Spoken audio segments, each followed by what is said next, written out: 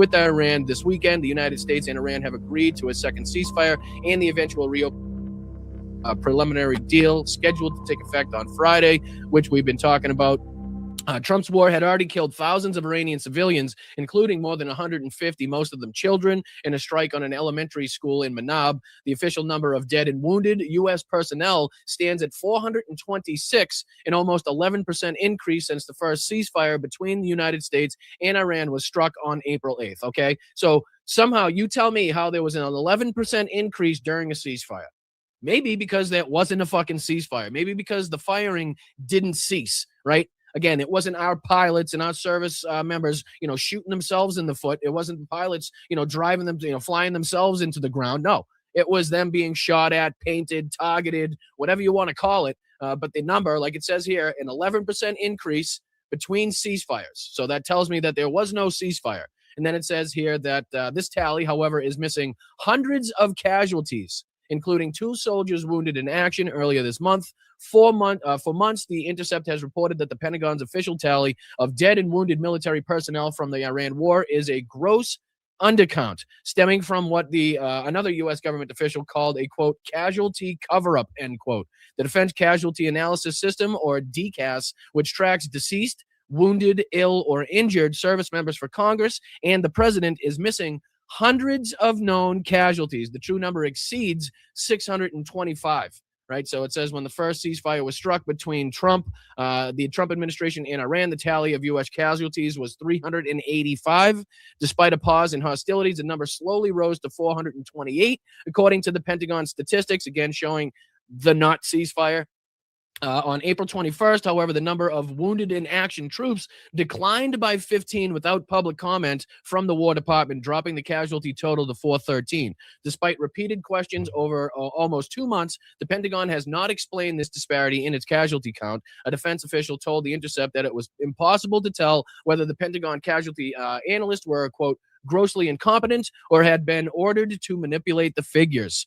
Since the 15 wounded vanished in April, the DCAS casualty count has steadily crept upwards to top out at 413, where it stood on Tuesday morning. This includes 1 sailor wounded in action this month. Central Command did not reply to request for further information about the injury. The official figures appear to be missing 2 soldiers who were recently wounded in action. CENTCOM spokesperson Captain Tim Hawkins told NBC News last week that 2 crew members from an US AH-64 Apache helicopter downed by an Iranian drone on June 8th were receiving medical care, and a CENTCOM social media post said that they were in, quote, stable condition. But DCAS lists no Army personnel wounded in action this month. The official tally of the war dead also appears to be an undercount. For weeks, DCAS listed 13 hostile and non-hostile U.S. deaths during the war.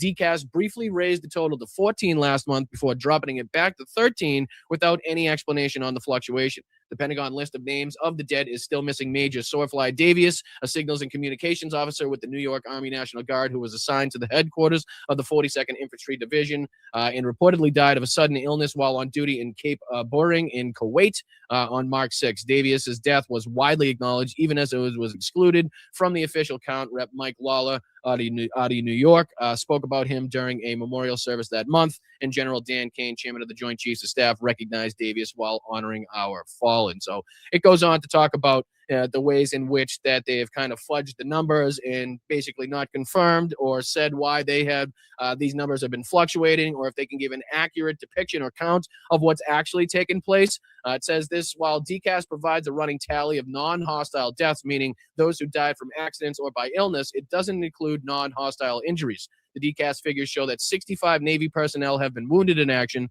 Missing, however, are more than 200 sailors treated for smoke inhalation or lacerations due to a March 12th fire that raged aboard the USS Gerald R. Ford. The aircraft carrier had been conducting round-the-clock flight operations to, in Kane words, protect combat power in the Middle East. The ship returned home to Norfolk, Virginia last month after 326 days at sea, the longest deployment of any U.S. Aircraft carrier since the Vietnam War. So again, you can see here as it goes on to detail more ways in which the Pentagon is not being transparent and, again, trying to, play with the numbers behind the scenes without giving an accurate, detailed account as to why they're doing that. But that brings me into this. This is, again, from our friend of the show here, Josiah, Pondering Politics.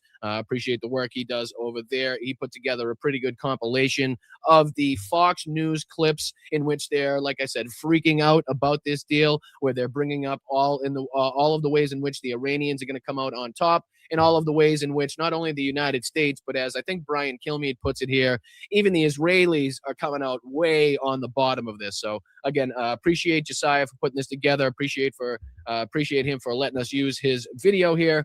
And like I said, he does a pretty good job of putting together the clips of Fox News freaking out. So here's just a couple of those clips here where Fox News, even Fox News, to a certain degree, has kind of lost Donald Trump, or Donald Trump has lost Fox News, at least on this memorandum of understanding. It's a lot of different people. It's not just Kilmeade and this woman that's on. It's what's the general's name that's typically on there, General Keane or something like that. So again, here's just a few clips from that. Hit that like button. My name's Brian. This is the Blunt Politics Podcast. If you're just joining us for the first time, big salute and a big thank you for taking some time out of your day.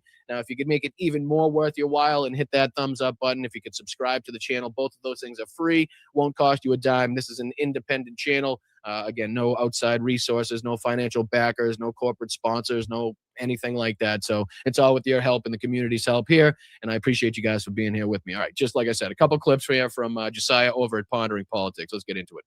This makes absolutely no sense. That's unacceptable for everybody. Everything about this deal seems bad to me. It all seems bad. It all seems like a setback. It doesn't seem like it meets any of the measures that the president actually put out there of his goals when it came to this conflict. But he's at a bit of a political disadvantage because of the extravagant things he said about what we'd accomplished in the early going. You remember the goal at one time he said was unconditional surrender.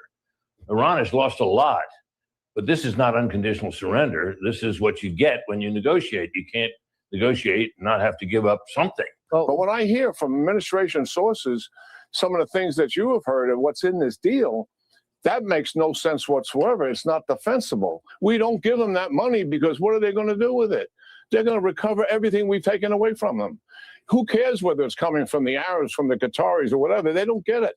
They shouldn't get any of it. That's just the reality of it. They're going to take that money and recover everything, and you know that. And again, that's a general on Fox News, a Fox News general, which is a lot different than your average regular general. Let's just say, saying the same thing that I said. Like, it doesn't really matter at the end of the day whether it's coming from, and I'm sure it does matter to a certain extent. Obviously, if it's coming from the taxpayers' pockets, if it's coming out of our coffers. But I mean, at the end of the day, if you think about it, the enemy, the person that we were told was the enemy, was an existential threat to this country, was mere minutes away from having a nuclear weapon, and not only having a nuclear weapon, but would absolutely use that nuclear weapon, right? Remember, this is what Donald Trump has been telling you about the people that he's currently negotiating with. If they had one right now, or even the previous Ayatollah, they would use it right away. They wouldn't hesitate. That's what Donald Trump has been consistently saying. But even now, he's talking about this Fox News general is like, well, none of this makes any sense. Right? None of this is what Donald Trump said we were going to come out of this looking like, or with. It's a clear indication that we're capitulating, and that Iran is coming out with a lot more benefit out of this than anything that we could possibly say to the American people or to the world. I've mentioned in multiple recent videos that Fox News is in the midst of a mass panic attack and mass revolt against Donald Trump over his disastrous Iran war, and more specifically, his disastrous Memorandum of Understanding, which is just objectively worse than President Obama's Iran nuclear deal, which Trump attacked, Fox News attacked, and Trump destroyed. And Fox News supported Trump destroying. And now we end up not just back at square one, but desperately wishing we were back at square one. So Trump is humiliated, Fox is humiliated, MAGA is humiliated, and we have to talk about Fox's panic attack and revolt against Trump. But before we unpack all of that, if you end up liking this video and you want to support the channel, please be sure to hit the like, subscribe, and alert bells before you go. All right, folks, just to give you a snapshot of where we're going. When I say a mass panic attack and mass revolt, I mean it. For example, as Mediaite reports, quote, "This makes absolutely no sense." Fox's Brian Kilmeade torches Trump's Iran deal. Earlier in the deal, Fox's Brian Kilmeade calls out, quote, "very vague and concerning Iran deal," lays it squarely at J.D. Vance's feet. Quote, "This is his deal." See what I'm talking about, though? Lays it square at the feet of J.D. Vance. Like, again, the lengths that they'll go to try to keep Donald Trump out of trouble, right? To keep it from, making it seem like Donald Trump is the reason, and the obvious reason for all of these things that are happening is, again, will never cease to amaze me. It's crazy that they're now trying to throw this at the feet of J.D. Vance, and whatever. I'm all for it. You want to take J.D. Vance out politically as far as, his favorability on the right, go for it. But again, to sit here and think that, it's J.D. Vance pulling the strings behind the scenes, and, we don't listen to the reporting that suggested that J.D. Vance was at least one of the people trying to push back in the White House and saying this might not be a good idea to enact this war. But again, ultimately got overruled. Is crazy. But you can see here, as reported by Mediaite, Fox's Ben Dominic shreds Trump's Iran deal, appears to brand J.D. Vance's hillbilly Obama in scathing commentary. So they're all trying to blame J.D. Vance, throwing him under the bus while he's on his little press gaggle tour, trying to, again, turn this piece of shit into a bar of gold. Fox's Ben Dominic shreds Trump's Iran deal, appears to brand J.D. Vance, quote, hillbilly Obama in scathing commentary. Quote, most transparent administration in history, Fox's Dana Perino calls out Trump White House for keeping Iran deal details under wraps. And Jack Keane, retired general, Fox News contributor, retired general, shreds Trump's Iran's concessions on Fox News. Quote, they shouldn't get any of it. And there's more. That's how bad and collective this is in terms of the backlash. But let's go in reverse chronological order, starting with the most recent to least. Fox News' Brian Kilmeade ripped the memorandum of understanding between the United States and Iran during a Wednesday morning interview with the Hudson Institute's Rebecca Heinrich. So let's take a look. Hudson Institute senior fellow Rebecca Heinrich joins us now. Rebecca, can we just start on the Israeli portion of it? Israel has to, I guess, stop fighting back against Hezbollah, who's lobbing missiles at the northern part of their country. This makes absolutely no sense.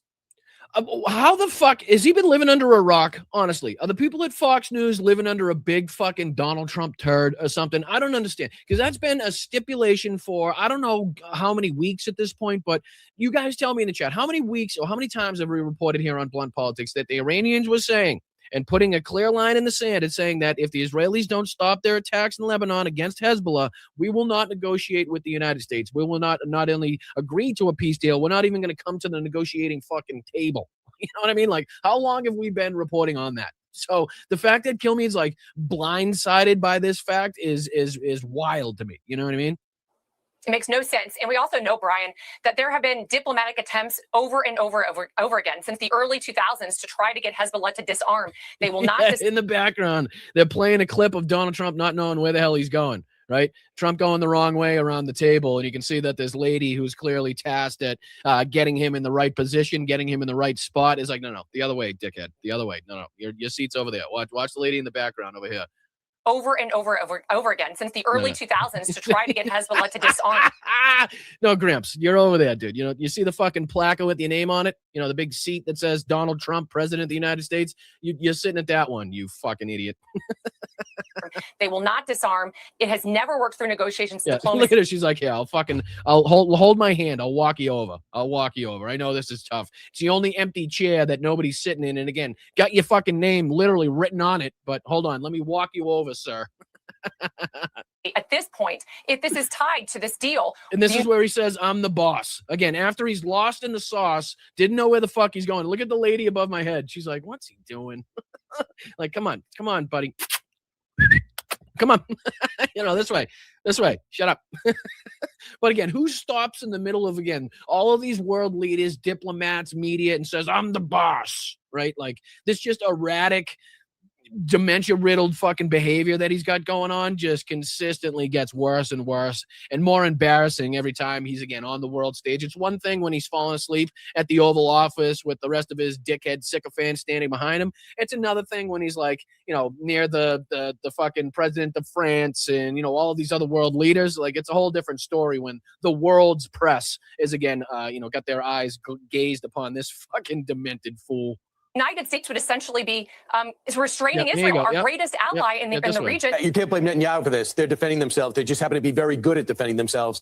It's not their fault that they're this strong and this devastating. And Syria is not equipped to take out Hezbollah. What an absolutely fucking asinine argument that is. It's not Israel's fault that they're so powerful.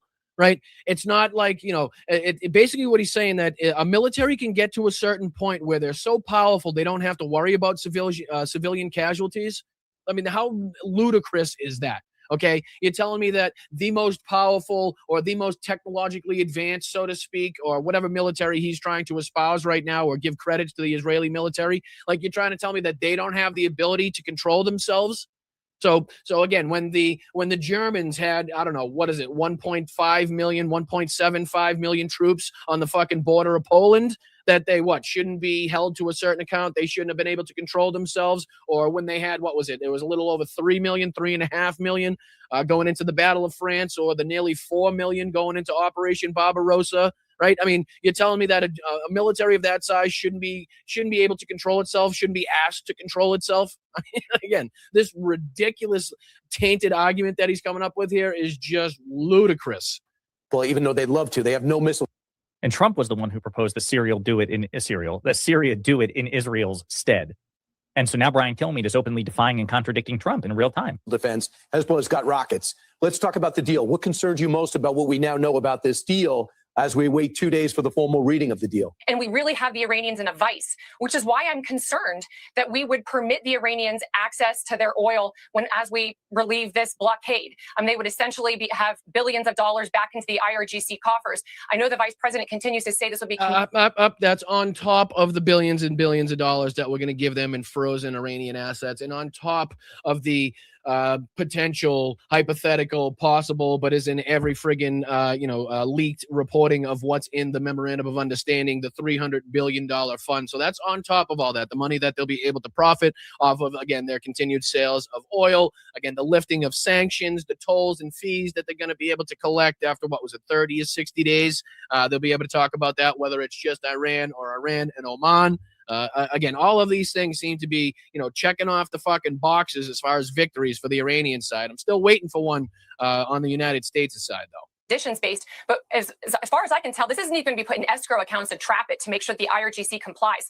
We have no reason to believe that they will, so they will be flooded with cash almost immediately. My second big concern is that the deal does recognize Iranian governance with other Gulf states over the Strait of Hormuz. Now, the Iranians will say they just want to collect environmental tolls. They're not going to call it tolls. Thank you, Colleen. Appreciate that. Thank you guys so much. Anybody that's gifting and donating in that chat, especially to other chatters, very much appreciate that. Thank you for the 10 gifted memberships to people in that chat. Obviously, 10 fantastic people that decided to take a little time out of the day to spend it here with our community, and now getting access to a Boston Brian membership for a month. Again, the Boston Brian memberships here on YouTube, the Patreon community at patreon.com/Boston Brian, definite backbones of this community. So again, thank you, Colleen, for adding to that. Very much appreciated. Very much appreciated. That's tolls. Brian, that's worse than before Epic Fury. And again, this is coming from Fox News. I'll just want to reiterate, right? This isn't like, this might be shit that you guys know and that we've talked about here on the show before, and that is pretty clear to everybody that's been paying attention. But this is Fox News that is now expressing this amount of concern for this clear and utter capitulation and clearly beneficial deal to the Iranians and not to the United States side. So again, I just want to make sure that everybody recognizes that this is Fox News that's displaying this kind of angst against this. But let's see what else. He's got a couple other clips as well. That's bad, folks. Again, I prefer this. I put my cards on the table. I prefer this humiliation to a hot war with Iran, which should have never been initiated in the first place. But I'm not going to grade Trump on a curve. I'm not going to kiss his ass, and I'm not going to pretend that this deal was a... No, and again, that's, I think, the similar thing that we stipulated on this show. Basically, this is obviously better than bombs being dropped on girls' schools, but obviously not a situation where Donald Trump gets any credit for this situation that we now find ourselves in. So two things can be true at the same time, right? We can be happy, we can be glad that the bombs and missiles allegedly, apparently, maybe are not going to be flying anymore, while also living within reality and saying that we're in a much more destabilized, a much more difficult situation than we were in just before Operation Epstein Fury began.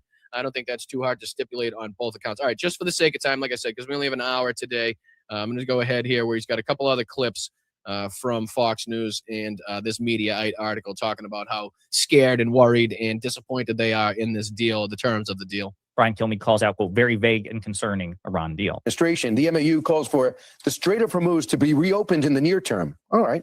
The MOU stipulates, quote, that Iran will make arrangements using its best efforts for the safe passage of commercial vessels with no charge for 60 days. Hold on here. Best efforts? What do you mean best efforts? Just back out of there. We'll pick up the money. And again, I don't even think he said or recognized the most important stipulation in that point that he read, right? Which was the toll part and the fee part for 60 days. So basically after 60 days, it sounds to me like it's very much likely and very much a possibility that the toll situation or the fee situation, whatever you want to call it, is going to come to fruition, is something that is likely going to come into play, which again shows total, complete control over the Strait of Hormuz by Iran. Not the United States, not the United States and our allies, not the United States in anything but the fucking Iranians, okay? So that's what that shows me, and you can hear it in Kilmead's voice here in the background, how like he's shocked that, you know, the art of the deal guy would be able to make a deal this shitty. It's not best efforts. That's a specific vague language.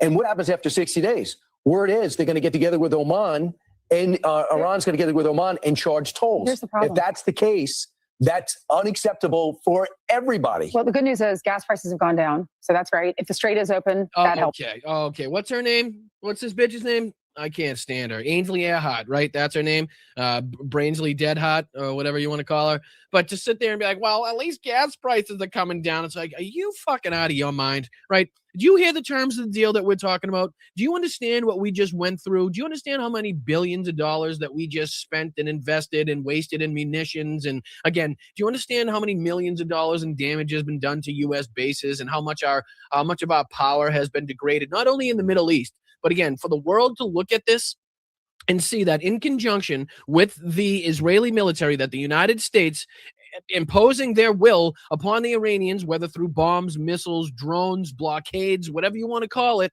right? All of that was taking place, did not have the effect, did not have the desired impact to bring the Iranians to their knees, right? It didn't. It didn't make their economy collapse. It didn't make their government get overthrown by the people. None of those things. Their military is still, nearly as capable as it was just before Epstein Fury. Again, listening to their reports, they're even more fucking capable. Again, take that with a grain of salt, the obvious propaganda coming out of that. But even the United States intel assessments stipulates that between 40 and even 70% of Iranians' missiles and drone programs and abilities still are intact, regardless of what the Iranians say. So it's not like you have to take their word for it either. But let's just play here a couple more of these clips from Fox News. That helps with gas prices globally.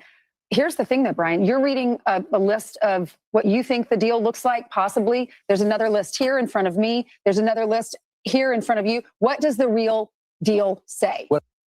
Trump.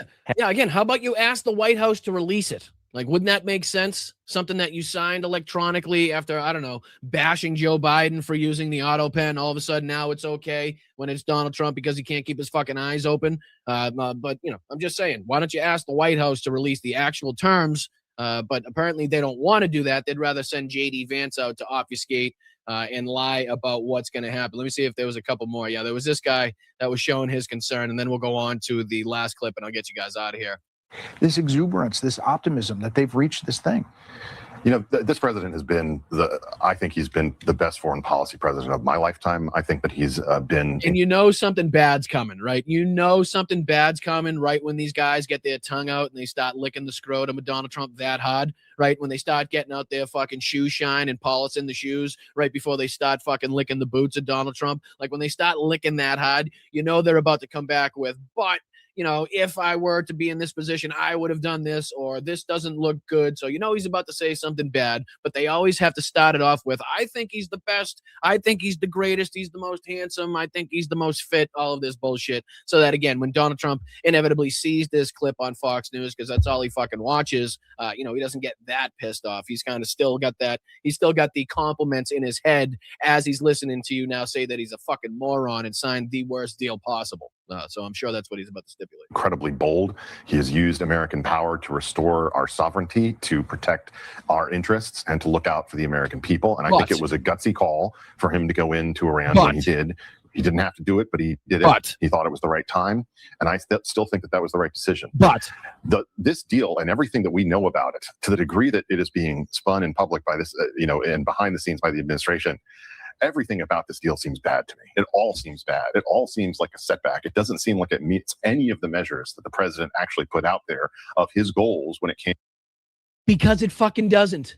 Because it doesn't. This illusion that he's trying to create of this like overwhelming victory is just not coming to fruition. Nobody's buying it. Not inside the United States, not outside the fucking United States. It looks so bad. It sounds so bad because it is so fucking bad. That's just, there's no other ifs, ands, or buts about it. No, period, point blank, end of story. That's all there is to it. That's it. Into this conflict. And look, at some point, this Republican Party needs to decide which kind of foreign policy it's going to have. Is it going to be an America First foreign policy, one that is bold, that uses American power in key moments decisively in order to affect what it wants to achieve? Or are we going to just backslide into being some kind of hillbilly Obama kind of GOP? That is not something that is acceptable to me. It should not be acceptable to Republicans, and it should not be acceptable to any conservative who is interested in the... Again, is that a sly shot at J.D. Vance, right? Again, you saw Kilmeade throw him under the bus. Like I said, I think there was a Lindsey Graham quote that's floating around out there, kind of throwing J.D. Vance under the bus as well. But there's a few more of those, to tell you the truth. But I appreciate Josiah over there at Pondering Politics for putting that together, making it a little easier for us to show you guys exactly how freaked out Fox News is over this. I only got about 5 minutes left, so I'll probably save James O'Brien and our Ukraine reporting for this evening. Again, I don't like, just trying to skim and fly through that. I like to give it the time it deserves. So why don't we finish here? This is probably a good way to finish after hearing that nonsense.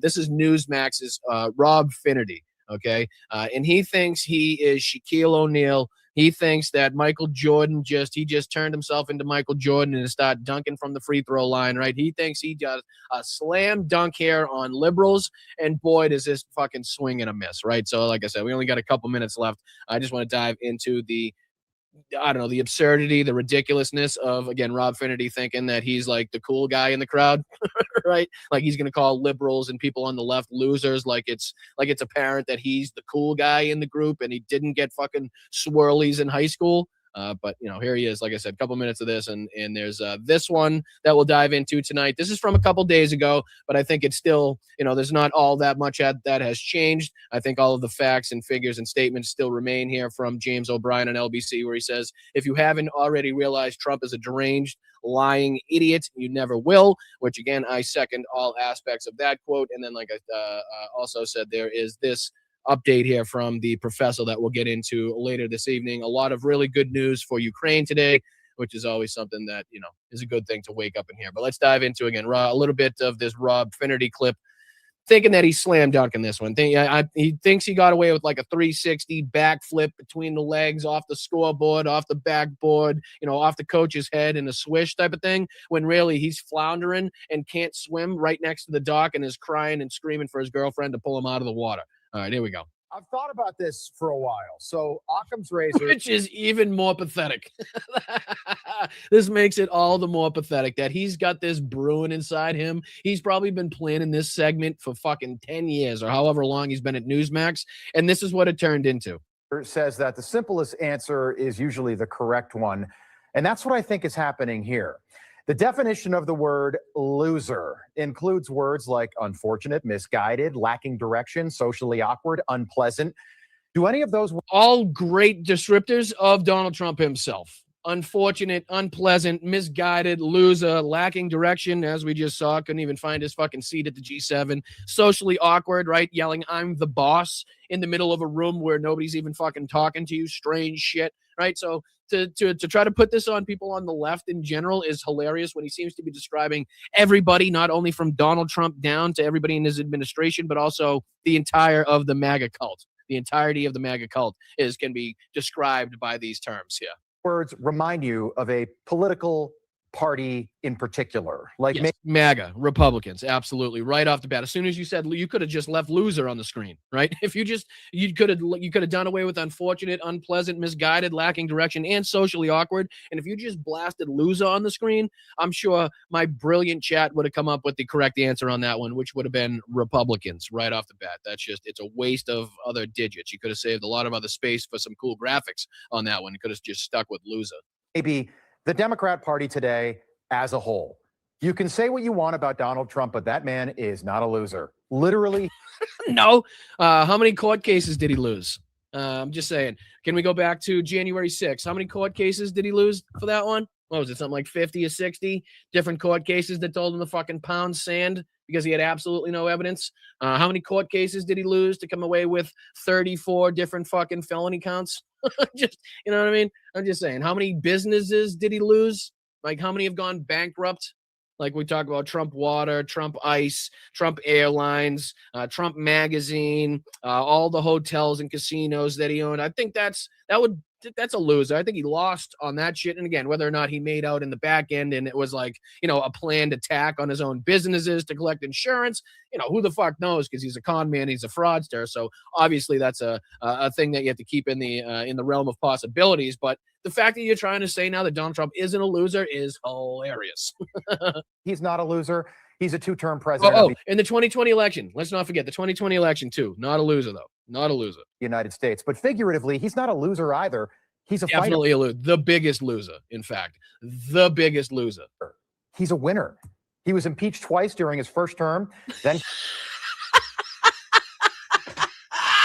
imagine, oh my Jesus. Like, shouldn't that tell Rob something? And I'm running out of time. I know. I apologize. I got to toss it over. But shouldn't that tell Rob something? Like, the first thing he has to bring up to try to convince everybody that Donald Trump is a winner is his first two impeachments. You know what I mean?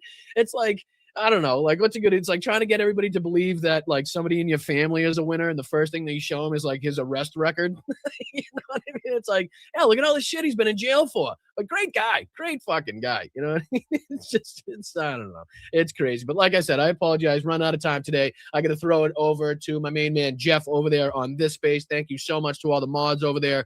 Please stick around here at Blunt Politics so I can thank everybody on Venmo and everybody here at the chat that sent in a contribution to the show. But I'll kick it over there to like I said, my main man, Jeff, over there on this space. Big salute, big shout out to you guys. Thank you to the mods. Thank you to Matt. Appreciate you guys. I hope you have a great day.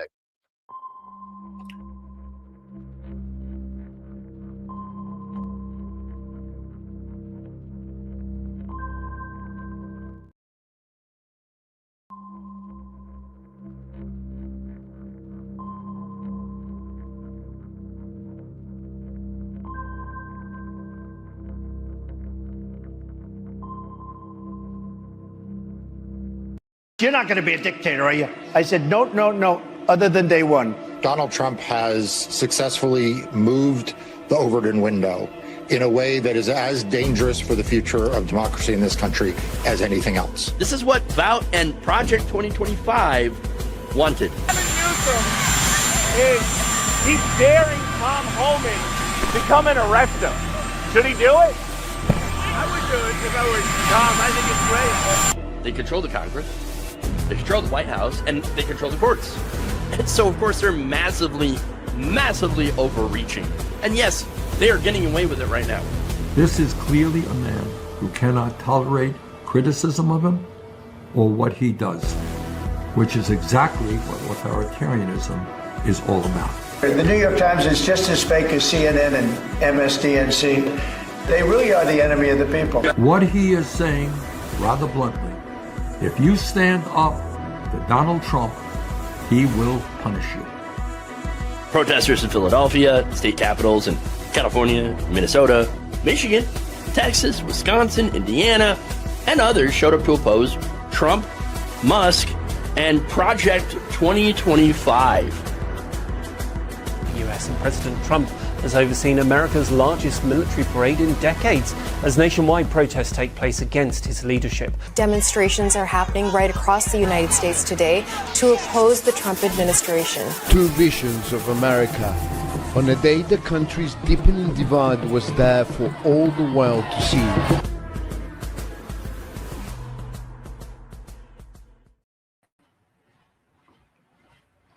Hello there. Welcome to the show.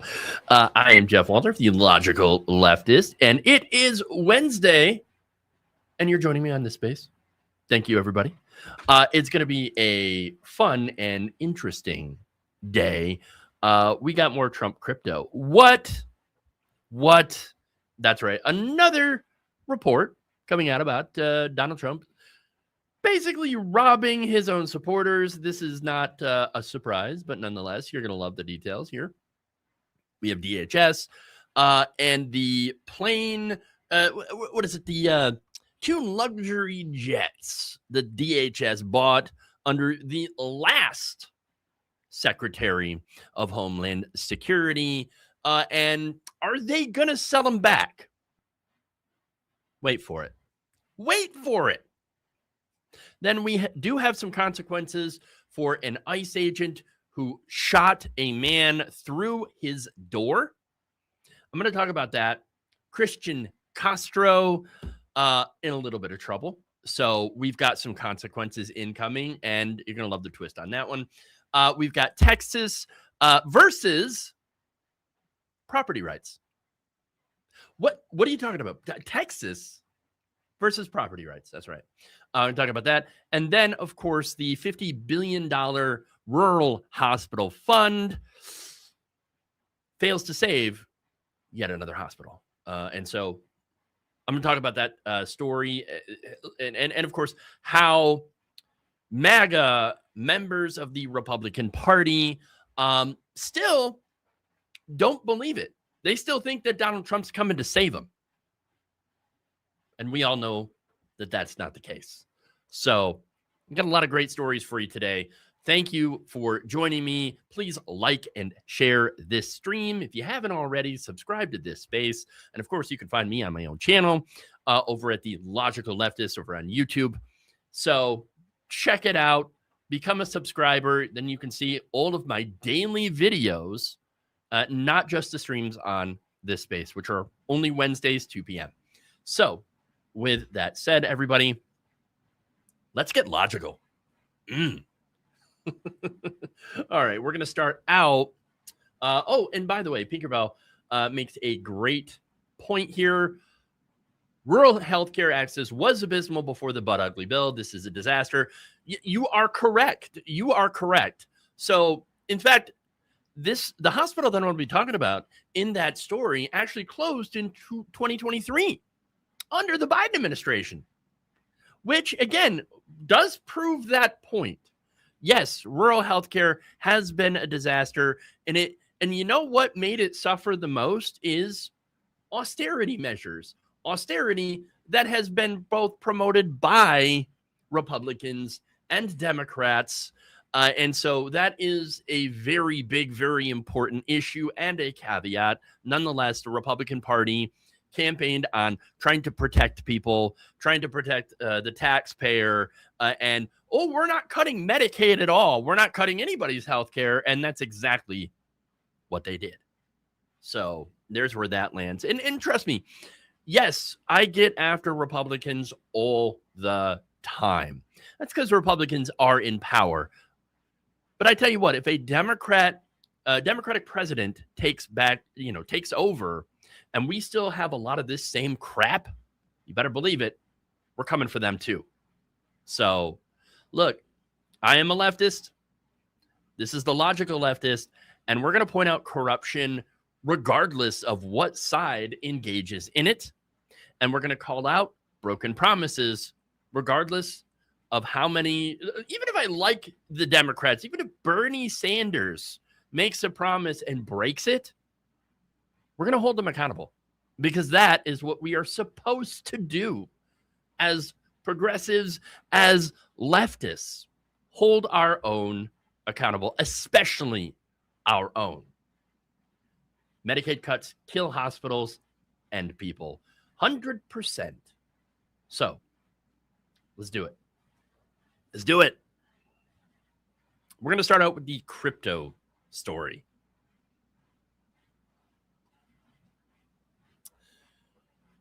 Donald Trump's family has made at least $2.3 billion off of cryptocurrency, meme coins. Not off building anything or doing anything important. Of course not. Meme coins. Meme coins. So that $2.3 billion was money taken out of the pockets of the people who willingly bought into what this family was selling. Here's one of them. Her name is Fatime El Dragwi. I cannot get that name right. I apologize, but she is a 29-year-old software engineer located in Santa Barbara, California. And so right before Donald Trump was inaugurated, she took $2,000 of her own savings and put it into a meme coin. Not exactly a great start here, okay, to her savings or investing career. Nonetheless, it's her money. She can do whatever she wants with it. Now, why did she put it into a meme coin, and why was it such a bad idea? Well, she said that it had to be a legitimate investment if the president was putting his name on it. Yes, I know. The neurons are not firing, okay? and here's the not so shocking part of it all. She lost her money. Yeah, of course. So let's get into it. Now, recently, a Reuters investigation did the math. The math that nobody in the Trump family wanted them to do. See, this family, they're not just dabbling in crypto. They jumped all in it. Okay, all in it. They built this crypto machine. And across their main crypto ventures, Reuters found that they had generated $2.3 billion in profit from investors since Donald Trump was ushered back into the White House. In fact, in the first half of 2025 alone, more than $800 million of that came simply from selling crypto assets. The rest they made when they pulled the rug out from under folks like Fville. First, the coin, it spiked. And then, of course, it cratered. This was your, classic Trump and dump scheme. We've seen it before. And so the people who got in early made a ton of money. And those who came in late, the people who are the true believers, the members of the general public, they're the ones that got left holding the bag. So Fatima isn't wrong to feel like she was conned. That's exactly what happened. But here's the thing. None of this is new. In fact, this is the oldest act in this man's repertoire. Okay, before there was a Trump coin, before there was Melania, there was Trump University, which ended up paying out $25 million to the students that it scammed. There were things like Trump NFTs. There were so many different things. The $60 Bibles, the golden sneakers, and the rump watches. So the pattern is the same. You attach your name to the cheapest, crappiest products, and then point the most loyal people you have at it. And then you let the brand do the work. So crypto is the latest version with the biggest payout and the least amount of rules and regulations. And that's not an accident. The man signing those rules is the same one who is making all this money off of them. Look, you know what a meme coin is. It doesn't do anything. It's not real. And so it doesn't make a promise that you can sue over. It just has to exist long enough for the person whose name on it can cash out before it crashes. Coins like these are a way to launder a shit ton of cash. And here's how that works. When you launch a crypto coin, the people who create it control a gigantic share of the supply from day one, and they can create more of it. It's like minting your own money. Now, the Trump side held the overwhelming majority of the tokens, which pumps up the price. Then they open it up to the public. So when a software engineer in Santa Barbara hears from a friend that the president of the United States is selling a meme coin, they're like, oh shit, let me get into it. I want a piece of that. Maybe I can make some cash. And then when the price goes up, the share of the founder's giant pile gets bigger, worth more. And then when it hits the highest point, the founders immediately dump it. They sell it. And that selling pushes the price right back down. It craters, lost like 97% of its value. So the early people cash out. The late people are left holding the bag at the bottom. They got nothing left. It's a pump and dump. And that's not a glitch. That is the whole point of this. Oh, and it gets better or worse, depending on your perspective. Because not only did they profit from the coin going up, Reuters found that the operation had also collected fees on the trading itself. So whether or not the coin rises or falls, the House still takes its cut. That House being, of course, the White House and the folks inside of it. Which creates another problem. The fact that the president of the United States is putting out meme coins that he is personally profiting from. The fact that he is president gives these coins an air of respectability that it frankly does not deserve. I mean, imagine if Obama had sold a meme coin or Joe Biden. I mean, are you kidding me? and not only that, but here's the bigger part of this corruption, and that's the access part of it. And this should bother you regardless of what party you belong to. See, they ran a contest. The top holders of the meme coin actually got invited to a private dinner with the president of the United States. So the coin wasn't only a gamble, it was a turnstile. You buy enough of the man's personal tokens, and you end up buying your way into the room to meet with the most powerful man in the world. So you've got foreign buyers, anonymous wallets, or anybody else with the money, that are able to buy their way into a meeting with the sitting president of the United States. And then they can ask whatever they want. This isn't just a story about Donald Trump scamming people for personal profit. There's a million of those. But it's more than that. It is institutionalized corruption on a massively unprecedented scale. The very definition of pay to play. Buy the president's coin and you can get into his ear and whisper whatever you want into it. Maybe get whatever you want. I don't know. And this is all while the rest of the buyers who couldn't invest early or enough lose everything. We're talking hundreds of thousands of accounts worth billions of dollars going directly into the hands of the richest family in American politics. And this is the part I keep coming back to. Fatima didn't gamble on a stock that she researched. She didn't read a prospectus or something. She just heard the Trump name and bought into it. And she bought into it because that name spent the last decade telling gullible folks like her that don't worry, I'm on your side. I'm a businessman. I know what I'm doing. I'm looking out for you. Only I alone can fix it. Well, he did fix it all right. He fixed it for himself. And I will never understand how anyone could put trust in a man whose entire career has been documented grift after documented grift. It's not like we're just finding any of this out.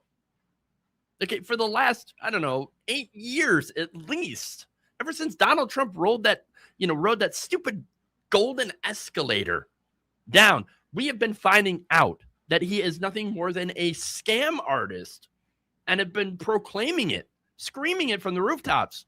And yet there are still people that are falling for the scams. Still, I don't know. I don't understand that. And I don't understand how somebody could run a casino into the ground and still be lent money. And I don't understand how anyone can look at a crypto meme coin and think that right there is a solid investment. At the end of the day, the people who lose are the Fatimas of the world. The ones who looked at the legitimacy in the office of the president and believed that this is the one man who wouldn't scam you. Why? Because he doesn't need to. He's president. What else could he ever want? He wants your money. For folks like Donald Trump, understand that the scam never ends.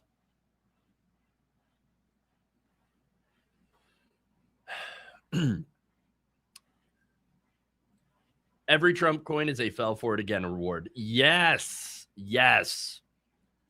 Probably a few people needing to buy a pardon. Oh, that's such a good point. That is a very good point. All right. So let's go from meme coins to wasting taxpayer money. All right. The Department of Homeland Security spent $200 million on a pair of private luxury jets. I'm talking two top-of-the-line Gulfstream G700s.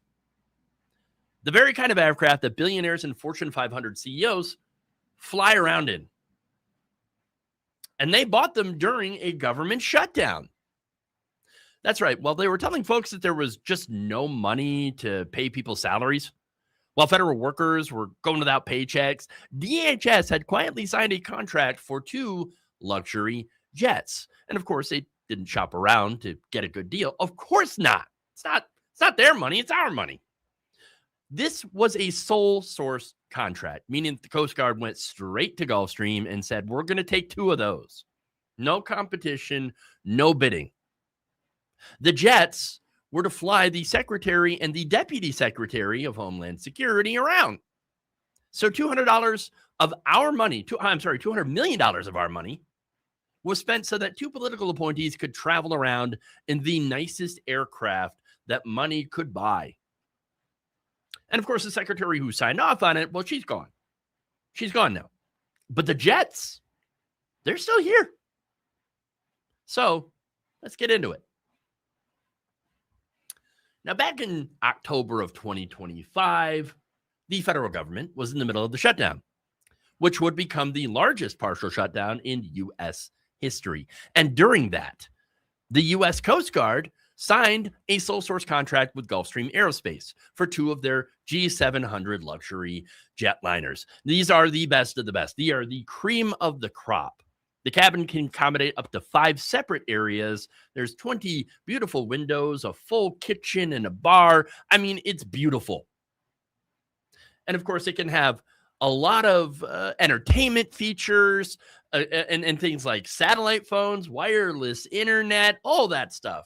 I mean, the passengers there would be traveling in absolute style and opulence, all on our dime. And you know who's exactly responsible for this little purchase?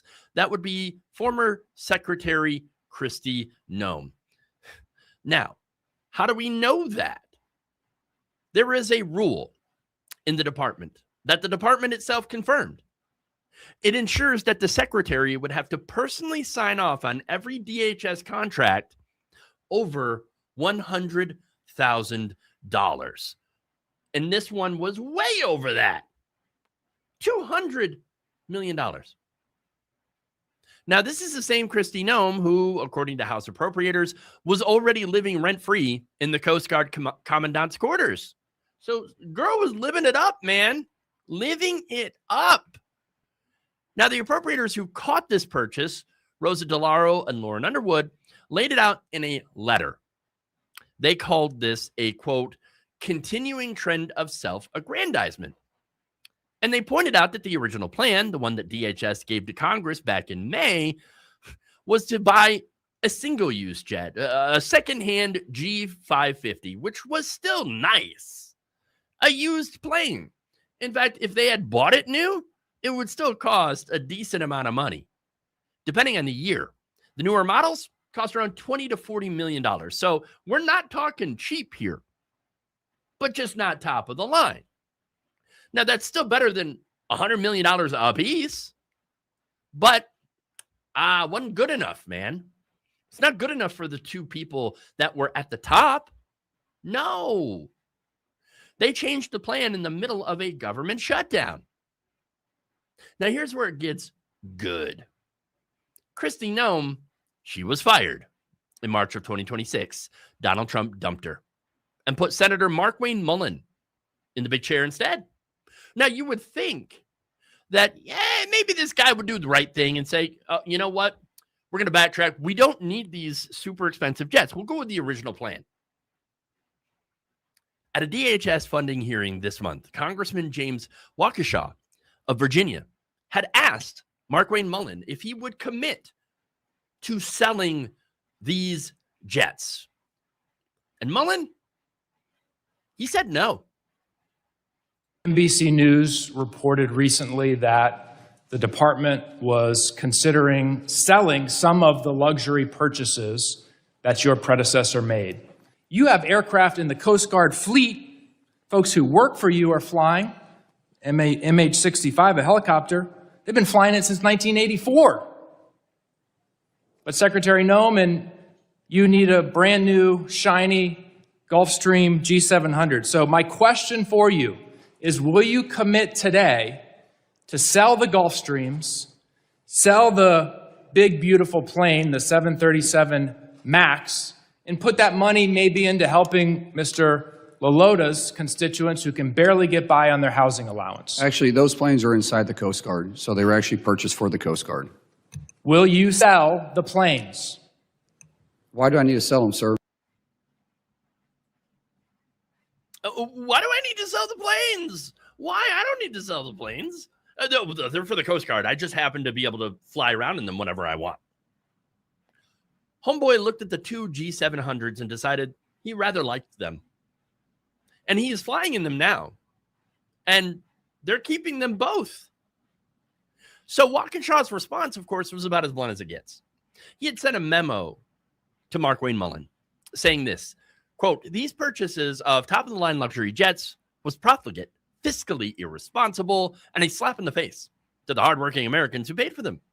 If you are serious about restoring integrity to DHS, you cannot continue enjoying the most visible symbols of that era's excess, self-dealing, and contempt for American taxpayers."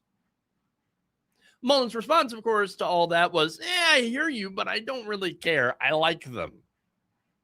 And like I said, this whole thing happened during the government shutdown while government workers went completely unpaid. Here's the thing. It is one thing to buy a jet. It's another thing entirely to upgrade to two of the most expensive private aircraft on the planet in the exact window that you're telling your own people, your own employees, that there's just no more money for your salaries, guys. I'm sorry. And nothing we can do. The well is dry. And by the way, look where that money could have went instead. To the salary of a Coast Guard petty officer with a mortgage. Or TSA agent working the X-ray line at 6 a.m. for free. Because you know what? Essential employees, during a government shutdown, they still have to show up to work. They just don't get paid. Those are the people DHS employs. And those are the same people who got told to tighten their belts.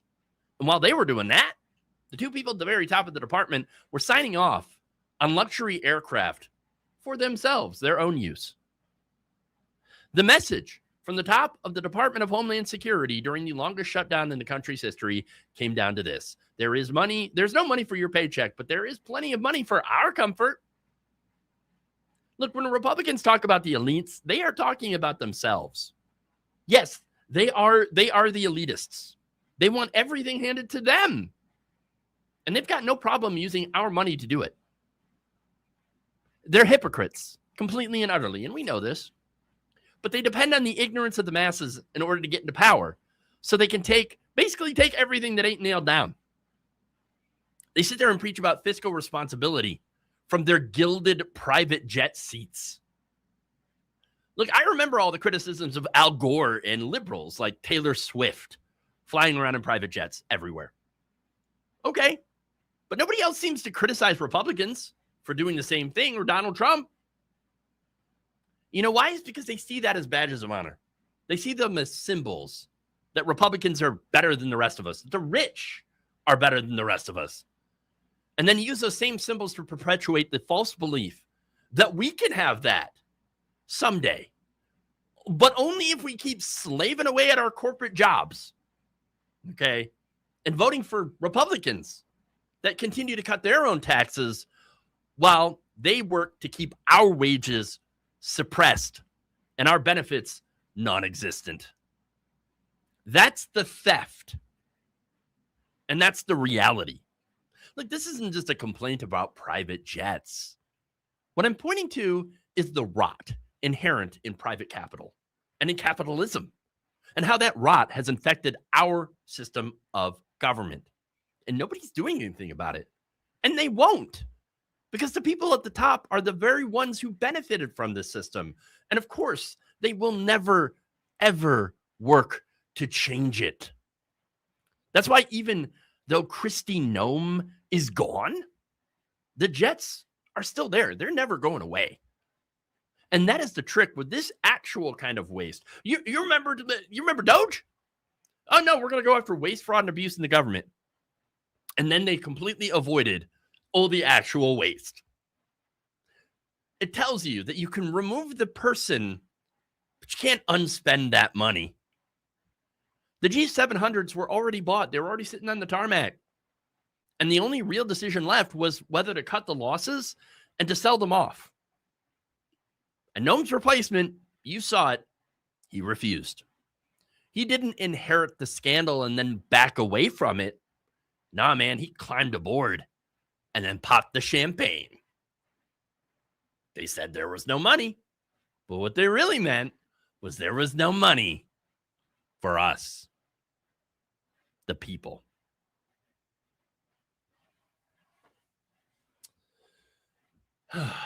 Okay. Their corruption is the point. They will exploit, waste, and destroy until there's nothing left. 100%. 100%. Okay. Let's move on here. We're going to actually go to some good news for once.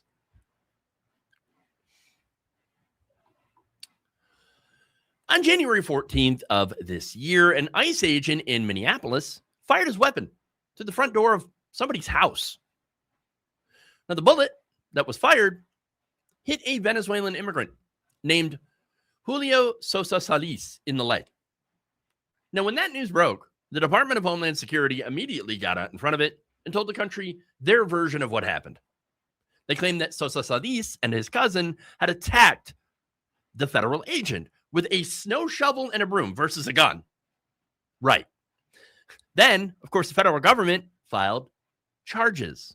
Now, there was one problem with the story, and it was a pretty big one. None of it was true.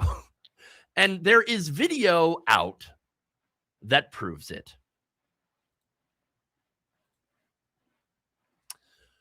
So you can see right there, there's no sound to this video, but you can see the ICE agent's car. You can see Julio Sosa Salis over there. He had a snow shovel, and then bam, here comes Alfredo. And I mean, it's absolute chaos. Okay. But notice that while there was a snow shovel there, it was not being used against that agent. It was dropped before the agent had even arrived. There was no attack. You saw that video. It's right there. There was no attack other than the one by the ICE agent. And the man who got shot through a door was a victim, not the aggressor. And that video right there is exactly why that man is not facing charges. The man who is facing charges is that ICE agent. His name is Christian Castro. He is 52 years old, and he's about to find out that the badge that was supposed to protect him can't protect him from the consequences of his own actions. So let's get into it. Now, Christian Castro has been charged with 4 counts of second-degree assault and 1 count of falsely reporting a crime. So hold on to that one, okay? Now, he was arrested on May 29th in Texas, by the way, which is a pretty long way from Minneapolis, where the shooting had happened. Now, the charges didn't come from some activist group, okay? They came from the Hennepin County attorney, Mary Moriarty, working alongside Minnesota's Attorney General, Keith Ellison. So let's back up to how we got here. Having an ICE agent be indicted for crimes. So that shooting had happened on January 14th during Operation Metro Surge. That's where thousands of federal agents descended on Minneapolis. That's where Alex Preddy and Nicole Good lost their lives. They were the 2 most widely known casualties of this federal invasion. That said, people like Julio Sosa Salis, they're victims too. And they're not as widely known. And that's likely because he survived and is now trying to hold this officer accountable. But before that happened, DHS had its narrative. They had it ready. They said that the agent was attacked by Sosa Salis and his cousin, and said that the gun was only used in self-defense. They claimed that he was being beaten with a snow shovel and a broom. Then they used that to charge these two men, effectively turning the victims of this violence into defendants. And then, of course, the camera footage, it came out, exposing the fact that the entire justification for the shooting was completely and utterly fabricated, just made up. So in February, the Department of Justice was forced to drop the federal charges against Sosa Salis and his cousin. Now, that is not the end of the story, because now the state of Minnesota had stepped in, and they filed criminal charges against Castro, not only for shooting a man he shouldn't have shot, but also for lying. They're saying he reported a version of events that was not true, and that the shovel attack wasn't just a mistaken perception in a chaotic moment, that it was just a story, it was a fantasy, and a way to justify an action that could have killed an innocent man. Look, to DHS, the shooting isn't the problem. The shooting was the thing that the system had rushed to try to justify and defend. And that's why the charges against the victims came real fast. And look, unfortunately, in a lot of these situations, the truth comes out slow. But that's not an accident, by the way. That's the playbook. And look, they would have gotten away with it had there not been a camera. And here's the thing about that. More often than not, there's no video. And if there is, by the way, oftentimes police departments and city governments will attempt to keep that video from going public. We saw that in New York. Think about that. Think about all the law enforcement officers that have done maybe worse, that have gotten away with it because there was either no video or a corrupt city government was more interested in backing the blue than in actually going for justice. And speaking of actual justice, you know Castro is a federal agent. And when you're a federal agent, there's a certain assumption that comes with the job. Hey, if things go sideways, that's okay. There's a safety net. There's a pardon. Maybe from the top. You know, but only if your politics line up. Well, the politics here, they line up just fine. DHS already went to bat for him. They called the prosecution, quote, a political stunt by sanctuary politicians. So you think the pardon is in the bag, in the mail. But this case isn't a federal case. Not anymore. The feds dropped their charges, remember? All that's left is a state case. And as we all know, a sitting president cannot pardon someone for a state crime. So if a jury finds Castro guilty, and there is a very good chance of that, that video evidence is damning. There is nothing, absolutely nothing, that Donald Trump or his cronies can actually do about it. And that right there, well, that is the ultimate F around and find out. All right.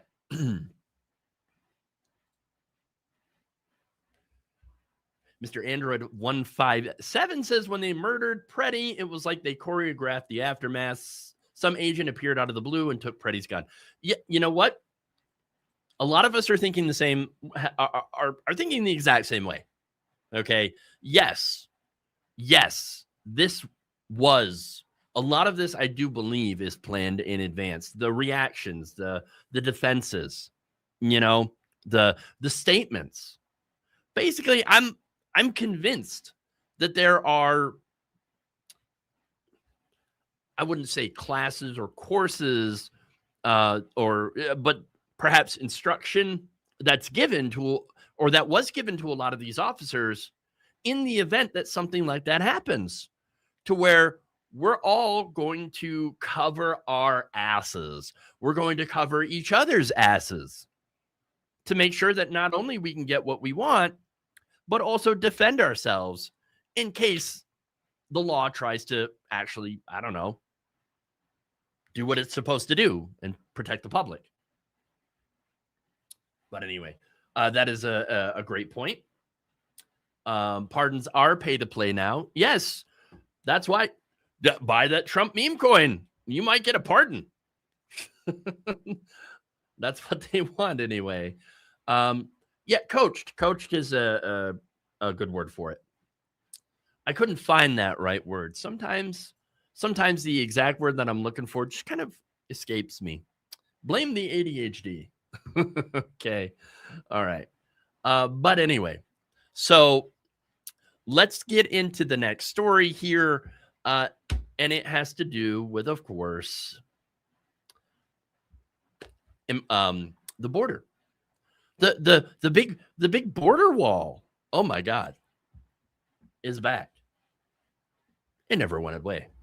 Never went away. Okay. Aiden Madrid is 65 years old and is a resident of Big Bend, Texas. His family has history there. They helped found the town that he lives in. So his land has been in the family for generations. But now the government wants it. So they sent him an offer. They said that they'd give him $2,500 for something called a right of passage across his property to build their border wall. Now, this isn't just an offer he could walk away from. Oh, no. Because if he says no, the government can use eminent domain and take it anyway. And that includes the very house that he currently lives in. And Madrid is not alone. The Trump administration has sent letters like this to roughly 400 landowners along the Big Bend.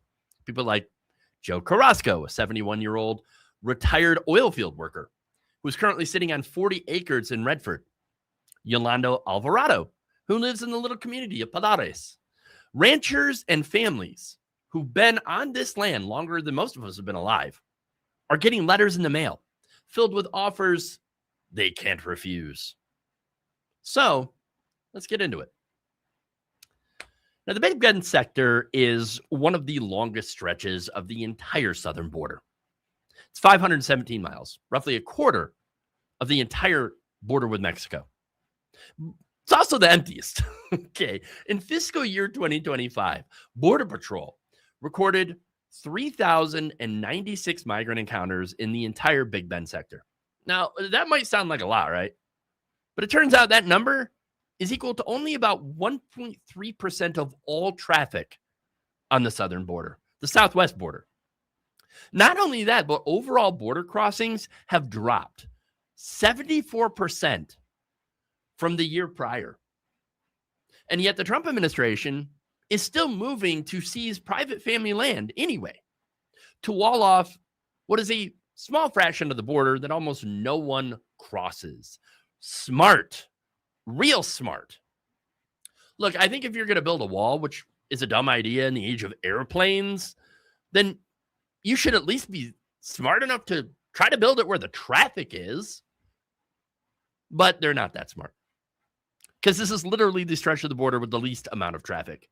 Yet, it's the one that's getting all the eminent domain letters. So let's get to the hypocrisy, because that might be your favorite part. Texas Republicans, they're well known for saying things like, oh, keep your government hands off my land. No jackbooted thugs are going to take our land. Liberty or death. Remember the Alamo. I mean, Governor Greg Abbott and the GOP tell you all the time that property rights are God-given and that nobody from the big bad government is going to come take it. And then they'll say that right up until the federal government under Trump shows up to take Aiden Madrid's house to build their stupid border wall. Then suddenly, oh, it's fine. Come on in, big government. Jackbooted thugs are welcome. Go ahead and take it. Look, eminent domain is the exact power conservatives had spent decades calling tyranny when it was used for things like highways and public investments or anything that's happens to have a Democrat's name attached to it. But when it's pointed at a 71-year-old's ranch in Redford so that Trump could build his stupid, useless wall, that same property rights crowd is getting real quiet. But now here's the question. Why would the government offer to buy this if they could just take it? Well, that's the thing. This offer pretty much is a notification that they will be come to take your land. One way or the other. You can do it the easy way or you can do it the hard way. The government is sending out letters that are basically a declaration of taking, which names a price, $2,500 for a right of passage, and you can say a no to it, And that just means they'll come and take it anyway if they really want it. And then you've got to fight it out in court. And while you're fighting, the government, they already have your land now. And they're not going to let it go. And the folks that the Republicans claim to protect, the ones, they're the ones that are stuck in costly legal battles with that same government. And even if they win, well, they've still spent all that time and all that money. Also, that Donald Trump and Stephen Miller could put a wall somewhere that barely sees any crossings. Which begs the question, if the wall isn't about the traffic, then what is it about? The optics. It's all about the optics. That wall is a symbol. It's a thing that you can point to. You can put it in an ad and tell the racists in your party that you're doing something. While inflation continues to eat away at our wages that are stagnant.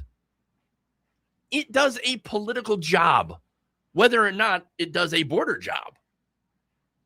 And since Trump, Miller, and Greg Abbott, they're not paying for it, they're going to get all the benefits in their poll numbers. And that said, this is the part that comes back around to maybe bite them in the ass. You see, the Texas Republicans cheering this on think that they're getting a big border wall. But what they're actually doing is helping the federal government take a private citizen's land whenever it wants to. They are building a precedent that they're not sure, that I don't think they want to build. So the next time a Democratic administration wants private land for something that the right wing hates, whether it be a solar project, a wind farm, or affordable housing for the poor, the government can just come and take it. I mean, Texas already said so, loud and clear. You don't get to call eminent domain tyranny on Monday and a patriotic duty on Tuesday and then expect anyone to ever take you seriously ever again. So Republicans, be careful what you wish for. And for the families currently being impacted by this, they're in the court system now, fighting to be paid better for the land that the government is already standing on. Some of them might be spending what's left of their retirement on lawyers to try to get a number a little bit better than $2,500, which ain't much. Look, Republicans said that they wanted property rights to mean something, but apparently it only means something when they decide it does. So where are the loudest defenders of private property in America? Well, they're the very ones signing the permission slip for Donald Trump to come in and take whatever the hell he wants. Okay.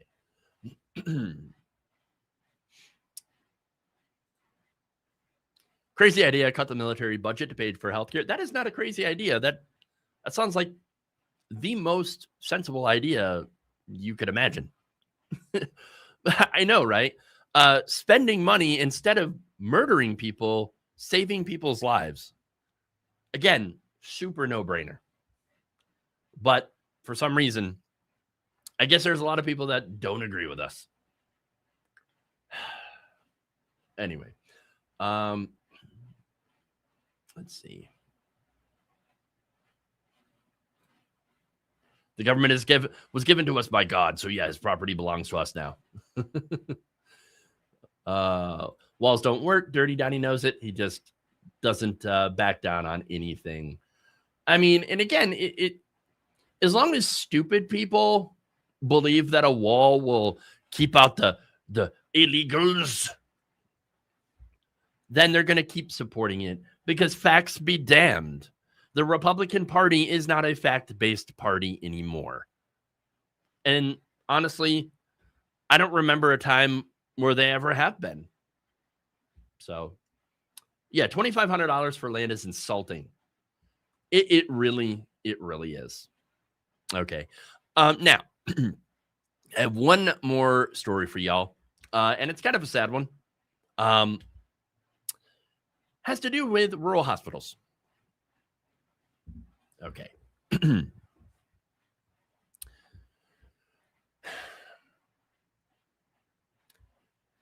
years ago, Deborah Pierce hugged her brother for the last time outside of his mobile home in Martin County, North Carolina.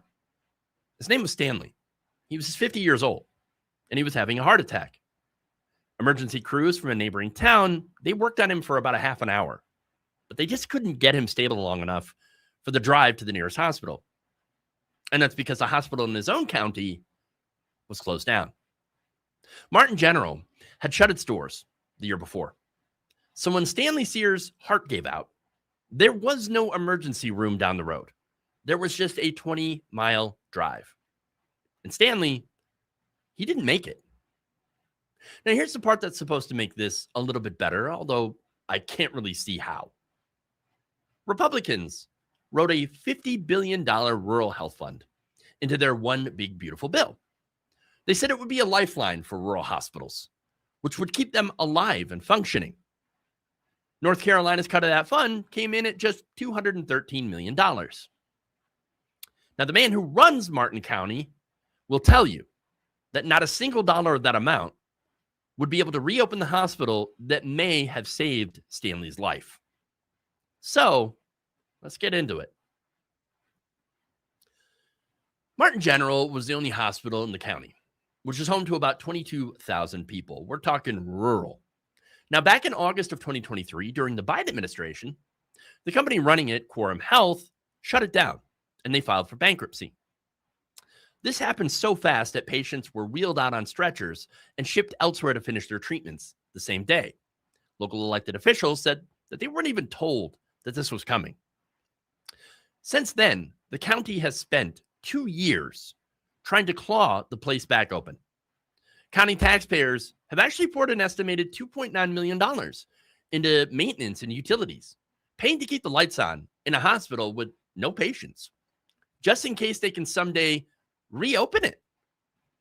Now, that is the very situation that the Republicans' $50 billion fund was supposed to remedy. So why didn't it? Why isn't it open? I mean, every time a reporter asks a Republican about rural hospitals closing down due to the cuts to Medicaid and Medicare reimbursement rates, they point at the fund as if this is the answer, as if it's the holy grail. But obviously, it's not. Now, here's the thing. The fund has rules written into it. North Carolina is only allowed to hand out money to existing health and social service organizations, which means the ones that are already up and running. Martin General, it closed down. It's not running. It's a shuttered building. So, of course, it doesn't end up on the list. And on top of that, federal regulators capped how much of that money can go towards construction and building renovation, which is exactly what reopening a closed hospital requires. So the one thing Martin County actually needs, a functional hospital, is the one thing that this fund is structurally built not to pay for, which means those 22,000 people are SOL. Republican County Manager Drew Batts had walked a reporter through the empty hospital back in April. He stopped at a photo of his wife, who used to be the operating room nurse manager there. And here's what he said about the $213 million lifeline. Quote, that $50 billion is not something that is specifically going to help our situation. It's not going to help us get this place reopened. And as I mentioned, Batts is a Republican county official standing inside of a shuttered hospital, admitting that the Republicans passed a bill filled with money that is not going to do anything to help him or this hospital or his county. So what do they do instead? They're spending their own money to set up 2 advanced paramedic units. These are quick response vehicles with EKG equipment. Did you know that right now, ambulances in that county don't actually have paramedics on staff? No, imagine ambulances with no paramedics. I mean, you think that that would be standard, but Martin County is the only county in the state that does not have any paramedics on staff. Now, there are EMTs, yes, but not paramedics, meaning they're unable to administer certain life-saving medications on the field, medications that could have saved Stanley's life. So the federal government passes a massive cut in Medicaid, nearly $1 trillion over the next 10 years, and that causes a crisis in rural healthcare. but then passes a $50 billion Band-Aid for the entire country and says, what? Mission accomplished. While the actual people in this rural county and many others across the nation are having to scrape together their own money to buy basic emergency care that this fund will not give them. Now, the region's big health system, ECU Health, has become the de facto safety net for 29 counties. Their chief operating officer, Brian Floyd, said this about the situation. He said the people just want to not die because there's nowhere to go where you have an emergency. And unfortunately, that's what's happening all over the country because Republicans in Congress chose tax cuts for the rich over funding rural hospitals. And I'm not saying that rural hospitals were doing great under Democrats, but they're doing far worse now. Far worse. Look, that $50 billion fund was never really designed to reopen hospitals like Martin General, or else it would have. It was only designed so that Republicans could point to something and say, see, we didn't cut anything. We're doing something. We put $50 billion into rural healthcare. We care about that. And they could do so after voting for the very bill that happens to be killing their rural healthcare. And the sad thing is that so many people, the people that this is aimed at, have bought into it. They believe it. Deborah, Stanley's sister, she is a registered Republican and blames the local county officials for the closure, not the Republican Congress. And she has faith that President Donald Trump will ride in and come through for her and her county. She said, old man's doing his job up there. She's out there standing in the yard where her brother died, holding onto his photo and praying the same people to the same people that didn't help her before, praying that they will send her county some of that $50 billion and that they could have their hospital back so that this doesn't happen to anyone else. She's in for a pretty rude awakening. And that's the cruelty of this particular promise. It's not that they did nothing, because, well, doing nothing for Republicans, that would at least be honest.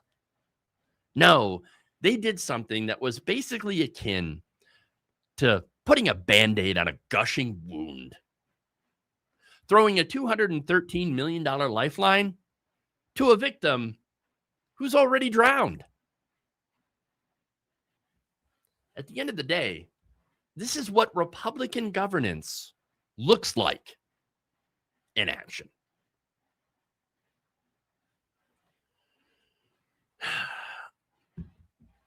And there it is. All right. That's the stories I have. So Mouse Houses says praying to Daddy Trump just gets you a golden shower, not a shower of gold. And you know what? There's a lot of people apparently into that. The first thing. Okay. Where the F is the money for the county officials going to come from? That's a good question. That is a very good question. Talking about a Faustian bargain. Let's see. Here's a great side effect for healthcare for all: the massive scaling up of healthcare infrastructure and actual jobs for human beings. That's right. And yet they seem to want to put all their money into jobs for non-humans, as in having AI come and take all the jobs, which that is a completely separate conversation and rant that I'm sure you're all aware of. Okay. Let's see. Oh yeah, and you know what? Hospitals and healthcare should be public, community owned, community managed. I'm so tired of giant hospital conglomerates and CEOs and for-profit systems existing. Healthcare shouldn't be a profit motive. There shouldn't be a profit motive in education. There shouldn't be a profit motive in food. There shouldn't be a profit motive in any of the basics people need to survive. There shouldn't be capitalism, honestly. But, you know, Unfortunately, we have a system that is capitalist, and we have people, unfortunately, in both parties that continue to defend this system because they benefit from it. It's that deep, baked-in corruption that has killed democracy in our country. Even though voting technically exists, we do not have a real democratic system. We have an oligarchy. And that is what needs to be toppled. But anyway, probably heard enough from me for the last hour. So I am going to toss it over to the next show. Up next, we have Andrea Rovenski, who is probably got a very interesting show lined up for us all. So with that said, thank you all. Make sure to subscribe to my channel, subscribe to this space as well. Thank you again to the mods. Thank you to Matt. Thank you to everybody involved in this space. Hey, signs up ahead. It says, welcome to Fville.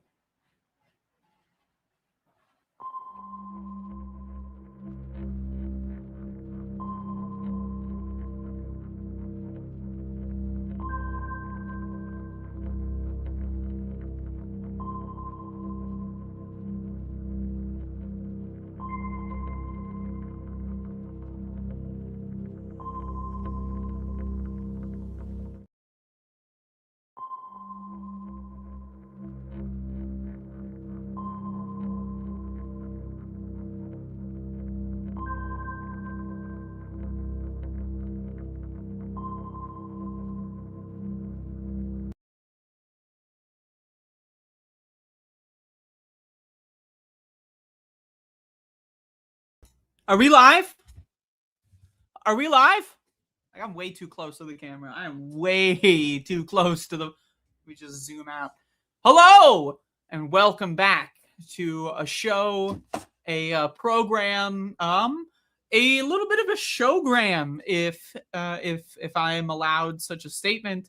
Today is Welcome to Fville Series 2, Episode 2. It's the 2 twos. If you will. And so today I'm going to be talking about, I guess I'm going to be talking about money a little bit about money, just a brief foray into the concept of cash, and some news. This is a news show. I don't know if you knew this, actually. Get it? Knew this? But this is a news show. And in the news show, I talk about news. And so I'm going to be talking about some news here. I got some news. Does anyone know where the news is? Hold on, let me get this news up here. We got some news. Where's the news? Okay, so here we have some news. Donald is in it again. What is Donald up to? Let me get a better... Yeah, there we go. Now I'm bigger than Donald. Oh, now Donald's bigger than me. All right. Well, that's also just... it's factual. Donald is, in fact, bigger than me. So I'm going to be talking about the Defense Production Act a little bit today. I want to talk about how, well, let me just start this off by giving a list of greatest hits, right? I got to start my clips off by letting everyone watching this without context know how insane I am. So list of things I believe real quick before we get into this. Donald Trump did not win the 2024 election. It was hacked, stolen, whatever word you want to use. He was the loser, both the popular vote and electoral college. He is the loser. Donald Trump was backed heavily by technology companies, including Elon Musk's several enterprises, with very explicit strings attached. And those strings were, the third thing I believe, that this entire presidency is the destruction of the American Republic, if it even existed when Donald Trump first stepped into the ring. Again, the American Republic theoretically would have demised or dissolved in 2001 when George Bush, a loser, he lost the election in 2000. I guess that's the fourth thing I believe. So George Bush loses an election, becomes president somehow anyway. That's the failure of the Republic. But anyway, either way, so it's debatable whether or not the Republic was even standing. But the entire point of this presidency, if you can even call it such a thing, is that they are destroying and stealing fucking everything. You know the phrase, they're stealing everything except what's bolted to the floors? They're stealing those too. They're stealing the bolts to the floors. They're stealing the brackets of which the bolts are bolted into, right? And they're going to melt them down and sell them for parts, okay? So they are stealing fucking everything. Fucking everything. The whole point of this presidency, I would say, like, fascism is one of the points. It's like Stephen Miller, for example. I think Stephen Miller gives a fuck about the money stuff. I think he's a true believer on the fascism stuff, right? But either way, he's one guy, one bald man, if you will, and a sea of men with hair that does not include Donald Trump, as you can see in this image here. But either way, so that is the point of this presidency. So this brings me back to the Defense Production Act. What the fuck is going on with the Defense Production Act? Well, what is the Defense Production Act? Well, the Defense Production Act basically is the government deciding, hey, we are going to like cease to exist imminently. So we're going to start doing a little bit of central planning and use government resources to dictate private industry to do what the government wants. Some would call it a form of socialism. I would not, because I feel like that's butchering the concept of socialism. However, it is the government stepping into a private industry with government resources, that is to say money, and also government resources in terms of planning. So I would say it's more of a central planning situation than anything. So why are we in this war in Iran in the first place? Well, the war is over, I guess. There was a memorandum of understanding that was pursued, and so the war is over, I guess. I don't know. I mean, if you ask Donald Trump, there never even was a war.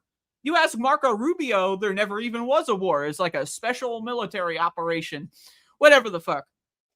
Right, but again, if you look at this entire presidency, January 20th, 2025, up until now, the one through line is everything is a grift. Everything is with the sole purpose of stealing as much money from the lower class as possible, okay? So this war with Iran depleted a lot of the United States' military materials. Now, a lot of the military materials have been sent to Ukraine as well over the last few years, right? But this war with Iran, blowing up little kids, like literally, like I just want everyone to stop for a moment, all right?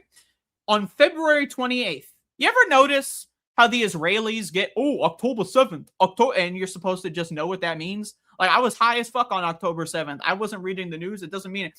On February 28th, the United States literally bombed a bunch of children. 170 something, maybe 180 something little girls were blown to smithereens, body parts flying in the fucking sky, backpacks with Hello Kitty strewn about with blood and all over the fucking place. It was a fine mist of blood and brain and goop raining from the atmosphere in Iran by the United States, right? So we need to factor in that even though this whole presidency is about stealing as much as possible, it's not that simple. It's not like this is a crime thriller movie and we're all enthralled in the heist and no one's actually getting hurt, right?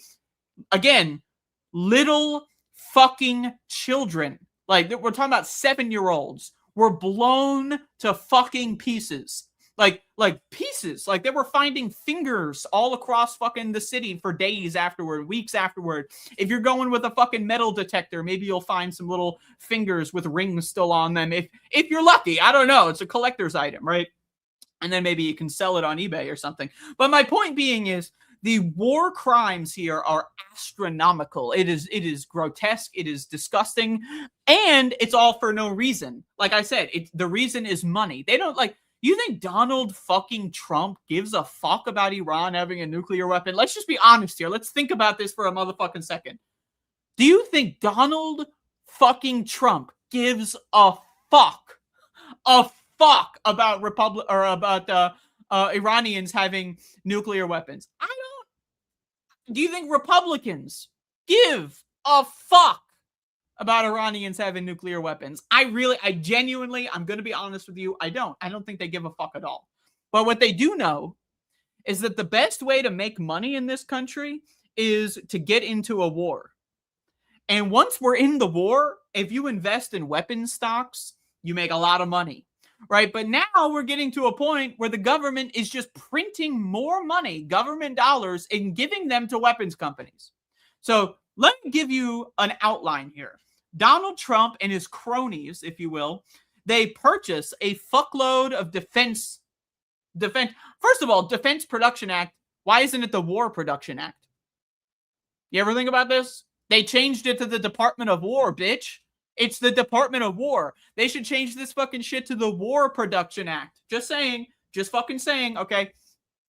So these are all, like, we're talking about a Republican Party that a lot of them were during the prime years in the Bush years. They were making a lot of money, but a lot of them missed the boat. We got a lot of younger Republicans here, right? Donald Trump is an old Republican, but also he was not in politics as directly at that time. He made a lot of money with the Iraq War, but now that he's president, again, he's also old as fuck. He's going to die soon, right? So he is doing a smash and grab of not just the United States economy, but the global fucking economy, right? So let me even rewind. I know I'm getting all over the place here, but let me rewind the clock back to Venezuela. Do you remember that?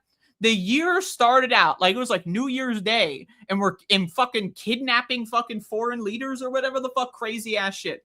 So why did that happen? Donald Trump, do you think Donald Trump gives a fuck about Maduro's fucking political ambitions in the state of Venezuela? He doesn't give a fuck. He doesn't care at all. But he wants the oil from Venezuela. So think about this. So Donald Trump kidnaps the government leader, then makes a fucking deal with the corrupt goons that are left behind so that he can personally stash barrels of oil from Venezuela and keep the money in a private fucking bank account in like Qatar, some made up fucking slave country, right? They just made it up. It's not a real country. And similar to most countries, but Qatar is especially not a real country. Anyway, so Donald Trump is setting up this illegal oil piracy game. Then Donald Trump knows, everyone knows, the first thing that's going to happen when you blow up little kids in Iran is they're going to shut down the Strait of Hormuz. First thing, right? So then Donald Trump and his cronies load up on weapons stocks. They load up on oil stocks, right? Then they launch this dumbass fucking war. They deplete all U.S. missiles and all this fucking shit. And then the Strait of Hormuz closes. Oh, who would have guessed the fucking shit, right? Except Donald Trump is now, he's got a backdoor oil fucking deal with Venezuela that he just made up.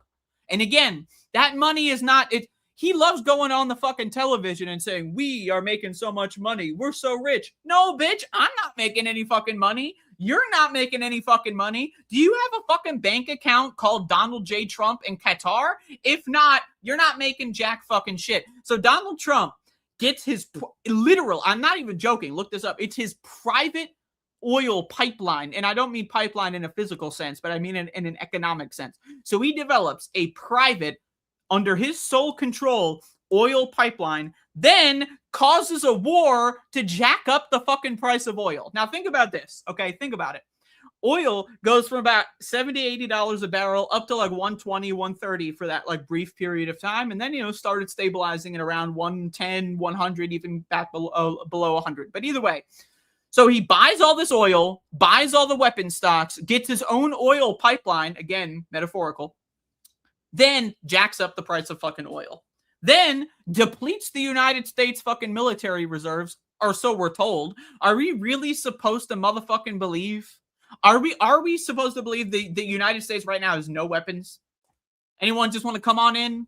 Just come on in. We got no weapons. Come on in. Come on in. We're open for business. We got no weapons. So I don't believe that. You don't believe that. Maybe you do. I don't know. But either way, so now we're in the next stage of the fucking grift. All right. Where now the government itself is sending money to these weapons companies, which then is going to have the weapons companies say, well, shit, we got an unlimited money funnel, right? So then they're going to use that money to inflate their stock price that Donald Trump and his cronies loaded up on before this fucking fake war even fucking started. I mean, it's a real war in the sense that people are dying, but it's a fake war in the sense that what are the goals? What are the goals? What is Donald Trump's stated goal? Iran can't have a nuclear weapon. Does he really give a fuck? No. So what is the goal? There is no goal. The goal is making money. So it's a fake war. In the context of America. In Iran's sense, This is like the biggest war of their America's been fucking with them for like 100 years at this point, you know. So I mean, in Iran sense, this is an existential war for like, you know, the you know, control of their country or whatever the fuck and all that. But anyway, as far as Americans are concerned, it's a fake war. It doesn't matter. And again, the whole purpose, in my opinion, and actually, never mind, not in my opinion. I'm just going to say this. Objectively speaking, factually speaking, you cannot debate this. It is not up for debate. The entire purpose of the Donald Trump presidency, if you can even call it that, is making money. Everything is about stealing as much as possible from you, from me, and also from the little girls in Iran that got blown to smithereens, stole their lives, right? It's all about motherfucking money. That's what it is, right? So I just wanted to get that out there. Donald Trump Defense Production Act shouldn't it be called the War Production Act? I'm just an idea, just throwing ideas out there. But again, let me also just say, I think money is, first of all, it's not real. I mean, I probably should have started out by saying that money is fake. It doesn't even exist. Like, think about this, right? So Donald Trump is a child rapist. All right. He was raping 12 and 13-year-olds on fucking camera. All right. Just think about this for a moment. I know. What does this have to do with money? Not much, right? Actually, it has a lot to do with money. Okay. So we are all, because of money, which is not real, we are all going to work at shitty jobs. I'm not going to work at a shitty job. I mean, I guess this is a shitty job. I don't know. I'm working, guys. But everyone's going to work at shitty jobs. Why? For money. So that they can pay their rent, so that they can barely fucking survive. Meanwhile, an actual monster, a nightmare creature from hell, a child serial rapist is the president. Why is he the president? Oh, because he has money. But like, so he has money, or his parents had money. So his parents have money. Then he is born. He doesn't know anything about the world. He never learns about the world. All he knows is, I love raping children. That's all he knows. And he dedicates his entire life to a child rape complex and making more money, because the money shields you from accountability. That's what it does. Even though it's not real, there are enough people that believe in money that allows a child rapist to be like the most powerful person in the world. Are you serious? Are you fucking kidding me? Like, think about, if it were not for money, why would you be going to work at a shitty job, being a cashier at a fucking 7-Eleven? Why would you be going to work fucking cleaning up fucking toilets if it were not for money? Right? Well, maybe you want to have a nice toilet to piss in. Well, now we're getting into more ideology, right? But again, people are doing shitty garbage for low pay. They hate it. Everyone involved hates it, except for the people making all the money on the back end, right? And the net result is that we're all just watching a child rapist steal from the planet and blow up children. Like, I'm just, what? What? Like, the idea that our economy is still even functional. We have a serial child fucking rapist as president, okay? If you can even call it that. And yet people are fucking driving to work at a fucking office to look at an Excel spreadsheet. And I'm the crazy one. I don't know, man. Maybe I am the crazy one. But if it were not for money, this imaginary thing that people just made up, like, again, pedophiles made it up, you could argue, right? Without money, these people would not have the ability to be doing all this stuff. They just wouldn't. If money did not exist and we did not use money as a way to determine the value of a human being, the more money you have, the more valuable you are, the better of a person you are. If we did not live in that world, we would not have child rapists running our countries. We just wouldn't. It's just, It doesn't make any sense. So because we all believe in money, we are all supporting child rape, is what I'm saying. If you believe in money, if you follow money, if your goal in life is to spend money, to make money, to care about money, you are, by definition, supporting the infrastructure that allows a child rapist to rape children consecutively and repeatedly. And I got to say, I don't believe in money. I recognize money has a practical purpose in our life as we exist in. But there are people out there that dedicate their lives to that shit. And it couldn't be me. I'll be honest. But either way, again, This whole thing is a grift. It's all about stealing as much as fucking possible. Okay, that's what this whole thing is about. And it's technology companies and it's the Orange Man. I shouldn't call him the Orange Man. I should just call him the rapist. He's a rapist. Anyway, child rapist, actually. So I got another, we're sliding directly in. Sliding, not to be confused with the hit series, only on Sci-Fi. So I would like to talk about how there's this meeting with the top government people in the world. It's called like the G meeting. It's like G fucking, I don't know. It's like we're playing fucking bingo or whatever. And they invite this fucking freak show. This fucking guy. Why is this fucking guy at the fucking G7? What the fuck? Okay, and it's not the only guy there, right? But like, what the fuck? Why are these private tech fucking losers? Losers! They're a bunch of fucking losers. Why are they at a meeting with the president of motherfucking France? What the fuck? What? What? I'm saying, like, we have lost it. We have lost the fucking plot. Look at this guy's little fucking face, by the way. Look at his little fucking face. I hate these motherfuckers. I gotta be honest with you.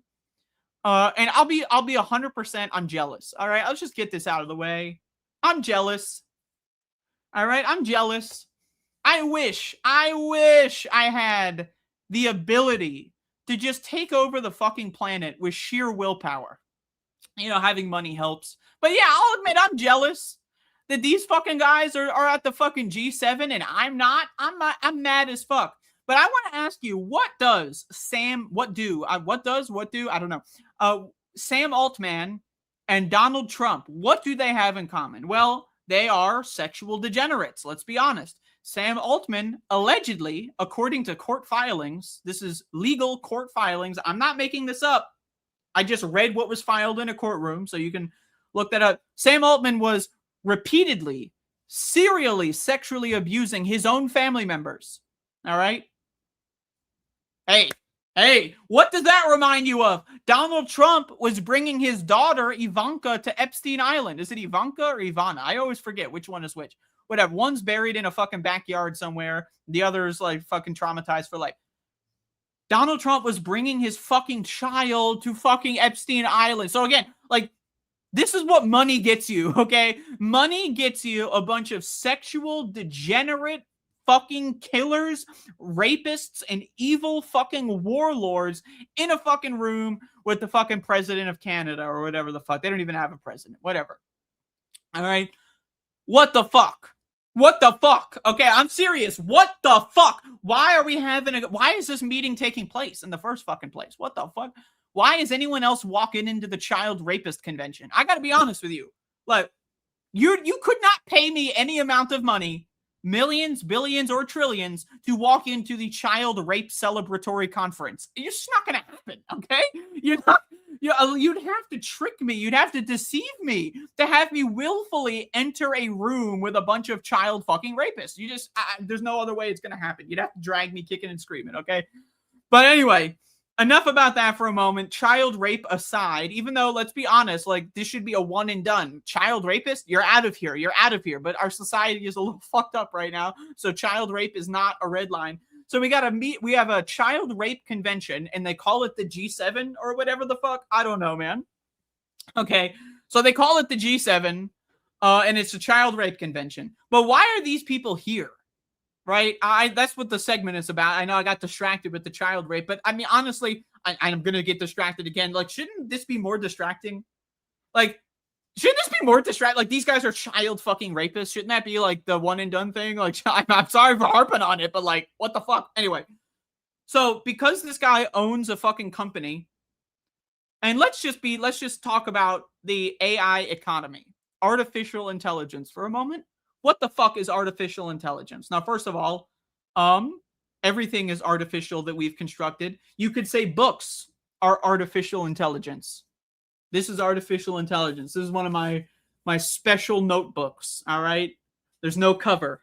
You don't know what's in here. It could be anything, right? Books are artificial intelligence. Artificial, we created it. Intelligence, There is intelligence in the book. So what the fuck does artificial intelligence mean? Let's just start there. What the fuck? Well, let's start at child rape. What the fuck? And then once we get after the child rape thing, let's go to artificial. What does that mean? All right. So intelligence means, I don't know, the ability to store, synthesize, and recall information when appropriate. Is that an adequate definition of intelligence? I guess. I don't know. Again, I would consider a book also to be artificial intelligence. But either way, so the term artificial intelligence really took off in the context of computers and in video games. You know, when you have the Pac-Man ghosts running around, how do they know where to run? Well, you program fucking instructions, right? And then they colloquially referred to that as, you know, artificial intelligence, right? The Pac-Man ghost is artificial intelligence. So now we're in a world where people are using Chat GPT for how to like cook a sandwich or whatever the fuck. Don't even get me started on I don't use Chat GPT for fucking anything. I'm not a Neanderthal. Also, I do have Neanderthal DNA, but I am not majority 51% Neanderthal. But a lot of people, they're using this shit for like everyday life. I could not even. We're not like, hold on for that one. Put a pin in that. Right. So they get these chat bots. Does anyone remember being like fucking 12 and using Cleverbot like in like 2009 or whatever the fuck? This old internet thing where you could talk to the chat bot and it would talk to you. That's basically what Chat GPT is. All right. It's not artificial intelligence. It's an elaborate chat bot. Right. And that's kind of their entire economic model here, is selling this chatbot. But this chatbot is, you know, that's the package that the user gets to experience, right? There's more in the background here with these large language models, which is more an appropriate term than AI, because again, it's not intelligent or artificial. And if it is artificial intelligence, then by that definition, so is a book, right? So it's nothing special. But they're powered by a new type of relatively new type of technology called a large language model. Now, I want to talk about what could a large language model be used for? Well, we have seen some use cases for these things, such as cancer research, the ability to look at like thousands of mammograms and being able to determine how and when breast cancer is going to develop, and being able to spot breast cancer or the signs of the imminent developing of cancer cells. That's something that is a positive use case of large language models. But think about this. How do you make money? Because it's all about fucking money. How do you make money curing cancer? Think about that. You don't. There's no money in curing cancer. What the fuck? Right? Like, oh, you don't have cancer, so you don't need my pills, my chemotherapy. You don't need to drive on roads and go to gas stations to fill up your car, to drive to hospitals for routine inspections because we cured your cancer, right? So, oops, our fucking LLMs are curing cancer. How do we profit from that? We can't. So how can we direct this technology as far away from things that are helpful as possible, how can we direct it into our interests? Well, then you get the other very famous child rapist. I don't know. Technically, he was kicked out of Epstein's club, so maybe he wasn't a child rapist. Who knows? But either way, one of the largest child rape generation machines, known as Twitter. If you have a Twitter account, you are generating, regardless of whether or not you consent, you are helping funnel information into a child sexual abuse generation machine, right? So that's what they want these LLMs to do. They want to generate images of children, being abused, because they get off to that. Woo, I love jerking off, right? So that's what they want. But they also want to destroy photo and video evidence as a concept, because again, how can we make money off of this? How can we profit off of it? It's not about fucking curing cancer. It's not about protein fucking folding. Oh, we found some protein folding. Okay, cool. It's not about that, all right? It's about how can we make fucking money and funnel that money into our child rape industrial complex. That's all this fucking shit is about, right? So what happens when these LLMs destroy photo and video evidence? It's already kind of gotten to this point where like photo and video evidence, really, I would say like 2025, really, I think, is kind of no longer reliable. I think in the 2030s, provided there's not a major technological dark age, which could happen, I could see a technological dark age happening. But provided that doesn't happen, I would say by the 2030s, it's possible that photo and video evidence as a concept just ceases to exist altogether, right? I think that that's possible. Now, how would that make them money? Well, think about it. The videos of Donald Trump raping 13-year-olds that are on a hard drive in Israel no longer mean anything when anyone with a click of a fucking finger can generate an image or a video of Donald Trump raping a 13-year-old. Blackmail ceases to exist. There's no such thing as blackmail in a world where AI, large language models can fucking generate whatever the fuck they want, right? So, these people, they're weaponizing this technology to claim that they're like the progressive force. They're moving humanity forward. But at every step of the motherfucking way, they're trying to make the technology less helpful to others and more helpful to the child rape industrial complex, right? And so I ask people, why the fuck are these motherfuckers at these meetings, right? These fucking summits of economic wonders or whatever the fuck. Why? Because, let's be real, money controls everything. People are puppeted around by shit that's not even fucking real, okay? It's not even fucking real. Money is fake. They just made it up, right?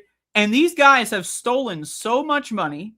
They have propped up this industry in such a fake way, and I'll get into that in a second, that now they are rivaling in raw power several countries. How is that fucking possible? Well, because we all believe in the fiction that is money. Now, there's multiple levels. I would say that there's kind of like a bell curve type of situation when it comes to how you view money, all right? So, yes, there are such things as dollar bills. Unfortunately, they do exist, right? Unfortunately, if you want to live somewhere, you need to exchange dollar bills or numbers on a screen. You got to fucking, hey, you want to touch tips and you got to fucking tap your phone on someone else's phone. Very sexual, by the way. Hey, you want to touch her, and then you transfer your screen numbers and you see your screen number go down and then their screen number goes up. And then now you're allowed to live in a house. Okay, so just, right. So I understand that money exists in that functionality, right? But the economies, right? The way an economy functions and the way a household functions are entirely, they're not even in really the same league. They're not even in the same conversation, right? So these AI companies, so-called AI companies, are propped up by economic subsidies. That is the government stealing your money and just giving it to them for no reason, right? A lot of these data centers are being built with government fucking subsidies. They're paying off the governor, and the governor's giving them a 100% tax break. I forget what state it was. There was one of these states where like one of these data centers was being built and they got a 100% tax break. There's several states that I've seen where the governments, the state governments, these Republican captured fake governments are not even giving them a 100% tax break, but they're giving them a 110% tax break, a 120% tax break. Now, what is that? That's called giving them money, right? So these AI companies are being propped up by subsidies from the government. And so like now typically you would view the the market capitalization of a company to be an approximation for its value, right? That's how I guess the stock market was originally conceived. Is the higher the stock price, the more real world value that this company is producing, right? Back in the day when the stock markets were being originated, right? They would have people like fucking pirates. Let's be honest. These were pirates that wanted to make money in ways that were legal. So they created a legal framework in a way to launder their ill-begotten gains in order to make them legalized. And that's how corporations started. Corporations began in the 16th or I think it was the 16th, 17th century, around that, the modern style of corporation, that is, They began as a way to legitimize the thievery of piracy, right? And to bring in those stolen goods into a legalized framework. That's how corporations, the modern version of a corporation, became a thing, right? So, but the idea that they sold to the world, known as capitalism, is that the higher the stock price, the more value this company is providing to the world. People would not be giving this company money unless they produce something of value that those people wanted. So let me take an example. Chairs. Imagine you're a chair company. You make fucking chairs. Well, people love sitting. I love sitting. I'm sitting right now. I don't know if you know that. So how do you make money? You sell chairs to people that want to sit, right? There's a demand for sitting, and then you create the supply for people who want to sit to be able to do so, and that is the value that you add to the world. That is how capitalism is taught in schools. Can you believe it, by the way? They teach this shit in schools as if it's like a law of nature. You have science class, and then you have fucking business class, and they're of equal importance in colleges. So what the fuck is science? This is real. Business, all made up bullshit. It's all lies. All right, but anyway. So now what does this have to do with an AI company? Well, an AI company, they produce nothing. Like, think about it. They produce no value. No value. Is there really value? Maybe. Okay, I'll be honest with you. I'm going to get off my high horse for a minute here. All right? My horse is really high. We've been smoking weed all day. He needs to go take a nap. All right? So I'm going to get off my high horse. Is it possible that we live in a world where people are so fucking stupid that there is actual value for stupid people in generating an image of Donald Trump, like with a taco on, like, or something? Like, you ever see these, like Donald Trump's face inside of a taco? Now, is it possible? Let's just be strictly try to be objectivist here. Is it possible that there is value there? Maybe. Okay. I'm willing to say maybe. Maybe someone has had value from AI image generation. Possibly. I'm open to the concept. But let's talk about value in a subjective sense. That is to say, my opinion. Is there anything valuable being gained by having a fucking taco with Trump's face? Is there value there? I don't think so. I'm going to be honest. And again, there is value, societally speaking, humanity speaking, when it comes to curing cancer, or rather stopping the production of cancer cells, right? There's value there. But how do you make money off of that? You don't, right? And we live in Fville, where helping people, it makes less money than keeping people in a permanent state of need, right? A permanent state of suffering, a mild suffering, not so much that they're incapable of operating the machines, but a mild version of suffering to where they're yearning for help at all times and that they're going to buy whatever garbage you're selling them, right? So in that world, curing cancer doesn't really do much.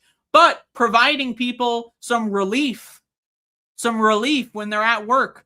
Oh, I'm at work and my job sucks and I want to see a picture of Donald Trump as a taco. Boop, boop, boop. Ah! Yeah, now my day is a lot better. Now, again, I don't think that's valuable. I think these people are subhuman. I don't even think that they're conscious. If you are like generating AI images and then laughing at them, we have like, I don't know, man, you should be put into a zoo. Okay, that's my opinion. All right, but we're not talking about opinions here. Well, we are. I mean, this is my show. I give my opinions. But either way. So what I'm trying to get at is a lot of these AI companies are artificially inflated. AI companies? Artificially inflated?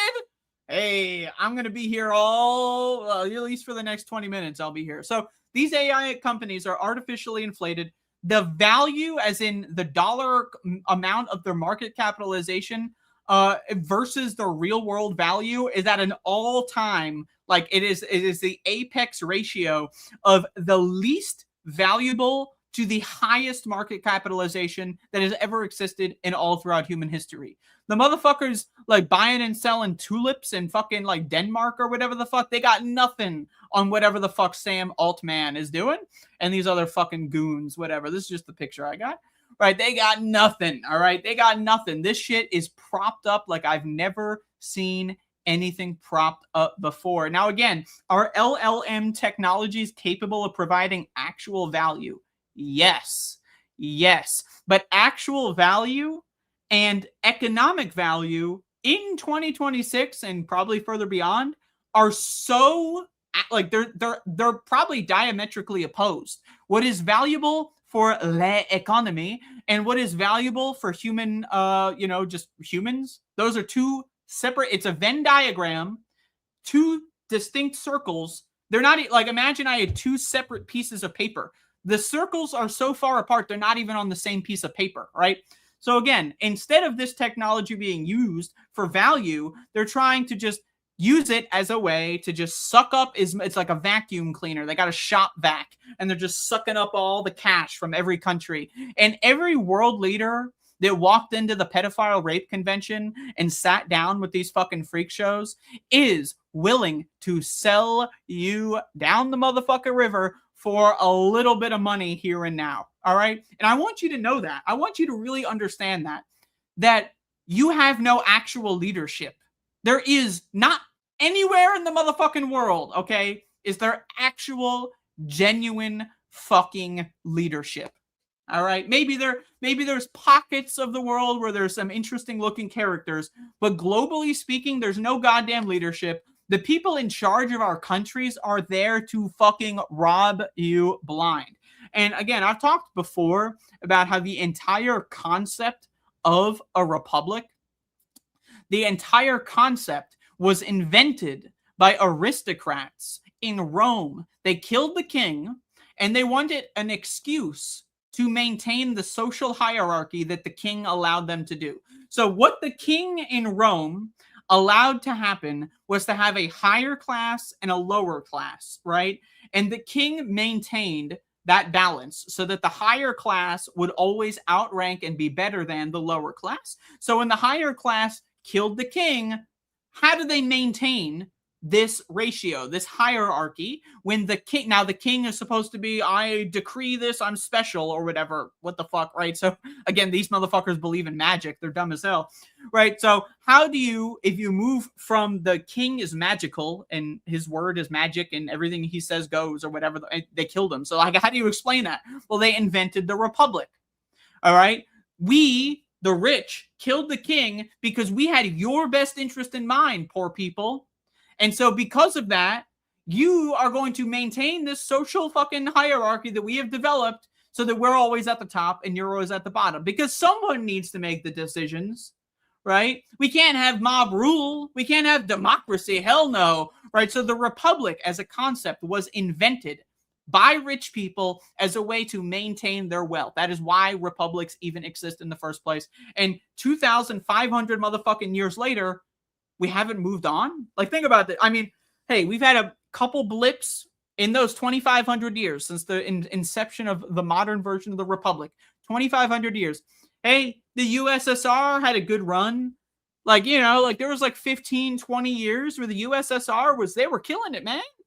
Right? So like we've had brief glimpses into like, look at China. It's the Chinese century. But my point being is money is a way for all of this shit to make it seem like it's normal that we're having child pedophile rape conventions and everyone just, it's normal. Oh, it's called the G7 summit. It's actually a really serious business meeting. Oh, sure, 80% of the fucking participants are child serial rapists, but like they have money, so that's okay. Hey, politics. I don't get it. But anyway, I'm going to take a short pee break. My bladder is causing me some physical discomfort. I will be back after these messages.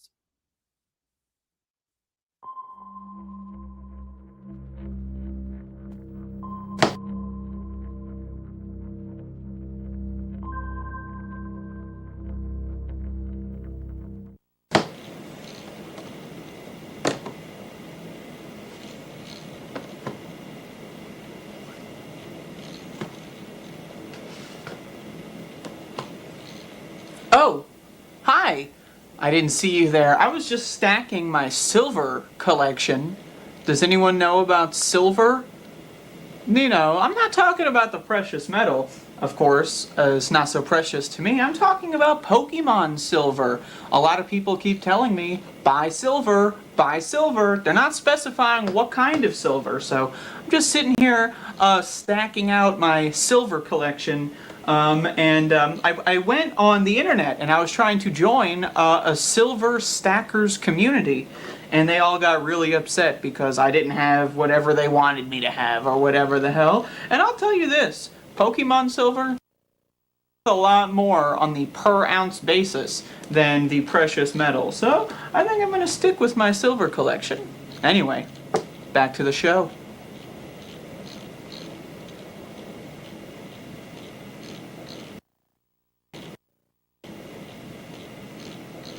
How long do I have to hold this? One more second.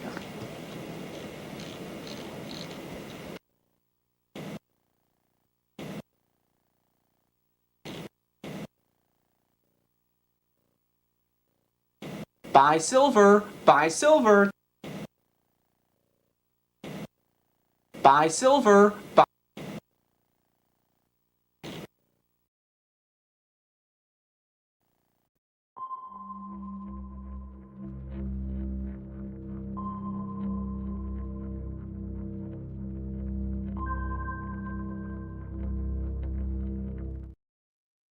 All right, so I have returned, and I'm here to do one more news story, and it's about money. We're talking about motherfucking money. So you may have seen in the news recently that the billionaire pedophile rape cult is shopping for a new Epstein Island. The old one, it's kind of too hot right now. Too much traffic, too many child rapes going on, too much heat. So we need a new pedophile rape island. So Donald Trump's pedophile rape cult is working. They're scouting around for new pedophile rape islands to acquire, and they have set their eyes on a little island off of Albania. And needless to say, these people are not happy. They do not like the idea that the pedophile rape cult from halfway across the globe is coming to their backyard to set up a new pedophile rape island. They're actually not in favor of that, if you can believe it. There are other people in the world that did not elect child rapists. Now, I'll be honest with you. I'm not an expert on the government of Albania. I'm the first one to admit it. I am not an expert. Maybe they do elect child rapists. I have to look into that. But I haven't looked into that right now, and I'm going to let you know, hey, for all I know, they got a child rapist in office right now. They might. I don't know. But the people, all right, the people are pretty pissed that these child rapists are fucking traveling by sea. And just to be clear, by sea means by water. It doesn't mean by vision, right? I know a lot of people, they have confusion there. So they're traveling by sea on their boats, scouting for pedophile islands, right? Like, imagine they're like the first mate, up in that little circular thing on the pole, and he's got that long stick. I don't know what it's called, like the long stick. And pedophile island, that's a good one. Hey, Donald, we got a new one, Pedophile Island. It's a new one, right? So they set their eyes on this new pedophile island, and they're trying to buy off the government or whatever. Hey, maybe the government is for sale. But the people are pissed. They're mad as hell that these pedophiles, these immigrant pedophiles, I should say, these migrant pedophiles, these pedophile migrants are coming into their country and setting up a pedophile rape island right off the coast of their country. And so there's protests galore. A lot of people are enraged in Albania, and they're going out there and saying that the U.S. has to get the fuck away from that country. Now, again, I'm going to be honest with you. I'm an American. I'm a piece of fucking garbage. I'm a loser, right? I'm a scumbag. I'm not an Albanian historian. So, just bear with me. I'm talking about this from an American perspective. But again, if the as an American, all right, I can tell you all, if you do not want the cancer to take hold of your body, you've got to cut it out at the first sign. Cut that bitch off, right? The first sign of breast cancer, get the scissors. That's what I'm saying, all right? I made that decision to myself, and I'm sharing that with the world. All right. So if these guys truly do not want to be governed by pedophile rape island cultists, then they've got to cut that shit off right the fuck now. All right. They've got to occupy that motherfucking island. They've got to take control of that shit. They've got to put up fucking walls, perhaps. Maybe, because all these motherfuckers, the pedophiles love helicopters, right? So you could put like helicopter traps, you know about helicopter traps? Look into it. Anyway, they love helicopters. Jeffrey Epstein had a helicopter that you would use because of certain like flight regulations. Helicopters could be untracked, untraced. And so when the child sexual trafficking ring of Donald Trump and Jeffrey Epstein, it was actually spearheaded by Donald Trump, and Jeffrey Epstein was the fall guy. They used helicopters frequently because they would be untraced to transfer the child rape victims. So there's probably a large chance they're going to be using helicopters on this Albanian island. And so again, I'm just saying, I'm just throwing this out there. You got to cut the fucking fungus off at the motherfucking root. All right. And then you got to take that little stub. We're talking about fungus here, right? And then you got to yank it, because underneath the root is a whole bunch of more shits. You might be fucking 3 miles away. You're seeing the same fungal network. You got to get rid of that shit. Okay. And so it seems like the Albanian people are pissed, but we've seen historically I wouldn't say every, I'll be honest, there's been some good ones. Like 1 or 2 good protests that have ever happened. There's been like maybe 2 decent protests in the history of protests.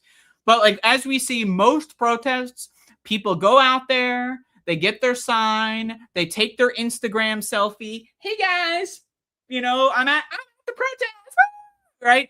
Then they go home, they tweet about how angry they are, they go to sleep, and then they give up. That's how almost every single motherfucking protest has ever taken place. And not just in America. This is in Europe, right? In other countries too, right? Like, think about how many successful, actually genuinely successful protests have happened in the history of the world. Well, again, we don't know how the future is going to go.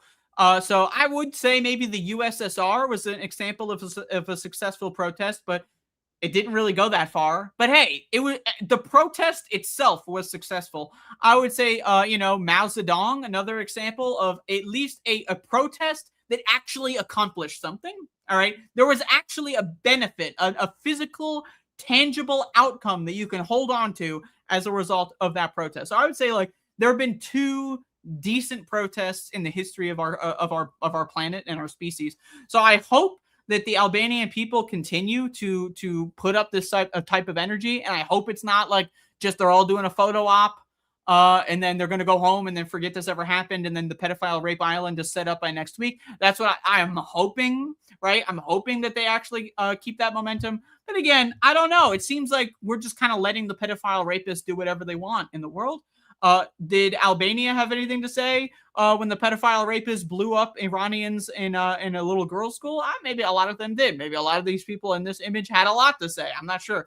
But all I know is we cannot be continuing this cycle, this motherfucking cycle of you go out to the protest, Black Lives Matter, or what, Free Gaza, or, whatever, all this fucking, these hashtags, and we're not for sale, and, and then you take your Instagram selfie, and then you go fucking home, and then you fucking masturbate and fall asleep. We got to end this cycle. All right. We no more of the masturbation and falling asleep after the protest. Okay. You need to wake up, and you need to not masturbate in the morning either. And you need to have that sexual frustration be transmitted onto your protest goals. All right. If you could tie in personal challenges, see, a lot of people, they go on hunger strikes.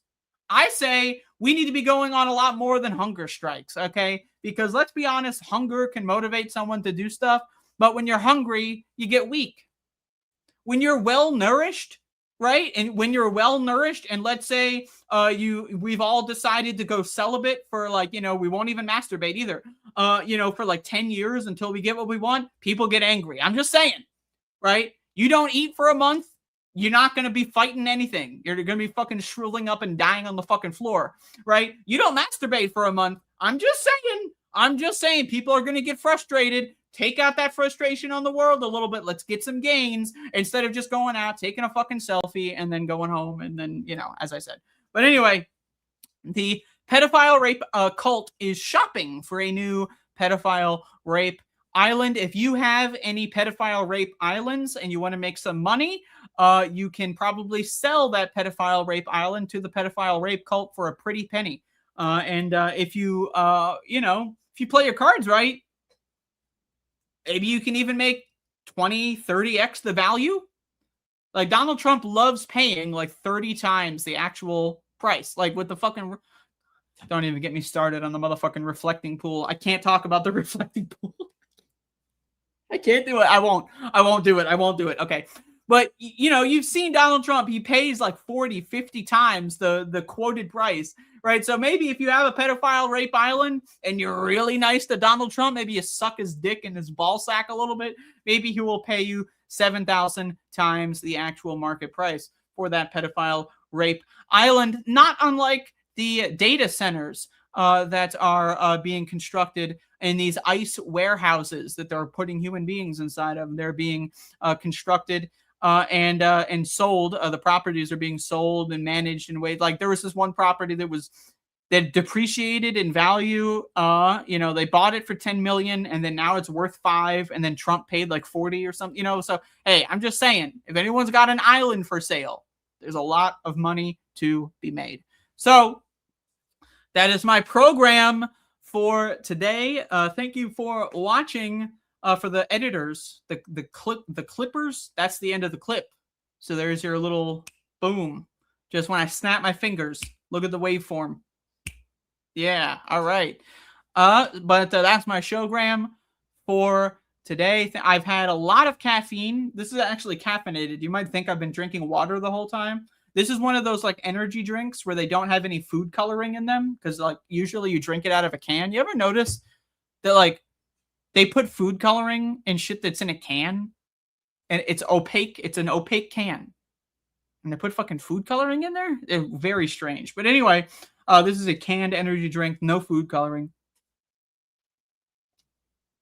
Don't even get me started on motherfucking food coloring. I'm going to lose my mind. But anyway, hopefully you are enjoying series 2 of Welcome to Fuckville. I've revamped my show a little bit, and hopefully it is enjoyable.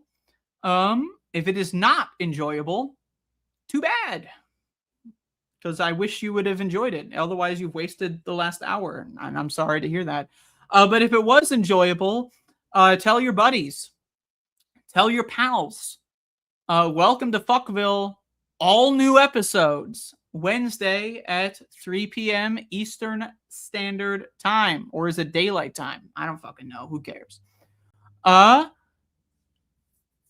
I really, I only had like 56 minutes of material. This is the problem with drinking caffeine on your show, is that like it turns me into like Ben Shapiro and I talk really fast, and then and if I would have just talked slightly slower the whole stream, I wouldn't have had this weird 4-minute gap, a little strange.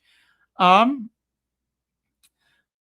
either way, the next show up next on this space is Left of the Box in approximately 4 minutes. We got another show coming up next. But again, I will be back next week. And this space, is anyone enjoying this space? Are you? I hope so. I hope so.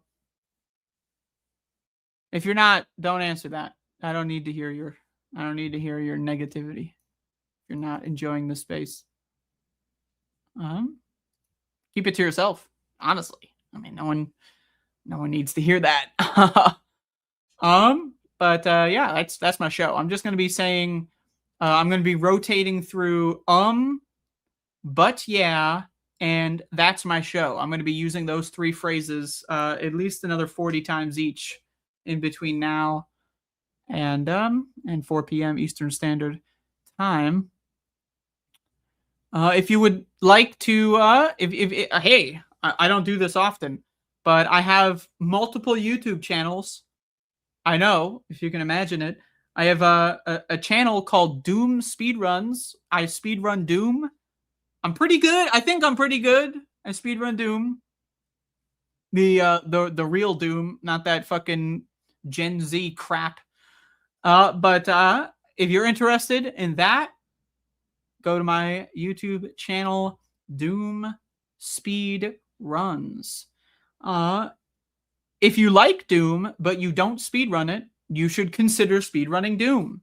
I will be talking about that for the next 2 minutes, I suppose. Doom, the best video game ever made of all time. It's not even close.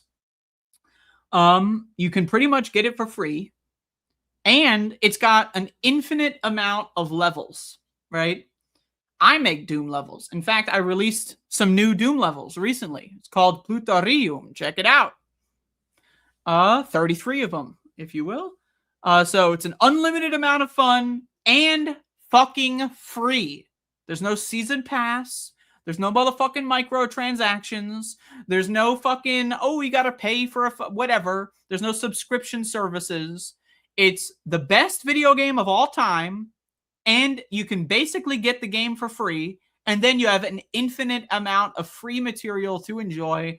And if you are not enjoying that free material and you're playing low IQ garbage slop like Pokemon 75, then I don't know, man. I don't know. But either way, thank you all for watching my showgram. But yeah, and that's my show.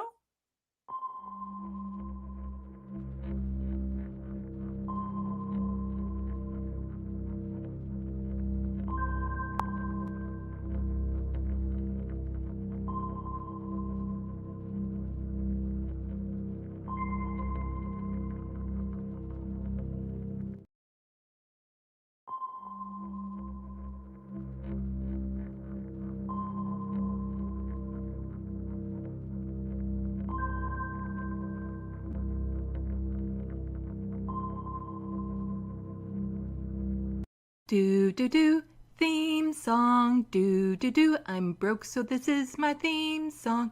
Do do do, just imagine this is an awesome theme song. Do do, theme song. Left of the box. This space. Ooh. Hello, welcome to This Space with Left of the Box. Bonjour, bienvenue. I'm Sandee. Okay, been told my audio is coming in good. Now, is it coming in good like from my computer or is it coming in good from the mic? Just in case. Okay, it's coming from the mic, says the producer. Okay, good. For those of you who don't know, weren't tuned in, I did a live stream last night, a news live stream. Yes, the table I have this set up on collapsed and my Yeti mic was damaged. I have a friend coming over tonight to maybe see if we can fix it. Fingers crossed we can. Until then, I'm using this little lapel mic. Yeah, we'll see. Luckily, I do have this as a backup. And this was actually donated to me very generously. It was on my wish list that you can find, probably linked somewhere. My Amazon wish list. I also put a table on it because I replaced the table that I have is one of those plastic folding tables that you would take to like a picnic or something, 6 feet by 2.5 feet. Found it at the curb, but we thought we had it fixed. Apparently not. So I had found a second one, and I'm using the second one now. It was also slightly damaged, so I'm very wary right about now. Not to mention I'm still running into the problem where if I do this, the camera shakes because the whole table shakes a little bit. So I need like basically a conference table type thing, which is just an expensive pain in the ass. Hey. Stupid ad block plus popping up right now while I'm doing this, taking me off my screen. Anyway, yeah, ADHD galore. I've been all over the place, but I do have a horrific docket to talk about.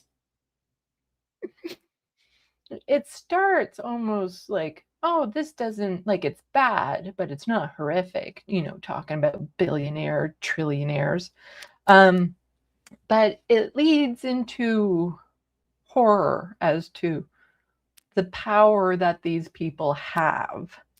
And they have a lot of power.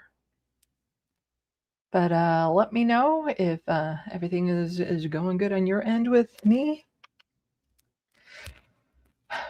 To be honest, I'm not feeling good. I'm feeling kind of sick. I haven't even really eaten all day. But the show must go on. I am functional. That's the important part. But I didn't go to the gym this morning because there was no way I was feeling up to it. So hopefully I can get back to the gym tomorrow, get into a routine. Anyway, why don't I pop this up? I have to add it. Share screen. This one. Share. Okay. So. There we go. So before talking about the trillionaire, I wanted to talk about the billionaire here in Canada. And there is a through thread that there's a reason I'm covering this. And so this is from Rachel Gilmore. She's a wonderful independent journalist here in Canada. And she says the Shopify CEO is an all-time loser up there with Elon. Now, I know there's a lot of crossover audience between, this space, my channel, and the Majority Report. I also know the Majority Report has Shopify as a sponsor. I don't know if it's the same Shopify because it could be American versus Canadian branch. So I don't know if the CEO of our Shopify has anything to do with the American Shopify. But needless to say, I would never have Shopify here as a sponsor or use it. And this is part of the reason why. So she continues on with her tweet saying, just a mortifying wealth glutton. You can't make this much money. You can only steal the fruits of others' labor. The fact that billionaires exist while Canadians can't afford groceries is a societal failure, which is true. Go away, ad block. There we go. So here we have, she had this as an image to the Globe and Mail had this title for an article saying SpaceX IPO makes Elon Musk the first trillionaire. Here's how to properly hate him. That was the actual headline in the Globe and Mail. Here's how to properly hate him. I wouldn't be able to read that probably though, because they have a paywall. And so Toby here was just saying, you have absolutely disgraced yourself publishing this Globe. We all clearly don't hate the media enough. You can hate both. You can hate the mainstream media and you can hate billionaire, millionaire, trillionaires. And so this is the CEO of our Shopify, because Tobias here is the one that was just in the other tweet here. See? Toby. I'm assuming it's the same person. And this is from Wikipedia. As of 2022, he was the 11th richest Canadian. As of August 2025, his net worth was $12.3 billion US dollars, which means that's a hell of a lot more in Canuck bucks. Canuck bucks. I've never heard that before. It just came out of my mouth. And I really like it. Canuck bucks instead of Canadian currency. I think that should be picked up. Absolutely. Canuck bucks. So yeah, he's not the only billionaire. So the most wealthy family here in Canada is the Westons, and they own the grocery stores. So, they jack up all the prices in the grocery stores, the places that people have to go, because food is required for living. It's not a luxury. and they jack up all the prices, making it more and more unaffordable. But you see, they own multiple grocery stores. And so they have the regular grocery stores, but they also have the discount grocery stores. And so they're still making a profit from the same people who are struggling more and more, from the people who stop going to the regular grocery stores and go to the discount one. It's still, the money is still going to the same family. And the idea that they could just jack up the price on groceries while there's people going hungry here, the fact that we have billionaires, and I've said this before, I'll say it again, probably multiple times, but I'm a fan of just taking their wealth, taking 90% of their wealth, just take it. I am a fan of that, because here's the thing. If you are a billionaire and you get down, like, let's just say we take away all but $100 million. How has that person's life changed? What is it that they can't do anymore without that extra 900 billion or million, I mean? Their life doesn't change. You could take away all of that money from them. Their life stays the same. Their quality of life stays the same. They still have all the houses they want, yachts. They could get more. They can travel. They have all their healthcare needs. Like, they have everything. Like, even 100 million, like, I'm fine capping it at 50 million. But their life doesn't change at all if you took away all that wealth. And meanwhile, there are people where, if, you know, my disability payment rates were just doubled, that is like life-changing for me. You know, I'd be able to pay off my debts and eventually get, you know, save up enough for a car if I need one, or a new computer, or just, you know, live a normal life, because I live pretty fucking cheap. So, you know, if they actually dispersed all the money that they had from these multi-billionaires, that could change the world. Like, I cannot understand how a person can have this much power, this much money, and not be a superhero. I'm ranting, so I'm going to go to rant view. This is rant view. How can you do, like, how can you in any good conscience have billions of dollars? You have the power to do the thing that we always dream about, ending world hunger, you know, helping people with housing, all this sort of stuff. You can be a hero to millions of people. But instead, you invest in companies that make it harder for those people to get by. You nickel and dime them so much that you take any excess, not even excess, you find more ways of bleeding them dry. You find more ways of just taking, not caring that a lot of these people might end up unhoused or their healthcare needs not met, that they go hungry. I don't know how a human can do that. How they can sit by knowing they have the ability to improve the lives of millions, and they choose not to. I'm just, you know, mind blown with that. No, add back to stage. There we go.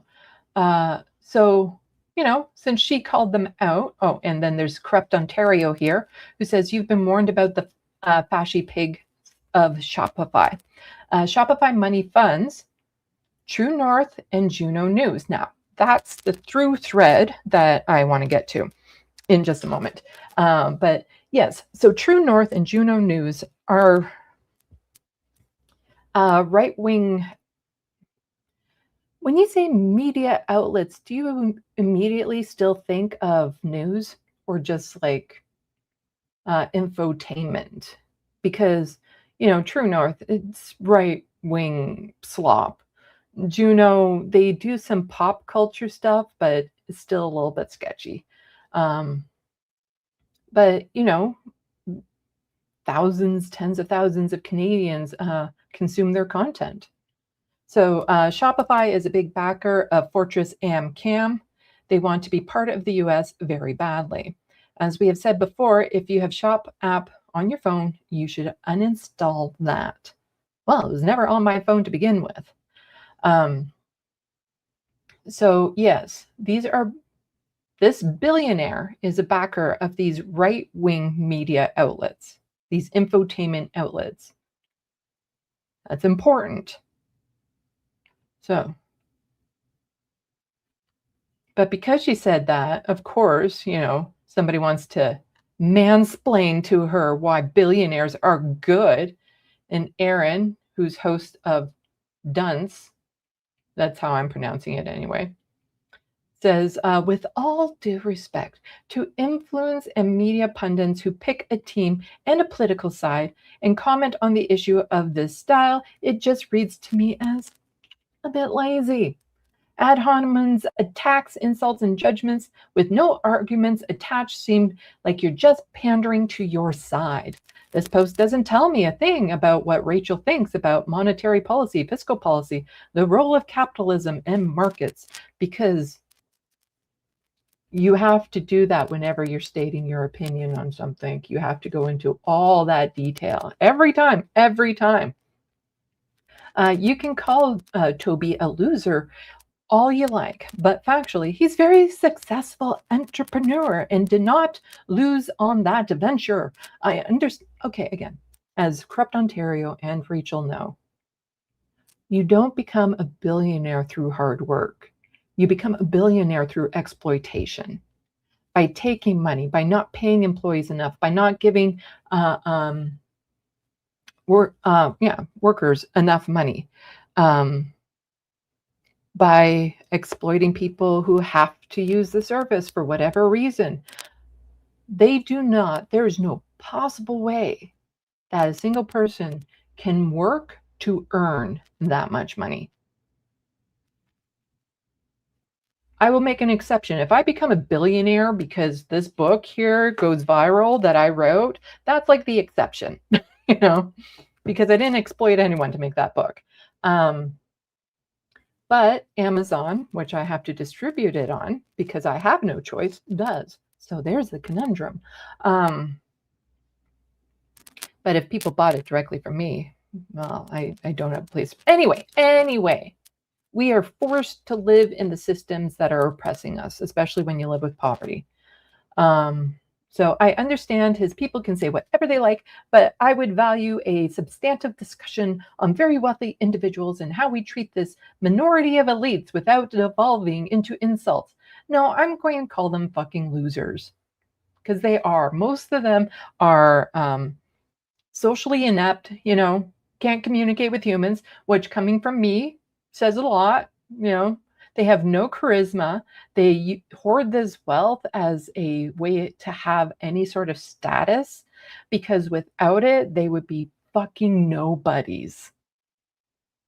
Literally and not literally. What's the word? Literally and what's the word? When it's not literal. They would be fucking nobody. Literally and metaphorically, I think. Yeah, literally and metaphorically, they'd be fucking nobody. So, yeah. People who acquire this much wealth, unless it was handed to them, are not good people. If you were born into it, that's one thing. But if you don't then change your ways and somehow find a way to disperse that, figuratively. Silas got it, figuratively. The idea of having that much money and not doing good with it, So this person continues, the left isn't wrong that they command a lot of power and influence. The right isn't wrong to say that they worked hard and sacrificed a lot to get to their wealth. No, actually, that is wrong. They did not work hard and sacrificed a lot to get to their wealth. That's not what happened with the vast majority of billionaires. I would just love to see a bit more substance than what I see here. Little lady.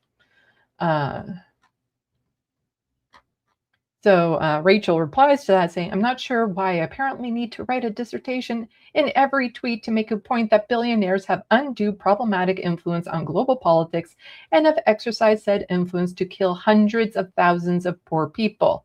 And I would add to that hundreds of thousands of poor people per year.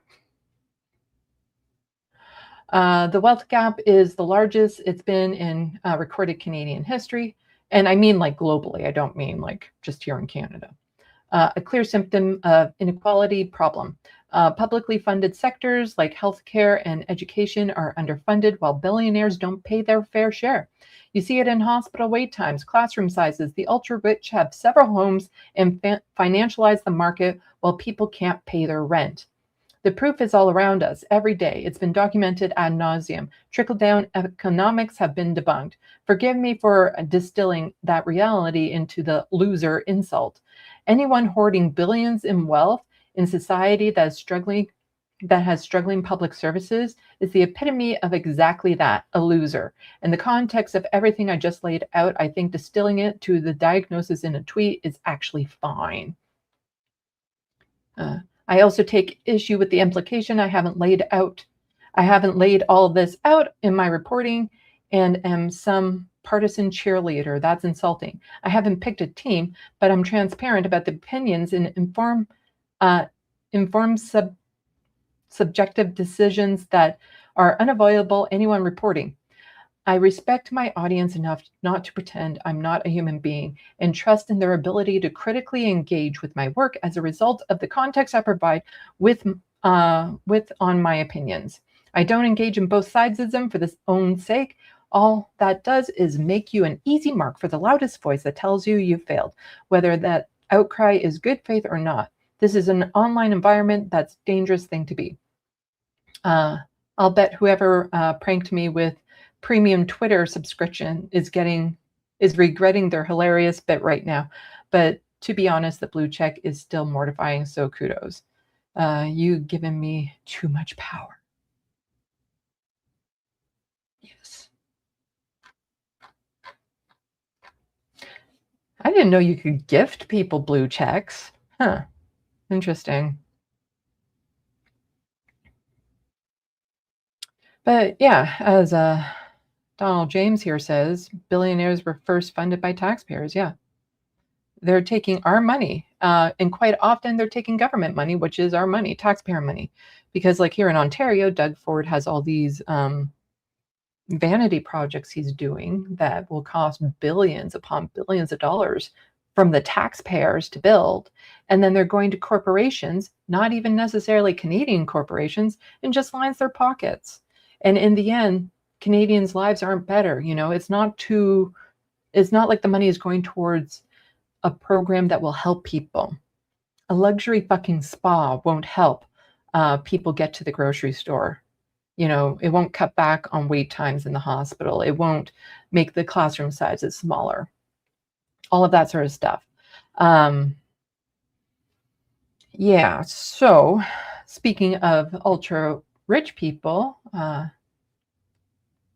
so breaking, Elon Musk has become the world's first trillionaire. Now I know a lot of you have already heard about this. But Zach Polanski decided to comment on it. And for those of you who don't know, he's crossed the pond.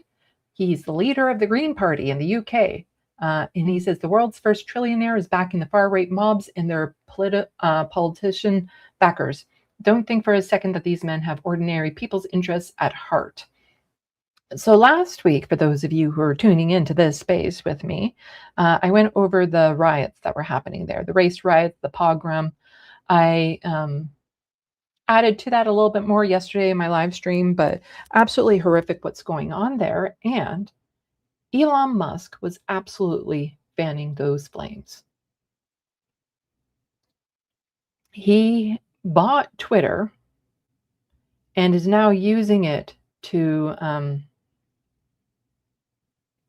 what's the word? Disseminate hatred and fear, filling people's timelines with lies.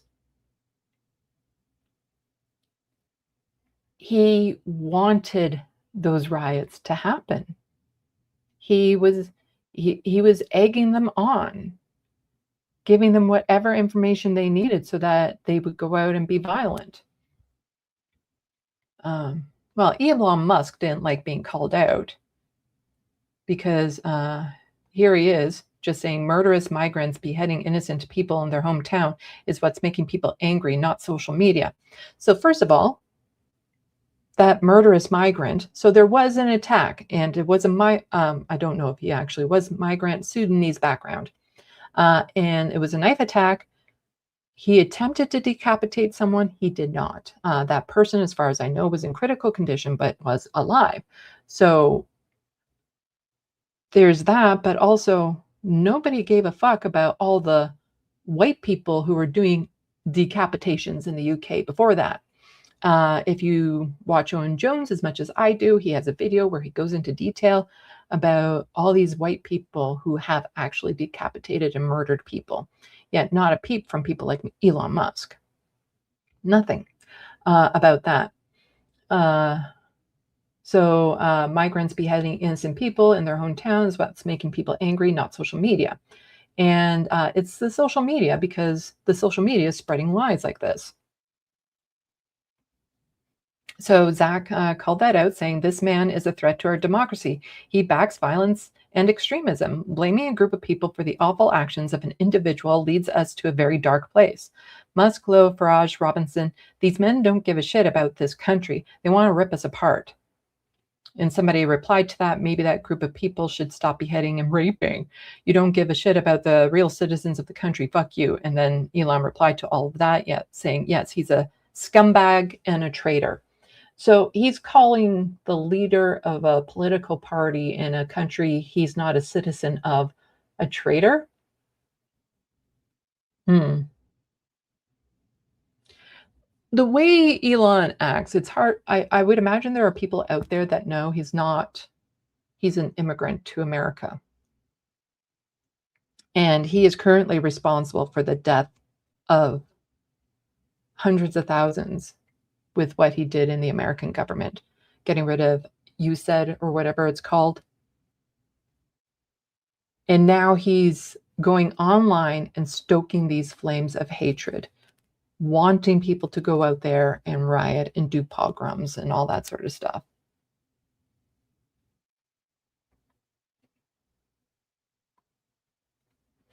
And so Hassan also points this out in this little video clippy here. Where are my headphones? Where are my headphones? Where are my headphones?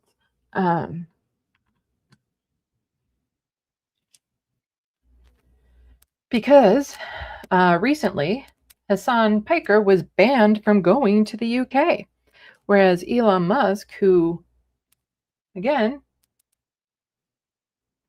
tweeted out this lie, this racist lie, he's not been banned from any of these nations. Silas is saying the organization is called USAID.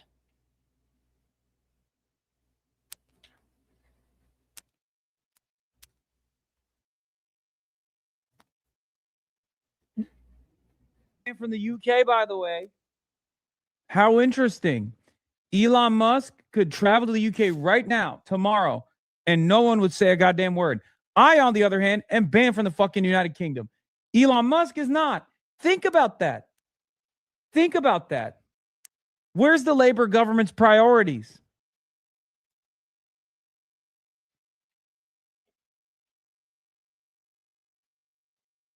How many riots does he have to incite until the British government decides, okay, maybe he is a danger. He's an ever-present danger to safety.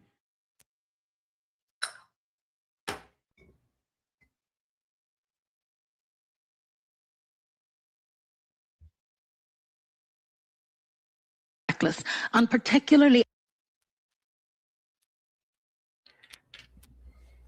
Now, I'm pointing out all of this, the through thread of the media outlets and stuff, because what this can lead to is the worst of the worst crimes out there. Genocide. And we've seen a lot of it leading up to the Zionists, the way that they will flood the online social media with fake news, lies, things to justify their killing of hundreds of thousands of people. We see them use social media, but this is one of the rare times where social media also exposes them for the liars they are. But with these rich people like Elon Musk owning a lot of these platforms, they have the ability to change the algorithm, to ban certain groups of people, to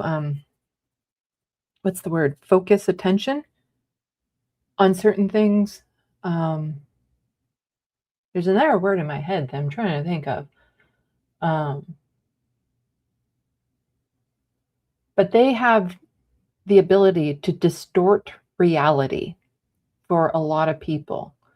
And this type of thing has absolutely been used to lead to genocides. So before social media, going back, I guess, to the 90s, there was radio. And I don't know if this is taught, but there was a genocide in Rwanda. So the Rwandan genocide. This genocide, in 4 months in 1994, killed more than more than 500,000 people.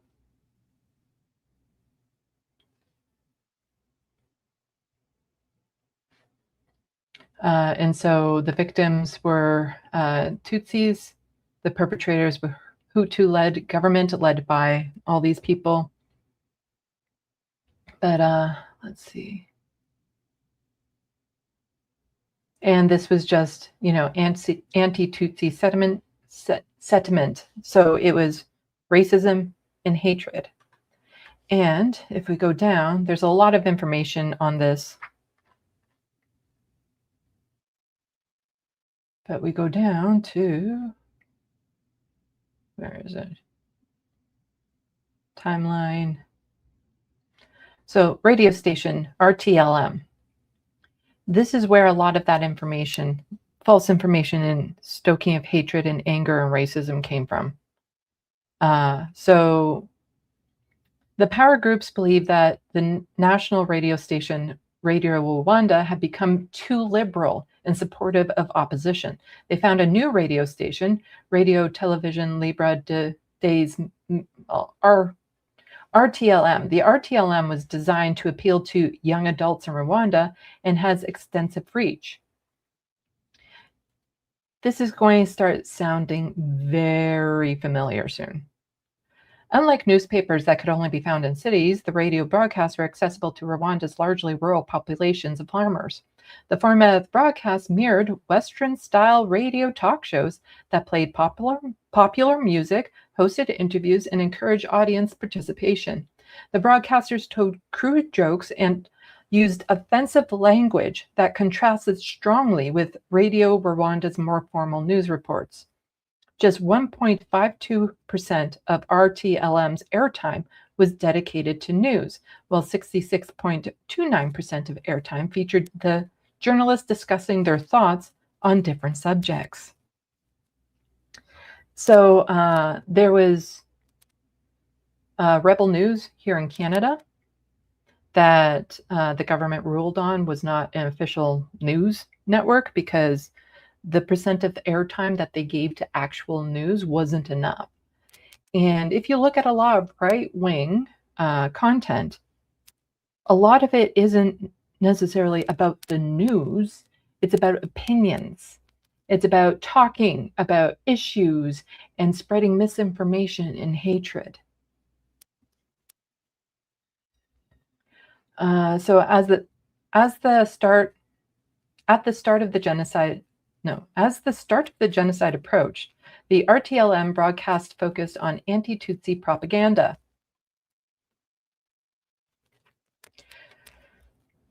See, this is where, again, it starts getting really uncomfortable, because how much anti-immigrant propaganda have we been seeing on right-wing stations and stuff? What Elon Musk is doing and the other people with the power of, the billionaires that own these social media platforms, they're setting it up for a genocide of, just monstrous proportions. That's what's happening right now. And it's a slow crawl right now, but when it starts. So they characterize the Tutsis as dangerous enemy who wanted to seize the political power, all those immigrants who come in to vote at the expense of Hutus, white replacement theory type stuff. By linking the Rwanda Patriotic Army with the Tutsi political party and ordinary Tutsi citizens, they classified the entire ethnic group as one homogeneous threat to Rwandans. The RTLM went further than amplifying ethnic and political division. It also labeled the Tutsi as this word, meaning non-human pest or cockroaches, which must be exterminated. We've been hearing language that mirrors that very closely. Leading up to the genocide, there were 294 instances of the RTLM accusing Rwanda Patriotic Army of atrocities against the Hutu, along with 252 broadcasts that called for the Hutus to kill the Tutsis. Now, we haven't gotten to the point where they're saying, there has been calls for death. On the right wing every now and then. They should be executed, this and that and the other thing. But the studies will show the disproportionate amount of time right-wing radio, social media outlets or news outlets will focus on cherry-picked stories while completely ignoring other ones. So in the UK, it was focusing on the one attack from the Sudanese man on the white person, but they ignore so many other attacks when it's white men who are the perpetrators.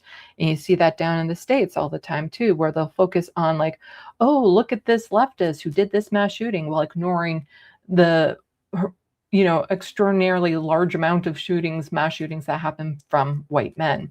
And so they take these couple incidences and just focus on them and blow them way out of proportion, that it can sway the audience and make them believe that it's a much bigger problem than it is. And we have that right now with crime in general. Owen Jones has pointed it out. Sam and Emma have pointed it out.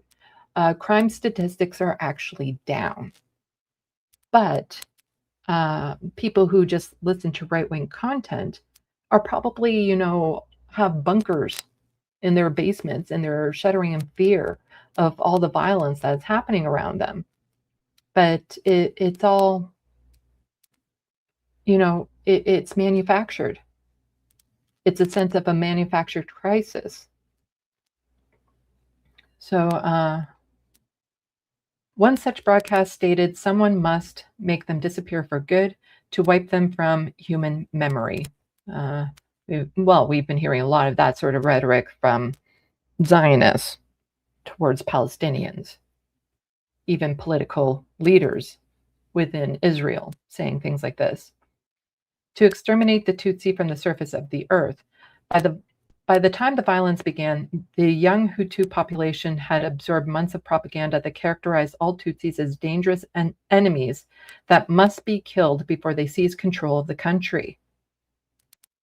The RTLM's role in the genocide earned the nickname Radio Machete, as it related to their incitement to genocide. A 2014 study by Harvard Kennedy School researcher David, that name I can't pronounce, found that approximately 10% of the overall violence during Rwanda genocide can be attributed to this new radio station.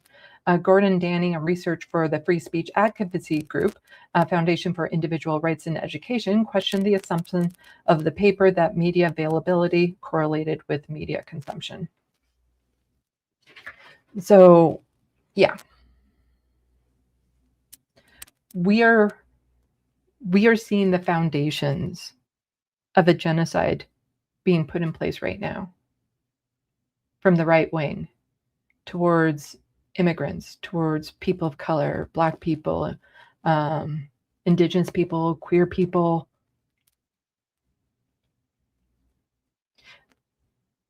They're just, starting to pour the cement into the foundations with their control of social media, their algorithms, the rhetoric that they're using on their right-wing shows, all of it. They're following the handbook on it, pretty much. Because it wasn't just this. There was another genocide that happened more recently that a lot of people don't know about because it's not like mainstream media ever really covered it. I've mentioned it before on my channel and stuff because the only reason why I know about it was I volunteer with Amnesty International, and that's the Rohingya genocide. Also, social media played a massive part in this. And so for those who don't know, this one happened from October 9th, 2016 to January 2017 and August 25th to the present. So still ongoing. The target is Rohingya and other Muslim minorities.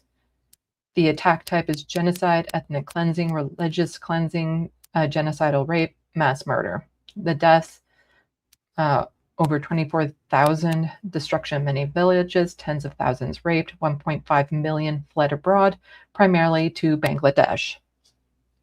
The stories that came out of this were some of the most horrific things you could hear. It's what the Zionists accuse the Palestinians of doing. And for those who think there's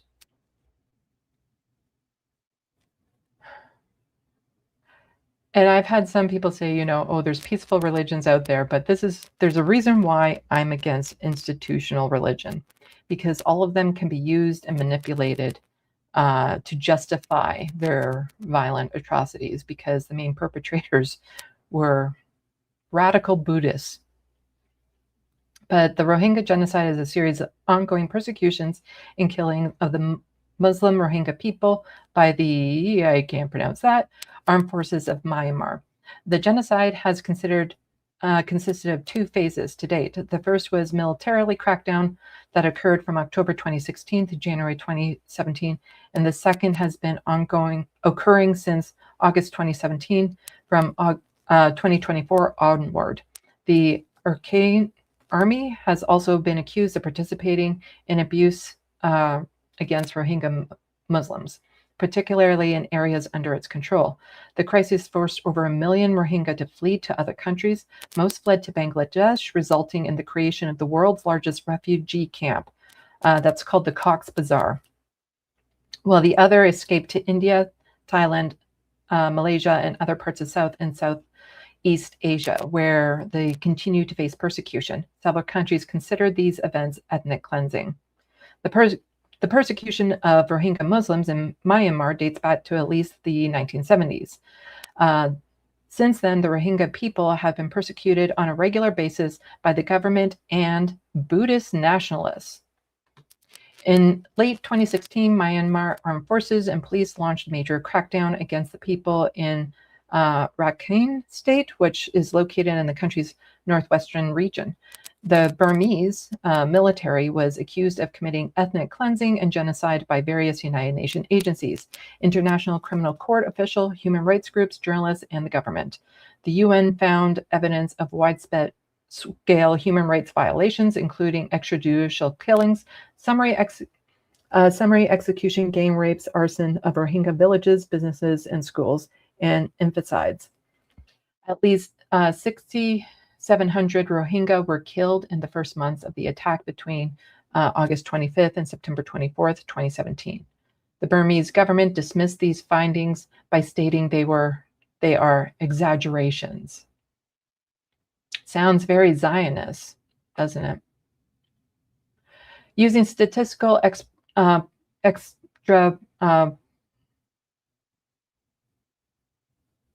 extrapolations, which were based on surveys which were conducted with a total of 3,321 Rohingya refugees household in Cox's Bazar.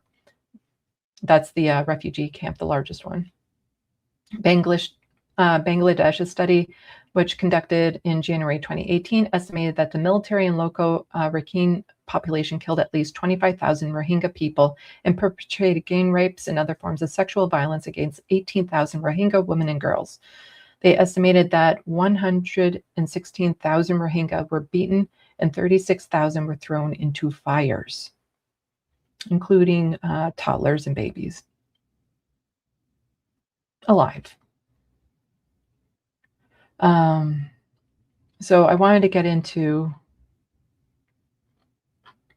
again, just some of the most horrific stories I've heard came out from that genocide. So dissemination of hate material. In a report which was published in March 2024, the IIMM stated that in a systemic and coordinated manner, the military had spread material which was designed to instill fear and hatred of the Rohingya minority. The report stated that the military used dozens of seemingly unrelated Facebook pages to spread hate speech against Rohingya before it launched its attack on them in 2017. Again, we've heard this all before, and we see, we have right-wing politicians that will spread memes about denying the residential school killings here in Canada, that they'll share memes, transphobic memes, they'll share anti-immigrant memes. So all of this, by politicians just sharing them around social media, again, they're laying the foundation. But I want to get to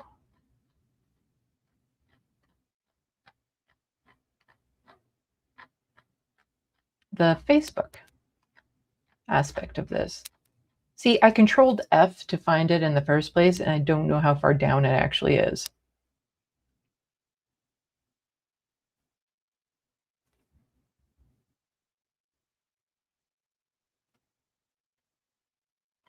I must have skipped it.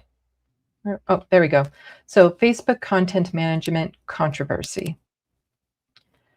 And they're saying this section is an expert from Facebook content management over controversies and incitement of human rights abuses in Myanmar. The chairman of the UN Independent International Fact-Finding Mission on Myanmar stated that Facebook played a determining role in the Rohingya genocide. Facebook had been accused of enabling the spread of Islamophobic content, which targets the Rohingya people. The United Nations Human Rights Council has called the platform a useful instrument for those seeking to spread hate. Feels like this is still the case in a lot of areas. We're seeing it all the time on Twitter, the way that Islamophobic hatred can be spread. You can say, you can call for the extermination of Gaza and get into no trouble. But, if you say Israel's at fault of a genocide, you get accused of being anti-Semitic. You can say all the hateful stuff you want about Muslims online, from politicians, everyone, and nothing happens. Nothing. But then the focus will be turned, like we have Jamel Javani, he's an MP here in Canada, who's like, oh, the real victims in all of this are evangelical Christians. They're the biggest victims in the country. The Internet.org initiative was brought to Myanmar in 2015. Myanmar's relatively recent democratic transition did not provide the country with substantial time to form professional and reliable media outlets free from government intervention. Furthermore, approximately 1% of Myanmar's residents had internet access before Internet.org. As a result, Facebook was the primary source of information, and without verifiable professional media options, Facebook became a breeding ground for hate speech and disinformation. Basically, in Myanmar, Facebook was Google. That was their internet, was Facebook. And that's where all this information was being spread. But yeah, it's it was their internet. Facebook was the thing everyone was on when they actually got the internet. So rumors circulating among family or friends networks on Facebook were perceived as indistinguishable from verified news by its users. So right now in Canada, there are no actual news links on Facebook because Google said, if I have to pay for a little bit of our wealth to go towards the news centers that we use their links of, we're not going to do it. So we don't have actual news links, like to real news on our Facebook pages, but people are still getting their news from Facebook, especially the older generations, which is scary because the only news they're seeing is made up, false information, memes, right-wing propaganda.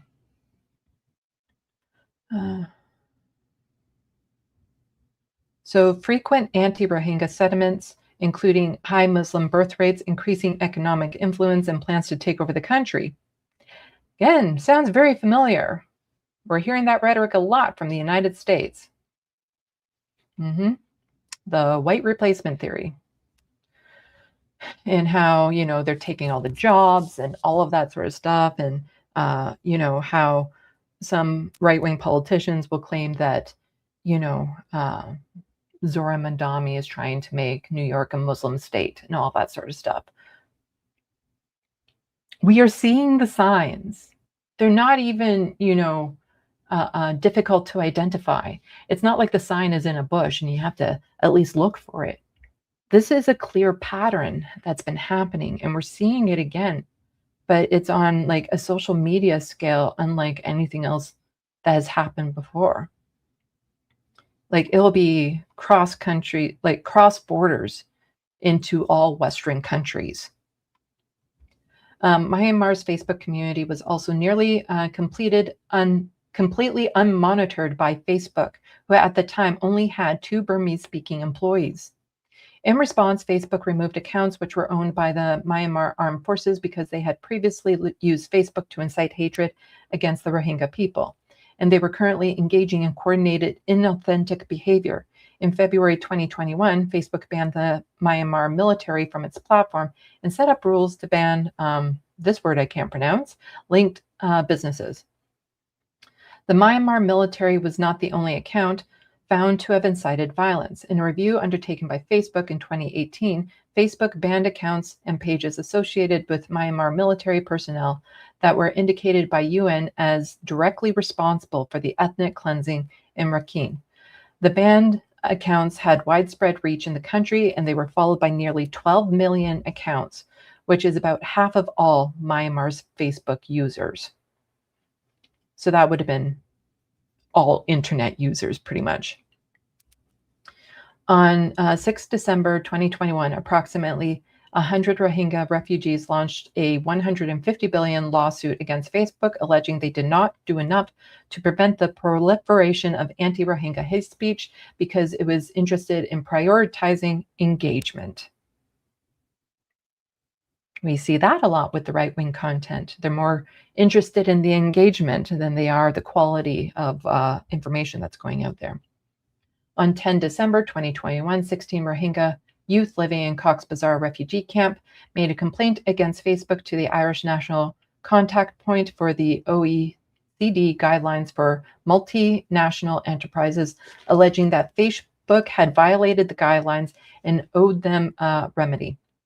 The lead complainants in the case included members of Rohingya civil society group Arakan Rohingya Society for Peace and Human Rights, ARSPH, another word I can't pronounce, who founded ARSPH and had spearheaded efforts amongst camp-based Rohingya refugees to hold Facebook accountable and had been murdered just over 2 months before. On 27 December 2023, hundreds of students from various universities in Aceh, Indonesia, such as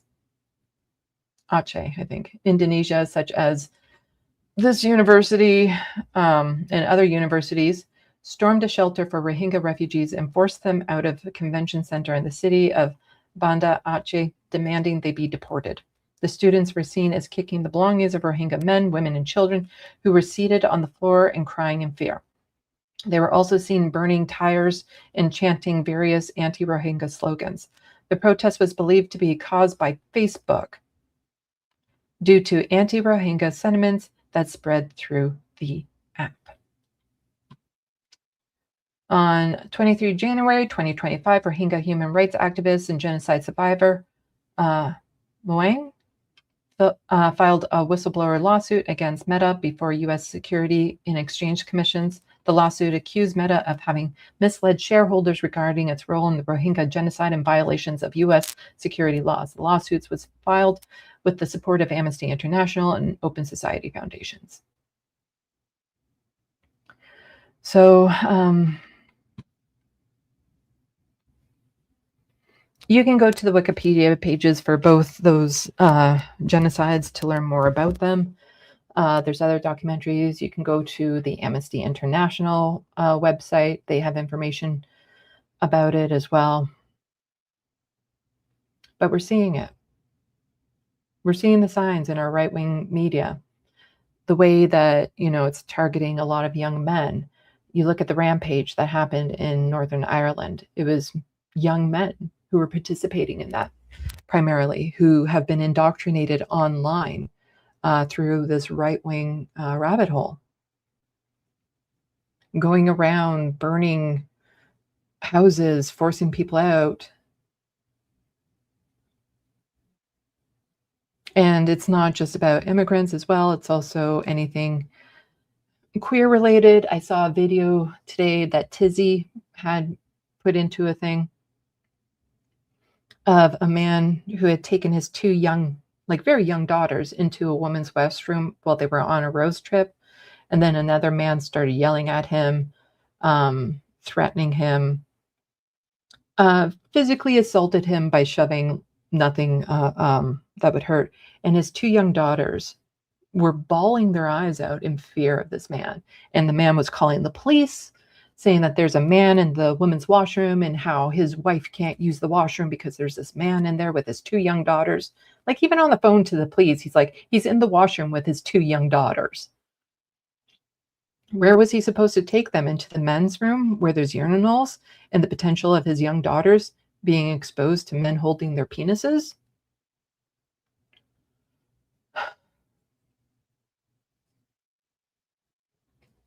But we're seeing these attacks get more bold. On trans folks, the genocide has already begun. In the UK, in the US, Canada. We're not safe here, especially if you're in Alberta. And that's the thing. When it comes to the Western countries that we always think of, like the UK, Australia, United States, Canada, several other European countries, they all share the same right-wing networks, the right-wing rhetoric, the right-wing influences. If we allowed this to expand, we won't be safe in any of those countries. And it's just frustrating to see this happening. But I don't think a lot of people understand what the most horrific outcome of this could be. Like an ethnic cleansing of all Western countries. It's, it's scary. Seeing this, I was expecting Star Trek Utopia by now. Visions of the future of, medical technology making it so nobody was sick, housing for everyone, farming technology for food, and, no more poor people or people going hungry. And those billionaires out there have the ability to make that future a reality. And instead, they're making these genocides possible. They're influencing them. They're promoting them. They're, what's the word? I think I saw it. They're instigating them. Oh, scary, scary stuff. So, yeah, sorry, not very uplifting this space this week. But please, on Sunday, I'll hopefully get back to my regular news live stream and try to get back into that pattern. I was in a whole bunch of vending markets recently. That's over with. So now I can focus on getting the TYT essay done. Oh my God, I need that done in the worst fucking way possible. I need it done. So yeah, I'm sure as I get closer, when the initial draft, the first draft is done, oh, you can be guaranteed I'll be telling all of you. But once the initial draft is done, it doesn't even mean that's close to being done, because then I still have to go back. And it's been so long, this process, that some of the stuff that I started with, I might have to change a bit and manipulate, or not manipulate, but actually update based on new information or information that's no longer relevant and all this sort of stuff. And so the second run through of the draft will go by a lot faster, but not fast in internet standards and the people who've been waiting on this for like the year and a half I've been talking about it. So it's going to be close to 2 years since I started this by the time it actually gets out. Hopefully I can get it out by my channel anniversary in November. That would be one way to ring in. I think it will be my 6th anniversary for my channel. That would be one hell, like 6 TYT essays for my 6-year anniversary release. Oh, but hopefully I can get it done before then, because I want it off my plate. So yeah, I want it off my plate. Done, so I can focus on my channel, clipping my live streams, getting information out there, focusing on my new YouTube channel for my art and stuff, and getting back to this. So if I become a billionaire from this, I won't be a billionaire for long, because I'm not keeping all that fucking money. I will do good with it. There's no reason. Like, once I have a house and I have, a nice cushion that I can always get a new car, I can travel, I can do everything that I want. All the money beyond that, why the fuck would I keep it? So yeah, buy my book. Help me become the mirror dimension J.K. Rowling. So the inclusive, non-turf writer that becomes a billionaire.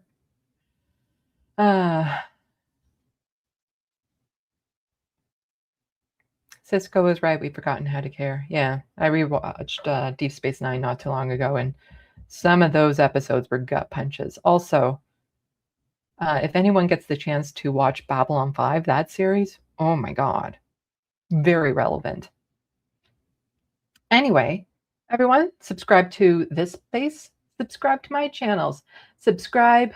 No, I won't become J.K. Sandee. It's never Silas.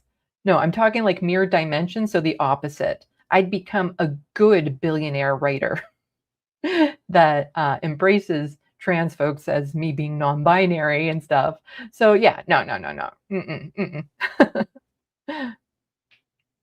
And then I wouldn't remain a billionaire for long, because I'd end up giving away a lot of that money or putting it into good causes. Yeah, subscribe to my channels. Follow me on all my social medias for Sandee Lovas and Left of the Box. Spelling. News live stream Sunday. And I think that's it. So Nicholas, everyone, give a lot of love to Nicholas for being the producer and putting up with all this. And I will see you all later. So, salut, à la prochaine. Thank you for watching and stay tuned. I'm Sandee, wishing your tomorrow is better than your today.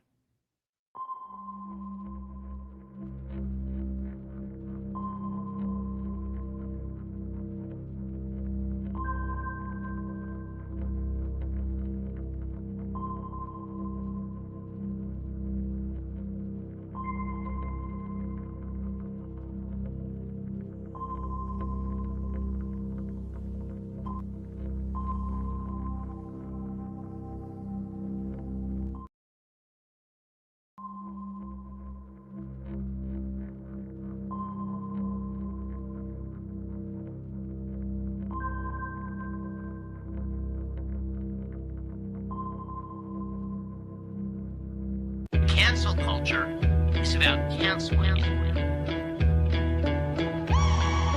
Up yours. Woke moralists. Up yours. Systematic bullying that's happening. And they believe that they did that. Cocaine.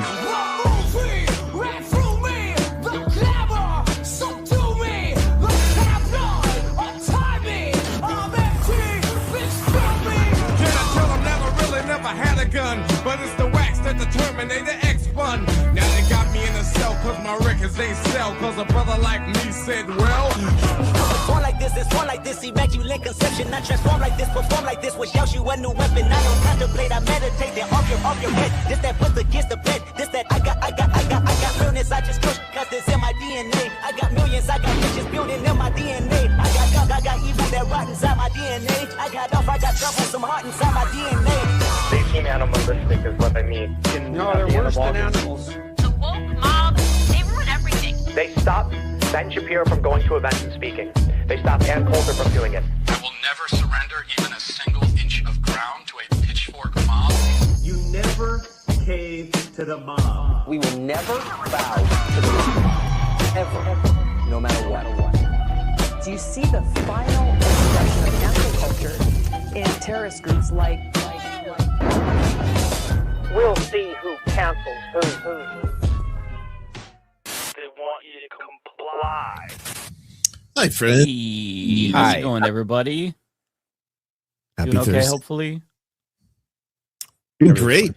Good. I'm happy to hear that. Apologies to everybody waiting for our tardiness. As you can see, we're all wearing black, which is because we came from Antifa headquarters. So, we're a little bit late. The meeting just went over and over, and we're finally out. So we're good now. So much class consciousness. It was unreal. Yeah. Big plans. I shouldn't say that. I'm joking. Because if something happens, you'll all see. It's the United States of America. Anything could happen. So I don't want to joke in that way, given the lists that they are now cooking up and putting leftists on. Did you all see that? So there's Hassan Piker, there is David Pakman, Brian Tyler Cohen, and then some celebrities like Jimmy Kimmel on this White House list of media offenders. I saw that. Yeah, I looked at that and I thought, damn, I'm in some ways I'm happy I'm not on it. It's a relief to not see my name there, but it's kind of a low-key diss because it's like I feel like I've earned a place on that list. And if you're going to march Hassan to the camp, thank you. If you're going to march Hassan to the camps, you better bring me too, because I've earned it. Okay, so I will want to be safely report it executed from too. Canada. I will let your followers know to make sure to follow with me and subscribe. Hit the bell notification. Yes, I will transfer ownership of the Humanist Report to David Doel in the event the U.S. government chooses to execute me with the other lefties. So I will turn it into the Rational National too. Yeah, and I sell the pills. Your pill business that you sell all your the supplements and brain force and stuff. I want to get the control of that. Absolutely. Nice. You'll take over all the businesses, all the crypto deals I have, my shit coins, all that, all the scams I'm running for sure. Yeah. Hell yeah. So, Canadians have a vested interest in making sure that the lefties are all politically persecuted just because you have a lot to gain from our absence. Oh, yeah, absolutely. Yeah. Awesome. So that's this week's news. Can we start with something really unsettling that I just came across and I feel like I want to share because I'd love to. I don't know what the hell's going on. Stuff. As weird as things get, I'm still very confused by certain things happening. Here, let me bring this up. So this is an official account. This is just so weird. Hello, is that Callista Gingrich? I'm Callista Gingrich, the United States Ambassador to Switzerland and Liechtenstein. The 2026 FIFA World Cup is just around the corner. 11 host cities in the U.S. are eagerly awaiting thousands of visitors for this extraordinary event. The FIFA World... That's what I'm trying to figure out. Is this real or is... No, listen, I promise you, for some reason, I am a Callista Gingrich aficionado. This is not AI. This is how she really talks, and I have more lore after this video is over. Yeah, yeah, I can confirm it's not AI. Together in a spirit of unity, fair play, and mutual respect. We look forward to welcoming you to the United States for this historic tournament. Is she just like a head on like a? Is she just a floating head, and they found a body to put her on? Like she hasn't moved at all. Yeah, that's incredible. Actually, I don't know how the human incredibly body does disturbing. Yeah, I thought I would share that with everybody. So, as one of her biggest fans, this woman is an icon. So, if you go through her social media, you're going to see pictures. And for those who don't know, Callista Gingrich is the spouse of Newt Gingrich, former Republican speaker. And if you go through her social media, she will post photos of herself and Newt, and every single time she takes the effort to put like a filter on her face and Photoshop out the blemishes, and you see this aura around her, but she doesn't do the same to Newt. So the juxtaposition in their photos is very jarring because you see this like haggard old man who looks like death, and then you see this woman who's very put together and prim and proper. And I want to show, like, I feel like I need to show you this. Let me see if I could get some pictures, because these pictures, yeah, they really caught me off guard before. I'm not sure if I could find an example, but just let me go through her media feed on Twitter, because if you know anything about Callista, that is not an odd video for her. It's pretty normal, comparatively speaking. It's probably the most human she's been. This tweet are hilarious. I'm just here. Let's go through some. These are just. I'm dying. Great video. You look absolutely normal and human-like. Be sure to join us for a peaceful and moisturizing World Cup experience. She looks like fucking shit. Get her off my screen. Why did you have an alien make this video? I guarantee this white bitch ain't never watched a World Cup match in her life. That's fair. Okay. That's really good stuff. Okay, I found immediately a ton of examples. I don't know if these are the best examples that I've seen. Hopefully I didn't like oversell it, but if you just go to her Twitter banner, you really see, oh, hang on, let me reshare. I'm sorry about that. If you go to her Twitter banner, you can see the #1 image, or the most prominent image, I should say, is of Newt looking real doo-doo-y. Fucking red ass nose, just looking all fucked up. Hang on. There we go. So like, okay. Look at how like deadly he looks compared to her. I don't know. She looks scary, though. That looks like, yeah, she looks like she's the killer in the movie. Like that's, yeah, like that's Slenderman. That's what I've come to understand. She's Slenderman. wearing a face. Yeah, I think that's a possibility. But just notice like the, how clear her skin is compared to his, right? No, no liver spots, no everything. He looks like a corpse. Yeah, he looks like it's possible he's her first victim, and we are witnessing. Maybe. Or the other way around. It can go in both directions, right? But then look at this. Like, she takes the time. Like, she's wearing makeup, but you can also tell that there's a filter here. Yeah, she's spent a lot more time taking care of herself than he has, obviously. But I mean, like, she didn't even bother to clear up any of the redness or the liver spots or his little turkey neck. Let me see. There was another one that I saw too, and they were in Israel, maybe? Oh, no. I don't know. But, you just see she takes the time to look good, where her husband looking very, very rough, I should say. Let me see if she does it with another woman. Yeah, she only Photoshops herself. It's just, it honestly is. In some ways, I respect it because, it takes effort to be that narcissistic. But she's committed, man. She's really committed. So I'm glad that people are learning about Callista Gingrich. It's a hard name for me to say for some reason. I'm part of the Callista Coalition. There are dozens of us, huge fans of her, who've been following her for quite some time. And yeah, man, I'm a big Callista head, so you all should join. I might start a fan club. I know two Callistas, Callista Flockhart and Callista Gingrich, and that was the other Callista I also knew. It's a very obscure white lady name. It's a very obscure name. I don't say it very much. I've never known a Callista, so I don't know. I keep fucking it up. I know Callisto. That's a good. That's a the good guy game from Twisted Metal, right? Callisto. Oh, is that the right name? Yeah, I was thinking of Callisto Protocol, the video game. Oh, but I don't that's know if another that's a game good reference. game That's actually. Calypso Protocol, I think. Calypso. Oh, I fucked it up. Calypso. Okay. Well, speaking of That's video fine. games, we have our first guest here. It's TTBN Gaming. How's it going? Oh, Hi, hello, it's me. what are the chances? Nice to have you here. We mentioned games, and then we had to bring you in. Maybe we summoned you by mentioning games, but nice to have you here, man. Thank you. I would have been here on time, but I was at the other Antifa meeting, but it was like for Black people only. Oh, no, that's a better one. Yeah, So we got yeah. DEI'd up over here. Also, I wasn't expecting to get blasted by Callista Gingrich. Green room? Our apologies for that. It's No, you it's know, fine. sometimes it happens. But Also, tell she's- everybody who you are and what you do if people aren't familiar with you.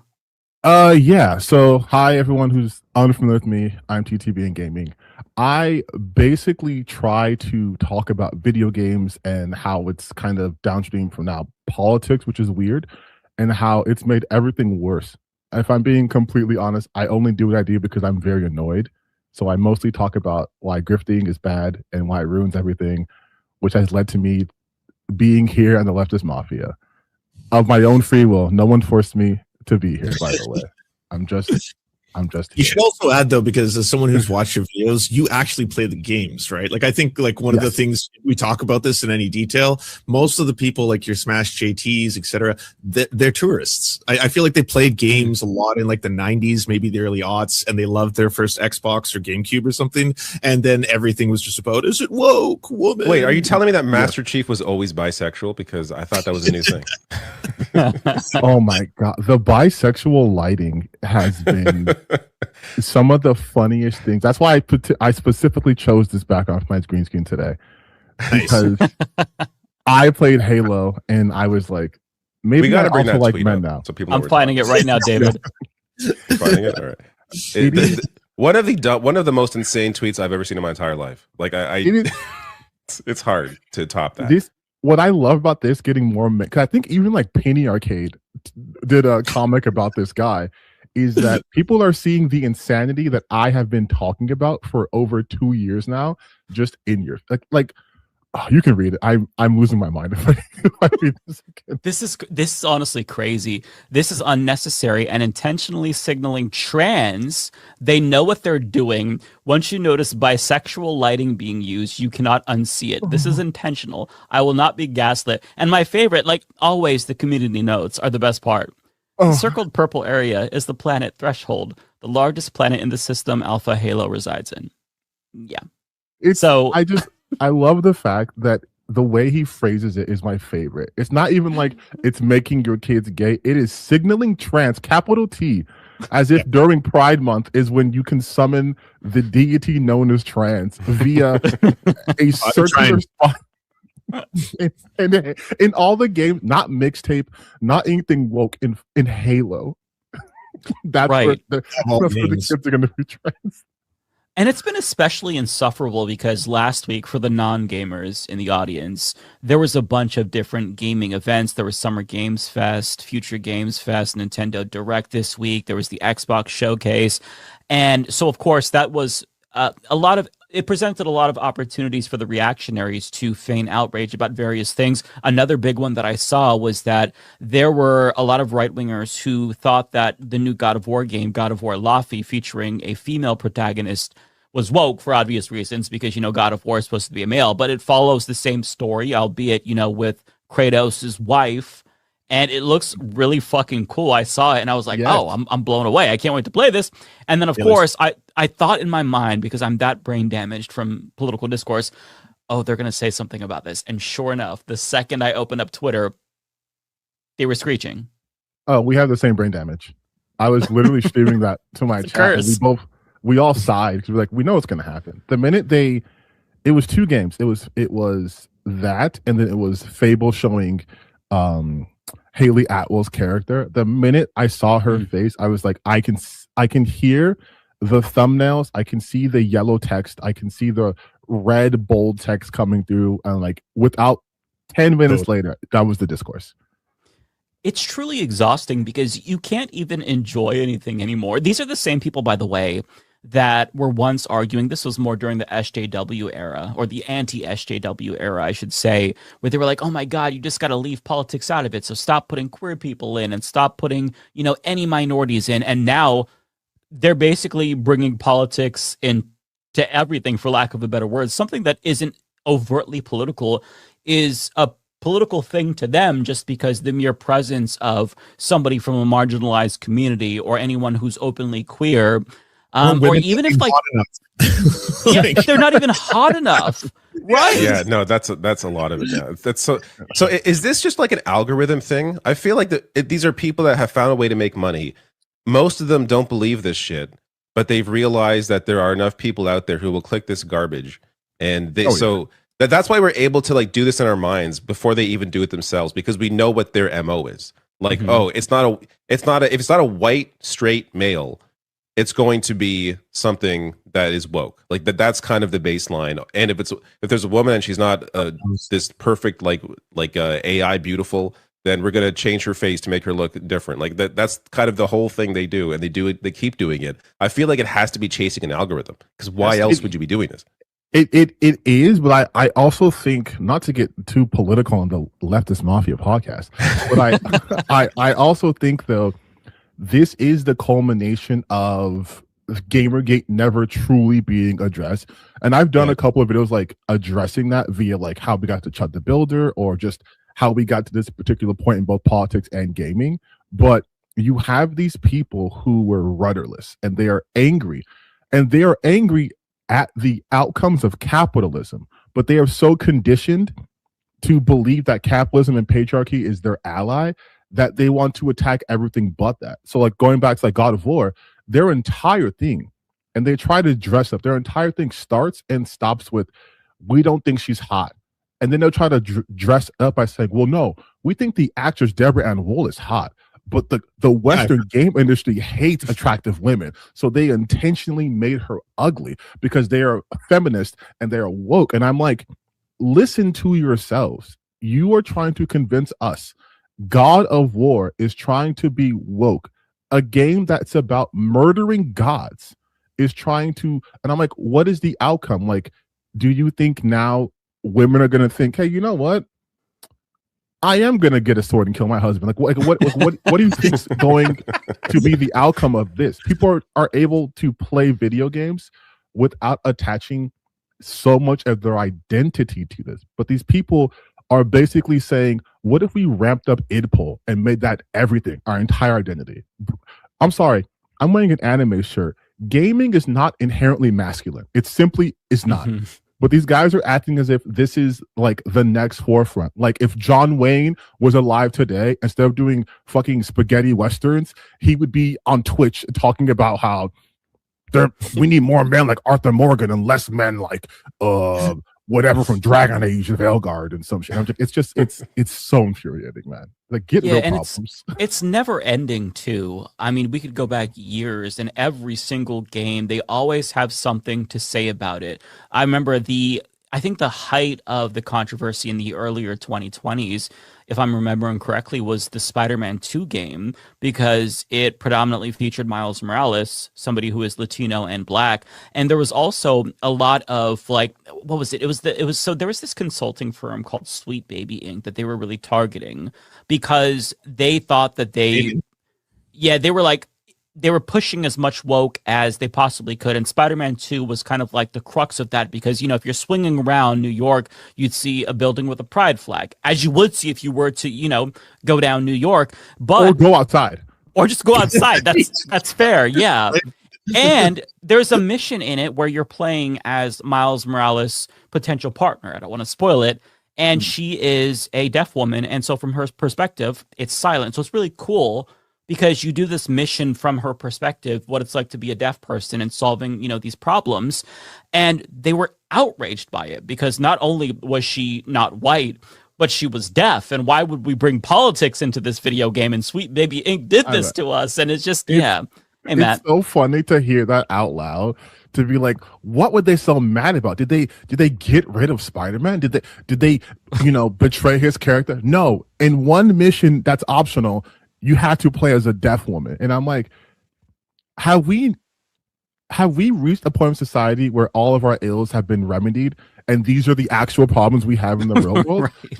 Or are we just so caught up in being mad about everything that objectively cool things, like, not to like that, sidetrack things, but going back to like Summer's Game Fest, you see our state of play, you see God of War, Lafe, you see her taking a sword, beating the shit out of people, doing aerial combat, which is more akin to the OG God of War than like the newer one.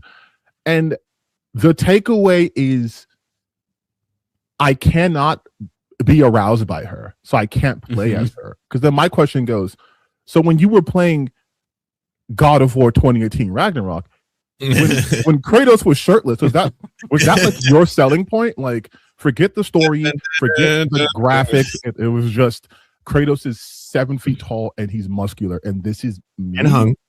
Or like a fucking Norse god, which is funny because he's weak. But I'm like, when you apply this logic to them, this is why a lot of them don't like me. I've gotten it from like the likes of like Asmongold. I've gotten it from Smash J2. Who cares? But like all of their disagreements, I'm like, I'm just applying your logic here. If you're saying you don't hate women, you can play as Bayonetta, and I'm telling you, you guys can only tolerate them because they adhere to certain markers you find attractive. You don't actually like women. Your counterpoint is, oh, well, you are just woke. And I'm like, okay, so we're not having any sort of conversation. I'm trying to tell you I can play all these games. You are actively trying to get this game banned, but you're calling me sensitive. Like it's Didn't we get like a taste of these people though? Like when what was it, the Stellar Blade outfit or something? There's some outfit thing where people sent videos of themselves in, and we got a real good idea of who this audience is, and they were all incredibly disturbed.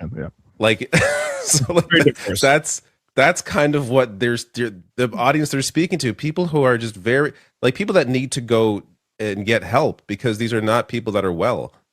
Well, I think also like teenagers, right? Like who else does that appeal to if you're just like women are gross and they suck and I hate minorities? Like that's probably not going to skew to people who actually have friends and like no. That's or divorced men also. Yeah, that's also true. Yeah. And I played cool. Stellar Blade after the controversy, like months after, because I couldn't enjoy it because it just I associated it with that. But when I finally played it, I'm like, how the fuck are they saying this game is censored? Like, as you're climbing up a ladder, the camera pans to her ass, and she is caked the fuck up. And I'm like, this is censorship?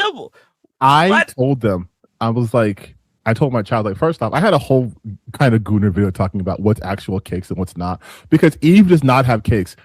Eve it's an illusion. Who has cakes is 2B, and I will stand by that. But the thing too is they focus so much. It's the same thing with like conservatives in America, right? Where it's everything is about being aggrieved.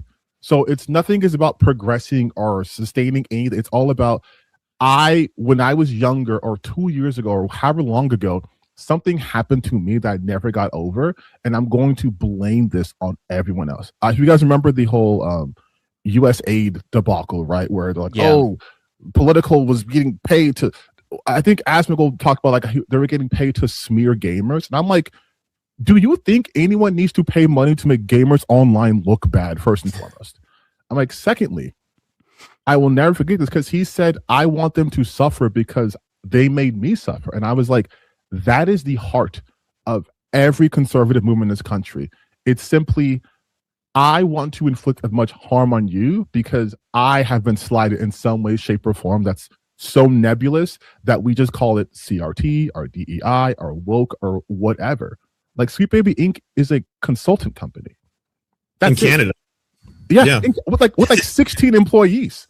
Yeah. And they got to make no final decisions on any games. No. Brought in, and it was just basically like, hey, can you advise us as to whether or not this is culturally sensitive? And that was the start and end of the relationship, and that was it. And no decision making at all. Yeah. And then they look at that and they go, they worked on a game that failed, or they worked on Suicide Squad, Kill the Justice League, and it failed. So it's their fault. I'm like, what about God of War? What about Spider-Man? What about the other games they worked on that succeeded?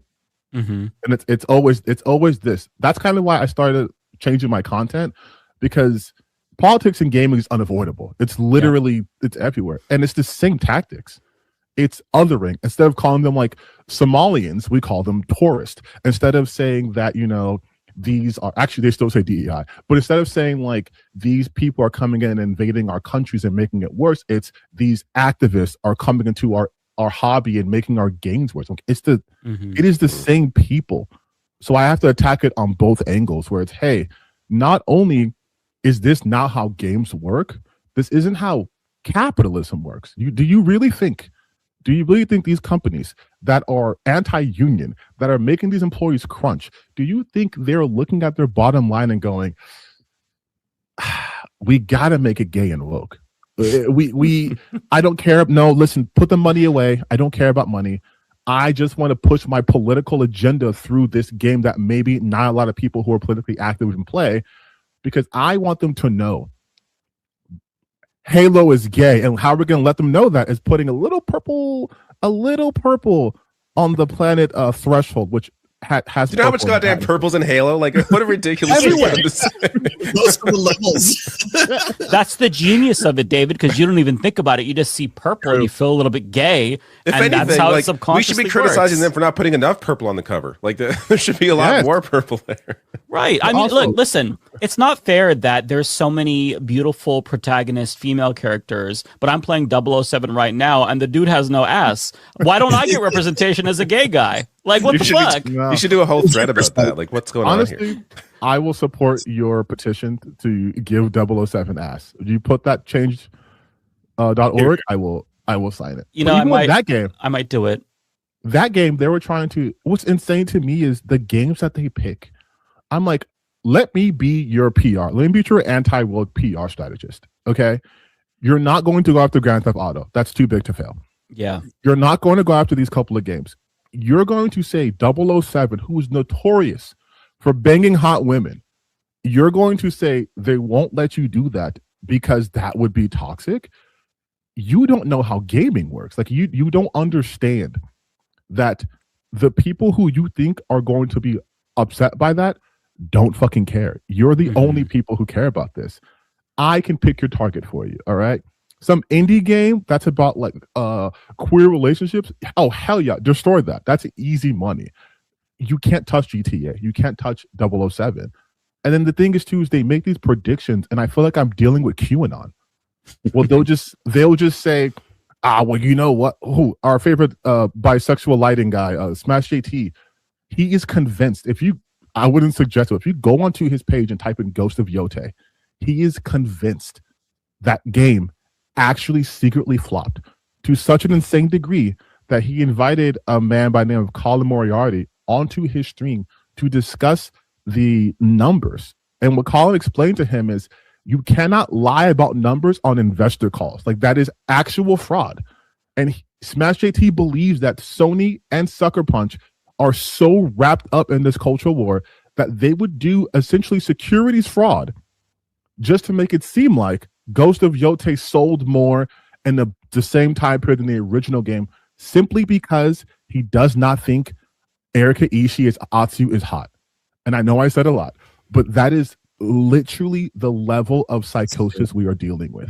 They think companies are willing to throw away millions just to win a made-up cultural war. And what's crazy is there's gradations to the level of wokeness, because like I remember the Ghost of Yotai discourse. And for those who don't know, that's a sequel to the game Ghost of Tsushima. Ghost of Tsushima featured a male character. Ghost of Yotai featured a female character. But I remember after Ghost of Yotai came out, you know, following the kerfuffle around Assassin's Creed Shadows, which featured a black male protagonist and a female protagonist, there was outrage because, you know, hey, it's a Japanese game. I should see a Japanese person. But the anti-woke crusaders did, I guess, like anti-woke revisionist history, because once Yotai came out, they were comparing the female protagonist from Shadows and the female protagonist from Yotai. They're like, well, this one's hotter in Shadows, so you know what I mean? Like, so I guess that it got the pass from the woke crusaders after previously being woke. It's like, it's brain rot. It is not woke. But that is the level of their praxis. It's simply, does this get me hard or not? That's it. Literally. If they find any character hot, they will defend it to its dying breath, unless they add. Do you guys remember? For the people who aren't aware, there's a game that came out called Kingdom Come Deliverance 2, which was being railed as like storyline. Yes. Yeah, and this was like a potential side storyline too. It's not even a main one. No, this is like they were toting this game as like, this is our return with the V, like RVTUR. Like, this is our game. This is what we're gonna have: white Christian masculine dudes in Bohemia killing people. And then they're like, wait, no, there's a black guy in this game and he's not being treated terribly. Oh, it's gone woke. Oh, Henry, through a series of button prompts that you have to do specifically, can end up kissing a boy. Uh-oh. I did those prompts. and they immediately, and I'm like, you guys, if the simple option of having a same-sex relationship is so hard for you to resist, once again, it is Pride Month. It is okay.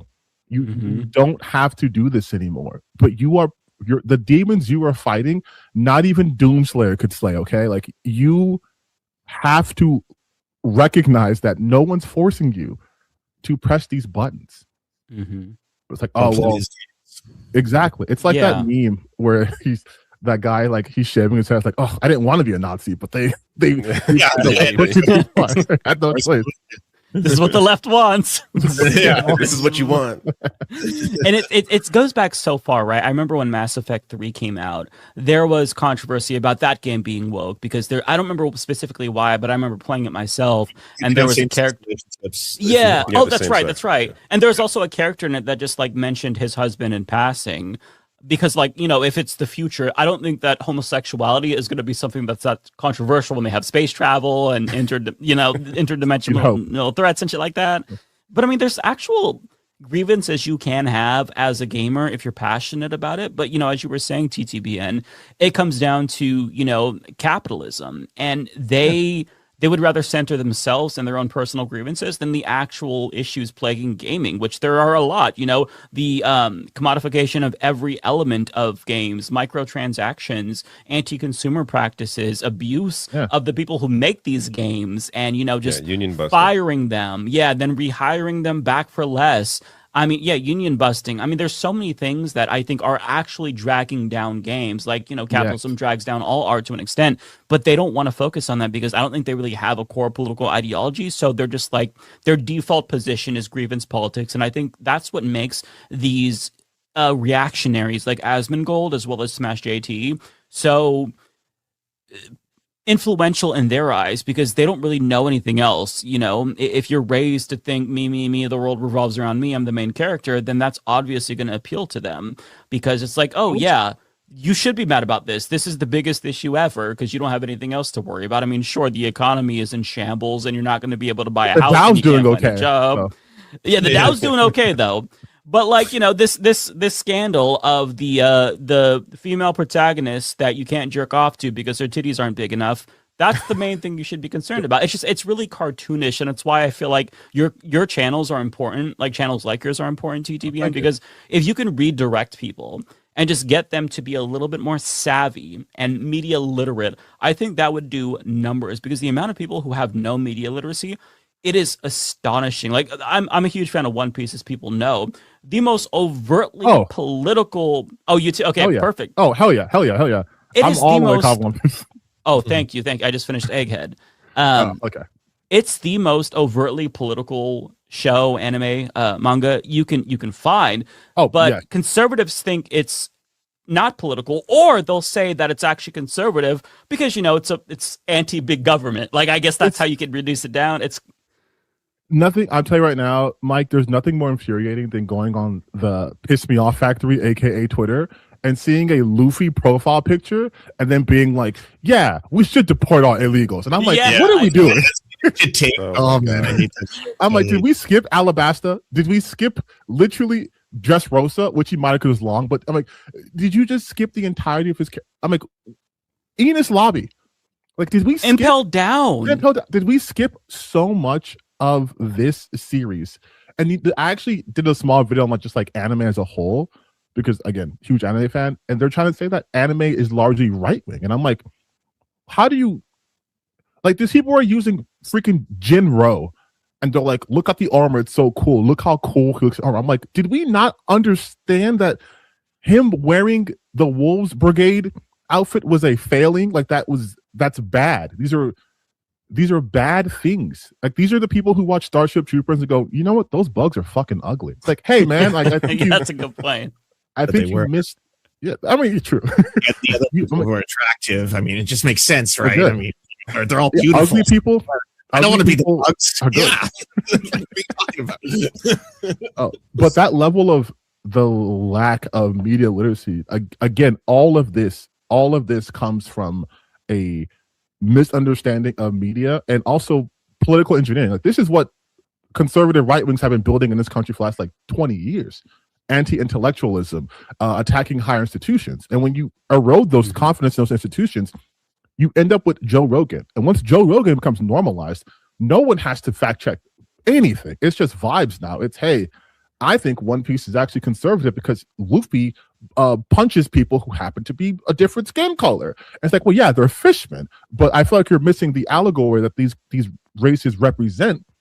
He's called, not giving spoilers, but like he is a freedom fighter. He's a liberator. You look at the real world, like real life revolutions are using the Straw Hats Jolly Roger. It's not the government putting out like, right? It's like you have these people who are just so intellectually uncurious. And what I want to do, like on my side of the field, because I know we all have our roles to play, right? I'm not the big video essayist. I can't, I don't have the attention span to sit down and like make a 5-hour long video like everyone else does. I can do the quick hits. I can get in the mud with them and do live stream and do reacts because that's my strength. But we're dealing with people who are so angry at both like the idea of intellect and also like people who are experts or people who know their shit that we get more pushback, and then they will support people like an Asmon. Right. I don't know if you guys saw Stephen Azor's video that he did on like talking to some of his fans. But I watched that on stream and actually started talking to somebody in my comment section who was a fan of his. And there was one point in the video in which they tried to compare Hassan and Asmon to essentially Socrates and Diogenes.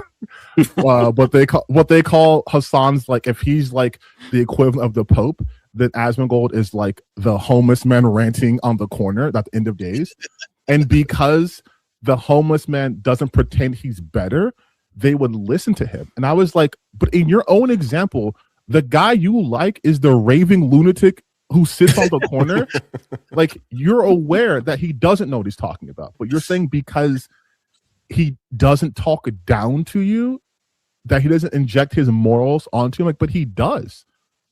You're just not aware of it. And I'm trying to tell you, when they tell you to be mad at these people because they think they're illegal and they don't belong, I'm like, they are in fact putting their moral stances onto their belief system, because that's how it works. You can't divorce the two. And I'm sorry that I'm not going to sit here and say, hey buddy, and hold your hand. I'm like, part of my job I do in like real life behavioral therapy, so I understand how to talk to people in certain ways to make it more effective.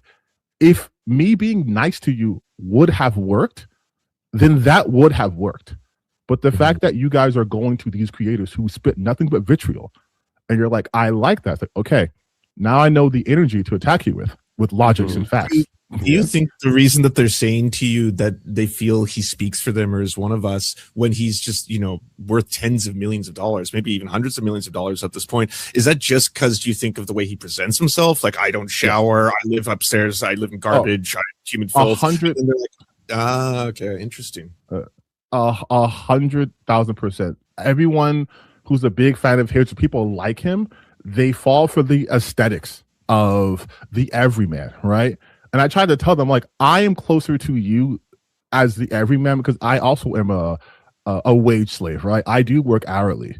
I am not living in granted, living in squalor, but like I don't have like a bunch of houses. I don't own, like, Asmongold is like what, the owner of 3 companies. He has his PC company, the OTK, and the talent company. Like, does that sound like somebody who's relatable? He went on a podcast with I think Caleb Hammer was talking about how they were trying to be humble for him, be like, so you must have a couple $1 million after taxes. And he goes, no, more, much more. And I'm like, that's the guy you're telling me is humble and one of you guys and gets and understands it. The guy who after taxes has so much money that when someone tries to lowball it and say like 6 million, he has to immediately say more. I don't have one of those millions. In fact, my bank account's mad at me. But these people that they idolize, they speak from such a distant position where it's, no, your problems don't have to do with the fact that we are under capitalism and all of your material conditions have gotten worse because wages have gotten up, things have gotten stagnant. Your problems are bad because illegal immigrants, and if it's video games, it's because of women. Yep. And they're able to just do that. And these people, again, are just so angry and rudderless that if you try to correct them gently, they push back so hard, which is why sometimes I tout in my videos just like, this is the dumbest person I've ever seen. Or I will go after the big ones too. And people call it clout chasing. I'm like, is that not in a sense what we all do? We talk about current topics. You talk about people and things that would get attention. So when people break it down, you're like, oh yeah, I see it now. It's only clout chasing when you do it when you're smaller, but if you're bigger and you still do the same thing, then it's not clout chasing. It doesn't make sense. People try to rationalize the shit that, I guess soothes them. But real quick, I wanted to cut in and bring in a real life video game character, the star of Stardew Valley, real life farmer. Kowalski from Nebraska is also here today. Hey, Kowalski, how's it going? You brought me on when the camera is pointed right at the sun. This is the way to hide your face. Awesome. I'm the second coming of Christ. I've been brought here to save you in Pride Month. No. Oh, thank God. Thank you. I thought that you were a nurse, with the halo, because Trump said his picture was, he was a nurse or a doctor. So I was like, hey, who's that doctor or whatever Trump said. Nah, I'm just aura farming, as you can clearly see. So you have like a router on the tractor. How is this feed so clean? And you're out in the field. I'm impressed. Because this is modern agriculture. This is I've got a satellite steering this thing. I've got computer programs running in here. Matt has seen the inside of my cab. He knows it's essentially mission control. So no way. I would pan it around, but if Matt, I you're move muted. my iPad, I think Matt's muted. Wow, I've been muted this whole time. I've been. Oh, you talking? I just thought you were quiet. Yeah, I thought I was just dominating the conversation. I'm sorry. No, I'm joking. I was listening in because I jumped in late, so I didn't want to just interrupt this conversation you guys were having about big God of War titties or something like that. I got no idea what was going on. Yeah, Kowalski, thoughts on the God of War titty situation? Oh shit, Kowalski, what up? Oh, what's up, Lance? God of War titties. Pro. Okay. Kowalski, you're really low. Can you fix your mic settings? I know you're. You might be able to actually bring them up. I cranked them up as far as I can. I think you just mic closer. Yeah, that might help a little. Pin this on my collar. Does that help at all? That does help. Yeah, a little bit. Yeah. All right, I could just grab it here later. I'm actually just about to turn around. So, look. Are you driving a tractor? Yes. That's so awesome. I mean, if you're gonna bring on an authentic farmer, you gotta have him a working class podcast. in action. Otherwise, no one's gonna believe he's a real farmer if he's not in a tractor in the field. It's actually all a green screen. Yeah, I was gonna say it's a green screen. He's just LARPing.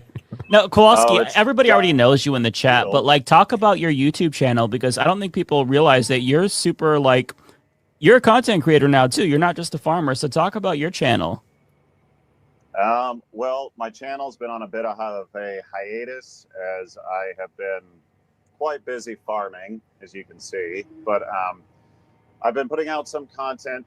Usually it's a little more political, talking about the current things going on in agriculture. And, just thinking about putting out a video now on some things is just what existential dread do I want to, start, just talking about? And it's I don't know. It's kind of depressing. You kind of just don't really want to be the drag on everyone, but I am here to make everyone depressed now. So, well, I mean, we're you might as happy well share your to perspective. we're happy to add to we the can chorus talk of more depressed about people. Video games. I mean, Well, I actually wanted to get your take on that because before you got here, we were talking about basically the reactionary culture in video games. And I'm not necessarily sure, Kowalski, if you are a big video game dude, but like part of this always kind of like relates back to young men who are grievance focused and not really having an outlet. And like, what's your take on that whole situation? I guess for me, like the only games I've played recently are like Rocket League, maybe Call of Duty or Battlefield, and that is solely just to play with my friends. Farm Simulator. My nephew likes it. My brother likes playing it with his children. I don't want to do this anymore that I already have. That'd be hilarious if you just go from your day job to walking inside and playing more farming. Just loves farming. And being upset how not realistic Stardew Valley is. Yeah, just complains about it the whole time. Oh, thank God, the trees. My eyes. I actually haven't seen the latest. I know there was a bunch of game trailers and stuff that got dropped.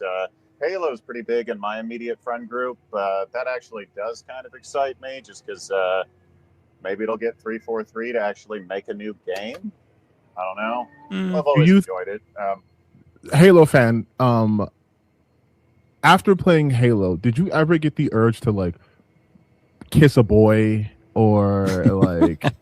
Because what's happening right now is the new Halo remake is causing people to to signal trans, but also because of bisexual lighting. So I was just curious if like the lightings ever hit you.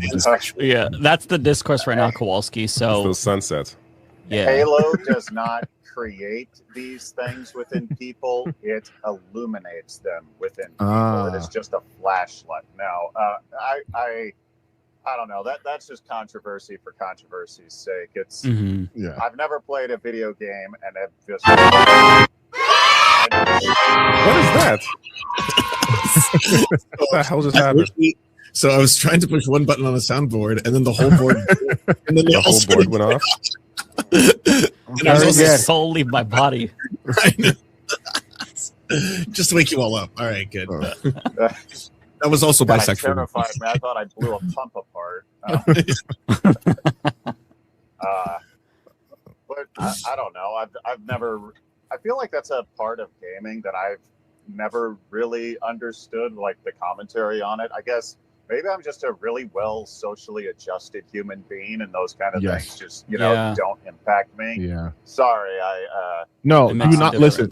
Don't ever apologize for that. I wish. I wish I never stepped into this. Well, and if you notice, these kinds of things, they only go one way, right? Like, there's nobody in the world is thinking Mike from the Humanist Report is going to turn straight after playing Stellar Blade. I mean, I was close, but nobody actually believes that.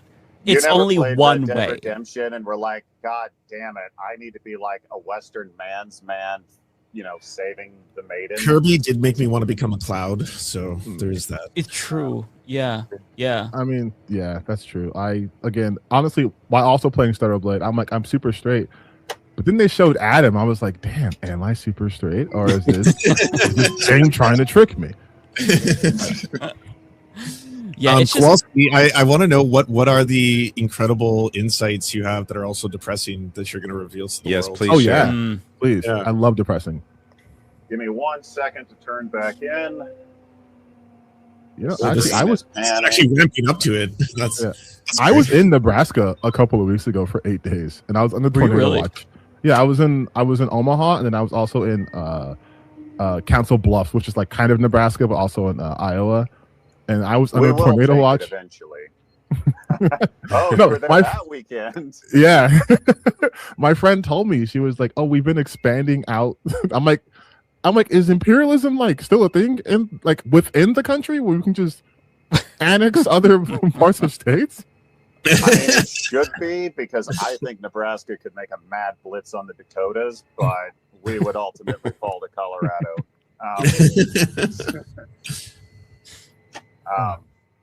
But I guess some of the farming news that's just coming out, it's just real depressing. You know, you got the screwworm, which is going to make beef prices go up, which is going to drag all meat prices up in North America. You're going to see El Nino is going to, it's probably going to create flash flood points all over the planet because there's just going to be that much moisture in the air because there's so much heat that the oceans are just evaporating that much. So big storms will pop up. They'll be more intense than you could possibly imagine. It'll wash crops away. There'll be droughts in a lot of areas. There's talks right now. We could see like a 5 to 10% decline in the monsoon rains because it has a reverse effect on the opposite end of the Pacific. So, and then on top of all of that, the man-made energy crisis / fertilizer crisis. Oh yeah, the average age of the American farmer is now over 60. A hardy group of people to weather the storm. And our working force is predominantly migrants, and we're at the lowest we've been since the 1980s, I think. So it's, I don't even know. We're not even doing nation building at this point. I think our society is just like on a death loop. Yeah. But once we get rid of all those illegals, then I can buy a house. So silver lining. That is true because That's what they say. no one left to enforce property law as society will be collapsing. Exactly. Right. I got my mansion story. Oh yeah. Yeah. Kowalski, a couple of months ago, I brought you on my show at the start of the Iran war, and you were like one of the few people sounding the alarm about how the fertilizer crisis is going to directly impact food prices, and you predicted like a 5 to 10% increase. And I feel like now people are catching up because we've seen a 5 to 10% increase across the board on groceries. And like, what is your glimpse into the future for us based on what's happening right now? Because for all we know, there's going to be another like 6 months or so of Donald Trump announcing a deal and then backing out. And it seems like once we burn through our strategic reserves of gas, then everything kind of just hits the fan. What do you think, like, given the state of things right now and assuming it's going to be this way, at least until the end of the year, because I don't see us reaching a deal anytime soon with Iran. What do you think do you think it's going to get worse? How does that look to you, just like from your farming perspective? Because I feel like a lot of people don't know about the impact war has on agriculture, not just like in the United States, but Iran as well. But like, if you could talk through how much doom we should feel, basically. So North America broadly will never run out of fertilizer. We are, as a continent, a net energy exporter, and all the fertilizer we basically use, we can do internally. There'll be some shifting that will have to be done. The private sector stuff is moving, so we won't have a shortage here, but we will have increased costs. So like, if you're in North America, if you're in like East Asia, you'll have the money to survive, but your price of food will go up. Central Asia and Sub-Saharan Africa, possibly parts of the Middle East, it'll be kind of like the Arab Spring. So, it'll set off revolutions essentially. Yeah. But the problem is, though, unlike the Arab Spring, now governments know that they have to crack down with force. So it will be very bad if it gets out of hand. And by all accounts, it's going to, because the one tool we had to mitigate something like this was USAID, and that's gone. Even if you brought it back now, the institution would take a year to reconstitute.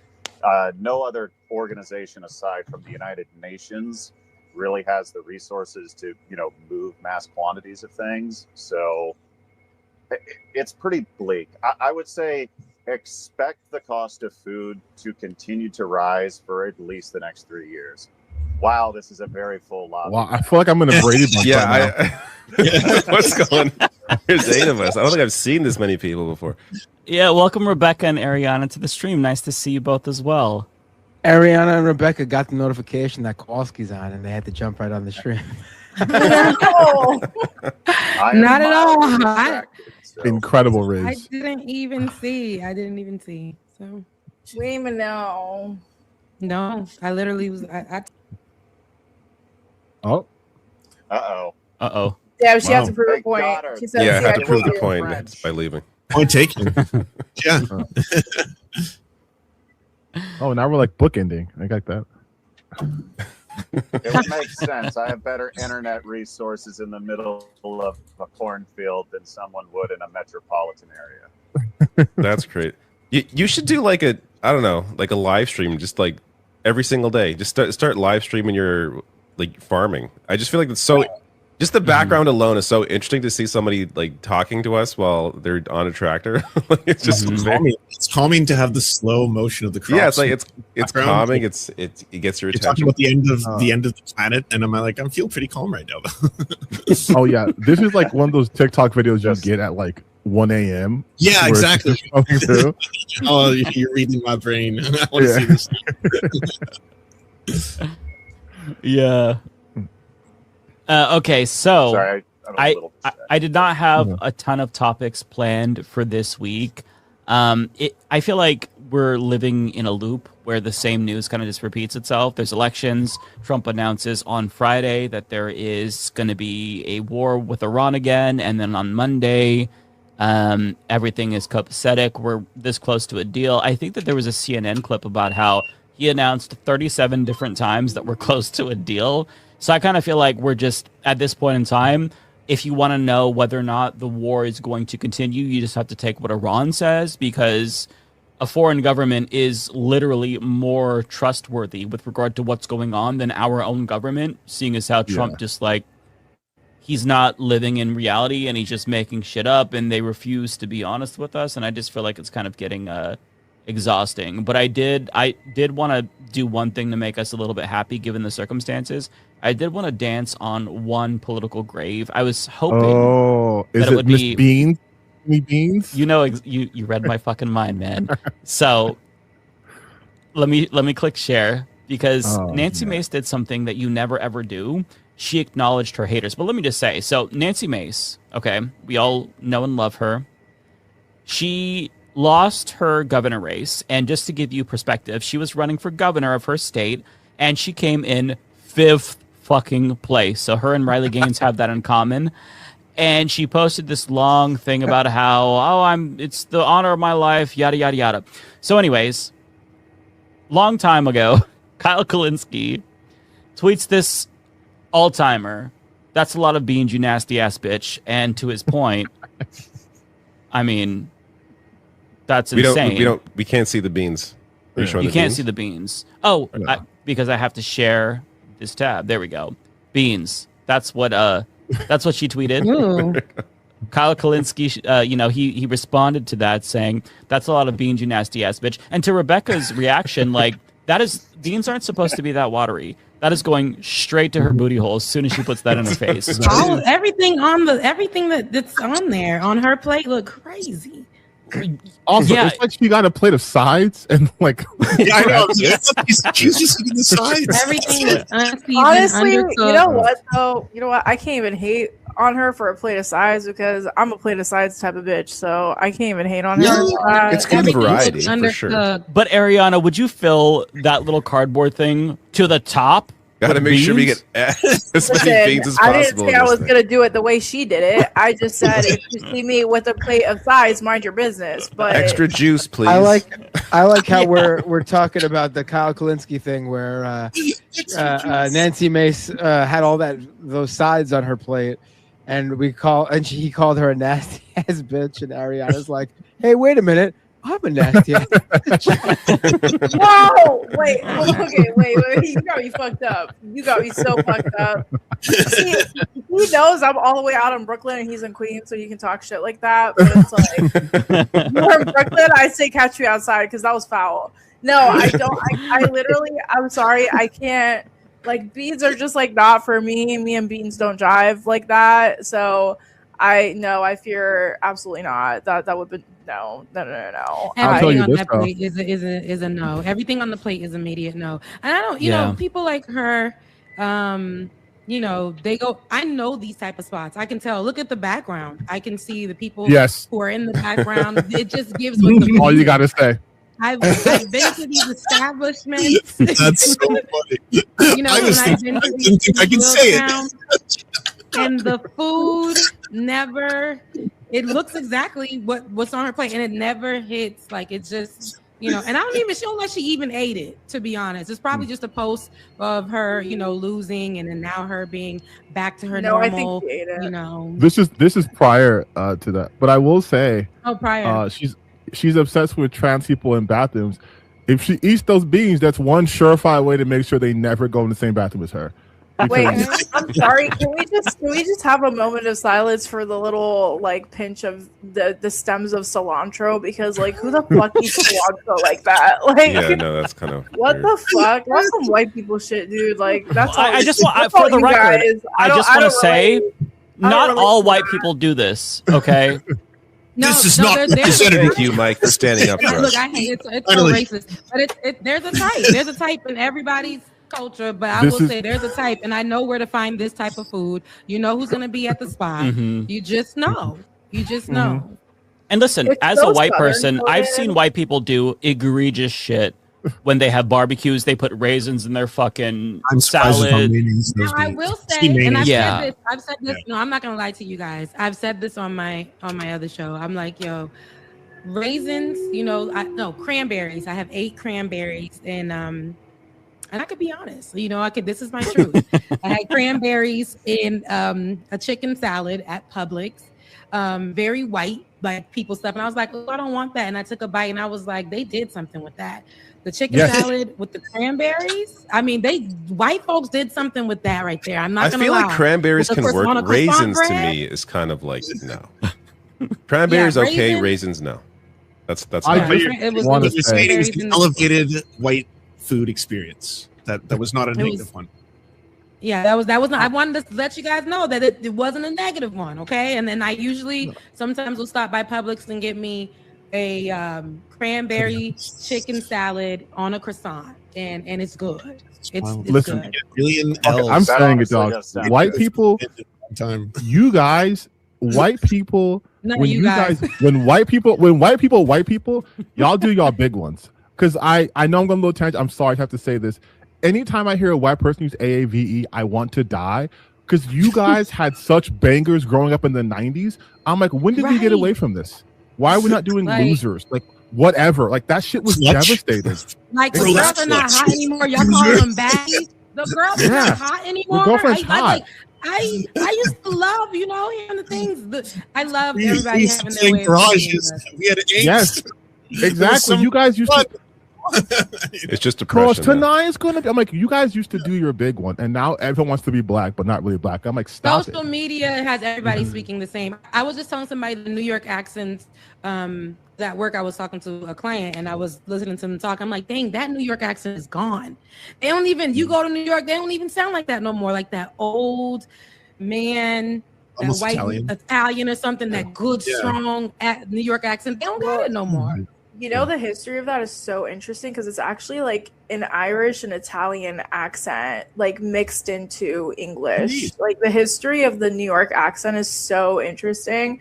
But no, there's still a lot of people. If you go to Staten Island, you can find a ton of them. It's not going. No, I'm anywhere. talking about. Yeah, see, I wouldn't. I'm not talking about going to Staten Island. Like when I lived in Brooklyn, everybody had their different New York accents. I love how went she's back like, up I'm there not talking a about few going to months Staten ago. Island. Yeah, not Staten Island. I'm not never going to Long Staten Island, not even Queens. But I'm saying, like, you know, like Hey, Matt has an accent. You live out in Narnia, dog. Like But- it's all you and Queens. That's all you. Yeah, but I don't hear it no Hey, more. I'm like the from only. younger I feel- generation. I'm the only legit New Yorker in here, right? Anyone else here born and raised? I don't think so, right? Hey, hey. No, but you have. Listen. but you I'm have an walking accent here. I too am also I'm walking. walking here. Hey, come Sir, I'm on. walking And when- here, okay? Cut And the when I hear malarkey. David and Lance talk more than like a Malarkey. few sentences, both of you guys have heavy Canadian accents to me too. I can hear like some words come out, and I'm like, oh, they're Canadian. All the courses I took to get rid of it too. You know, all the therapy I had to get rid of my All the boots and- American content I consumed as a child has not done anything. And I'm trying to train myself to say a boot in sorry, so that way I can maybe like blend in if I have to become an undocumented person in Canada if shit hits the fan still. I just say Crody a lot when Americans are going under. I just practice that. But I love accents. I hate that everybody's trying to sound like one thing. Like, I like when you meet somebody and they sound like where they're from. But internet has made everybody kind of talk the same in some way. We become more homogenous for sure. No, we become more black. Let's be real. That's fair. People have been using the word "unk" more than any of my black people like I've ever heard in my life. Like I've been called "unk," chopped. Which for me being chopped, I'm like, let's be real, come on. But I'm like, you hear these terms so much that you're like, it's kind of like when people do it like woke, right? Like things that I heard growing up, where I'm like, okay, the aunties and uncles are doing that. Now I have 15-year-olds going like, damn, Unc chopped as hell as AF. I'm like, AF? What the? You guys don't. I'm like, do kids not cuss anymore? What are we doing? Like, no, they don't cuss no more. They like, they don't. Well, not at least like they have words, special words that they use. Like the whole phrases that we talked about like last year when we were talking about what the kids say. I remember squibbity or whatever they were saying that was a thing that was curse words. They moved on from that. That whatever's on the internet now, they moved on from that. Now they're saying, now I hear the people saying, which I think is cute, you the birthday, right? But then have like kids coming up to say, you the birthday. And I'm like, I can't even hang no more. I'm so sorry. I haven't heard that expression before. Oh, it means like you're it. Like you're the one, you know? Yeah. It's all you have the spotlight. You have the floor. Listen, I want to tell you something. Being black and being like in your 30s, I'm like 36, is just the weirdest time of my life because I'm expected to keep up with every form of lingo for like my non-black friends, and I'm on like fucking Urban Dictionary. Like, what the fuck is what is all this shit? I'm like, I'm not young like that no more. I have bills. Like I go to sleep at 10 o'clock because my back hurts. I don't have time to be getting in this action and talking about that. Like I'm in pain all the time. No, I'm 36 too. I'm not in pain all the time. I'm grown, but there's just something I gave up on trying to like keep up with the lingos or keep up with the music. It's just seriously, I just don't like some of the music, and I like some of the music, but I don't like feeling forced to try to like consume everything anymore. It's just too much. Sometimes I'll just be like, let me go ahead and play some songs from the 2000s, and that goes for like I do that too. I'll play Rebecca. Britney Spears. I'll play like Jennifer Lopez from that time. I play all them songs from that time. Everybody, all the things, Aaliyah, everybody, just to kind of feel good, right? Because I can't consume the things on the radio right now or the whatever is playing right now. I can't. And like for me, it's not even really just about whether the music right now is good or not. It's more about how shitty everything else is, and I want to have nostalgia for like the 90s or like the early 2000s or something, like when things didn't feel so dire. I think we're all in this nostalgia trap though, which not to be like the leftist who brings down the mood, but here I am.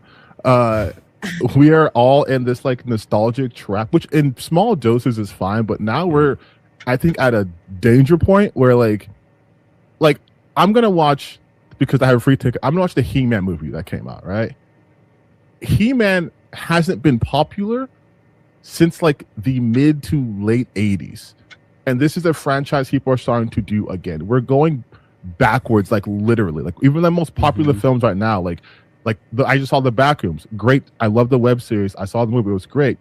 But these are places that are taking place in like objectively the 90s, the 80s, even the early aughts. And I think from like a art standpoint, we are doing ourselves a disservice because now we're not producing anything new. We are reheating the nachos of the past in order to give us some comfort, but it makes it seem more hollow because it's 2026 and like, here's another Star Wars rehash coming out. Here's a movie you saw 10 years ago back again. Yeah. I don't think that's us. I feel like it's I feel like it's everybody else wanting to recreate those moments to feel them. And when they I think a lot of millennials honestly are online and like, you know what, leave that alone. Why y'all touching that? Like we don't even want the remake. Leave that on its own. So that's kind of like, but I do understand like a point of what you're saying.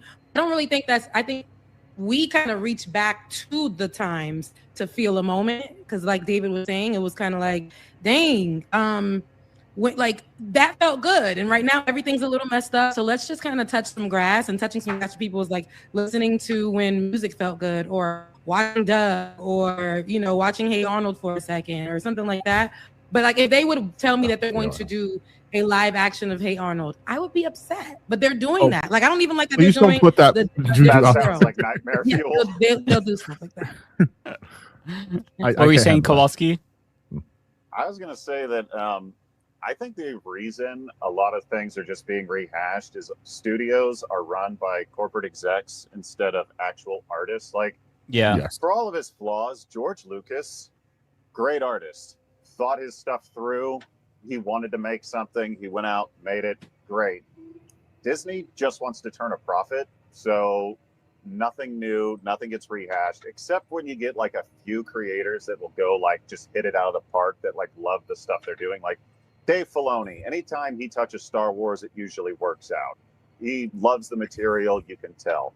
But anytime corporations decide to do a boardroom decision, it's go with nostalgia, go with a property we own. Oh yeah, and remember, we have to make something with this property because then it will keep the copyright going for an additional 75 years. So it's kind of just a way to maintain that. Plus, everything's being consolidated into like 5 media companies.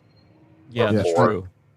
I think that's what I was touching on with the hollow aspect of it, where it doesn't feel like anything's progressing. Because like we can tell, it's been 5 years since this last movie. Well, if they want to keep the rights, they're gonna produce whatever. And like Disney's the perfect example, like you mentioned. I was actually watching, I think his name was Joseph Conrad, his videos about like the woke films, and most of the films talking about Disney was just live actions of things you've literally already seen. Some of them 1-for-1, like shot remakes. And I'm like, the only purpose for this is to revitalize an IP, but also be safe with it. And I think we've lost our edge when it comes to media as a whole, because even like bad characters aren't bad and like truly evil anymore. We're sanitizing so much. And I'm just like, if we're letting our art like die this way to commodify it, that does not bode well for our future, because not everything has to be digestible and clean and easy. And I'm like, but that's not, there should be some friction in some of the media that you watch. You should be challenged. I shouldn't have to have characters tell me, we're going to stop the bad guy because he's going to do bad things and I'm a good person and I only do good things. Like, I just think we're at a weird point. And the fascism doesn't help at all, of course. But we're just at this weird inflection point with like creativity, where it seems to be less about creating things and more about creating norms, like normalizing a lot of stuff. And I'm like, I don't think this is good, which is why there's a game coming out, we can kill Nazis. I'm like, okay, that's my speed. Yeah, we need some more of Yes. Yeah, we definitely do. I just wanted to go back really quick to the Nancy Mace before we get too far off, because don't forget about the beans. To put a little pin in that conversation. I know. Like, what was it? What was it about Nancy Mace? What she did? So she acknowledged the bean thing. Yeah, that's right. Bro, we're talking about beans again. We have to listen. She acknowledged the joke. We never moved past beans. We have to put a little pin in this conversation. So she actually acknowledged Kyle Kalinski's tweet by saying, "Some people expect me to be eating a pint of ice cream after my loss. I have other plans." And did you say pint of ice cream? Isn't it pint? Yeah, I said both because I'm like, wait, my brain. I was trying to remember, like, is it? I was wondering, like, maybe different parts of the U.S. say it differently. That's why I was. No, I just fucked up. No. My brain fucked up. Okay, Mr. Canada. Yeah, right. But if it makes me seem more Canadian, then I will. Well, we don't use pint at all, so that's why Okay. But yeah, so she acknowledged that, and this is not representative of the beans that she ate, because it would be overflowing and more watery. So I just had to put a pin in that, so that way everybody knows that Nancy Mace knows we all think she's a freak for eating a shit ton of beans. So how did she? I don't follow this stuff as close as I used to in terms of like the right. Like, why did she lose so badly? What happened? Why is she not popular? Donald Trump endorsed. Donald Trump endorsed somebody else. and that was She's its not crazy own- enough for him. Well, I think she might She be too talks crazy too even for much. Donald Trump, right? She talks too much, and this is not at all a joke. She talks too much about the victims of sexual assault. That was honestly it. That was actually a lot where she's like in between the transphobia. Oh yes, Nancy Mace, the big I know. women's champion. Like, what are you talking? Like, Yeah, I know. That's why everyone was always just like, you were supporting the pedophile in chief. What are you talking about? This guy that's is insane. The king of the pedos. He's your guy, but yeah. By the way, I heard that like you said, she came in fifth. I heard she came behind someone who's never held office before, like in voting. Like she was that bad. She really got her clock cleaned. It was humiliating for her. And the worst part is she kind of had a crash out after Trump endorsed somebody else. And she shared AI generated pictures of her and Donald Trump doing like a thumbs up saying Trump did not endorse this woman. I don't remember her name. And there was like a little community note saying, yes, Donald Trump did endorse her, because she was trying to pretend like Trump had endorsed her. And you could tell she was having a mental, like, I mean, she's been having a mental breakdown, but she was really like, this was the peak of her mental breakdown after Donald Trump chose to not endorse her. But she should have anticipated that, because she was opposed to the Epstein files being kept secret. She voted with Democrats to release them. So of course you're going to be persona non grata, because he is in the Epstein files. What did you expect? Just to like expose his pedophilia and then him be like, sure, come on to the fucking governorship. No. It's also so crazy though. Like, first off, girl, stand up. Like, why are you AIing Donald Trump endorsing you? But on top of that, it's kind of what we're talking about earlier. Like, these people are in such a delusional space that they have seen Trump throw people under the bus time and time and time. Like, there's a reason why his current VP is not still Mike Pence. Spoiler alert, because he had a lynch mob coming after him at the behest of Trump during January 6th. And these people continuously tie their fucking wagon to this guy. I'm like, he will at any moment. Pam Bondi, gone. She has cancer. Bye-bye, gone. He has done this to literally everyone close to him. From the last administration, there's almost no one there. And he has a whole new group of sycophants. And they do this time and time again. And it's like, at what point does it become enough for them where you're not going to maintain this power because you won't even be in this cabinet longer than a year and a half? So you won't even be able to benefit from all this stuff. That's all they need. That's just the boost, right? Like then you just go on to doing Fox News or some oil executive lobbyist or some other shit. Like, Dan Bongino is a fucking podcaster, and he was the assistant deputy to the FBI, and now he's back to podcasting. And I'm like, and we just let this happen. Like, that's it.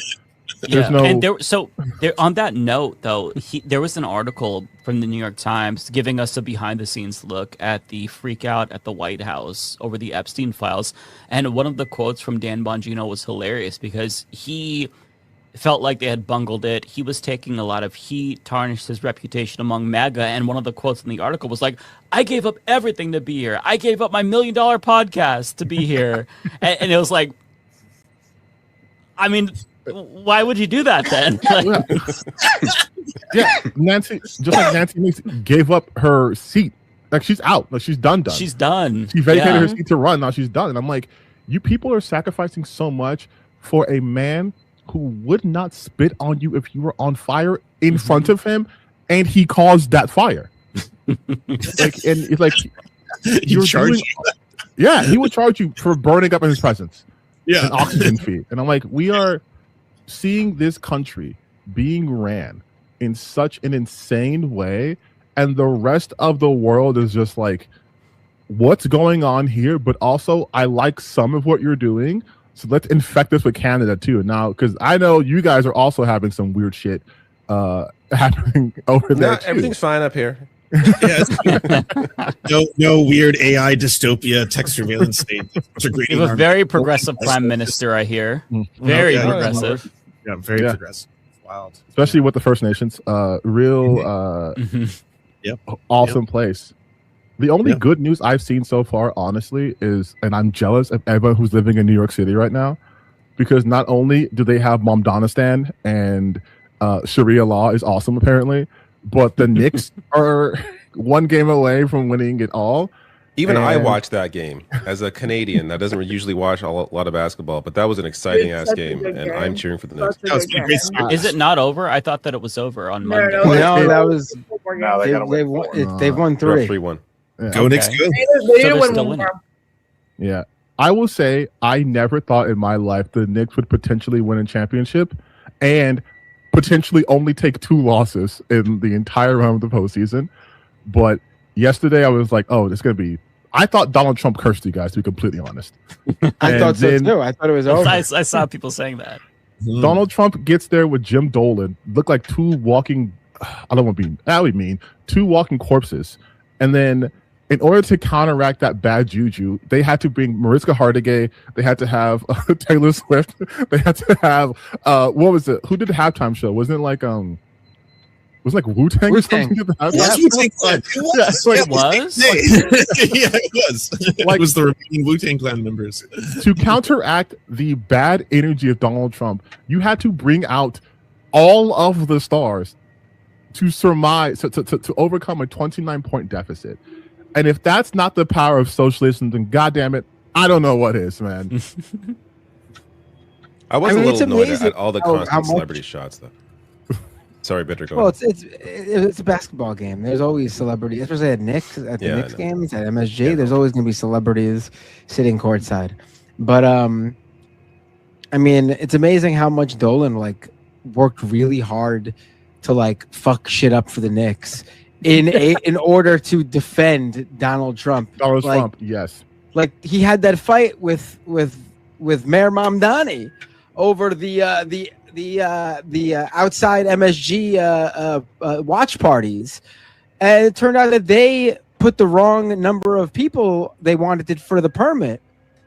But like it was obvious the whole thing was Dolan going out of his way to like try to prove to people, because like people were blaming Trump for all the issues, all the street closures, all the people who had to be rerouted somewhere. There was no watch party the day that Trump came because they didn't want anyone, like all those streets were closed for Trump. And so people were blaming Trump, and Trump obviously doesn't like that. And like Dolan was trying to like cover for him, acting as if like that wasn't for Trump, because look, it happened for the game Trump wasn't at. And it's Mamdani and the NYPD's fault for closing these streets that, you know, had nothing to do with Trump, as if like people didn't watch 13 games worth of clips already of people outside MSG with no street closures. Like they really do think people are stupid. Like they really do think they can just wipe people's brains like Men in Black style. Like you did not just see thousands of video clips of people cheering for the Knicks 13 games prior directly outside MSG while watching the big screens we had set up outside MSG with open streets and people literally climbing on top of the subway station signs and jumping off. You didn't see all that. The streets have been closed the entire time. It wasn't Trump's doing. Like, it is insane. AI. It is insane. It is insane. And for him to get there and fall asleep too, like that's got to be Yes. insulting. I don't follow this, but goddamn. To be, first off, to be in Madison Square Garden is like every basketball fan's dream. Like, listen, I am a Los Angeles kid. I'm a Lakers fan, but everyone knows there's certain arenas you get hyped to play in. Everyone gets hyped to play in MSG because everyone's star is going to score 60 points on the Knicks. That's just what happens. But everyone's hyped to play in MSG. It's one of the meccas. You also have like the Rucker up there. Like you have a lot of culture in basketball up there. And so for Donald Trump, and for me, honestly, I'm going to be a little bit more salty about this because even though he's a Knicks fan, I don't think he went to any of the Knicks games prior to the finals, at least in person. But there's a cultural moment happening there too. You're seeing a level of legitimate unity happening in the place where just a couple of months ago, they were trying to tell everyone that having a Muslim mayor is going to cause Sharia law. It's going to cause all this chaos. And not only has he like fulfilled a lot of his promises within like fucking 3 weeks compared to Eric Adams, who was like, oh, I'm going to Tehran because I love New York so much. You had him do things for the public. Like, I believe, you can correct me, I think he's funding like libraries, or like there's like lowering the cost to a lot of other things there for regular everyday people. And then on top of that, his mayoralship has galvanized the New York Knicks to do something they have not done in 53 years. Like, everyone is feeling good and great. And the reminder that we can't even get away for a second from this bullshit administration because they have to plaster their face on every part of American culture is fucking annoying. And then to go to sleep while you're there too is like, what? And they lost. like the one game. The one game. You could they can't even argue, oh, the Knicks lost the next game too.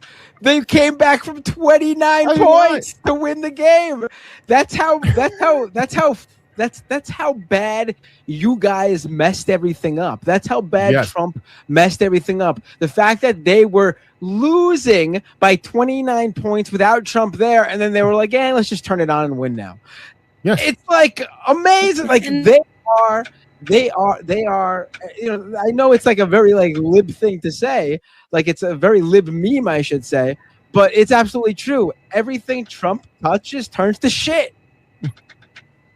That's true. Avery Wilson was the person who was singing the national anthem on the night that they lost, and so while he was singing, everybody was booing, but of course they weren't booing him. He put out a video saying that he was well aware, and so was Madison Square Garden. They were like, it might be that type of vibe, and but I love that, you know, him being a part of that viral moment.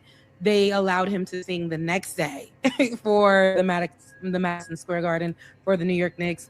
The next day, so he was able to sing the next day and kind of get that off his back, because don't nobody want to be attached to Donald Trump and his juju being in the arena and making, you know, bringing all that bad energy, because it wasn't supposed to be centered like that. Even after the game, New Yorkers were wild. Now they always wild, but I just feel like that energy outside after the losing game to, you know, versus the next day with the winning game or the next game with the winning game, and how it was just so different. Donald Trump trying to center himself around every single thing, having the glass all around, having like security, and then people try to combat that by saying, you know, you ever look at Barack Obama sitting front seat, like they, you know, that's bad, but it's like he didn't come to disturb the game. He really came to watch and enjoy the game. So it just always and is. He wasn't president then. Yeah. And he wasn't president then. And he wasn't That's president.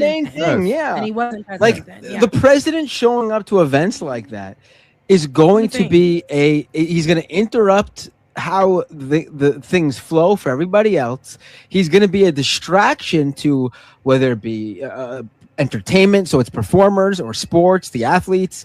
It's just the facts. So a lot of times a respectful person would just be like, if I'm going to be a distraction or I'm going to be an inconvenience and it's not necessary for me to be there, like it's not an event where I need to be there as a head of state or something like that, then I'm just not going to fucking go. But this guy puts himself everywhere. Well, Matt, I will say he had to be there, so he had an excuse to not go to his son's wedding.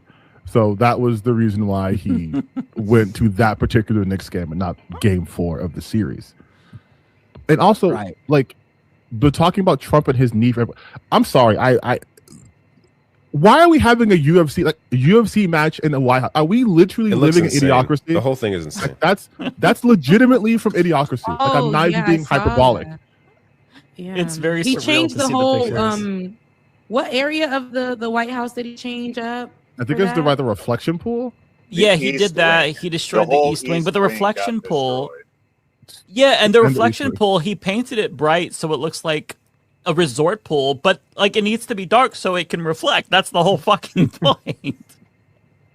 But if there's nothing to symbolize this entire administration better, it is the fact that he's going to the White House, destroying it to shape in his image at the cost of literally everything. Mm-hmm. There are people talking about, like, first off, it's going to be the middle of June. Joe Rogan is concerned. Joe Rogan is concerned about the security and the heat, and the fact that this is outdoors, because you don't do UFC outdoors, you do it indoors. The fact that they're going to have so many people there means that lots of security, or they're going to have to limit who can be there. And then it's like, maybe I'm an idiot, but I don't think you're allowed to do commercial enterprises from the White House. Like, I think there's like a whole rule about that, and we're just violating it to feed some guy's ego. Oh, he's violating. Sorry, I don't really know why we're talking about rules anymore here. Like, I fear that. That's true. I think that what's going to happen is it'll be a disaster. All the fighters will get eaten by bugs. Everybody will have mosquito bites. And then he's going to come out with a press conference saying, this is why we need the ballroom. Look at that thing. This is the ugliest shit I have ever seen. It's also supposed to rain heavily, so I'm really curious how that's going to work if that happens. Because if it's blowing, that thing's not going to, like, if the rain's blowing, it's not going to go right through. This is Don't crazy to forget, see. he did say that they might be keeping that canopy there, kind of like how the Eiffel Tower is still in Paris. Oh, yeah. Yeah, he wants to use it again, apparently. Honestly, fuck it. I'm for it. Keep it there. So that way the normies are like, all right, fuck this guy. Now it's official. I'm pissed. Because it seems like the thing that really broke through to, like, I don't know, maybe the traditional conservative leaning normies is when he destroyed the East Wing. Because, you know, they're the people who are traditional. They're the ones who, they don't want things to change. So when they saw that, they clutched their pearls and was like, oh, this is our institution. And, you know, maybe things have to get worse before they get better. So if he's going to leave up that monstrosity and it makes people see him as a demon, I'm for it at this point. I feel like, you know, but does it though? It's a small price to pay. But does it make them? I think that we've passed. Yeah, that. it's hard to say. We really want them to think that, but nobody. Yeah. All American people are not like making a ruckus about their sweet White House. If this was any other president, if this was any other administration, they'd be like, you know, that's an abomination. Like that is the worst of the worst you could do. You know, we're Americans. We shouldn't be, you know, destroying historical landmarks. But it's Trump. Like things that we think that they're going to be rallying out, you know, outside about, they're not. Because what he did, they should have been upset about. That crap he did at the, you know, at the correspondence and everything that he's been doing. I mean, yeah. Like they should be upset, but we haven't seen any of them, especially with these people who claim to be like patriotic, and I don't see none of that when they're messing up these landmarks that are supposed to be American, you know, America. They're landmarks. I don't see none of that. It ain't patriotic people do not support Trump. Only blind nationalists. Christian nationalists, because they are neither Christian nor patriots. Patriotism is far different than nationalism. Yeah, it is. They are white nationalists, but you would think that they would, like, with all this talk about, you know, this is our country, we can't. They're the same one that scaled the Capitol. We have to remember that this is in them, right? They're looking to start this trouble, and like with all this good that Mamdani is doing in New York City, they like Donald Trump really wanted to come and steal the moment. He really wanted to come and take that moment away, like you were saying, you know, from Mamdani, because he right now all the good that's being done over there in Donald Trump's city, right? It's like nobody gives a damn about him. He hates losing. He hates not being seen. He hates not being felt. You're president. This is the mayor of NYC, and jealousy and all of this, and you went over there and tried to be something that you are not. It's not a competition, you know. There's this, but here everybody is just saying, while this good is happening with this leadership in New York City, Donald Trump and friends are pushing out so much xenophobia, pushing out so much lies, all the stuff surrounding him, and a lot of the patriotic or the nationalists, the people, they're speaking up so much and wanting to go and oppose him, like leaving their cities to go oppose that. But Donald Trump is over there at the White House, you know, just turning it into another one of his places, his hotels or whatever the fuck. Like it's I really hate what's going on. I always hate what's going on, and that's why I go back and listen to the music from the 90s and the 2000s because that's the only one we can get. It is. Yeah. Yeah, it's comforting, but I'm also curious because the part of my brain that won't shut up is like, I have seen the aftermath of the Knicks winning, people getting a little too rowdy, right? Like, we've seen that in all sports. It happens across sports, soccer, basketball, football, what have you. But my brain goes, there's no way they aren't going to try to use this as a way to say that Mamdani can't keep the streets clean and safe and try to have like the National Guard come in the second the Knicks win, right? Or after they win.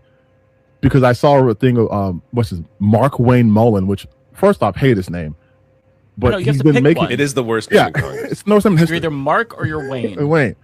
But he's making comments that like read between the lines. He's like, yeah, he says something along the lines of he doesn't get along with Mamdani and he hopes the people of New York will like pick a better leader.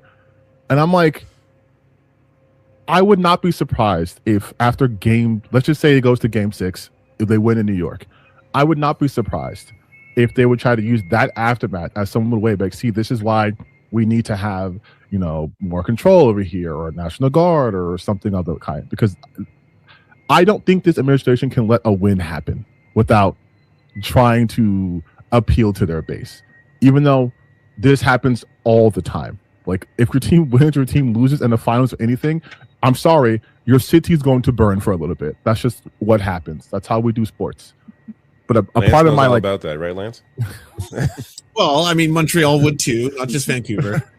He's making fun of the fact that the 2 times that our city is rioted full on. You need police gear with it's because we lost the Stanley Cup twice, and that's the 2 riots in Vancouver have been bad. Outside of that, it was a race riot against Chinese people. But after the race riot against Chinese people, it was 2 sports riots. what a caveat. Yeah.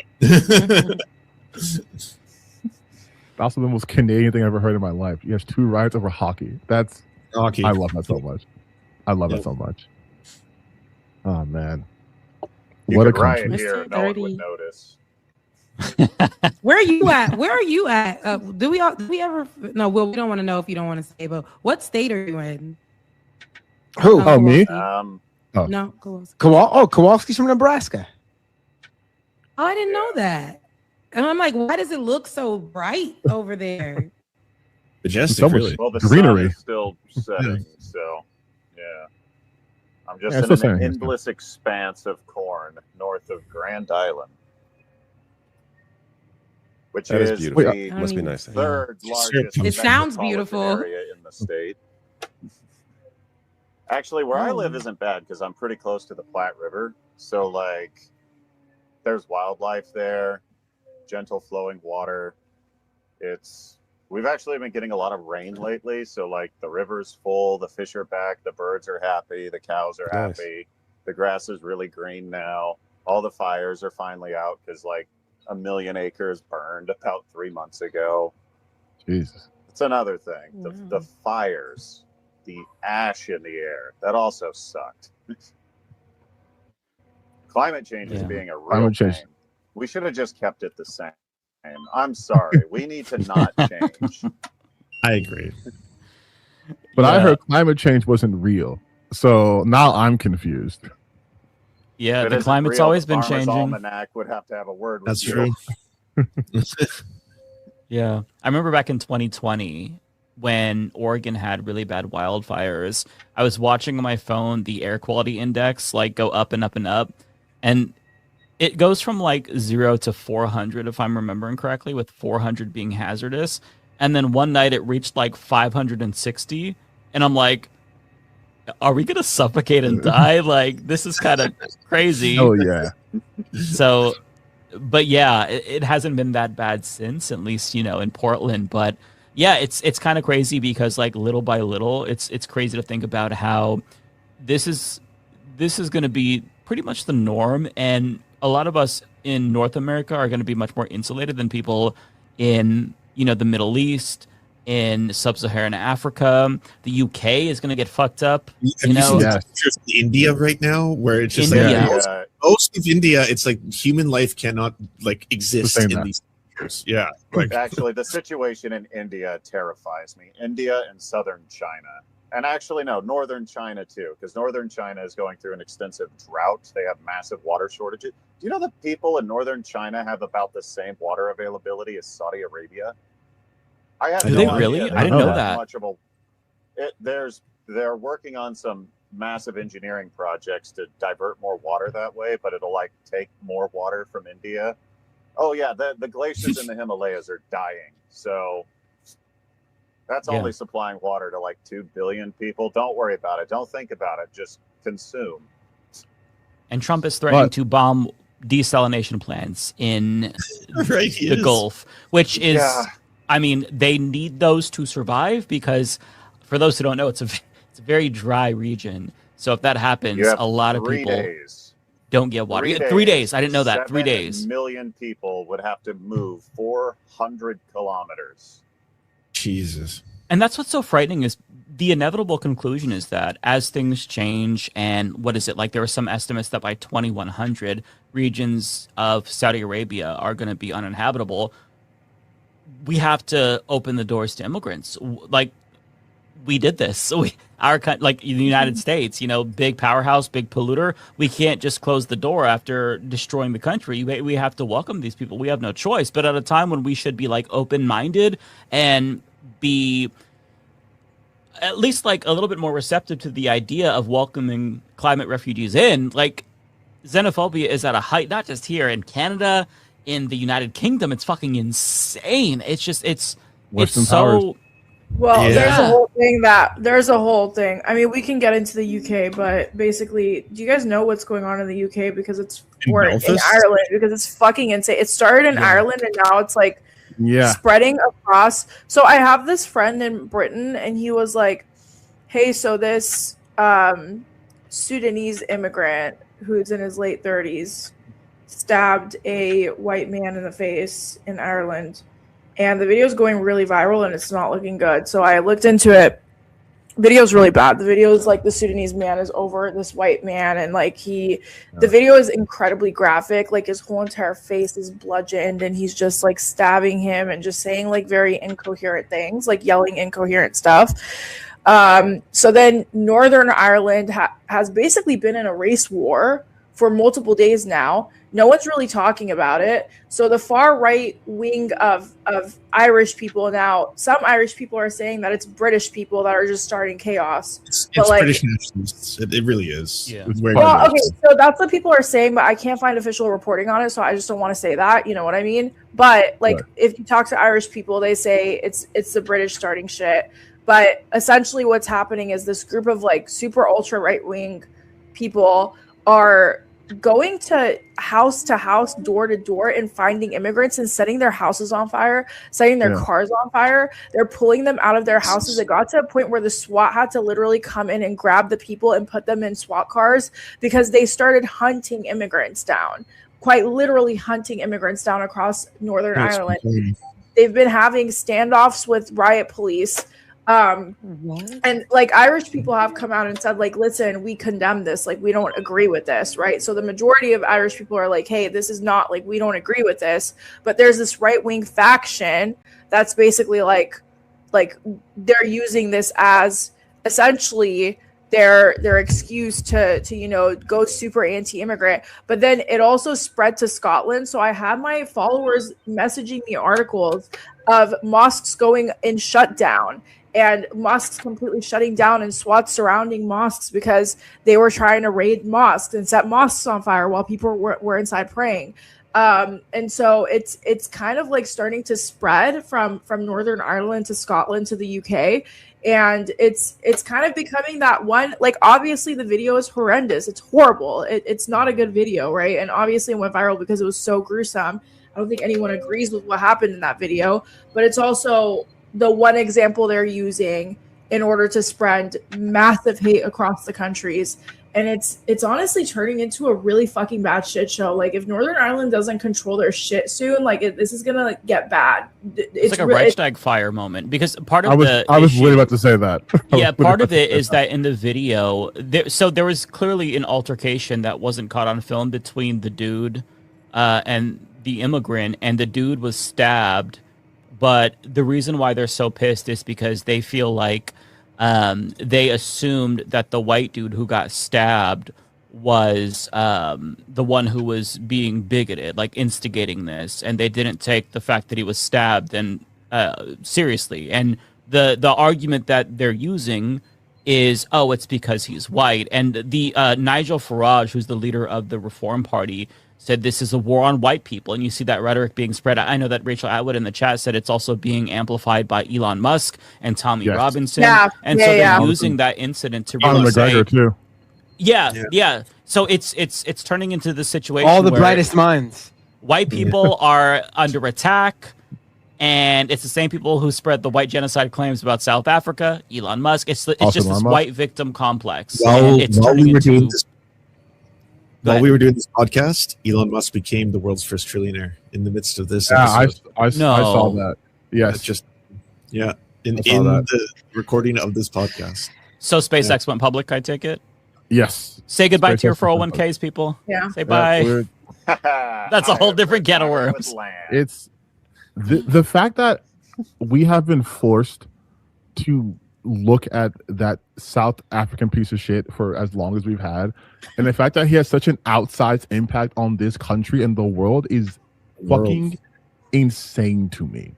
This man, more than anyone else, is the, if I might use a gaming term, is the biggest fucking LARPer out there. Like, he's not some genius. He's not this fantastical engineer. He is essentially a grifter who got lucky because I think prior to becoming PayPal, it was like some other shit. And he basically got a golden parachute when they kicked him out and just used that money to buy his way to Tesla. And now because of that, we have to deal with all of his shit. All he does is retweet and amplify Nazi dog whistles. That's it. And now he's a trillionaire. I'm like, this is like... We're at the mercy of these people, right? Because like when you have that much wealth, when you have the GDP of a fucking country, not even a small country anymore, of a like mid-sized country, you get to basically do whatever the fuck you want without consequence. So we just have to hope that all the billionaires that run the world are going to be not Nazis. Otherwise, Nazism is going to be the status quo. Like Elon Musk got pissed off because his daughter came out as trans, and he's like, okay, well, I'm going to destroy the world now. It's fucking insane. And yeah, I don't even know. The trillionaire news is kind of surreal because I didn't, it's not that I didn't expect it. It's just like, man, we reached a point in our dystopia where it's like, I feel like it's a new like dystopia high score. I don't know. It's crazy. I just feel, honestly, I feel bad for all those like satirists out there, like anyone who worked on like Black Mirror or like The Onion, because it's like there's nothing you can put out now that isn't just plausible. That comes close. I found out the other day that Pokemon Go was used to use geolocation tracking software able to train weapon systems to mass kill people with AI. I was like, what? That was Pokemon Go? I was like, yeah, it was really effective. It got millions of people to basically train cameras with AR, and they used all that data to make advanced weapon systems to kill people. I'm like, that's and we so helped. Than anything here has thought of. Anything. That is such an Onion headline, though. Like, that is an Onion headline, pure, print it. And this was just our reality now. We are living in a constant dystopia. What do you guys have heard about that? God, it's not Kalshi. It's like another like a betting site where people. No, not Polymarket. It's like a. I can look it up, but it's a betting site where you can just get. It's kind of like, imagine like Polymarket and Fiverr had an unholy union. Oh, to pay people to do anything. Yeah. Pump that fun. Yes. And I'm like, this is it. Like, this is post late stage capitalism. I saw a man tattoo something on his forehead, and because he spelled it wrong, they're like, we're not giving you the money. And he tattooed it. I saw a guy saying, like, I'm sorry, while having rubber band over his face like 500,000 times just to earn like $1,500. And that was like 2 hours of him sitting there with the watermelons having to say it over and over. Well, I've never heard of this. So they're making poor people do things for money? For entertainment? Yeah, and the more shocking, the more embarrassing, the more degrading. They get voted up on the website, so you can actually start seeing like, upvotes for like, oh yeah, get this guy to shock his balls with a taser. He's so poor, it's gonna be so funny. Yeah, it seems like it should be illegal, right? Yeah. How can that even be done? That sounds like a lot of things. A lot of things should be illegal. It feels just a tiny bit exploitative. If you it's a smidge. You ask like me. I thought we were having. I thought things were bad when the Kick streamer died on camera because he was being tortured for entertainment for like days on end. But then I found that out. I'm like, oh, we're in hell. If let alone besides the fact that we're using prediction markets as some sort of news site like Polymarket's like, oh, Karen Bass is gonna. I was like, I don't know why I'm using Polymarket to find out about, I will say though that outcomes. predictions are pretty spot on, because what people tend to put money on is like what usually ends up being right. That in itself was a problem, though. No, I know it's a problem, but like that's not new. People have been using never Vegas really gambling been markets for political polling data for a long time. Like that one is them using it and just adding cryptocurrency and the ability to bet on war crimes. That's the new part, right? Yeah, like you never used to. In Vegas, you couldn't bet on like will Gaza last 3 months kind of thing, whereas you can do that on Polymarket and Kelch and stuff. Now that you're ruining sports. Sorry. Oh no, I was going to say. I think you had mentioned idiocracy earlier. Yeah. I've always held this point with idiocracy. It is actually a utopia, because no one there is being malicious. That's true. They found the smartest man on the planet in prison, and they made him the Secretary of the Interior. That's so true. Yeah, Mancho brought him right up. He did not waste time. And actually, when they found out that what he had done caused mass unemployment, they were going to kill him in a spectacle arena for the entire public to enjoy. But then when they found out that he was not responsible for it, the president ended up resigning to make him the president to fix all of the problems of the country. So it was a true meritocracy, and everybody there had the best interest in heart. Oh my God, that's so true. Stupid. That's so We're true. just dealing with evil people. Yeah. That's funny. I've never heard that take. I always hear people talk about how it's all like about eugenics and stuff like that, but that's funny. I like that. Yeah, he's totally right though. They did do that. It's like He's when people talk about it. We're living in 1984, and I'm like, I don't think you read the book. I keep always like, oh, we're in 1984 because I'm like, we're in 1984 because Palantir is a thing. This is why we're getting 1984, where the government is wiping out people, kidnapping people in their homes, and telling you do not trust your eyes. Like, they're telling you how to speak. You can't say anything negative about Israel, or you go straight to Guantanamo. I'm like, we are living in a hellscape, and everyone's looking at us, raising the alarm and going, you guys are crazy. And I'm like, Peter Thiel is literally creating a company called Palantir. Like, I don't know what to tell you. Like, you have these nerds who think they're so cool of the people because, yes, Peter Thiel, I have also read or heard of Lord of the Rings. I know what Palantir is. We know what it is. We get it. You want to spy on everyone. But we're now just like okay with it because we have no choice.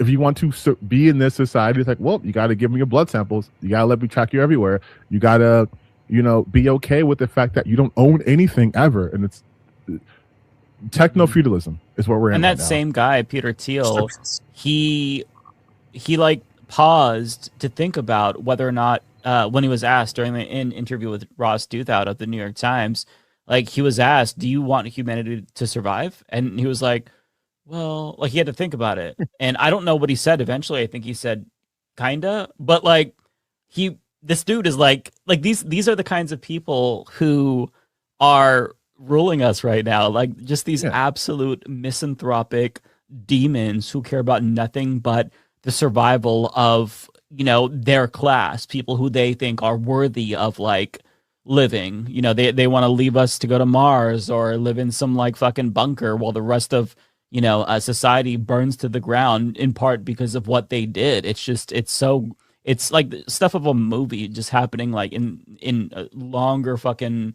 process. It's gross. He also fled the country and is in Argentina. Oh, that's true. Which I found interesting. Because I'm like, if only there was another group of people who were responsible for the downfall of society who then fled their country and also ended up in Argentina. I wonder if there's any overlap with the ideologies of these people. Yeah, it's the people. If I'm remembering correctly, it's the people that like to give their hearts to people, right? Yes, it's the real victims of that war that supposedly hurt people. Right. Like it's so infuriating to be consistently reminded, no matter how many times you've been taught, do good things will happen, et cetera, that you are seeing the worst people being consistently rewarded and then protected. Like they will let, like what we did to like what Bush. Everyone's trying to redo George Bush and whitewash him. He's just a cool guy who paints. And I'm like, the guy got a shoe thrown at him for a reason. He's not some cool chill guy. Paints. Yeah, like because that's what they were showing his like paintings and stuff with like Michelle Obama. And I'm like, did he not fabricate an entire war? Did we not do war crimes? Like, what are we forgetting about the torture and the death of like a million Iraqis? It's like crazy. Extraordinary rendition. I'm like, why are we acting as if he's a cool, chill guy now? Why are we trying to be like, oh, Marjorie Taylor Greene's one of us? I'm like, no, liberal, stop doing this. She's not. Right. She literally retired the minute her pension kicked in. She was not going to.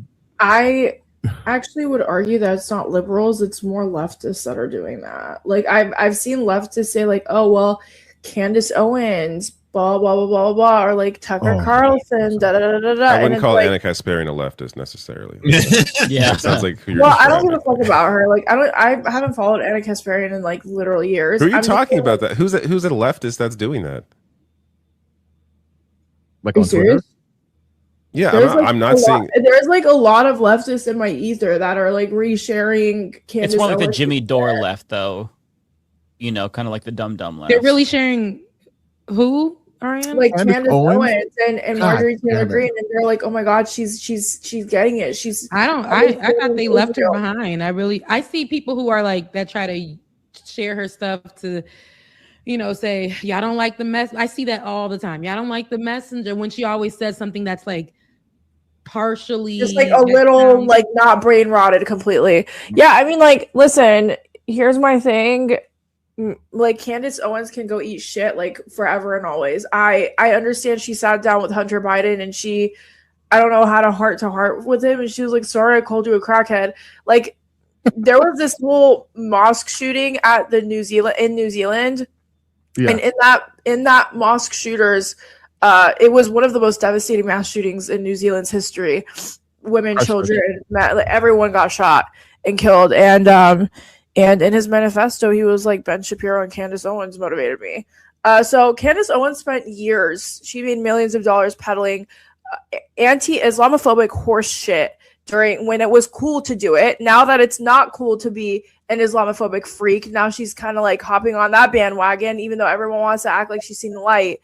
But it's like, no, there's a lot of people on the left, like from the liberal spectrum all the way to the super ultra left, that are literally like, oh my god, Tucker Carlson and Candace Owens, they're getting it. And it's like, I would question those people's motivations. Yeah, I've only seen like the Jacobin kind of, you know, the anti-woke. Every season. It's going to be I see this all the time with whoever is the latest grifter or whatever. They get something right, and then somebody or some people, usually from the left, this is from since I've been in politics for the last 10 years, it's always people who are going to be like, they're finally getting it. Girl, that always is. It's never going to not be a thing. This is losing chess to a dog, though. Like you're telling me Tucker, what's going on? How did we get here? Like Tucker Carlson is now some sort of like seen the light, and I'm like, this guy. Tucker Carlson is one of the most obvious grifters, and I lose my mind every time he speaks. And people are like, I'm like, he said this is demonic. I'm like, oh, so now because Christian nationalism is on the rise, now everything is demonic. Now you were attacked by a demon. Tucker, you have big dogs. You slept with your dogs in his bed with him at night when he sleeps. But it was a demon. Candace Owens, I remember when she was getting booted about last year sometime. She went on this black tour. She was going on black radio. She was going on black television, and I was like, that's where the problem lies. I think with the people who are left or people who consider themselves to be extreme Democrats or all blue and nothing but blue. It's like y'all got to know where to not let people in the door. Everybody can't come to the cookout. You cannot let everybody be at the party. You can't let everybody be at the barbecue. You can't, whatever it is, like people who have shown you who they are. You just got to really go with that. I believe people do Yes. change in real life and stuff, but people who have sat 10 toes down for years and told you all the worst things about yourself And never You can't apologized tell for me it. that And never when- had like Never. a moment where they admitted what they No. did and it was wrong. Like you had to be able to be that kind of person who's actually going to change, like a Tucker. If he's actually going to change, he has to come clean with who he was, what he's been doing, and admit. And still at that their point, I'm not saying version of anyone should coming watch Tucker, clean, but like you their have to at version of least have coming that. clean is like how what's that lady name that one time and she was just like, oh, Marjorie Taylor Greene, right? For that MJ, 2 yeah. seconds. I'm gonna give an example. Remember when she was just like, I finally see who Trump is. After he done booted her, now it's like Yeah. I finally see who Trump is, right? When my And then pension she kicked will in. Try to like, Yeah. you know who had her back though? White leftist women, the blue bracelet wearing women. They were the ones who were saying like, you know what? But hear her out though. Like she was abused. Like she was in a like Trump abused her. She really didn't know, and now she knows. And I don't think.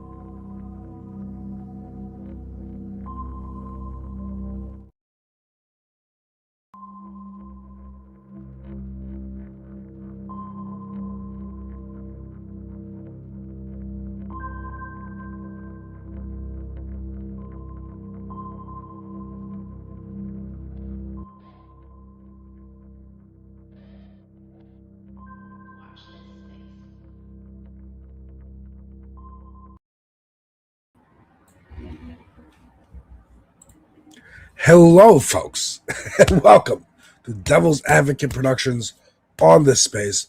I'm Alex. I'm the Devil's Advocate. I talk about movies, music, TV, video games, and politics, whatever I feel like talking about over here on this space.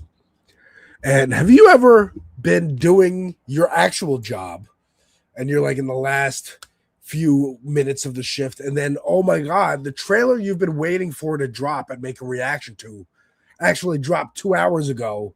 So go make a reaction to that, edit that, cut it, post it, and then set up all the clips for the live show that you have scheduled to do.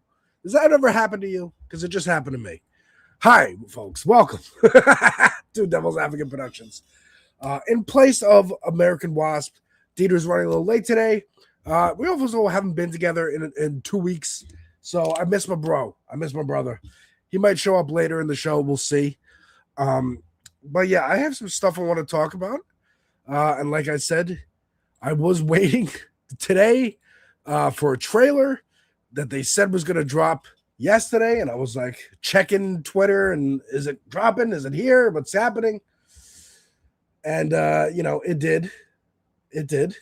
And that trailer was the brand new trailer for Brand New Day, Spider-Man. We're excited. Spider-Man Brand New Day trailer number 2. Reaction and breakdown. Hulk is back. Is Jean Grey controlling the Hulk? Is Punisher have a bigger role than I expected? Can Spider-Man save the MCU? Watch the reaction to find out. But yeah.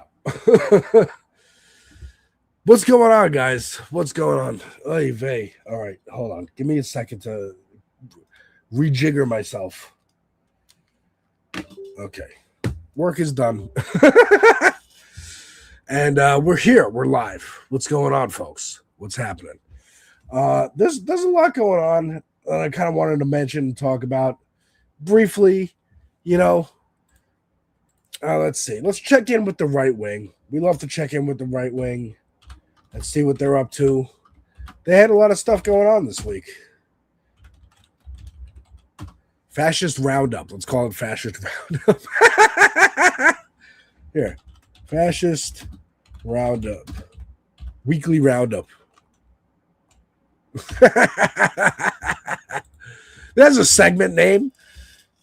What's going on, chat? What's going on, John Lithium, Johnny Too Late, Gentleman?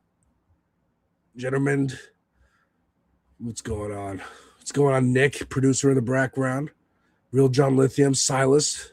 I'm scrolling up on the chat. Yeah, man. Let's take a look at some of the right-wing shenanigans happening. First of all, this is RFK's sister on CNN, and I was surprised to. First of all, I sound like RFK right now. Okay, I'm sick. It's spontaneous. Happened over the weekend. It sucks. It hurts. I hate it. I thought I had gotten COVID at the Lupe Fiasco concert that I went to last Wednesday, which was the reason I couldn't be on the show last Wednesday. But the friend I went with, she didn't have it. My wife, my lovely wife, has not gotten sick. So I think it's from the CPAP machine, the post-nasal drip. But anyways, we're going to get better. But I did not know that RFK had a sister. I didn't know that her voice sounded like this too. It is just these viral videos, bare hand. Because someone had great nature hunting trips, and he gave me a crow when I was a kid. It gave me a hawk, and I learned so much about him. I know this is very quiet, but like she has the same voice. She has the same voice as him. I thought that was a him problem. I thought that was him gargling cartons of cigarettes and glass for the last 50 years. I didn't know that was like a Kennedy issue. Maybe it's because the Kennedys like each other a little bit too much, or the rumors have said. It is surprising, isn't it? The summer cold. It could be a summer cold, John Lithium. It could be. It could be. It hurts, man. It really hurts. I was screaming a lot on the show yesterday, and that did not help. But yeah, that's RFK's sister. Just thought it was funny that she had the same voice. Just shocked. And also that it's not new for him to be grabbing animals and doing weird stuff with animals and kids. Like, what the hell is going on with the Kennedys, man? We also had apparently this is the Kash Patel FBI said that there was an assassination attempt at the UFC 250 birthday party for Donald Trump. And I looked into it, and I actually read an article. So I did more than Tim Pool does in a day. I read this article, which described these two men who were arrested. Again, this is ABC News, reputable. That they just take the word of FBI agents who they know are ordered to say this from Kash fucking Patel. But these two men were arrested with stashed weapons in a vehicle. Apparently, they were part of a larger group that wanted to initiate this attack. And I found it interesting that where was it? So that their group is, first of all, the two people arrested, a white dude and like light-skinned Hispanic dude. Or, I think Hispanic dude. Which, weird that we have to just name that, right? I think this guy also arrested. Yes. Does this have to do with the story? I can't even tell on the website. It's not a good website because I know this doesn't have to do with the story. This is just random shit. ABC, get your websites together. Get your websites together. Stop using algorithms and AI to just lay out your website. Remember when a website had a layout? God damn.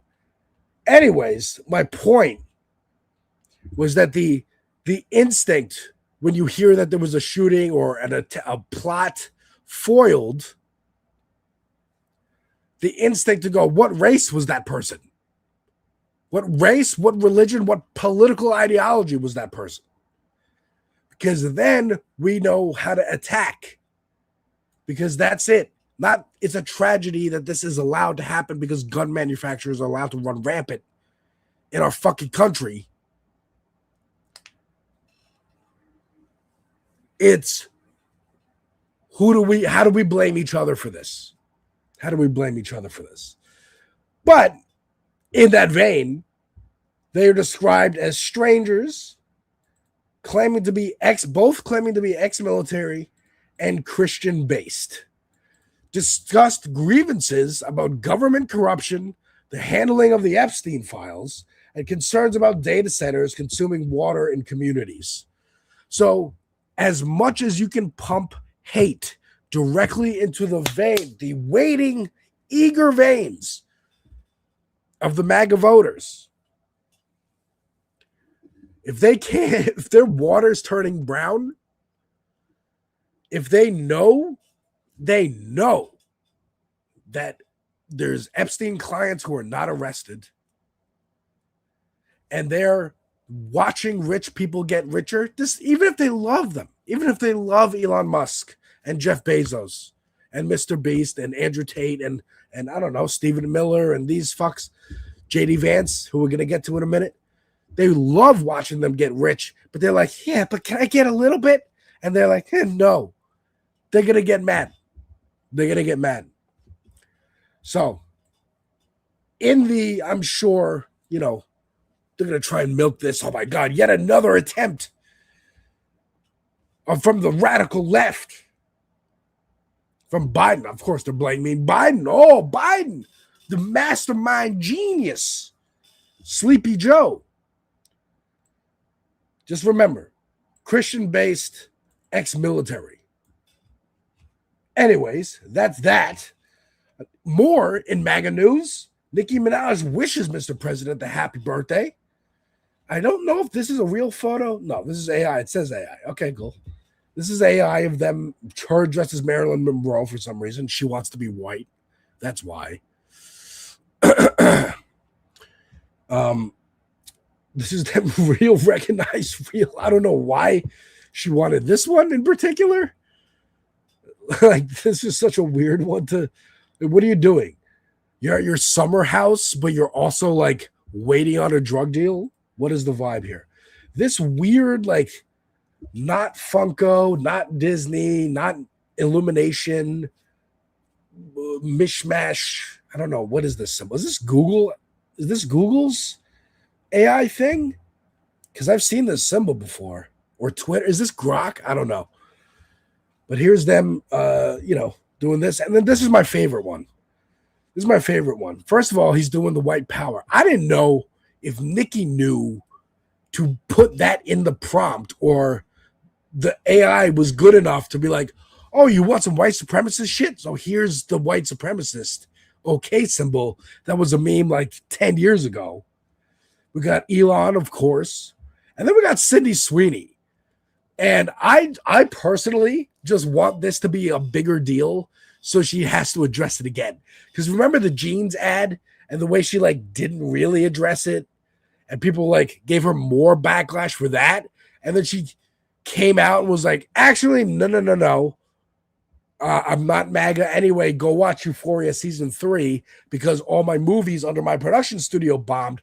I literally need to go do OnlyFans again. And I say literally because her character on Euphoria is doing OnlyFans in the storyline. How fucking hilarious. And judging by how the mood of the country is going to go, and we're going to get to the positive side of this in a minute too. But she might actually genuinely need to do that. Her career might be over after Euphoria ends. Who knows? Who knows? But I just thought that was funny. As someone who, Cardi B fan, shout out New York, Knicks, go New York, go. Tomorrow, the parade, which I am not going to attend because I have work and I'm sick. But yeah, that's just very funny that he just threw Sydney Sweeney in there for no reason. Or does she know something that we don't? Is she in a group chat with some people that we don't know about?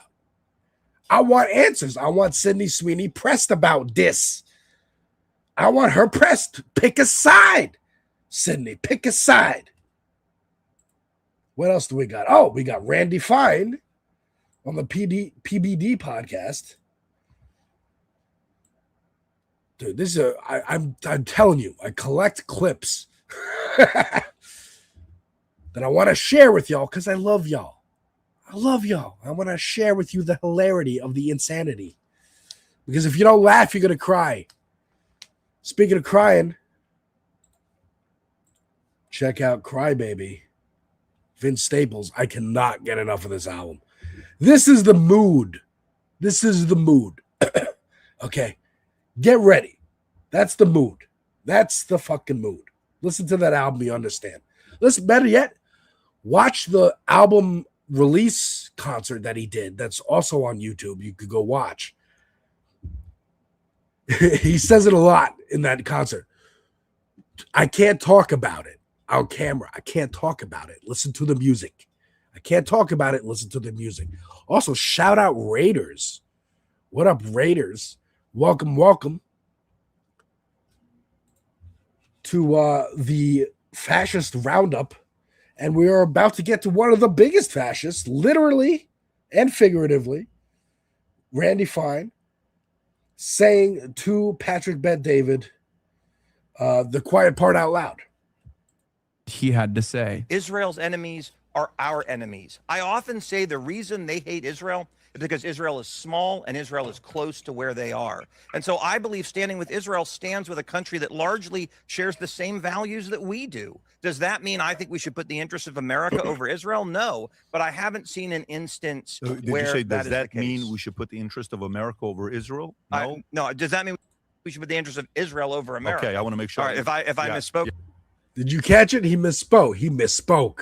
Fucking God. First of all, again, welcome to My Left Eye UK Raiders. My Left Eye UK been raiding like since the beginning. We're coming up, approaching 1 year anniversary of this space. So again, share, like, subscribe, and shout out to you, My Left Eye, for constantly being a good comrade from across the pond. Did you get to go see Kneecap? I want to see Kneecap. I can't wait till they come to the US. Love them. But anyways, did you catch that? He said, should we put the interests of the United States above those of Israel? I don't think so. And then PBD had to correct him and say, no, you mean the other way around. We shouldn't put the interest of Israel over the interests of the United States, the people here at home who can't afford fucking gas and eggs. Fuck eggs, any groceries. You can't afford the bread and circuses that they're trying to distract you with. Did you get to, if you're a right winger watching this, did you ever get to go to the UFC? Did you get to even watch it at home? Did they have a pay-per-view? Was that pay-per-view affordable for you? Because Zoran Mamdani here in New York is giving away 600 tickets for free. Because New Yorkers deserve to go celebrate the Knicks and not just a bunch of fucking billionaire, elitist, Epstein-class fucks who can afford the $10,000 seats in the Knicks arena for the last couple games because James Dolan, who owns the Knicks, is a piece of shit. Epstein-class Zionist piece of shit. But yes, let's play that one more time, Randy Fine. Haven't seen Kneecap yet myself. Yet is the operative word. Solidarity. Solidarity, my brother. Or sister. Or sibling. Yeah, I can't get enough of Kneecap. But yeah, let's play that one more time. Randy Fine giving the game away. And Israel is close to where they are. And so I believe standing with Israel stands with a country that largely shares the same values that we do. Does that mean I think we should put the interests of America over Israel? No, but I haven't. No, you shouldn't put the interests of American citizens over those of Israel, of Israeli citizens, specifically the wealthy ones who can afford to buy land that has been stolen, that they murdered people for. And in kind of the most, we're getting to the end here of the wrap up. Actually, yeah, we're getting to the end here of the wrap up. I got this and I got like two other clips. A couple other clips. But while we're on this subject of Israel, actually, why don't we bring up Mike Huckabee, yet another former Fox host who is now in the administration, and one who truly, years ago, when I started watching the news and I'd watch MSNBC and Fox News back to back, I liked his show. I liked his show on Fox. You know why? It was on the weekends. It was on Saturday nights. It had a studio audience. It was one of the only shows that had a studio audience. And it was kind of lighthearted and fun, or tried to be, in a Christian pastor fundamentalist kind of way. And it was very boring though. Like, I would enjoy the opening monologue and then I turn it off because it was all about Jesus and whatnot. It's kind of like Gutfeld show, but Jesus. But anyway, he's the ambassador to Israel, and due to the Iran deal that Trump has made to end the war that he and Israel started, Mike Huckabee's not happy. He wants the war to continue, and here he is advocating in Israel for the war to continue and pleading with Trump. Don't end this war, please. It's also my job to represent the importance of Israel to the United States. This is just another reminder that it is your heritage, without a doubt. But Minister, it is also the heritage of the United States. Without Israel, without the Jewish Foundation, there would not be an America. We owe our very existence to what happened in this land. Okay, so he goes, without Israel, America wouldn't exist. And I'm like, well, America exists. Anyone who points that out, because he even catches himself there, right? Because Israel is much younger than the United States. Israel's 1947, right? Is the founding of Israel.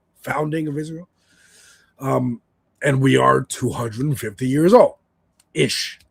Longer than that, colonies, colonialism, blah, blah, blah. But then he catches himself, and at the end he says, we wouldn't exist without what happened in this land, which ties back to their idea that the Bible is real, the Torah is real, and that they are the land is magical. And this is where Jesus is going to come show up and slaughter all the Muslims and welcome the true Christians into the kingdom of heaven. And the Jews, you're also going to get burned too, actually. But the Jews are like, we don't really believe in Jesus, so we're just happy for you to help us keep this land, because it's magical for us in a different way. This is the evangelical Jewish coalition of Zionists. You know what I'm saying? Because Zionists is a political ideology. Christianity, Judaism, religions. Different things. And of course, shout out Pastor Ben, fellow This Space host and This Space founder. Trump needs to can this Zionist occupied cuck. Agreed. Especially if he wants any of his poll numbers to go up at all. But this I thought was interesting. So there's been some controversy over the reflecting pool in Washington, D.C. Sorry, I had to get my little soda here. And they did like a whole refurbishing of it, using taxpayer money to pay a company owned by one of Trump's friends. So yes, this is, again, make no mistake, fascism is just the mob. How do you understand fascism? Watch Goodfellas, watch Godfather, watch Sopranos, watch Boardwalk Empire. That's my personal favorite. It's the mob. It's a hierarchy, and the guy at the top gets the biggest taste, and he spreads it around to his friends, to his capos, to the officers. That's it. That's what's happening. The gangsters are in charge. They are robbing us all.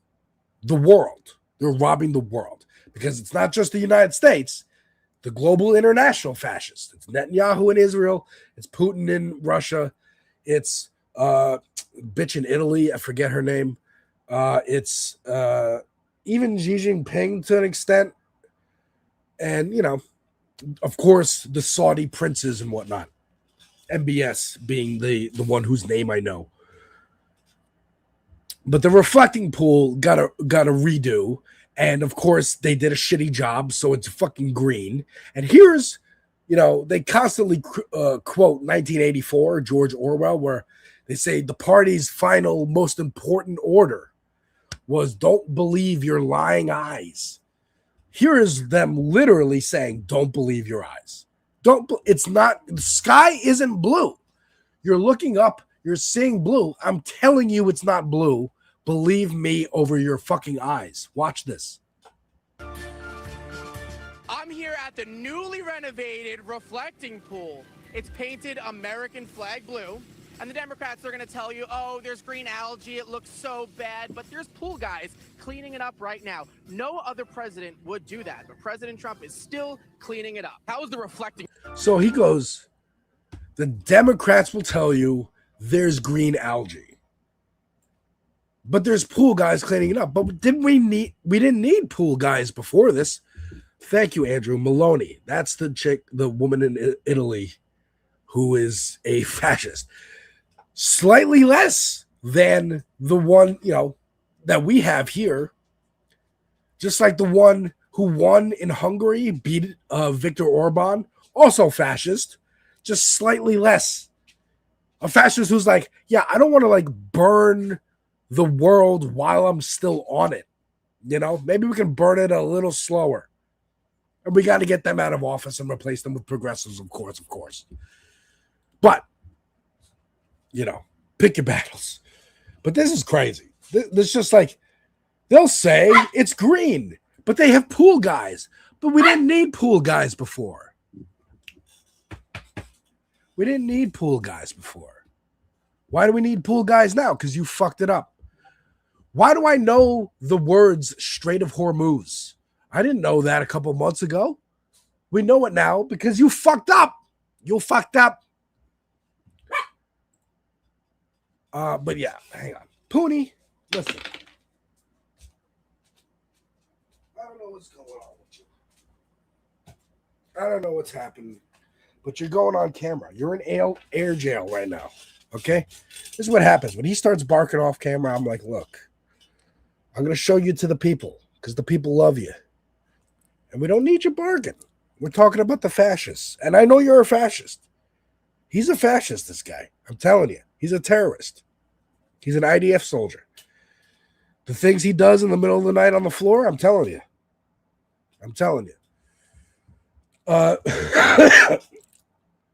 This is kind of funny. So, JD Vance, as I mentioned yesterday, in my fascist roundup, JD Vance was on The View.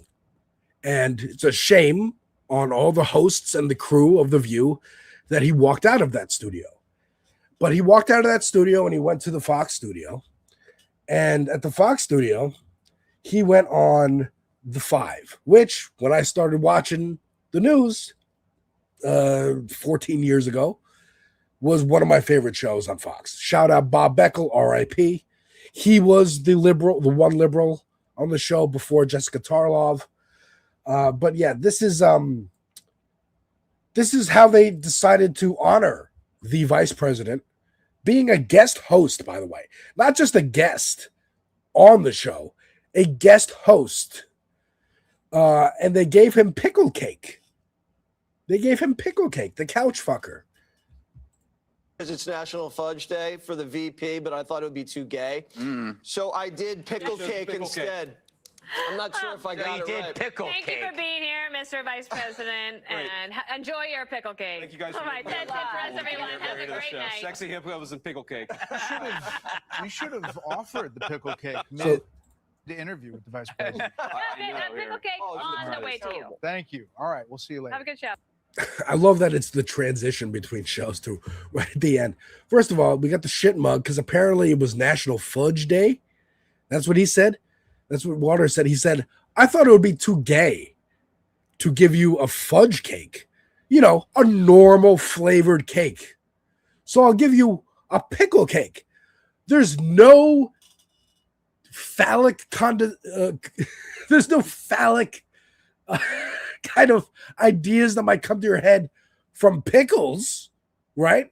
And that's also a totally normal kind of cake. You know what's really funny, honestly, now that I'm looking at this again? A pickle cake is something that the right wing would that this show or Tucker's show when he was on there would be like, the left wants you to eat pickle cake. What's going on? What are we doing? That's the goal. That's the rule. You're eating pickle cake now. No more chocolate, vanilla, pickle cake. Like, this is what they would make fun of. Now, I want to show you this other clip, which is just, again, shout out Jessica Katarlov. I love my boy, Bob Beckel. One of the reasons I even joined Twitter 14 years ago is to get him to follow me, and he did.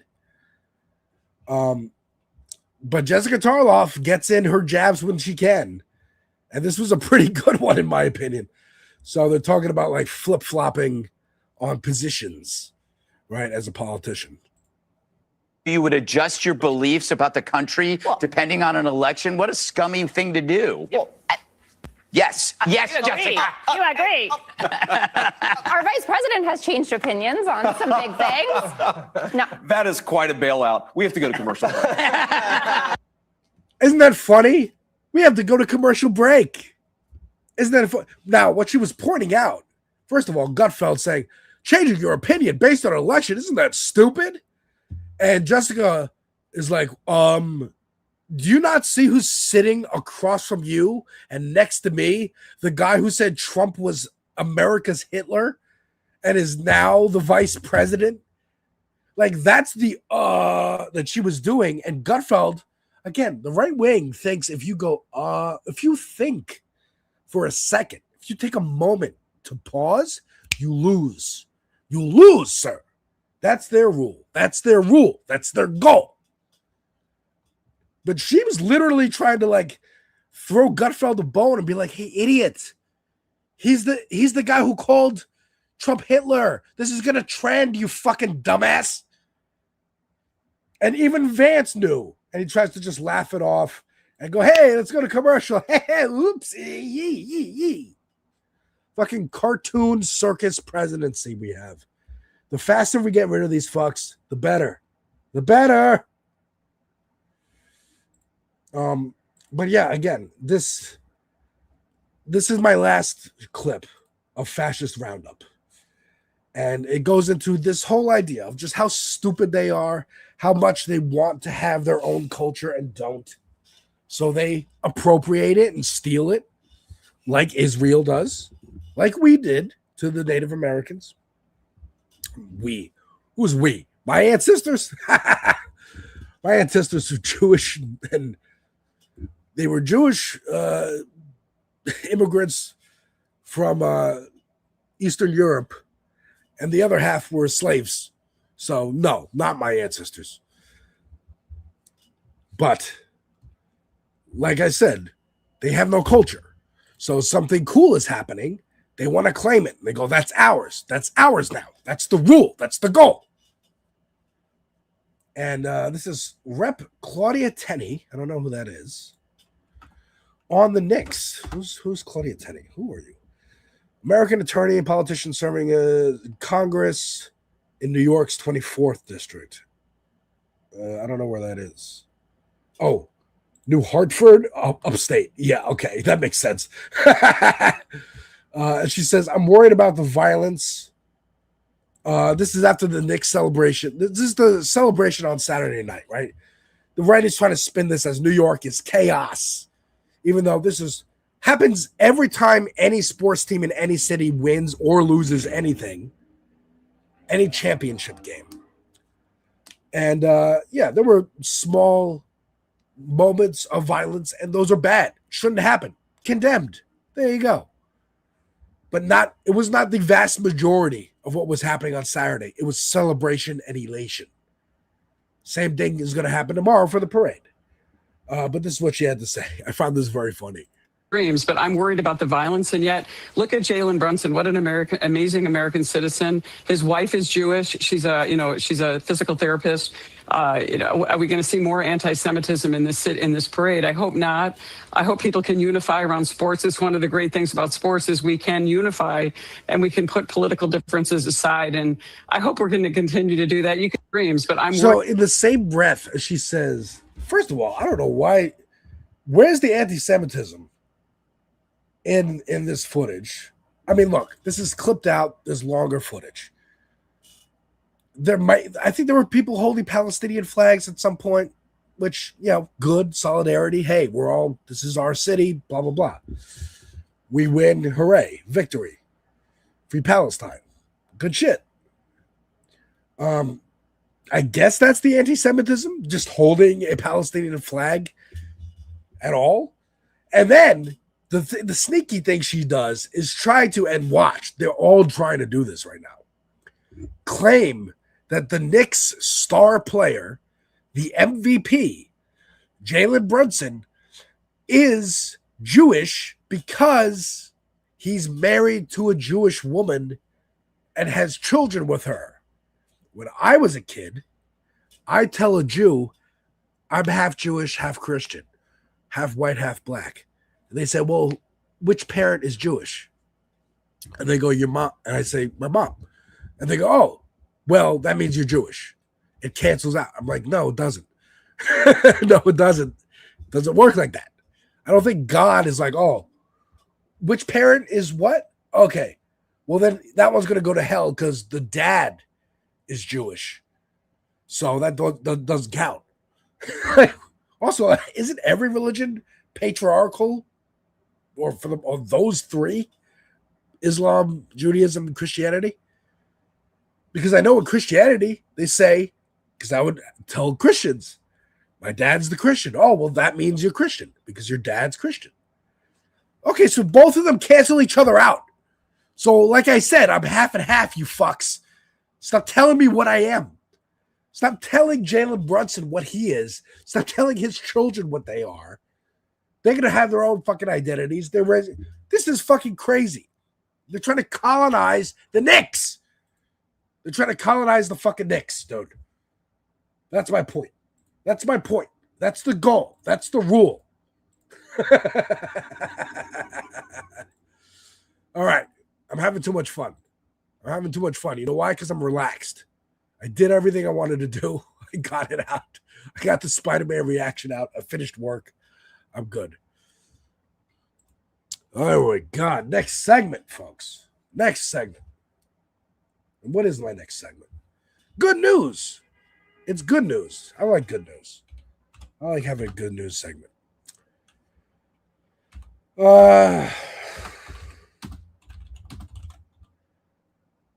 Good news. We got some good news. We got some good candidates. We got some good folks to put highlights on. That's what I try to do. We got some election news. Georgia, State Senate, District 7, Rua Rahman, projected nominee. Alexandria Ocasio-Cortez says, congratulations. Your heart for service and relentless advocacy for the working people of Georgia speaks for itself. We're cheering you on as we watch your star rise. Why did I choose this to share with y'all?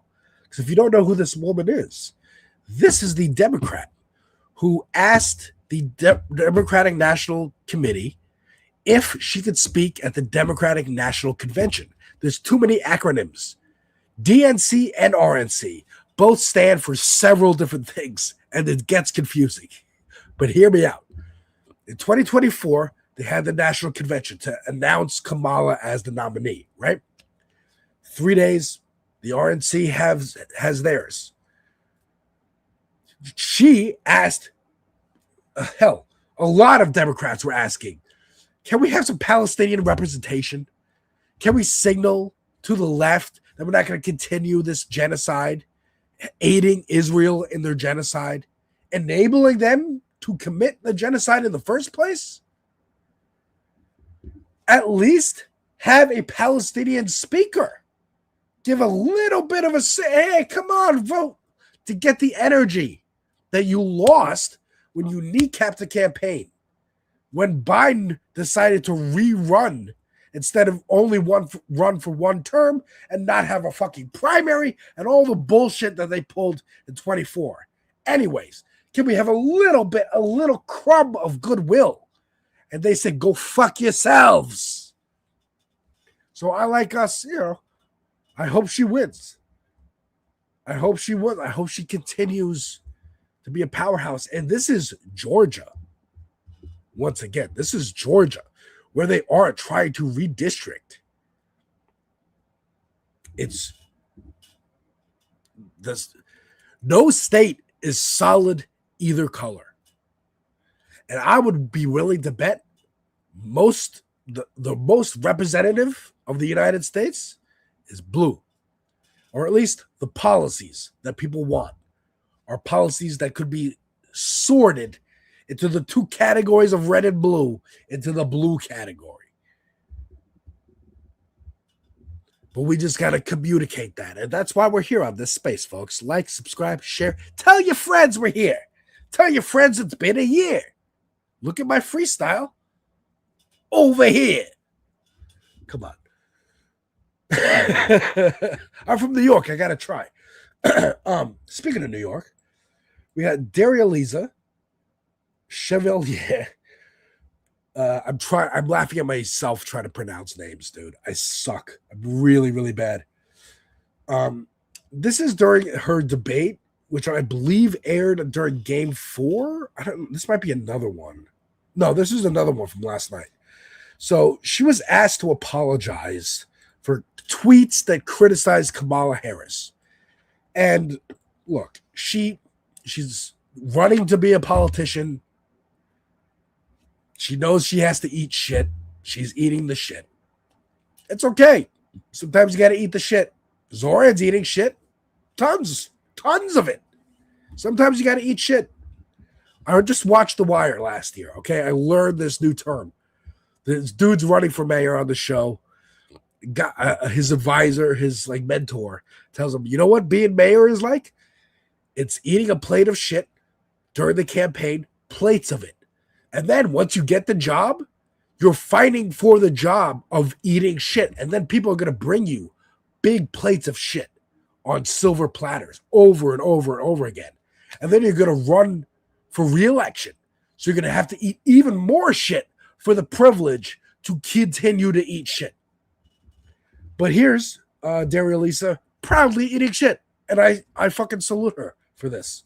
I deeply regret those tweets. And the values that I hold are the values of justice, of human dignity, of accountability. And so this is me taking accountability, and I'm happy to model accountability.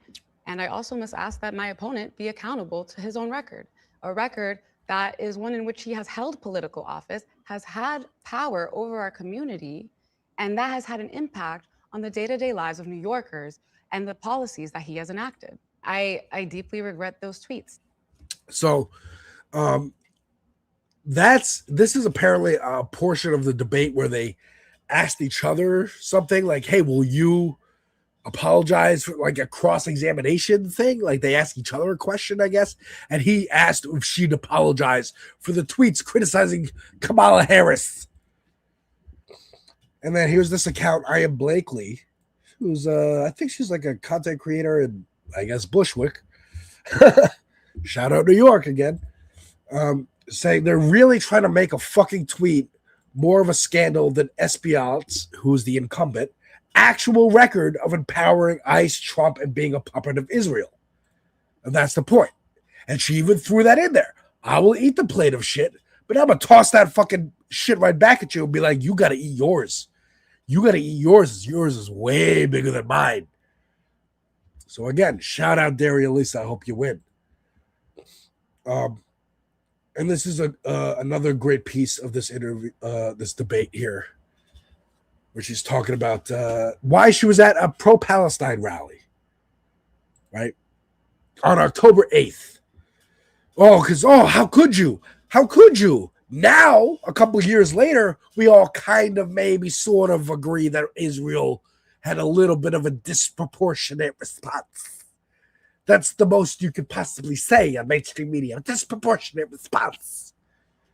But the day after October 7th, you were at a anti-Israel rally. How could you?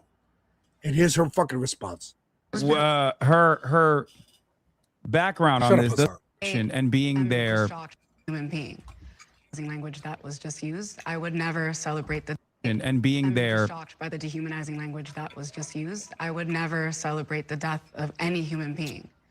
I am someone who was in the West Bank when tensions were rising after a kidnapping that had happened. And the day after I arrived in the US, Israel began bombing Gaza. And I remember sitting at home, scrolling through the photos of the 1,400 victims of that bombing. The 1,400 Palestinian people who look so much like the people I had just left behind in Nablus, and feeling so incredibly powerless to do anything to stop their deaths. I was there at that rally on October 8th because I remembered what happened in 2014.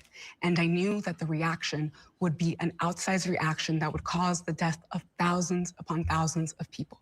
And that is what I was there to protest. And that my opponent continues to dehumanize Palestinian life, continues to dehumanize me for caring about human dignity, is something that, frankly, I would not tolerate if not for the fact that this fight for me is a fight for my community. It's a fight to make sure that the people of New York 13 have someone who's going to fight for them, because that is what the people of New York 13 deserve. Someone who sees them as people worth fighting for, not statistics, not problems to explain away, not someone who comes and explains the policies and then ignores the impact that it has on the people of New York 13.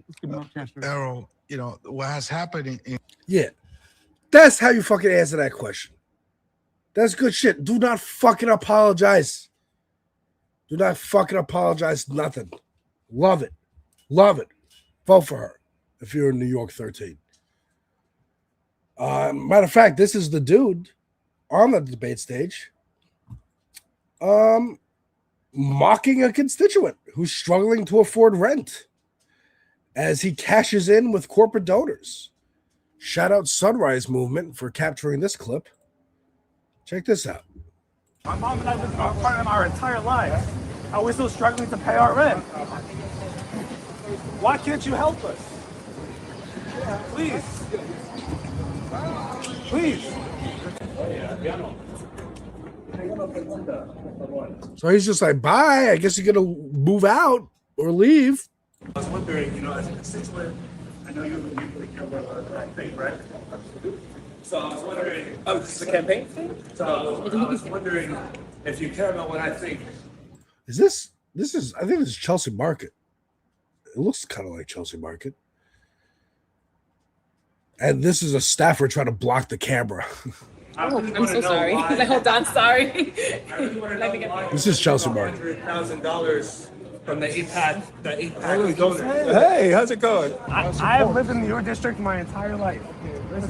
I just want to know. Thank you. No, I just want to know why you keep taking money from them. If you answer to us, the constituents, we want to know. They just walk away, bro. I hate this. Dude, you know how mad it would make me too mad. It would make me too mad to do this. Because the instinct to grab them by the shoulders and be like, you're going to fucking answer my fucking questions. You fuck. Why the fuck are you making all this goddamn money? Why the fuck are you making all this goddamn money and no one's ever challenged you? It's the party structure. It's the party structure. But again, this is a good news segment. It's a good news segment. She's got the motion to beat him. I hope she wins. I hope she wins. There's a whole good slate of candidates. Claire Valdez. And all across the country. Michigan. Let's talk Michigan for a minute. All right? I'm selfish. I'm New York, of course. Obsessed with New York. But let's talk Michigan for a second. Michigan, Politico reports that Mallory McMorrow, her campaign pressured an outlet in Michigan to kill a news story. That's a fucking scandal, period. Yeah. Nice hat. Thank you very much. I appreciate that. There's a reason I'm wearing this hat. It is not just because I love Nintendo. Conservative means I want to prevent progress recognizing people's rights because that would reduce my unfair advantage, and I just want to conserve my privilege. It's unethical and greedy. Exactly. That is the thesis of what being a conservative means. And welcome to the stream. I don't know if you knew, but hello. Welcome. Check us out. This space, tell your friends. But yes, she killed the news story, the campaign. She didn't. The campaign allegedly killed the news story, which would have unveiled an independent poll showing her at a mere 6% with likely voters. Abdul El Sayed, our GOAT, our king, sits at 42%. AIPAC's own Haley Stevens at 33%, and McMorrow at 6%. She was supposed to be the in-between. I'm not strictly like full-on Israel, AIPAC. I'm more, hey, can we be the Mamala? Can I be the Mamala of Michigan? Can I be the centrist of Michigan? I'm a fighter. I'm Mallory McMorrow, and I'm a fighter. Check it out. On this campaign, we talk a lot about fight. So we came to talk to the experts. Jabs in the Eastern Market, Detroit. And tell me a little bit about it. So you came to talk about fighting in Congress, and you are just talking about fighting in general because people like UFC. I got to appeal to the UFC crowd who wants to go see Trump's UFC birthday bash. This is why they're fucking losing. The Chuck Schumer wing, the Nancy Pelosi wing, they're fucking losing, and I love it. And we're happy about it. Speaking of which, shout out a friend of mine and, a possible guest on the show someday, former candidate for Illinois Congress, Kat Abou-Ghazala, is using the platform she built as a influencer and media critic for Media Matters, and then the platform she continued to build as a candidate, the mutual aid hub that she used her campaign headquarters as a mutual aid hub, and she's streaming on Twitch, and she's she's one of us talking to a camera on the internet, but she's got a big voice, and she's using that to highlight other candidates who are viable right now around the country, particularly Francesca Hong for governor of Wisconsin. Here she is at a rally in Wisconsin. Your life is not just work and sleep. Your life is not a means for profit. That is what we need from our leaders, that basic understanding that the status quo is not tenable. And some will call this radical. Right-wing provocateurs are calling Francesca Hong radical. And you know what? It's time to embrace that label. If caring about your neighbor makes you radical, then we're fucking radical. Yeah, I think, look, Hassan Piker going over, having the spotlight on him, and him okay, I have a spotlight on me. I'm going to point that spotlight on Abdul El Sayed. I'm going to point that spotlight on Kat Abou-Ghazala. I'm going to point that spotlight on Daria Lisa in New York, Claire Valdez in New York. There can't just be one Hassan doing this, right? So Hassan's friends, other streamers are doing this too, but they're not as big. I know them, some of them. I'm sure you guys know more of them. Okay, I know Carolyn Kwan. I know the Will Neff guy who's freaked and excited about the Knicks winning. You know, I know them by name. I don't really, I watch Carolyn Kwan a little bit. But there are big streamers who just aren't breaking through the zeitgeist, the mainstream like Hassan did. But she did. She forced it by becoming a candidate that they couldn't ignore. So she's already been on CNN. She already been on MSNBC. I mean, it helps. Their boyfriend, Ben Collins, is helping run The Onion. So, again, already had that media literacy and how to get on news shows and do that stuff. And then as a candidate, a lot more, using that attention, using the mainstream attention of course, also being federally indicted for protesting against ICE and being like, hey, we got our charges dismissed. Spotlight on us, pointed at these people, pointed at Hong in Wisconsin. They want to make the case that Mamdani is a fluke because it's New York, despite them saying Mamdani would never win in New York because New York is the biggest population of Jews outside Israel and Jews would never vote for Mamdani. Well, guess what? We fucking did, you fucking losers. And we could do it around the fucking country too. Just like in Georgia, just like Wisconsin. It's not just a New York thing. It's an everywhere thing. People like these fucking policies. Let's keep going. In America, common sense and basic empathy is considered a controversial opinion, not by the common people, not by the majority, but by our leaders, and that's the problem. So it is time to elect a governor who understands that is not radical, kowtowing to billionaires, oligarchs, and the federal government is.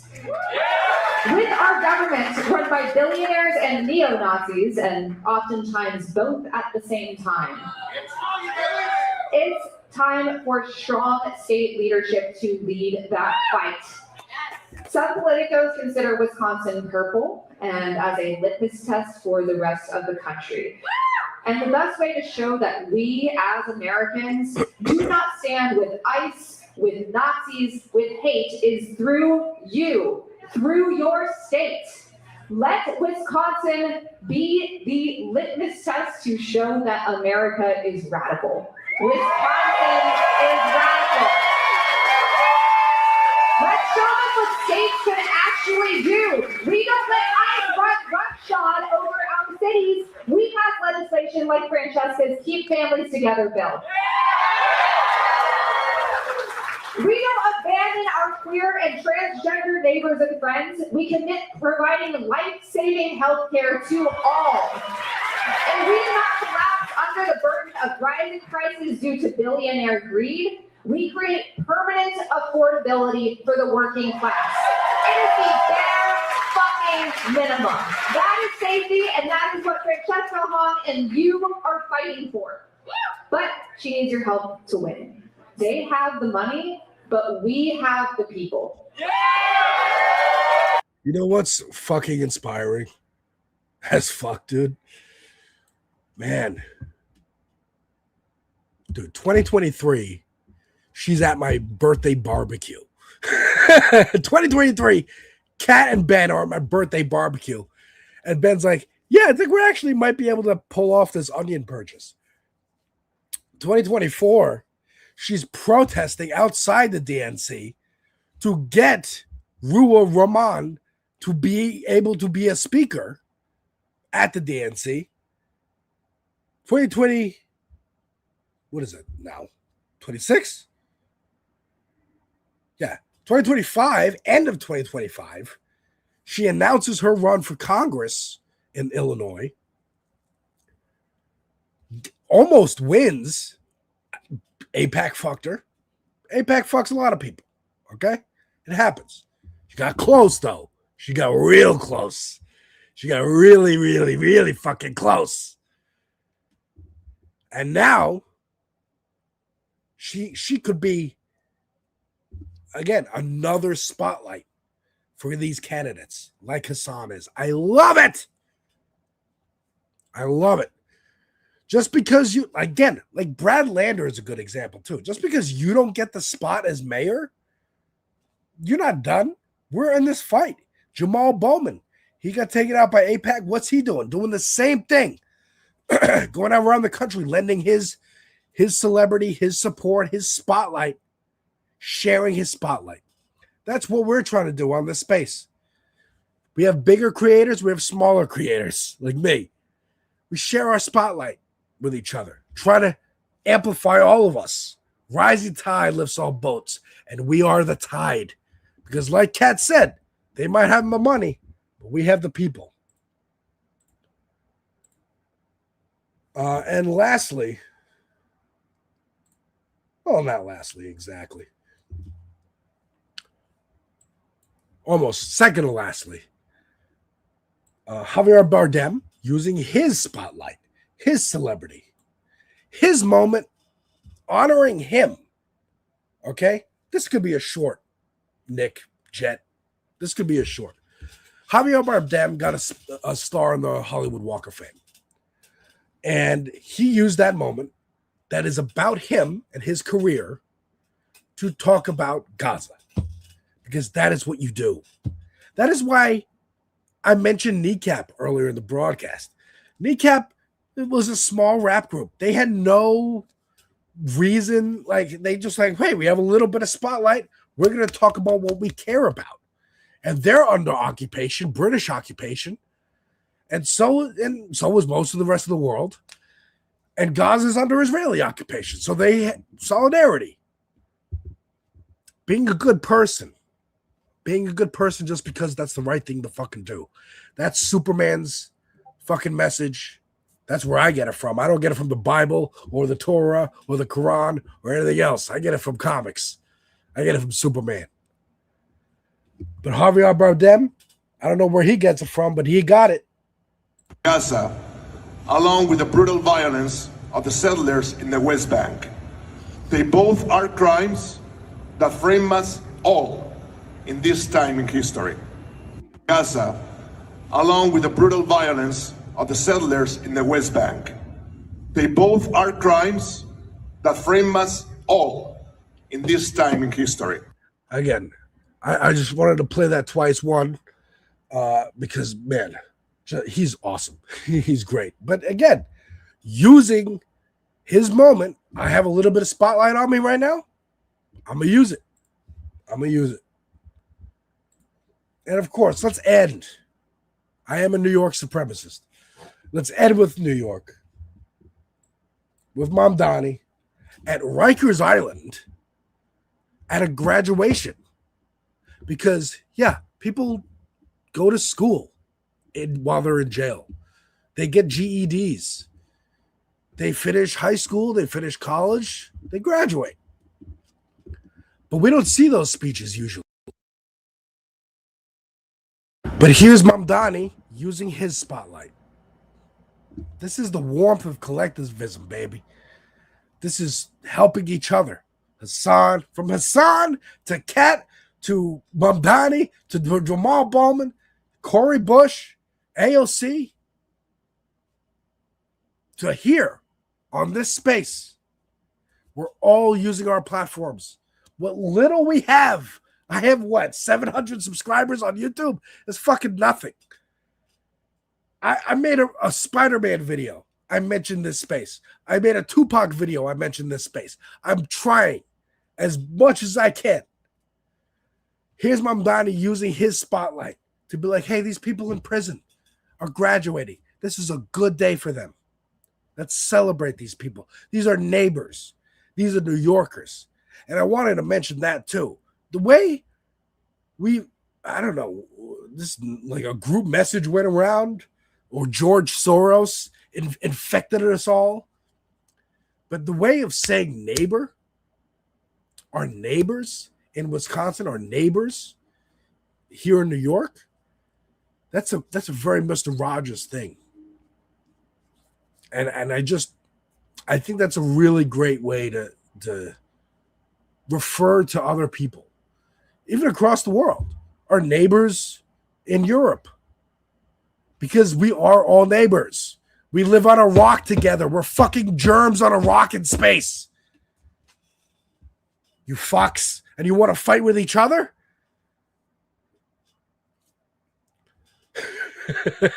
Hopefully, this is step one in closing Rikers. Let's humanize prisoners. Because just because you're in prison doesn't mean you're a bad fucking person. Surprise. And again, this is a good day. Graduation. Productive. And let's see his speech. You watch as it spins through its seasons, as millions of New Yorkers roll through their days while you remain on the edges, on the outside looking in. Even today's momentous achievement, you may at times still feel that way, like the world is moving without you. It may feel like you are too far behind to even try. I come here today as the mayor of our city to tell you, that nothing could be further from the truth.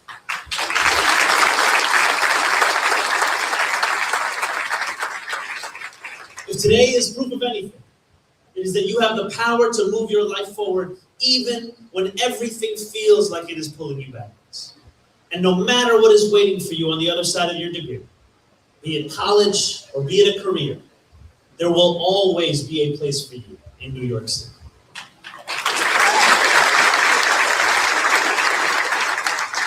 Love it. Love it. And again, it's a speech. All right, Zoran, make it happen. Because, look, we love you. We're excited. Hey, Knicks. Hey, Zoran wins. Yay. But guess what? You're a politician now. You're in office. Get it done. Let's see it. Keep pushing. Never stop pushing politicians. They are tools for us. Hell, they are us. They are people. They are the people. We elect them into office. Corporations think they can pick and choose. They try. They have. They've done it. But ultimately, the pendulum swinging back and forth, left to right, to left to right. You know what the pendulum is? The voters. What the right wants to do is cut that shit off. Go, no more voting. Fuck that. We don't want you to vote. We're going to stick the pendulum to the right, and that's it. No more pendulum. Not going to swing back. But we still have the right to vote as of right now. So fucking vote. And do more. Like, go canvass. Find a candidate. Find a candidate. Go to the DSA website and type in your area code. Find endorsed candidates in your area. Maybe find a DSA chapter or Working Families Party chapter. I don't know if there are working families out of New York City, but hopefully there are, because they're great. Wanda, am I going to the parade tomorrow? I am sick, as you can probably tell from my voice, and I have work, so I am not. And thankfully, I'm working from home, because Jesus Christ, I did not want to get caught in traffic. If there was gonna, I think it's all downtown, and I work uptown, but hey, I can't, dude. Saturday night, it was crazy. Crazy.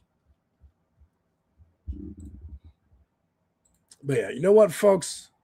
I'm going to tease you. I'm going to tease you a little bit. Because this is the end of my show. I did go a little bit long. Lumen is not here today, so you're going to have a little, Nick's got a little pre-recorded package for you of some Riverboat Jack, I believe, which I want to meet Riverboat Jack. She seems awesome. And I want to have a chit-chat with her one day. But I saw this, and I want to tease this for, I don't know, I might stream tomorrow or like this weekend. I don't know, dude. My voice, dude. But I saw this, and I'm like, what is this? What is this thing here? Check this out. So this is a YouTube page, and it's all AI. I think all, yeah. It's all right-wing slop. But I saw this trending on Twitter. I think Hassan reacted to this. But this is like a wish fulfillment of what the whites want, what some of the whites want. And when I refer to the whites, I mean the fascists, because they're white supremacists. White supremacists. It's just faster to say the whites. In an imaginary white Christian nationalist society. A butterfly. Careful there, sport. My towel load is almost finished. Mommy, can I have some juice? Sure, honey. Oh, the baby is crying. Shh, it's okay. I've got you. First of all, isn't this hilarious that, like, this is not dissimilar at all from the way racist whites portray, like, oppressive Islamic regimes where the women are covered head to toe and everything and only allowed to do certain things. It's so nice to be able to do my housework in the company of other women. And the children are all playing, so we can actually get stuff done. How are your chickens doing? Great. One of our hens' eggs have hatched. I guess you're going to need a... Bro, I wish I had my wife's taking a bath, but I wish she was right here so I could just get her on mic. Be like, hey, watch this. I'm going to show her this after the show. It's going to be great. Another coop soon. We can fit about 4 more, and my sister wants the others. This is terrible slop, by the way. But hang on, give us a sec. Some is about to happen. Watch. Need another coop soon. We can fit about 4 more, and my sister wants the others. Hey, ladies, where you headed, pretty girls? Hey, what's going on over here? Nothing. I was just saying hello. They are wearing head. Dude, the framing and the blocking where the characters are looking doesn't make sense. Like, I'm not going to go into a whole screed about filmmaking and shit, but like, yes, it's bad. It's bad, and you can tell it's bad. I can break down exactly why technically it's bad, of why you feel that it's bad, but you can tell. You can tell. Headscarves. This means they are married. They have headscarves. This means they are married. Why are you saying hello to another man's wife? Just being friendly. That's against the rules here. Everyone knows this. You stay on the other side of the street. Okay, my mistake. I'm moving on. I like how the voices too don't, the inflections don't really make sense in context of what's happening. I'm writing you a citation. You get 1 warning. If it citation? happens again, we're going to tar and feather you. Excuse me, hi. Oh, hello. I hope I'm not interrupting. This is my favorite part. I just saw you and wanted to introduce myself. I'm Alex. Would it be okay if I asked your father to get to know you? Sure. Here is his business card. What a game last night. That interception was brutal. Their defense needs work. Excuse me, miss. Come here. I need to talk to you. Can I help you? Street patrol. Ma'am, you're in violation of our dress code. What are you doing down here walking alone? None of your business. It's not a good idea for a woman to be walking alone at night dressed like a prostitute. Where is your husband? I'm not. Who's she in danger from? Men? These good Christian men would hurt her? Not married. Your father can pick you up at the station. Dad, today an At the station. She goes to jail. She goes to jail. Your father can, because your father owns you. The men in your life own you. You are not a human. You are property in this world. This fictional world that didn't exist till the 70s when women got liberation. But this is my favorite part. Because that story of this is the woman that was at the cafe that we saw here, right? This character, Alex. The resemblances, I mean, I think you could all agree we look very similar. But we're going to follow up on that story, right? Said, here's my father's business card. You can ask him permission to ask me out. Because once again, I am the property of my dad. So watch this. This is my favorite part of this. Dad, today an ugly boy asked me out. I gave him your card. Why is he ugly? Why is he ugly? He looks like the anime just like you. It's not even like the guy earlier. This guy. Which, like, I guess this is ugly in relation to the rest of the characters, but it's not like grotesquely ugly. He doesn't even look that disheveled. He looks like he could be on par with Mr. Muscle Man here. I guess his hunch is the thing that's making him ugly. I don't know. But hold on. Let's finish the scene. I gotta finish the scene. An ugly boy asked me out. I gave him your card, and he's going to be calling you to ask you if I can date him. No problem. I'll reject him. Hello? Is this Mr. Jones? No problem. I'll reject him. I love that. So you can call my dad to ask him. So she had to run home quickly to get to the dad before he called, which he could have instantly done if he has a cell phone. So she sprinted home, said, Dad, an ugly guy is going to call you. Tell him. And she's like, don't worry, honey. I'll tell him no. Yes, speaking. My name is Bill, and I was just wondering if I thought your name was Alex. What happened to your name, dude? You changed names? to possibly get your permission to get to know your daughter, Alyssa. I'm sorry to disappoint you, but I've already chosen a suitor for her. Okay, sir, I understand. If that doesn't work out, let me know. I've already chosen a suitor for her. Now, as Hassan pointed out in the clip I saw of him watching this, Dad would not give a shit if the the girl said the boy's ugly. That's the whole point of arranged marriages. You don't fucking choose. You're told, I don't give a shit. You're marrying this guy. You're marrying this guy because I have a business deal with his father. That's it. You're going to get married. Hell, Night at the fucking Roxbury. Y'all don't even remember this movie? This is a 90s thing. This was a SNL movie. Meaning a sketch from SNL got turned into a movie. Night at the Roxbury. Will Ferrell, Chris Kattan. Y'all don't know about Night at the Roxbury. What you know about that? Literally, the plot of this movie is Will Ferrell and Chris Kattan, brothers. Their father owns a lighting store or a plant store. Yeah, a plant store. Their neighbors across the street, there's a lighting store, like lamps and light bulbs and blah, blah, blah. The two fathers want to merge the businesses, a lamp and plant store. And they want to marry Will Ferrell to the daughter of the lamp store salesman, Molly Shannon, who I had a crush on as a kid. And that's the arranged marriage. Will Ferrell is not attracted to Molly Shannon. Doesn't want to be with Molly Shannon. Now, I'm watching the movie as a kid, like, I'll do it. But that is the plot. The fathers do not care. Now, Molly Shannon, very excited to marry Will Ferrell. Very into him. Wants to marry him.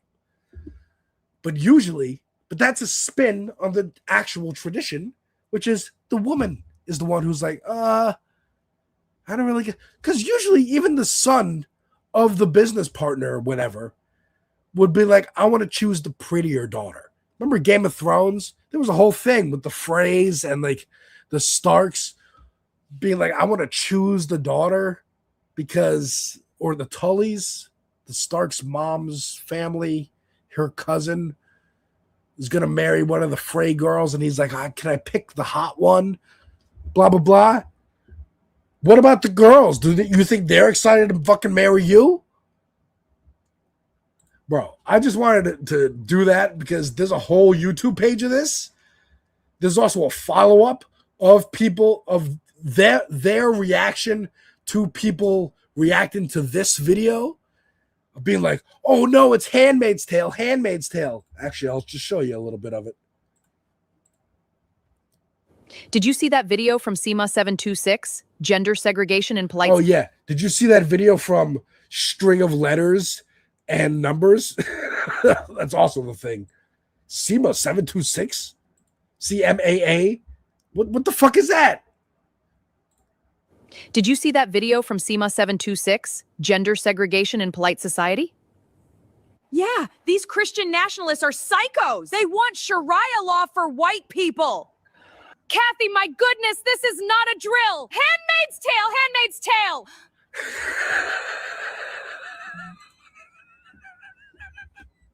Folks, I'm sick. It's been a long week. Handmaid's Tale, Handmaid's Tale. Guys, thank you so much for watching. I leave you in the capable hands of producer Nick and pre-recorded Riverboat Jack, leading you to live at 9 o'clock live Pep Talks prime time. Good friend Pep. And I will check you later. Take care.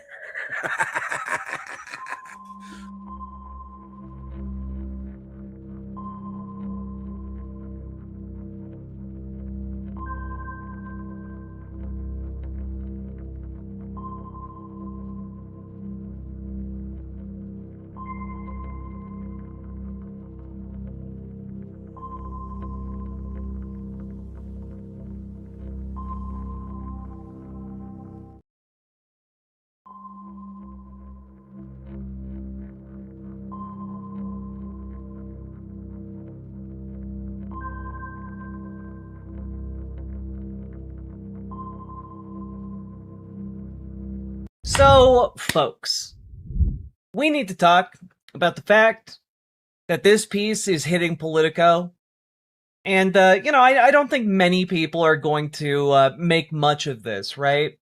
Hochul helped Mamdani. Now she's setting limits. And I found this to be pretty interesting because, well, Kathy Hochul isn't really setting limits, right? Like, it's what's interesting about this is that Zoran Mamdani has gotten everything he wanted from Kathy Hochul. Everything. And Kathy Hochul, on her side of things, has gotten everything she wanted from Zoran Mamdani. Namely, she got an endorsement, right? And this piece really does seem to be designed not for any kind of like educated readership. It seems designed for, well, the donor class, essentially. Governor Kathy Hochul helped New York City Mayor Zoran Mamdani close a massive budget gap. Next year may be different. Now, what's interesting about this is that this is not news. Like, this was well known last month when the story about balancing the New York City budget broke, right? Because part of that story was that Zoran Mamdani had used one-time cash infusions from the state of New York in order to balance the budget. And I talked about it at the time that this was actually pretty smart. Like, it allowed him to balance the budget this year and punt the football to next year to, like, have a more intense showdown as his popularity rises because he's actually accomplished things like balancing the budget. He's basically set the stage for the battle he's going to have next year, which is to pass more taxes on the municipal level against millionaires, billionaires, etc. And like, that's part of his plan, quite clearly. But this is quite interesting because Politico's acting like this is new information, and it's just not. The governor told Politico in an exclusive interview that the 34-year-old first-time mayor needs to get a handle on the Big Apple spending after she gave the city additional cash and backed an annual surcharge on pricey second homes. Now they have their own team in place, she said in a one-on-one interview at the governor's mansion in Albany. They control the budget. They need to look hard at spending. They need to identify programs that are not serving what they should or that are out of control in scale.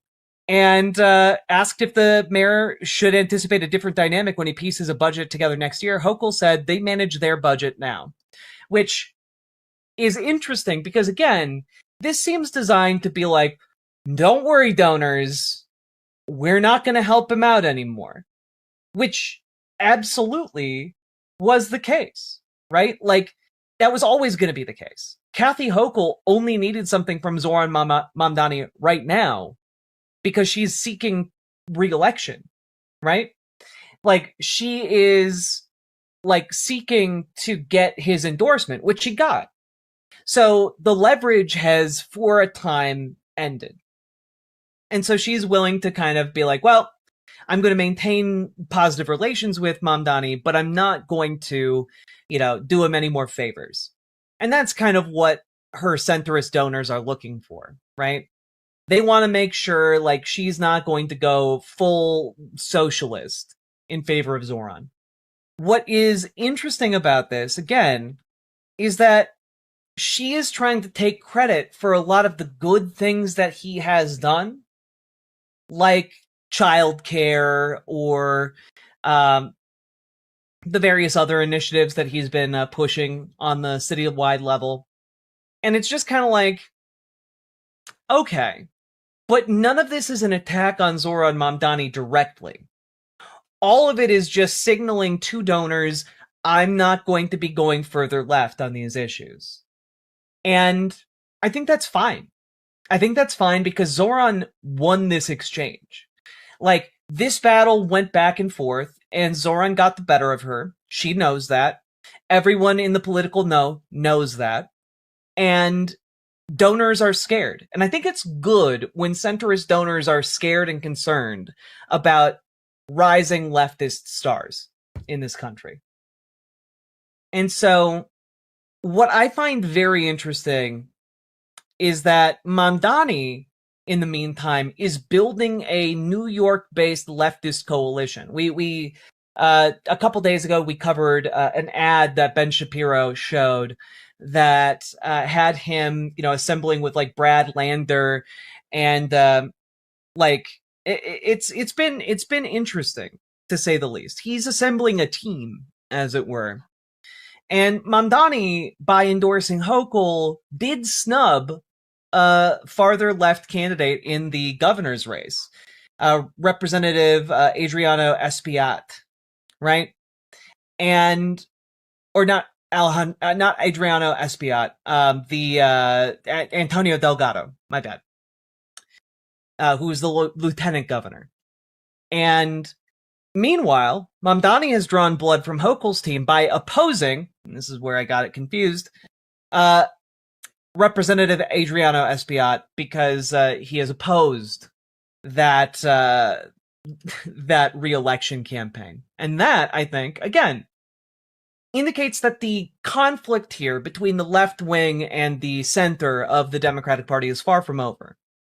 The fight is just delayed. It is being prolonged, and it's going to be on more favorable footing the more popular Zoran Mamdani gets. And I wanted to take a look at this because stuff like this from the conservative far right helps Zoran Mamdani, and I don't think they really understand that. I think if they do, they are pushing it because they're hoping to inoculate more conservative parts of the country from potentially being wooed by the siren song of socialism, right? So here's Mark Wayne Mullen on Fox News talking about Zoran Mamdani in New York City. I love that about you, and I love that about Tom Homan. You say we can't come, we're coming.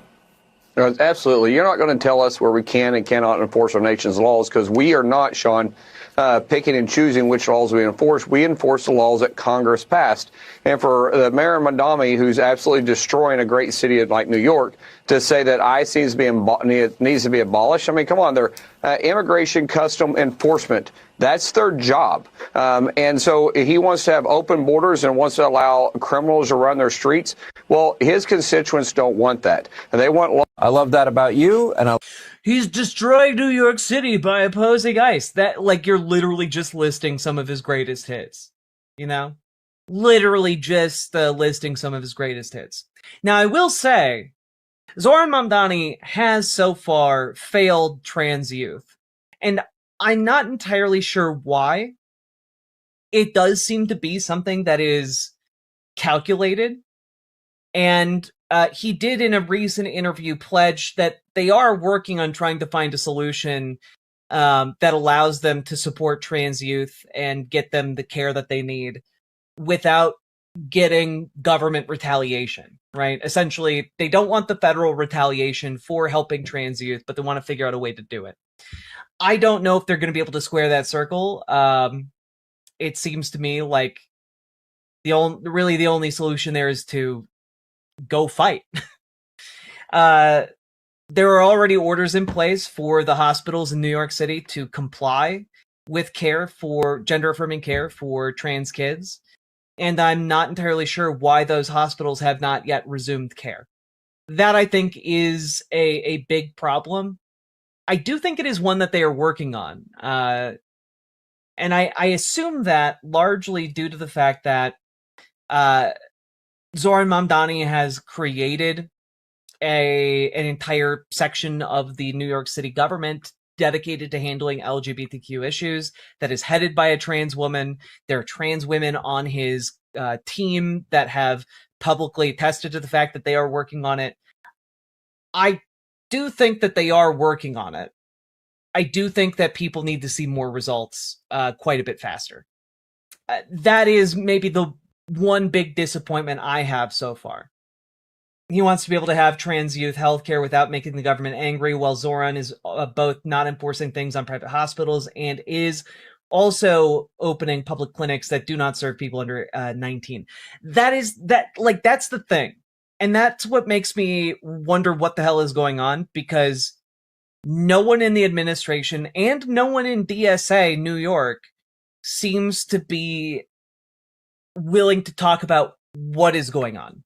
Folks on the inside, like our very own Gamer G, haven't been able to get any information from New York City DSA, and that's weird. That in of itself is weird. And I'm hoping that that's because they are working on something that will roll out relatively soon, and they want to keep it relatively quiet to avoid backlash. But we'll see. We'll see. I do think that for someone like Zoran in particular, public displays to try and get him to account for it, or to members of his team to account for it, might be very successful. Because again, a large part of his power comes from his popularity. So, we'll have to see. I feel he betrayed us. I'm not sure that that is the case, but I speak from a place of privilege because I'm not one of the people being affected by that trans youth healthcare ban. So I'm sure that the kids and the families affected by this feel very differently. Room to build an alternative for those kids is needed right now. There's a tightrope to walk, which Mamdani is sort of forced to as mayor, no matter how progressive or not he is. I mean, that is the other thing, right? Like, there is a cost-benefit analysis that goes on, and, like, that is deeply disappointing to me, a citizen, but I imagine that there is an enormous amount of pressure as mayor of New York City, and trying to figure out how to walk the tightrope, as you say. Like, that's... I don't envy that position. I don't envy it at all. I work with trans kids in New York City. I'm furious. Yeah. I didn't want him to meet with Trump either. Yeah, but that's the other thing, right? Like, he is meeting with Trump in an effort to block the worst effects of the Trump administration falling on New York City. You all. My super ego, id, and ego told me Donald Trump is a child-bred dictator. I'm inclined to believe them. Smiley cat face emoji, herb emoji. That's true. 2D Synctium, thank you for the $10 super chat. It just sucks we're playing political battleship with human rights, like the Republicans yell out B12 and they're going to sink our battleship. Yeah. That compromise worked so well during AIDS, didn't it? I mean, I do think that this is very different from AIDS, the AIDS epidemic, but your point is taken, right? Like, I think that, like, what he's trying to do is prevent masked men from killing people in the streets of New York City, like they did in Minneapolis, you know? And I do think that another thing he's trying to do is make sure that hospitals don't suddenly have their federal funding cut, because that will literally kill people if that happens. And so, like, that's a real cost to weigh. And I do think that there is, like, potentially an upside to that, but it's an upside that might be bought in blood, right? Like, the upside might be, oh, people see that federal funding is cut to the hospitals in New York City, and suddenly people start dying because they can't get the care they need. And, like, that affects people beyond trans kids, and suddenly more people care about it. And, like, that might eventually be the play, but I think not rushing to that conclusion is reasonable, if that makes sense. I mean, he's potentially killing trans youth right now. Well, yes, but understand he has a larger constituency, right? Like, that's the problem. Genuine question, what stops him from making the separate public trans healthcare programs he is opening that are not tied to the hospitals, not funded by federal, and only funded by state and city? Honestly, I think it's because he's trying to navigate some kind of informal agreement that he has with the Trump administration. Like, as far as I can tell. I don't know exactly what is going into the decision-making around, like, trans clinics in New York City. And I'm really, really keen to find out. There seems to be a lot of information that is being deliberately withheld, and I want to know why. Like, when we start getting into the hardball of politics, we have to understand, like, a lot of lives are on the line in hospitals. If this is all political handshakes, fuck him royally. I understand the sentiment, but also Donald Trump is the kind of guy where everything is just a power game and an optics game, and political handshakes are sometimes the only thing he's got. You know?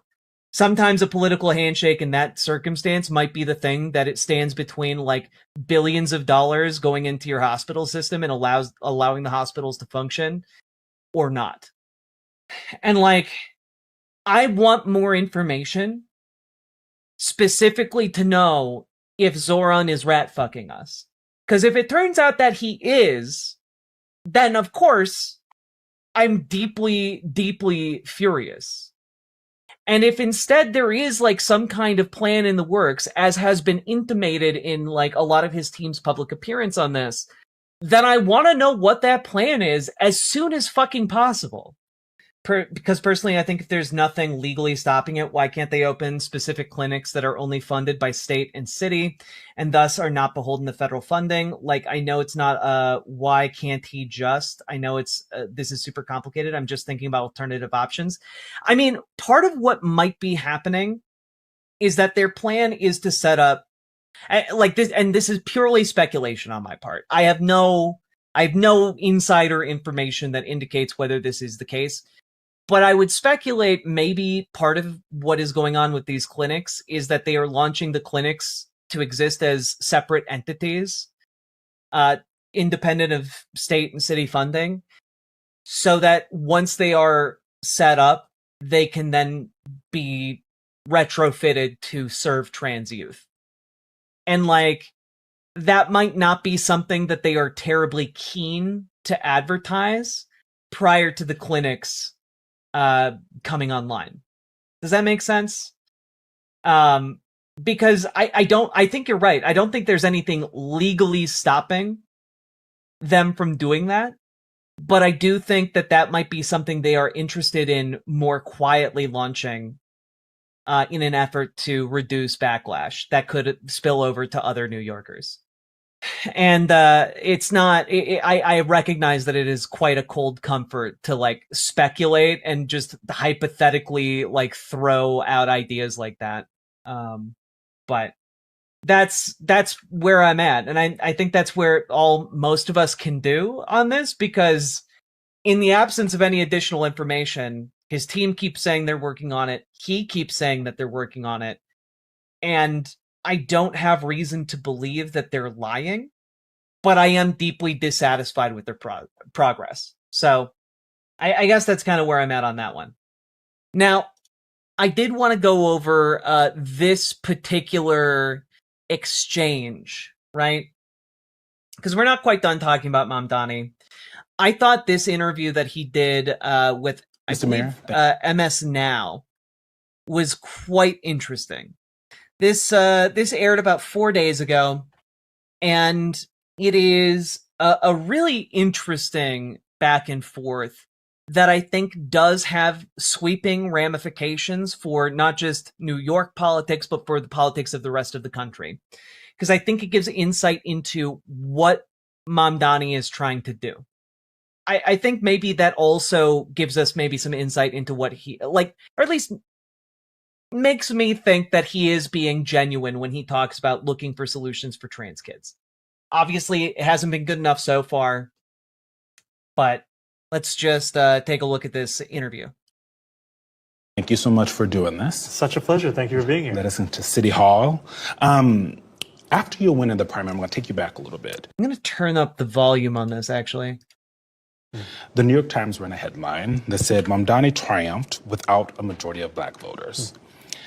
There have been questions and criticism about what kind of mayor you would be for black New Yorkers, but there's been some recent polling by the New York Times that found black folks here in New York had the highest approval rating of you. Oh, and to be clear, I'm not saying just because I have hope that he's being genuine, I'm not saying everyone should shut up about it. I am, in fact, saying people should get louder about it because being loud in politics matters. The ethnic group by 55% was what they said. What do you think changed? You know, I think that for a number of voters, it was the first time that they were hearing of me. You know, I recall at the time in that primary, it was an introduction more than an ability to persuade someone. And I knew that I was going up not only against another candidate, but frankly against a legacy of a name. And in the time since then, we've been able to show exactly what we are governing for, and that is the working person. And when we talk about a focus on the cost of living crisis, we know that for Black New Yorkers, that's not an intellectual concern. The city has lost 200,000 Black New Yorkers over the last few decades alone. From 2010 to 2019, we saw a 19% drop in the population of Black children and teenagers.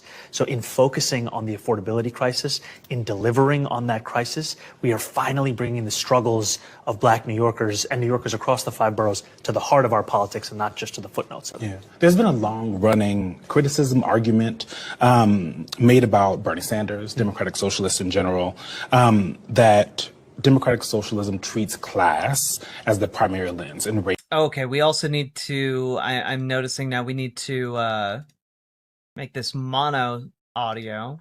As secondary, even sometimes There we go. It completely, the assumption being.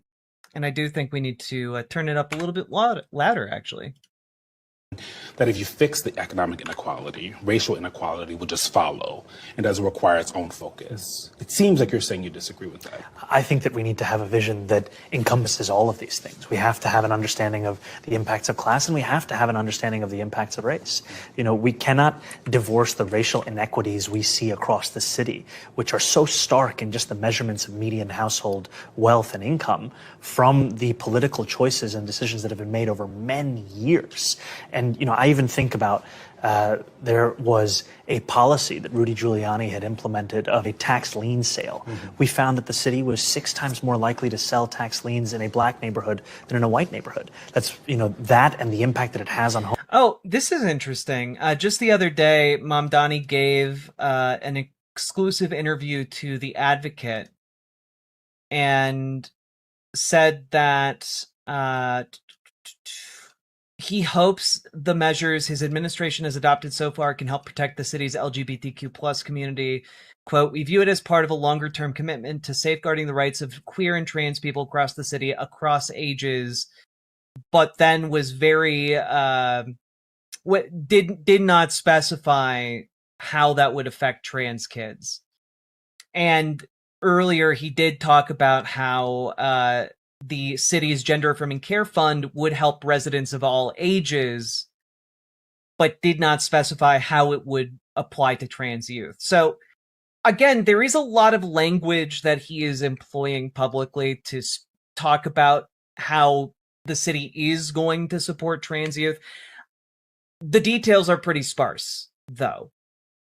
But the fact that he has continued to intimate this, I think, indicates that there is something concrete on the way. At least I fucking hope so.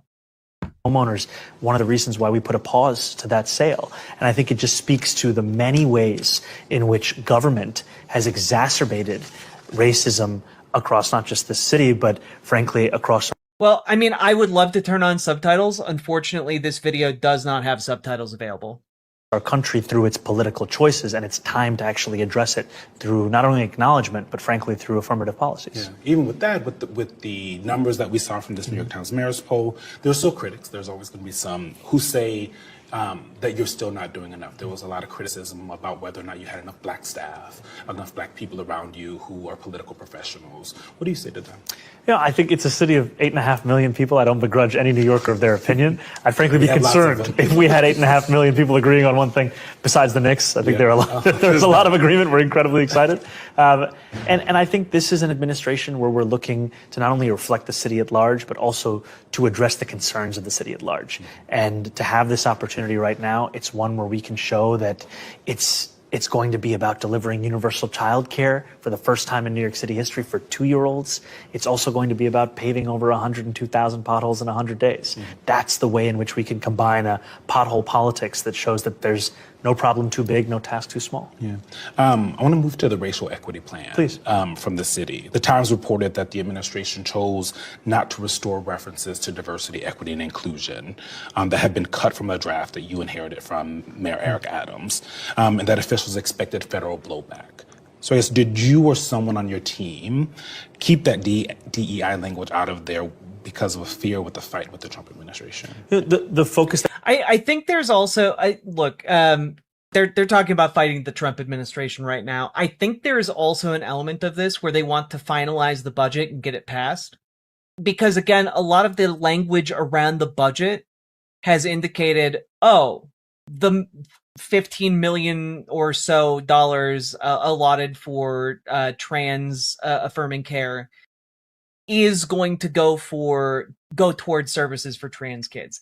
What exactly that form takes will probably be included more specifically in a finalized budget, which is expected by the end of the month. But again, details right now are pretty slim. That we had when it came to that report was one, actually releasing it. The prior administration had stonewalled its. Apparently, according to the Gothamist, he talked about this on the Brian Lehrer show, and Mamdani claimed that this will go towards services for trans kids, but again, less than what he initially pledged, 65 million. But with the budget not being finalized yet, it remains to be seen whether or not that 15 million will become 65 million or what exactly this is all going to work out to be. So I'm guessing that they're going to be relatively cagey about the specifics of the budget until it gets finalized. Release over many years.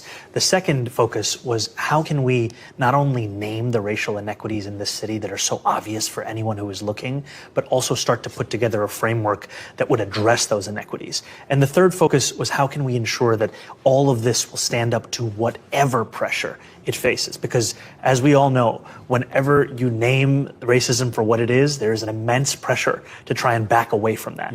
We wanted to put together the strongest legal argument to ensure that we could actually move forward on it, and that's what we found in this report. So a legal argument that doesn't include the words DEI. Do the words matter in there? I think all of the argument that like this is exactly kind of what I'm talking about, right? Like part of what he's doing here is basically trying to appease the Trump administration, saying we're going to do all of the same things that we were going to do with a program that was explicitly labeled DEI, but we're not going to label it DEI. We're going to do all of the same shit. And you guys won't understand that we're not we are not actually kowtowing to your positions simply because we're not using DEI as a phrase. I think that this is similar to how he's approaching a lot of other issues that are sensitive to the Trump administration. We laid out is one that we believe can withstand. Because again, I know I'm being a pause champ, because again, the Trump administration is made up of the biggest fucking snowflakes on the planet, but also most of them are very stupid. So if you just remove DEI but keep all the programs the same, they will not know the difference. Whatever pressure comes from the federal administration. And for us, what we found is that New Yorkers care more about what we can deliver than... It's genuinely a grandpa won't notice. Grandpa won't notice, fam. He's too busy talking about ballrooms. The process by which we get to it, and that's exactly what we're looking to do, is finally deliver a vision for racial equity that is able to get into a material consequence for New Yorkers. On April 6th, the Assistant Attorney General, Harmeet Dillon, posted that your plan, quote, sounds fishy and illegal, will review, exclamation point.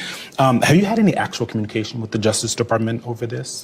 You know, I have not had direct communication myself. Our team is always in communication with the federal administration over a number of areas of disagreement, but we are fully confident in this report and in our ability to withstand any pressure. Yeah. Are you worried about them coming here and taking federal funds in order to change the plan that you have? Yeah, I think none of our values or our laws are bargaining chips, and we will not step back in the face of any of this kind of pressure because we're not embarrassed about these things. We're proud of them. It's what makes us New Yorkers.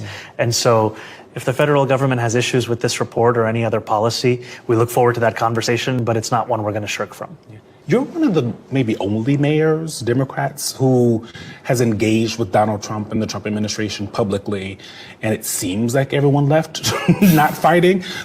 What is the trick to that conversation in the relationship with Donald Trump that other mayors maybe could take a note from? Well, I think it is unfair in that I have an advantage in that we are both from New York City, and we share a love of this city amidst... Mamdani hates America. Dude literally, bikes the city every day and makes videos that are essentially love letters to the city. It's crazy that conservatives are so deluded that they're like, he hates America, when every day he's posting a I fucking love this neighborhood. Let's go get something to eat. I love New York City. Let's fill potholes. Like, it's genuinely, the attacks leveled against Zoran Mamdani are so absurd. Absurd. Many disagreements that we have, whether about the country or about the city.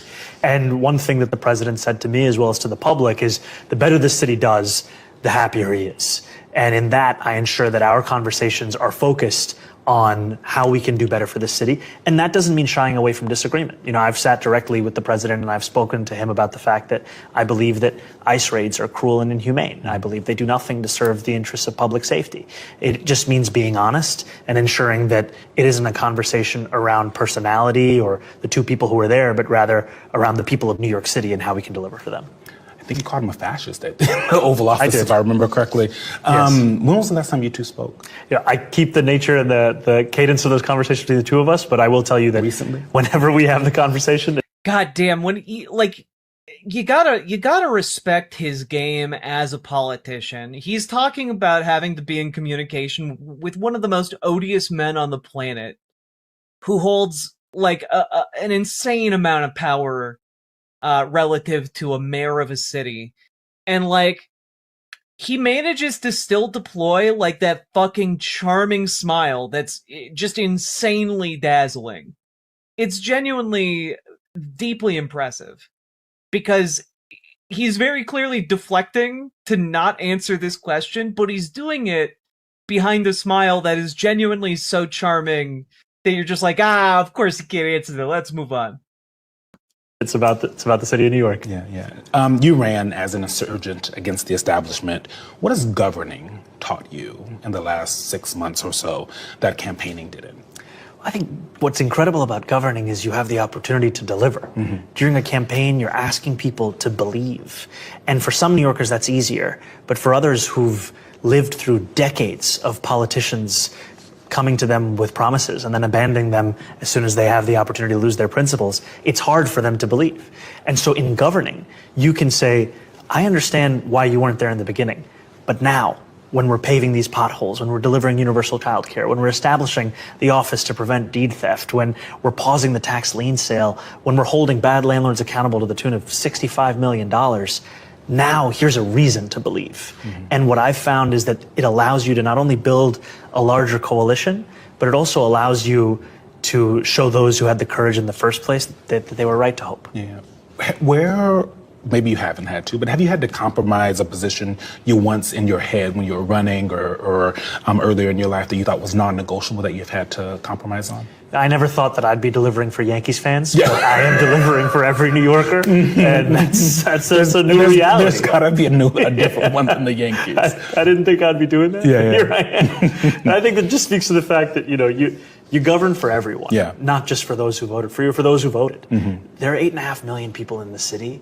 They want to see a better city. No matter how they feel about me, it's my job to do it. Yeah. In that vein of maybe they are Yankees fans, but at the end of the day, the business community.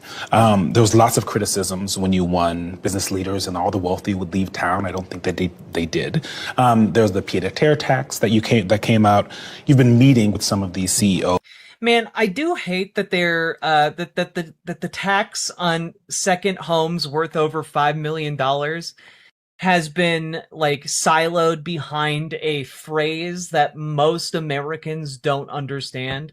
The Deter tax, that's not something most people recognize, right? Like, I think it's easy to use as a buzzword to just kind of confuse people, when in reality, all you have to do is be like, a tax on millionaire second homes that they don't live in. Like, I know that doesn't necessarily flow off the tongue as well, but people understand the concept that, hey, maybe if you have a $5 million home you're not living in New York City, a place strapped for space, then maybe you should pay a higher tax on that. Like, that's incredibly, incredibly reasonable. Jamie Dimon, Ken Griffin, to name two. Is this you trying to smooth those relationships over for the benefit of the New Yorkers? This is my meeting with business leaders who have an important role to play in our city. And I wish every New Yorker success in this city. I wish for business leaders that they continue to contribute to what is a strong economy. And it also makes it sound less scary to the average person. I think if you use more mundane language to describe the tax, I do think that makes it less scary, because by using like that buzzword, you can apply scary connotations to it, even if people don't know what it means. Yeah, call it the status tax or something. Like call it the excess homes tax. Create good paying jobs. And I also know that in these meetings, when I speak to business leaders, that even amongst their own employees, they are not immune to the affordability crisis. You can be making six figures and still blink when you realize you have to. Thanks, President Trump, for banning trans therapy for children. It's not banned. I don't know what to tell you guys. You guys live in a fucking nonsense land. Spend $20,000 a year on childcare for a single child. And so what I see in them is also the opportunity to partner, to work together. You know, when I was sitting with Jamie Dimon, we spoke about the ways in which we could make the public sector as efficient and excellent as possible. Because no matter a policy disagreement on taxation structure or things of that nature, we both agree that we need to have the... Which, let's be clear, Jamie Dimon only sat down to talk with Zoran Mamdani about tax structures. Jamie Dimon doesn't give a shit about the efficiency of the public system. Like, at all. Best possible city government in the city that delivers by example and wins through that example. I like that, Quigley, the absentee homeowners tax.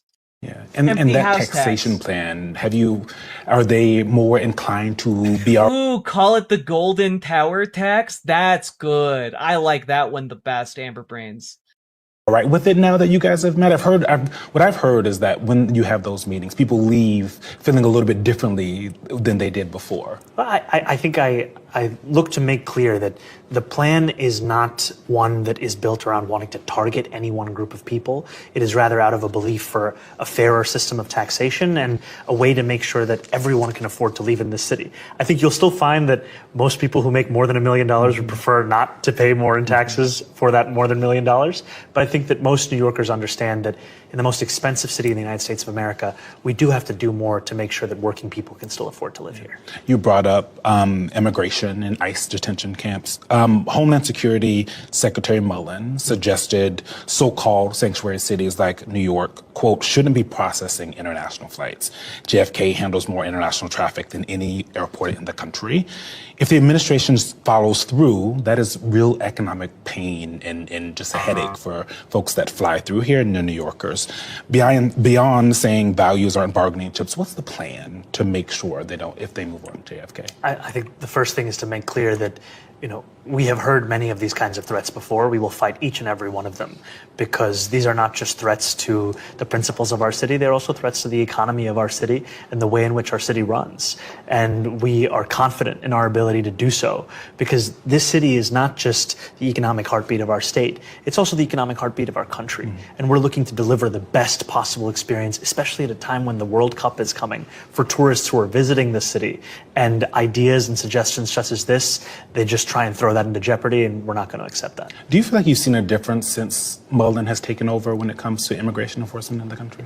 You know, I think you can change who's running. I do find it very interesting. Do you think that things have changed? It's just like, nah, they still want to send ICE into New York City. They are trying to figure out how to do it and not have ICE reviled and organized against like what happened in Minneapolis. And like, Markwayne Mullen came up with literally the dumbest idea, which was essentially, what if we shoot our economic dick in the balls? What if we just take a gun and shoot it, our dick and balls at the same time? That'll show blue cities. And it's like, God damn, you guys are stupid. What if we just ended any kind of international business travel into our biggest economic hubs? The agency, but by and large, what you will find is the same vision that has cruelty at the heart of it. And I think it's time for us to develop a vision on immigration that has a little more humanity as what guides it. Just over the River here in New Jersey. There's the Delaney facility. There are folks there that are on hunger strike over the conditions. What's your reaction? And I guess more importantly for New Yorkers, what prevents a facility like that from opening here in New York? I think there are a few things. One is a reaction of pain at seeing what people have to go through in these kinds of facilities. And these are conditions that they offend the conscience of so many, not just here in New York City, but frankly across the country. This is partially why I have put forward a vision alongside so many others to say that ICE should be abolished, that there is no way to reform this kind of cruelty that we're seeing endemic in the way that immigration is being enforced across the country. When it comes to our city, we are proud of our sanctuary city policies. We are proud of the policies we've put forward and also the executive orders we've put forward to ensure that every single agency is complying with those policies. What do you say to people who say language, and there's Democrats in DC who say language like abolish ICE are unhelpful for the political?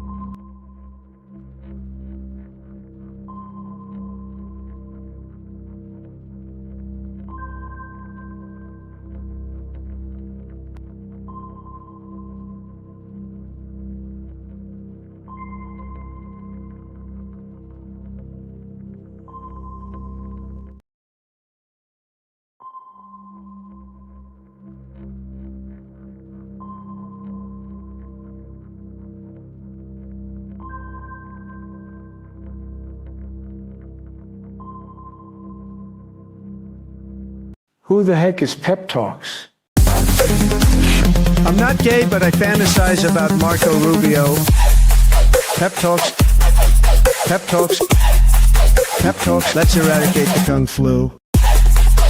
I'm literally coming. Pep Talks. Pep Talks. Who the heck is Pep Talk? They want our women. They want our children. Pep Talk. Sometimes no means yes. Grab them by the pep talk. Grab them by the Marco Rubio. Obama is a racist. Pep Talk. I'm literally coming. I'm literally coming. Pep Talks. We found weapons of mass destruction. My fellow Americans, it has been confirmed today from Pep Talks that we are indeed all high on politics. Good evening, everybody. Welcome to a new edition of PEPAGANDA, Primetime PEPAGANDA. We are here. We are live. We're going to do something a little bit different today. We have a new format for this space. We have not done this. This is going to be, it's going to be a discussion, but dare I say you can call it a debate because we don't necessarily agree on everything, and we have not really brought on many conservative voices to this left-wing project that we have here on this space. So without further ado, I would like to bring on Johnny Walker Dread. How you doing, brother? Pretty good. Can you hear me okay? Yes, I can. Actually, I just need to, I'm glad that you asked that because I have to turn up my headphones. There we go. All right. If you guys do not know who Johnny Walker Dread is, this is the man that brought Rashad Ritchie to his knees on the internet with his investigative prowess. Johnny, if you don't mind, would you give my audience a little bit of a breakdown of what you do, what kind of content you're into, and how you got into Rashad Ritchie? Okay, I host the Johnny Walker Dread Show on YouTube. I began with the sovereign citizen thing. This was back when hardly I was making the news hardly at all, but I decided to go into the sovereign citizen thing, and then Kyle Rittenhouse shot up a bunch of people in Kenosha, and that kind of distracted me. And then I went into more of the Black Lives Matter, police brutality area, and then that's kind of where I've stayed for the most part. And that's where I came across Rashad Ritchie because he was probably one of the most prolific race baiters, as I call them. And I know you probably don't like the term, but I use it. We'll go into it. Okay. So, and I have probably about 200 videos on Rashad Ritchie alone. Major. Can I just say something real quick? That in itself is a level of like, I could see where he would be like, this guy's obsessed with me. Yeah. Well, it goes like this. One of the things that these guys do when they're in these positions of, somewhat power, I mean, he's not a small fry. is whenever somebody comes in with evidence against them, starts hammering them, they know they can wait it out. And, Nate the lawyer and Cam James exposed him, and he waited him out. And after a week, they're gone, but they can't, shake me. And so he's really hoping that I would just leave him alone, but I'm not going to. And so, I mean, I would argue that yours actually shaped Cam's, which Cam did do a 3-parter on, because his kind of went from exposing Rashad to TYT. Like, he actually, because I think that he was looking for his next, I guess, target, if you will. And it was so easy because it's just like, well, if TYT was turning a blind eye to this, then, why not kind of, go after them as well? Because I know that he also mentioned like the Rashad thing.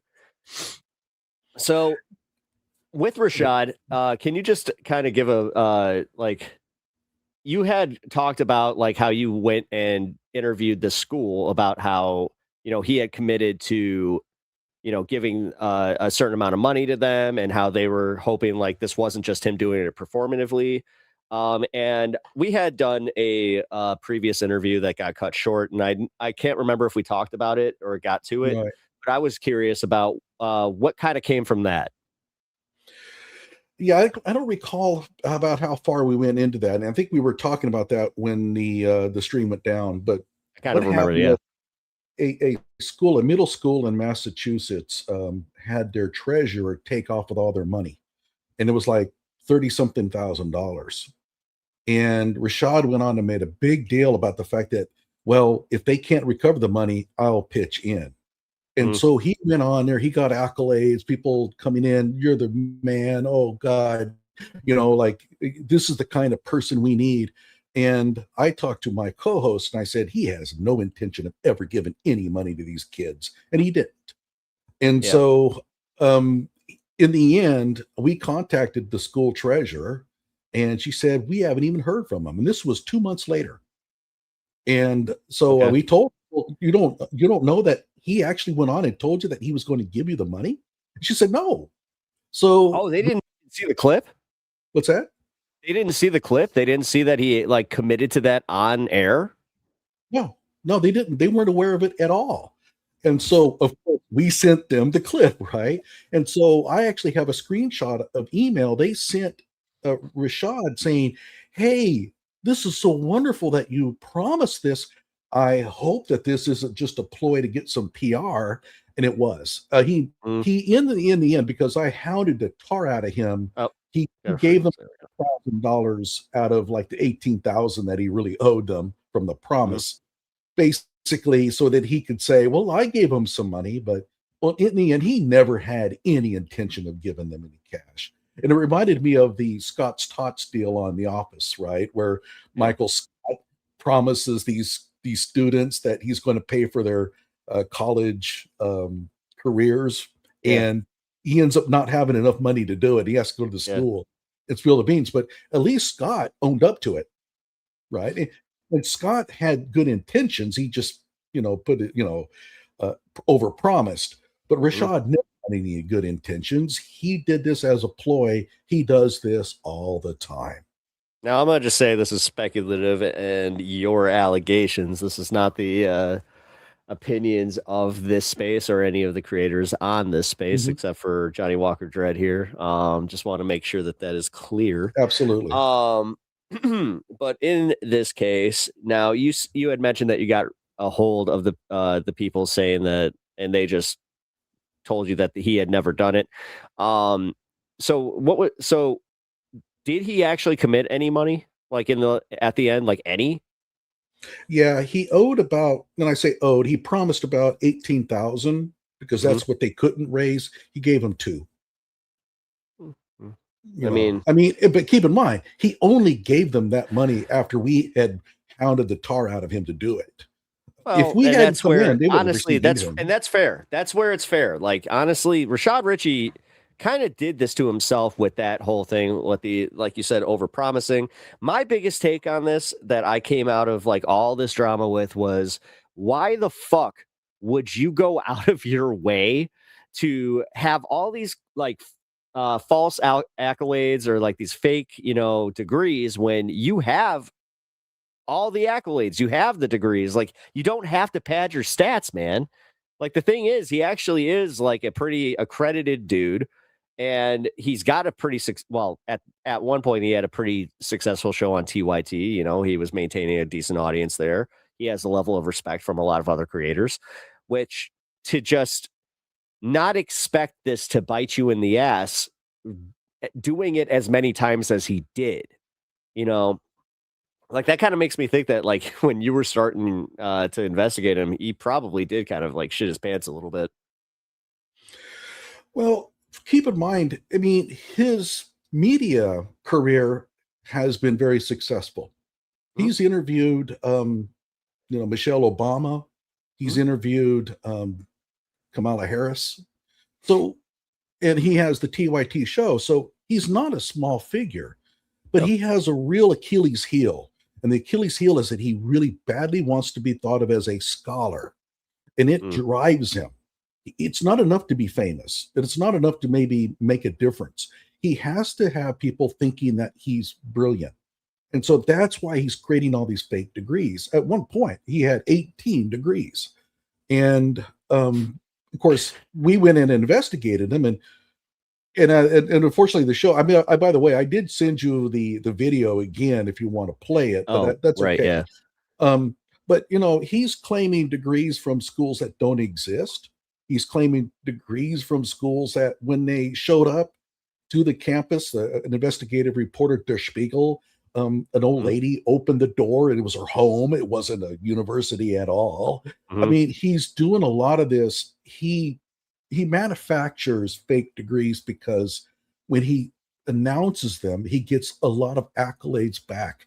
Man, it's amazing how much of a scholar you are.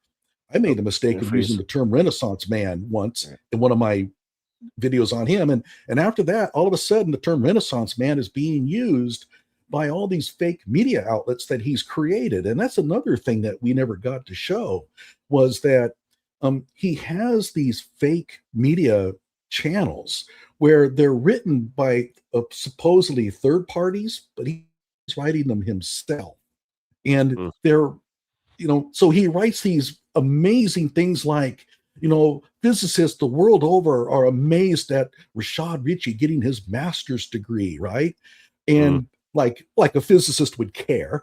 But he writes these things and then he publishes them under a third party name to make it look like they're writing about him. So I've always said it. I mean, that's sus as fuck too, but he's the guy who would fake his death so that he could listen to the eulogies. And I mean that literally.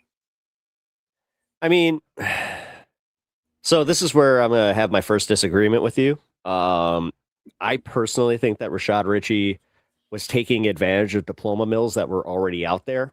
And he kind of did the thing where he thought it would just pad his accreditations and,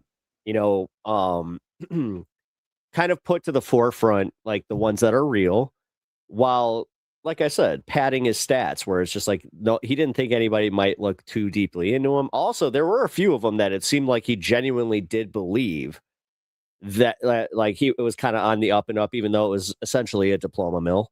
I don't know. Like, I'm trying to be fair here, but I'm also not going to deny that some of it's a little sketch for sure. It's a little sketch. Well, by the way, Latina Mafuni says that I'm not the best person to be listening to when it comes to intellectual criticism of Ritchie. I am. Nobody has investigated his academic background to the extent that I have. Nobody. But I will say also that he's not real sophisticated in his understanding of how colleges work. So it's very easy for him to receive a degree that he thinks may be legitimate. But anybody who has... Wait. Can you back up? What did you just say about he doesn't know how colleges work? Well, not really. In other words, I was about to say, come on, man. Here's let me explain what I mean by that. He doesn't have a grip on the understanding of how much work it really takes to get a legitimate degree. And so when he puts his papers in... Wait, so are you arguing that he doesn't have any legitimate degrees? Okay, here's the degrees that he does have. I'll tell you. he does have a bachelor's degree from, I forget the name of it, the Georgia school. And he has an MBA from there. I'm a little suspicious of both, but I'll grant him the credit for those. What, He Georgetown? did get what's that? Was it Georgetown? Oh, no, nothing like that. It was like the lowest rated college in Georgia. I'll think of it in a moment. But he then got an EDD from Clark Atlanta, but I read his dissertation. He couldn't have spent more than a couple of weeks on it. And the majority of the research basis for it was based on an undergraduate's capstone project. Mm-hmm. Yeah. Okay. So you see what I'm saying? He doesn't understand that, because I do have a legitimate PhD, and I've poured in 8 years into it. Actually, real quick, my audience doesn't know you that well. So, or actually, this space's audience also doesn't know you at all. So, real quick, give me your breakdown on your credentials so they understand where you might have, the authority to kind of speak to this a little bit. But okay, well, I have a bachelor's and a master's degree in physics. I then went into a quantum field theory course and found it to be like really, really hard. I said, yeah, I ain't doing this. And I had 2 kids. So I went into electrical engineering. I got my PhD in electrical engineering. And then I have served on university administrations, not high level, but, like assistant director kind of stuff. And now I basically am an engineer. I write, most of my work is based on technical writing now. I don't do really what kind of engineering? I've actually never asked you that. What kind of engineering? Just electrical engineering? But keep in mind, so it's can I electrical just ask engineering. real quick, just like an aside, are you one of those types of electrical engineers that like you can do like complex, systems and all that, but you couldn't like get a new fan to work worth a damn? Yeah. It's amazing. Got him. But here, and I've always said this, my years in college just pushed really practical stuff out of my brain. Right? Okay. So I can't function normally. But no, my electrical engineering was centered in quantum mechanics. So okay. I just caught that vibe for some reason. We're just like, you keep saying electrical engineering, but I have a feeling that he couldn't tell me dick about like how to rewire my house. Right. And by the way, Latino Mafume, in my videos, you will always see the list of resources, all of the references that I use. There's no doubt about it. I am the man when it comes to assessing Rashad Richard's background. Confidence is confidence, I guess. Well, yeah, and and by the way, he's challenged me to a debate once. It was on Twitter. I accepted. He blocked me. So yeah, he's threatened to sue me 4 times. Yeah, That is wild. The fact that he blocked you, after challenging you. I mean, realistically, the fact that you've made 400 plus videos, like even Hassan Piker, I'm not sure if you know who he is. He has a prominent hater out there that it's literally 300 plus videos of just Hassan hate content. And even he addressed it where he's just like, this guy has how many videos of me? Like, oh God, and like, by the way, with it, he's like, maybe I should bring this guy on. Like, this is wild.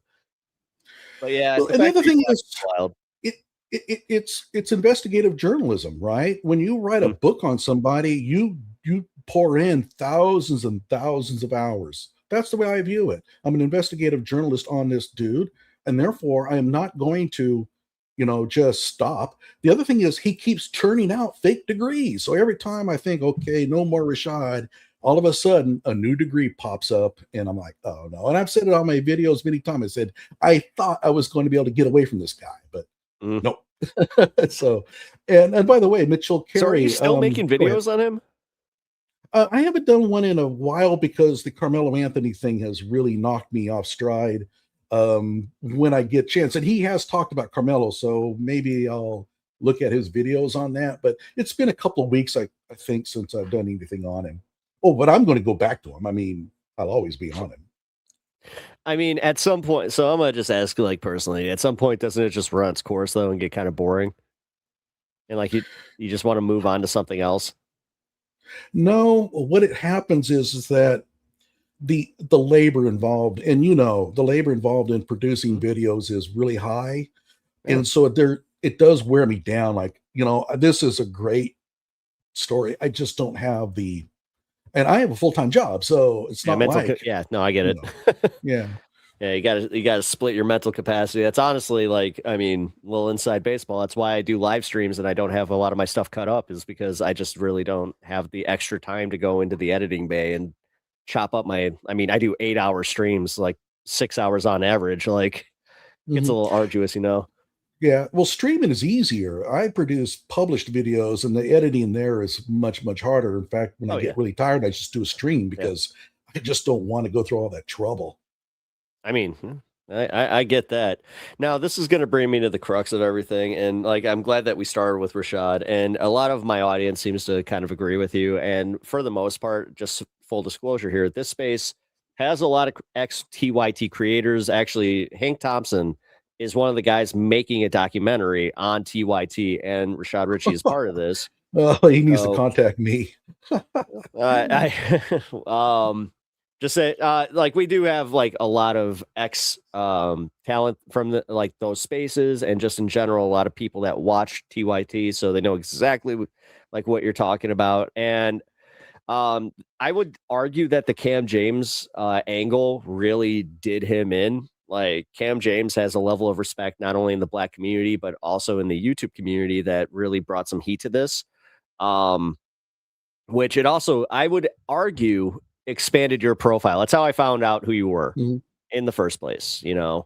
And Cam really doesn't want anything to do with me. I've offered to, steer him in certain directions, like, hey, you might want to check this place out for more information. He just does not want anything to do with me. And it's political, but that's okay. I mean, I'm fine with that. By the way, I don't know if you know here. The thing is, Cam James isn't necessarily political. Like, he does have like his left, his leftist takes, but he does more pop culture stuff.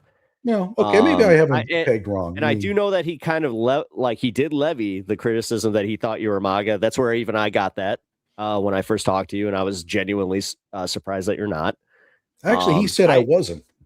Oh, he did. Yeah, he said he's not MAGA, but he was like, okay. And part of that was he didn't want anybody thinking that he was depending on a MAGA source for his stuff. Which, by the way, I'm not. I have no use for Donald Trump. Can't stand him. I appreciate that. But by the way, though, the one thing about Rashad that people didn't catch was he not only got fake degrees, but he set up his own fake diploma mill to pilfer money from foreign nationals. And I covered this thoroughly. And, he had a sitting judge in Atlanta on his faculty. This Cassandra Kirks, she's a judge. His lawyer was another one of the faculty. It was a total scam.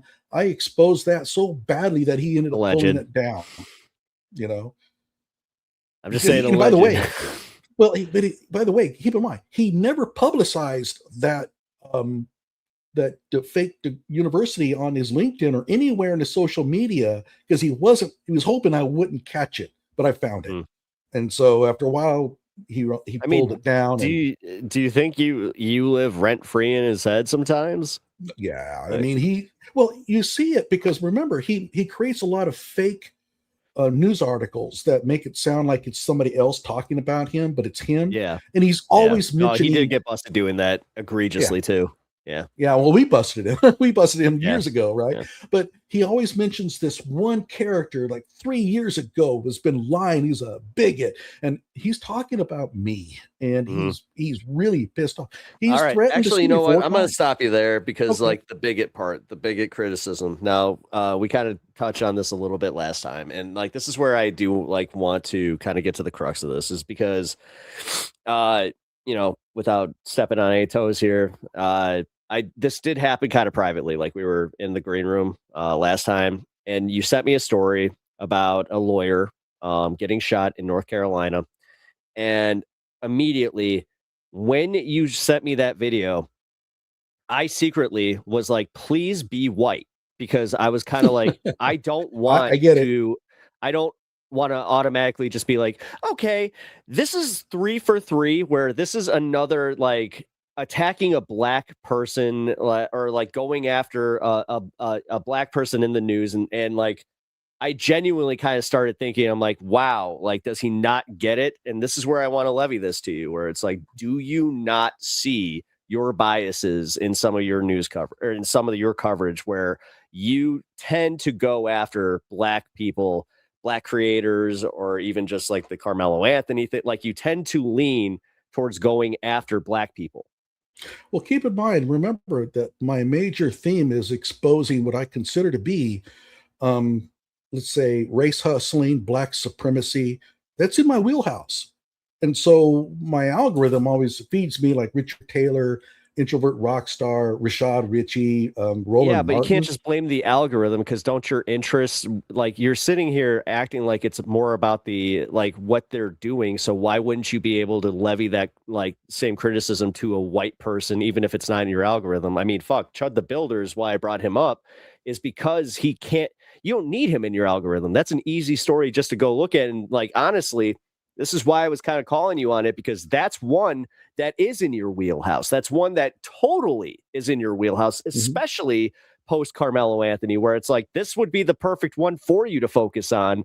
And I'm not trying to do like content policing or tell you what to focus on, but I am saying, like, this would have been one to kind of prove me wrong on this, where I kind of feel like it is racially motivated, because realistically, a guy like Chud the Builder, white dude, obviously he fucking was instigating this bullshit, so he can't use the self-defense ploy. And again, with the Carmelo Anthony thing, this is where Carmelo Anthony, I kind of agree a little bit. Like, I think that he lost all self-defense credibility when he went over to the tent. But the problem that I'm having is what everybody else has seen with the Carmelo Anthony case, is the fact that it's been shown that he didn't have a fair trial necessarily, because of his representation being complete ass, if we're going to be completely real about this. And also in general, because of the misrepresentation of the victim. I feel like that was something that was kind of prevalent in that case. But I want to get your takes on the Carmelo Anthony thing, then we can move on to the other stuff. And also, if you want to address my accusations here that you do have a racial bias, and we could go from there too. Well, I do believe that Chud the Builder is guilty. And I have said it on my show many times. I've said, this does not look like this is justifiable at all. I had planned Chud the Builder videos, and then the Carmelo trial came in. And the Carmelo trial is just juicier, I guess, because you have the same stuff that's been cropping out when we saw Kyle Rittenhouse and Zimmerman and all those kind of things. The same stuff is surfacing. And so I got kind of obsessed with digging into that story. Once the Carmelo deal subsides, I probably will have a series of Chud the Builder stuff. But no, I am not. By the way, what Chud the Builder was doing was repugnant. I can't believe that a guy would go around doing that kind of stuff, but he's just trying to make money. I consider him, I've said this many times, he's just another Jack Doherty, right? And he's even worse. He's even worse than Jack Doherty. Yeah, the thing is, he had the racial aspect to it, and he didn't have like the bodyguard angle. Like, Jack Doherty's just an annoying little shit at the end of the day. This guy was race baiting and then fucking doing the fucking pistol lift. I tend to agree with you. I think that he's a real detestable person, and he's got some sort of mental issue going on there. I don't know what it is, but no. As far as I'm concerned, whatever punishment they meter out to him is well deserved. Okay. I'm not sure if you saw the comment that I just showed. So which one is that? Why only focus on black folks, Dredd? Well, again, my shtick is really, my theme is about the myth of police brutality. And I know you're going to disagree with that entirely. Fuck yeah, I am. Yeah, absolutely. Fuck yeah, I am. I've been the victim we should of do a police debate brutality. on that. We need to do the debate on that. You're here. We got 2 hours booked for this. Let's go. Okay. Well, let's do it a little bit later. Let me get done with this comment. All right. Put a pin in that. When for example, and I actually said on one of my shows, I said, look, I'd like to see this Carmelo Anthony thing. I went there and I looked and I streamed down looking for wild, crazy issues or takes on the Carmelo Anthony thing, but I didn't. They were all black, and so I'm sorry. I mean, I've tried, but I don't see when I see crazy takes. I'm biased in the sense this is that also my problem. Is you were so charitable to Kyle Rittenhouse, and because he's innocent. That is not, but that's not the fucking case with this. Like this is where your biases were showing. You know what I mean? Like you didn't use the same kind of objectivity that you were using with the Carmelo case that you were with the Kyle case, and this is where the racial part of this comes in, where it's so easy to look at your content and so easy to look at your obsessions and go, this guy, he does harbor at least some form of, I dare say, white supremacy, because it's like you're always focusing on black people. Like, and you can use the algorithm all you want, man, but that's kind of a weak argument. Like, you do know that, right? Well, have you heard what I've said about Carmelo? I mean, you no, might to think be fair, that, I'm gonna just get this out of the way. I have not gotten to watch any of your content in like the last few months, and I mean, obviously I watched the videos that you sent me, but short of that, no. Well, okay, so I have said that as far as I was concerned, well, first of all, when it first came out, I would actually get on people who said he's a murderer. I'd tell them, no, we have a trial coming up. We'll find out what the evidence is. And then I even published a video where I said, here's what I really think would happen. And it was really understanding of Carmelo. And I got a lot of flack for that. On a live stream, I caught hell because I said, I don't think that Carmelo is a bad kid. And believe me, you want to. So you're not I probably audience captured, lost 20 subscribers. I probably lost 20 subscribers over that. So Yeah, I that's fair. try to be as fair as I can. Right. And even I said that it's not first degree murder. And 1250 Podcast and I, you probably have heard of him. We did a live stream together where we both agreed that this is probably not first degree murder. I was surprised by the first degree murder. Now I think I kind of understand why the jury said it.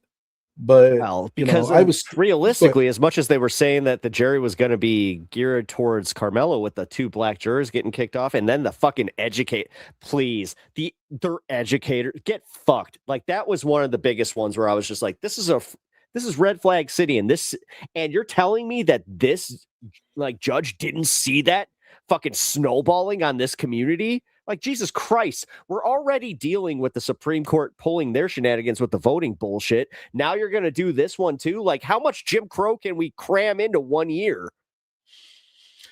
Well, okay, I will counter that by saying that prosecutors don't want educators on juries. They don't. I mean, it's educators are especially the prosecution. The thing is, the prosecution shouldn't get to fucking farm their jury pool. Well, what I'm saying is that when the prosecution forwarded their argument that it was based on the fact that they're educators, this is a reasoning that the judges hear all the time. This is nothing new. Prosecutors hate educators because educators, especially since these are kids and they go to the same school district, they're likely to feel. Oh, it was the same. All right. See, that's what I didn't understand. I wasn't sure if it was from the same district. If it was from the same district, all right. No, they weren't teachers at Carmelo's actual school. But that's the difference. That's what I mean. If they had not known him and they had never experienced him in a classroom, then they are just as valid as anybody else. That's insane. Like, you can't. You're telling, oh my God, they're too educated. Well, that's a fucking red flag and a half. Are you telling, like, seriously? Like, prosecutors don't like educated people. That's like Donald Trump saying, like, I love the poorly educated. I love them. Smart people don't like me. Yeah, okay, give away the game some more. Like, holy shit. Honestly, like, that's where, like, I could see why so many people got a problem with this prosecution, this is coming from where I even said, you kind of, like, preface that the first degree murder surprised you, right? That's where I kind of was, where I was like, I could see second degree here. Like, again, his self-defense fell apart, plain and simple. And like, that's where I could attribute that to the Chud case. But holy fuck, you add all the other layers and then the egregious bullshit that they were doing by putting up the fucking victim's dad, like on every fucking news feed, like get out of here. And then acting like, oh my God, Carmelo Anthony's mom left in a luxury sports car swearing at the courts. Yeah, you racist fucks. We get it. Like, honestly, focus on the fact that they have a car and she's mad that her fucking son got locked up, not on the fact that this grifting piece of shit didn't shed a fucking tear for his kids sitting out there just going like, I feel like justice was done. Like, get fucked. Rashad had a video with Son Michaud. No, I don't know who that is. Keep in mind, the other side has been pretty bad too. We've had swatting incidences of the Metcalfs. We had Sarah Fields getting death threats. It's been a madhouse. This is worse than the Kyle Rittenhouse trial. I've never seen anything like it. Yeah, because this one's racially motivated there, dude. Like, because realistically, it was a skateboarder that got shot. White on white crime. This is black on white crime. There, come on, like Johnny. This is my thing. How do you not see that? Like, I'm asking genuinely. Do you not see that angle before I brought it up? What, the fact that the Carmelo deal is a big deal because of the race? Oh, I admit that. Okay. I mean, absolutely. I mean, the fact that it was a white boy and a black boy involved in this has everything to do with the absolute hysterics that have been going on, the histrionics. Oh, absolutely. Amazingly enough, a lot of people who were not that particularly active during the Kyle Rittenhouse trial have gone absolute ape shit over this the Carmelo Anthony deal. Charleston White has been a real problem. And then you have Dominic Alexander. I don't know any of these people. Can you give a little context who they are? Yeah, Dominic Alexander was the spokesperson that they hired who gave, when they had that first press conference, and he's the one that threw Jeff Metcalf out of the press conference.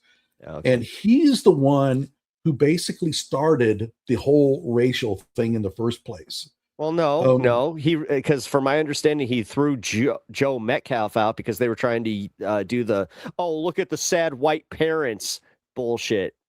No, dude, okay. This is my fucking problem with this is we're always geared up and more than prepared to put on the fucking, white crying mother and the white crying father and how his brother was holding him in his arms, but again, the second that you see Carmelo Anthony's family, it's very predictable the way that they fucking respond. And it's the same way with the same thing, like what you're saying here, where it's like, no, it's actually pretty fucking obvious why they wouldn't let Jeff Metcalf out into that press conference. Let's be fucking real, because it's one of those things. You can't sway the case that way, even if the jury's not involved. Like that automatically puts it into fucking like what I would call I'm trying to articulate this where like what's that word where they like can't bring it to court? You know what I mean? Like, well, okay. So God damn it. It's hard to make a point when I can't think of the word. Just to be clear, Jeff Metcalf showed up at the press conference but said nothing. Then when they told him to leave, he basically left. Dominic Alexander at that moment went up on the microphone. Inadmissible, thank you. And he absolutely lost it. And to the point where I was thinking, Carmelo Anthony's parents, you need to get in there and shut him up, because he was now all of a sudden making it about himself and about race and all that. And I think that was the first kind of opening shot of how this was going to go. Oh, fuck off. No, this is where I'm going to just say it. Yeah. Okay. So they made it about race first before the fucking white, like the white parents could. Come on, dude. No, actually, this was always about Jeff Metcalf said, this isn't about race, and I totally forgive Carmelo Anthony for what happened. He's so full of shit. He said it, so that's all I can go by. But, once Dominic Alexander got involved, at that point, this was going to devolve into what we have. I mean, And by the way, Dominic Alexander, a real filthy, repugnant person, baby shaker, I call him, because he almost killed a 2-year-old shaking it. And, Well, you know, did so you see yeah, what he was happened today or just yesterday where a 1-year-old baby was shot here? I heard about it. I don't know much Yeah. about it, but I heard about it on Yeah, the because news. now apparently it's deemed worthy to use lethal force on a car that's running away from you. Again, Because I they don't. learned from ICE. Yeah, Mm. I haven't seen enough of it to comment. I probably will after we get out of here, but it's just too new. Yeah, they fired on a car and killed a 1-year-old baby. Just saying. I mean, again, I mean, are we going to make that one of like? Do you think that one's not going to be made racial? Oh, it probably already is. Yeah, I mean, yeah. I mean, look, I mean, these things become racial not because I make them racial. They become racial because that's just that's what happens. I don't know what the obsession is, and both sides are bad at this. You know, why can't we just examine a case based on the facts and discard this? The thing, But this it is never where does. I even brought this up is because you may do that, but I think that this is where I'm going to be fair here. Like you said about the algorithm, I think that you're not necessarily aware of your biases and how this might even be the first time that you've really even had it, like outside of your chat, brought to your attention where it is like, dude, it's almost obvious. Like, bro, like as I said, like, this is why I brought up the whole email that video that you sent me where I was like, I was hoping that it wasn't the case, where I was like, come on, there's no way he has this much of a blind spot. And then I was like, get the fuck out of here. You know what I mean? Like, and this is where I do want to be fair. Like, because I want my audience to know that Johnny Walker Dread, again, not a Trumper. And also, I don't think that you're a racist. I think that you just it's almost like you accidentally slip into it through just the focus of your programming. You know what I mean? Especially like lately. I don't know. I mean, I've thought a lot about this, and there's something about the mannerisms or the arguments that a certain side makes that tends to get under my skin more than the others. By the way, I took Jumpsuit Pablo to task over his anti-Carmelo thing and lost subscribers over that one too, but I don't care, you know. So there's the quartering. I tore into him about Carmelo Anthony, and he's on solid MAGA. So I don't know. I mean, but was that an interview, or are you were watching his content? No. It was a reaction video. I played his video, and then I reacted to it. And yeah, people were really pissed off at me about it, but I don't care. I mean, I basically publish anything I feel like publishing. I have never cared. No, I understand much that. about, but that's where, you know, again, like the criticism comes up because you are following like, and this is where I am giving you a little bit of leeway here because I do understand how the algorithm push works. If you're anything like me, you go through like your front page and you're like, okay, this will be good for the show. This will be good. This will be good. Ooh, I like that. But again, like, I don't want to be a dead horse here. Do you you at least understand where it's just like it can be perceived this way, especially from leftist contingent, right? Oh yeah, I mean, I think about it all the time, and in fact, I even tell myself, Johnny, come on, man, another. But this one is so good, so juicy. I got to do this, and that's what happens all the time. And I'm quite aware of the perception. I'm not trying to deny that. But that's where you should and this is where I'm going to come off as just like, I don't know, content brother here, where you might want to be more aware of that, man. Because like, honestly, bro, like you are more nuanced than a lot of people give you credit for. You should be able to have like something be played of your clip and not as automatically have a shithead like me just go like, well, this guy's a racist MAGA chud. You know what I mean? No, like I say, and like realistically, it's because, and like I hate to say this, it's almost like you pigeonholed yourself with it because of just your singular focus on the creators that, you know, like I said, piss you off, but they just happen to be black. But there's a point at where you become, you know, non-genuine. You're posting stuff to make it look like you have a certain, you know, fairness about you. I don't want to do that either. I post whatever I feel like commenting on, and whatever criticism comes my way, it's the way it goes, you know. But you just However, kind of said, you do want to be seen as fair. You do want to have nuanced your criticism.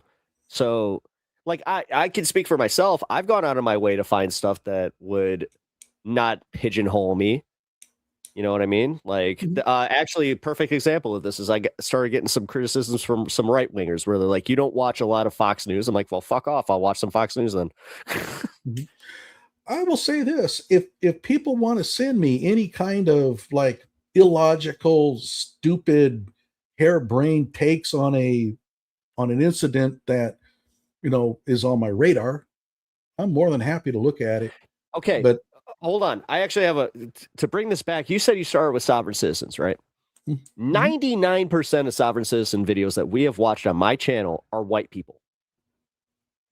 Yeah, that's probably because you haven't covered the Moors. There's a ton of them. I mean, I cover pretty much anything where I type in sovereign citizen arrest and then watch it. Like, we just did this last night. I had probably 90% of the if you just looked that tag up, all watched. I would consider myself kind of a connoisseur of sovereign citizen content.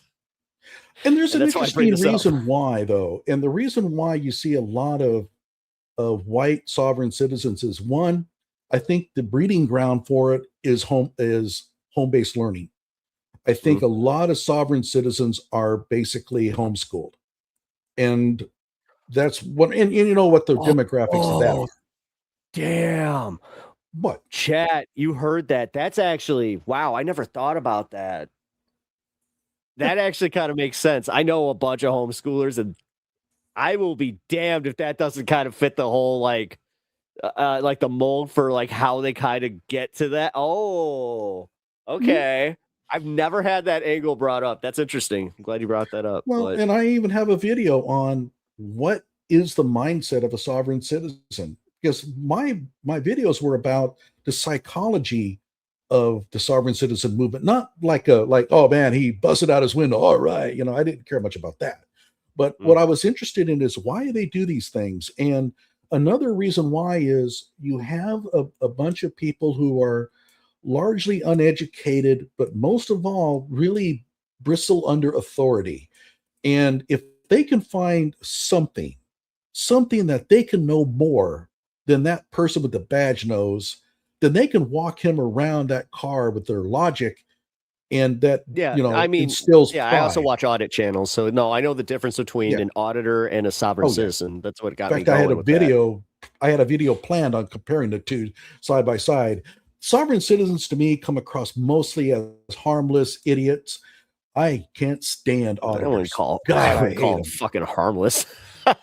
I mean, they can I kind of be. say it on my own show where it's like, dude, they make it harder for all of us. Like, I'm by no means pro cop.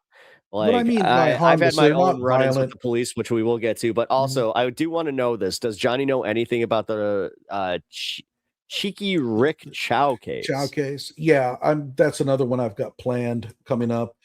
I don't know. I know that the allegation is that he shot a black kid that was running away from him, and that there was no real good reason to do so. Okay. I don't know much beyond that. I'm going to have to investigate it. My question would be, if 12 jurors all decided that this was self-defense, what did they see? They must have saw something, and I don't know if it's legitimate or not, but I'll have to check that out. But this whole idea somehow that it was obvious, not self-defense, well, there had to be something. They must have saw something that caused them to think, and I'm not saying it's legitimate. I mean, let's face it, juries can get things wrong. But I mean, the whole idea somehow that, well, he's Asian, so let's just all say that he, it's self-defense. That didn't happen. Okay, and then the next one was, if Johnny Walker Dredd loves science so much, why does he reject the scientific consensus among social scientists on subject of race? I don't know what that consensus is. What's he talking about? Honestly, I don't know. Latino, if you don't mind giving a little bit more background there, and then we can tackle that as we continue here. Are you familiar with Roland Fryer? No, I'm not. Okay, Roland Fryer is a Harvard professor of economics. He did probably the largest scale study of what cops' interaction with suspects of varying races. And what he found was interesting. He found that when it came to low-level kind of pushing around, shoving people up against cars, there was a statistically significant difference between how cops treated black suspects versus white. When it came to more extreme, I experienced that. Me and my friend got pulled over. They busted out my friend's window, pulled him out, and then they opened my door and unbuckled my seatbelt. And then asked me, like, where's your dad? So I've experienced what he this. also found, though, was that when it came to more extreme measures, and that's typically when a police officer opens fire, there was no difference at all. In terms of the fact that when it came time for the police to take deadly force action, they didn't seem to care whether the person was black or white. And he actually had to get security because he got death threats and all that over the publication of that research. That's kind of what's going on here, right? By the way, Roland Fryer is black. He's from the ghetto. And he even said at the start that he was surprised by the results. But guess what? He had to publish them, and he was told not to by his colleagues. I feel like that's a different generation thing. We call it the hood, but okay. Well, I think ghetto is a little broader. I think ghetto could be white or black or whatever. I don't know. I mean, I'm old. I lived in the hood. Oh, really? That's why I'm like, yeah, I never did. All right. Johnny did not convince me of anything. Okay. I'm sorry. I mean, I tell it like I think it is, and a lot of people just don't believe me, but that's fine. I mean, I knew I was walking into a tough crowd. No, hey, that's why I can actually commend you on this one. It's not easy to walk into the lion's den, and I have to do something that even I've been extended on other right-wing panels where I do appreciate you being here, willing to take the criticism and face the chat. That is, that in itself is take some balls, man. Like it really does. But, okay, so we can get into the cop thing here in a minute, but I do want to kind of just finish up. So on your opinions maybe not even your opinions, what's your assessment on what's going to happen with this Carmelo Anthony thing? Like, cause you saw he got sentenced to 35 years, right? Do you think that he can appeal this? Do you think that stands a chance? Or do you think that he might have like a time served situation because it is one of those cases that was like, yes, the jury just determined first degree, but the people that run the jail and like the specifically like his parole officers or whatever, I forgot what they're called, like the panel, like where they would just be like, well, it was a technicality, so maybe we'll good time served or whatever. Like, do you see that being a thing in his future? Well, he was out on bail, so he doesn't have any time served. Maybe I'm misunderstanding what you're saying there. I just mean like essentially like a shortened sentence because they would think that he was kind of, unfairly I don't think prosecuted. Appeals courts can rule on that. Appeals courts are going to only look at the evidence that was presented. And even then, it's only about the procedures that were used to enter the evidence and stuff. They're not going to retry the case. So what can he appeal on? They will probably appeal on the whole idea of having the black jurors thrown off. That'll be one. Other than that, I don't know what they can appeal on. But then again, we didn't get to see it. So unlike Kyle Rittenhouse, where there was all kinds of shenanigans and we got to see them right in front of us, I don't know what went on behind the scenes. And unfortunately, this case has brought out the liars, and everybody has claim to have been inside and watched the video and all that. This is like Woodstock, where everybody claims to have been there, right? And you think, how many millions of people were at Woodstock? It's the same thing with this. There are people who are just simply lying about being inside the court and what they saw. So I don't know, but I don't happens think a lot. I don't think that Carmelo has much chance on appeal. I think that ultimately, in the end, he's going to probably end up. Well, he's eligible for parole in 17 and a half. It's hard for a person to stay clean, especially when you have a highly racialized problem like with what Carmelo entered into. It's hard to stay out of trouble in prison, and then it's unfortunate. I mean, my feeling about it is, you sentence the person for 10 years, he serves the 10 years. You don't need any extraneous punishments on top of it. You don't need to teach them a lesson. The punishment is the lesson. And so I mean, yeah. Look at the way that most people respond to this shit, though, where they're all just like, hope he doesn't drop the soap. Like, all that fucking bullshit. Yeah, and by the way, Jumpsuit Pablo was one that was pushing that. I got on him about that. Not personally, I reacted to one of his videos. I have no use for that kind of talk. It's just, they sentenced him to prison. That's what he needs to do. Okay, so here's where, all right, Latino Mafune comes in and says, I'm talking about how historical systems of political economy have created inequities of power that need to be understood to address subjects relating to racial politics. Okay, can you put that on the screen? Because I'm not following that. Okay, Absolutely. talking about how...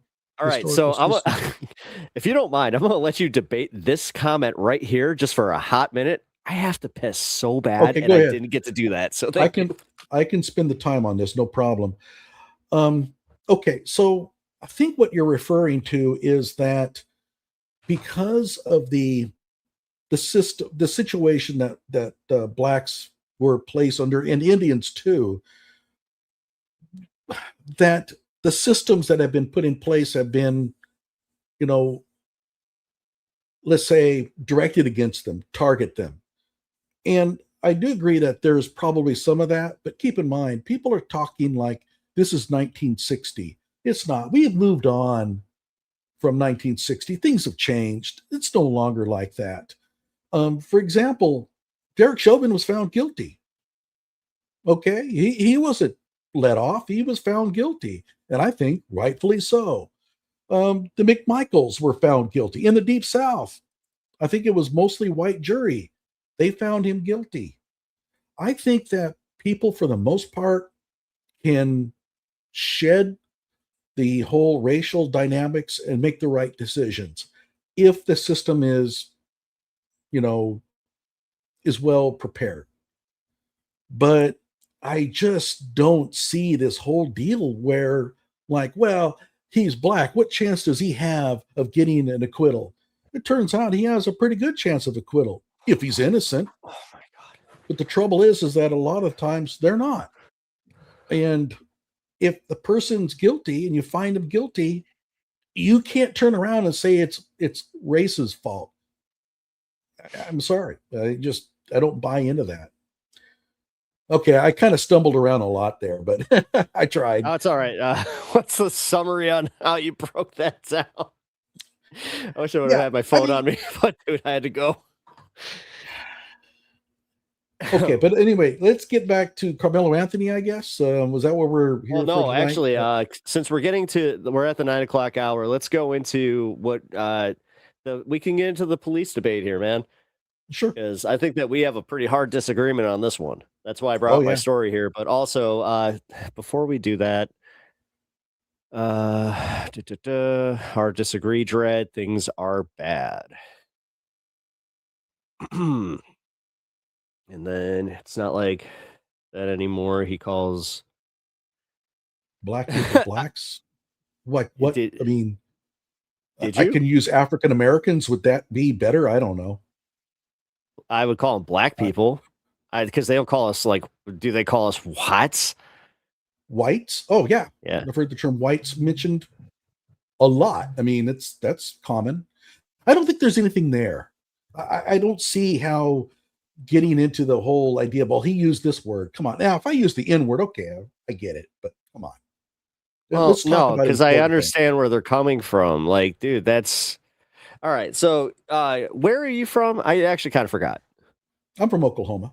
You're from Oklahoma. Okay. So, like, it does kind of like, and this is where it sucks because, I mean, I'm myself a Yankee here. And when I hear somebody using the term blacks, immediately I do kind of go, like, well, you're not using the N word, but you are marginalizing in a way that, like, is, dare I say, condescending just in the way that you use it, you know? Well, first of all, I don't remember using the term blacks, but maybe I did. See, now that's where more so where I'm like, I see, this is where I feel like it's not fair because I wasn't here. Why did this happen while I was pissing? Because yeah, if you didn't say that, or like, here's the thing, because like, whether or not you said it, you did just actually kind of defend like saying it, like even if it had you, I don't know. Like, do you think it's okay? If it's okay to say whites, I don't see any problem with blacks. I mean, explain to me why it wouldn't be. I don't know. But again, I really think that this is really inconsequential. I mean, blacks is the word they use, used to use in place of the N word. Well, I mean, now we use the N word in place of the actual N word. I mean, like it, I don't know. Are we going to spend all night on this? I mean, I could see where eventually this does go in circles as semantical. And I mean, like I said, the one I'm more interested in is where like we fall on the police side of things here. But also like what my whole purpose of even bringing that up again was the fact that it's like I guess if I have a broader vision of what I want out of this is that do you at least see how this is perceived as being like racist, like, and how like your like focus of content can be perceived as being racist? You know what I mean? Even though it's like, it is more nuanced than that, but I'm talking about on the face perception. I think that a person who's predisposed to look for that kind of stuff could see that, Mm-hmm. but I've never tried to veer away from that. I mean, I tell it like it is. I call it like I see it. And I tend to not couch my language that carefully. But if somebody is looking for it, they'll find it. I mean, that's the way it is, unfortunately, with all of this. I mean, you know, that this whole thing with Carmelo Anthony was probably not race-based, but all of a sudden it became it because people were looking for it. And well, yeah, but also, I mean, look at I guess like look at the culture like behind it though, like the fact that it happened in a southern state, the fact that it, you know, football state like is another thing. I've kind of noticed really plays into it. And just in general, how like just so I've always found that like those football towns, they always do kind of have like what's the word I'm looking for? Like more of an edge to them, you know? Like and then I finding out that they were like from a rival school and all that kind of stuff. I was like, okay. And then this is where I still think to this, like, there's nothing going to convince me that like Carmelo should have been at that tent. Like I saw the argument that his friend invited him there.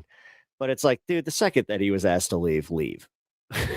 You know, and then when they said like he got shoved, and then it's like, and then he pulled out a knife because he felt like his life was there. And I was like, okay, keep in mind there are girls there, and they can change the dynamics quite a bit. He's being told to leave, but there are girls there watching, and it's quite easy to cop an attitude like, no, you know, because they're watching. No, I ain't gonna do what you tell me to do. To hell with you. And this is where pride comes in. And so I have done, I think, a really good job of trying to understand the adolescent mind. And that's the reason why I've actually supported, I wouldn't say support, I've understood Carmelo's kind of thinking more than most people, because I do spend a lot of time trying to think, what is it like to be a 17-year-old in this situation? But it's the same thing. Yeah. Hunter and Austin were also adolescents. And they were saying like, well, they had no authority. These are athletes. They're 17-year-olds. Of course, they're going to go in there and take care of it themselves. I mean, they don't go running to the coach and say, "Oh, coach, there's a guy under our tent." No, they're going to go in there and say, "Hey, get out of here." So I think that Carmelo and Austin, to a large extent, were behaving like adolescents typically do. The problem is when you pull the knife and you stab a person in the chest with it. That's when things get It's a So here's what I think happened. I think that Carmelo reached into his bag, grabbed the knife. Austin didn't think he had one. He grabs the bag to push it into his chest. Like, "Here, get your bag and get the hell out of here." That's when Austin pulled the knife. The trouble that Austin had was given the warning that if you touch me, this is going to happen, or whatever it was he said. That can be interpreted as premeditation. Well, and that's where, like, okay, not even trying to like pivot to Chud the Builder, but that's what happened today. That's why his bail was denied, because there was footage showing that he actually fired first. Are we talking about the which you say today? Which incident? Chud the Builder got busted blatantly in a lie where he had fired on the guy like first, like he had pulled up first. And that's why they denied his bail just blanketly. No more of this fucking split it into 5 different, like, bail bondsmen or any of that crap. Well, first of all, and I've said it, I don't see any instance where what happened to Chud was worthy of a lethal response. And that's a lethal response. It didn't matter if he kills him, right? Yeah. So you have to be really seriously in a bad way to justify pulling a gun. I carry a gun all the time. And I'm always thinking, like, under what circumstances is it okay for me to pull a gun, right? I mean, and this is why I always make that argument. I'm not your typical leftist. I am a 2A guy myself. Don't have a CC here in Chicago. Don't feel like I need one necessarily, to be completely honest. Here in Oklahoma. That's wild. Why? Like, what the fuck are you dealing with in Oklahoma? Jesus Christ. Like, people literally talk about how I live in Chirac and how I should be afraid. I'm like, well, I'm not. I'm not either. Who gives a shit?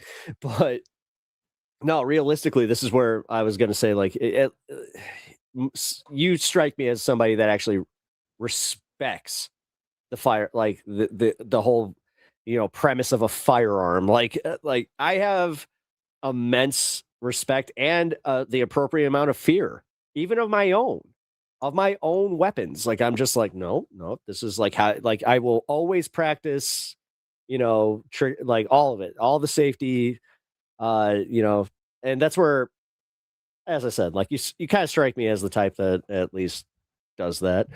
But like you were just saying, what is your line? Like, what would need to be that line for you? And I'm not sure like what your state law is either. I'm sure you're probably aware of it. It's pretty much the same line everywhere. I mean, there's very minor changes, but you don't open fire unless you fear serious bodily injury. I mean, that's pretty much it. And that goes for guns or knives or whatever. I cannot fathom how Carmelo Anthony felt that he was facing serious bodily injury. He might have been facing an ass kicking. Yeah. Well, keep in mind that the eyewitness testimony didn't make it sound like he was really even facing that. Really? But even if he was, no, I mean, for the most part, what happened when I read the eyewitness testimony kind of jibed with what I thought was happening all along. And that is, they were kind of just pushing him out of the tent area to get him out. And that's when he stabbed him. There's no evidence at all that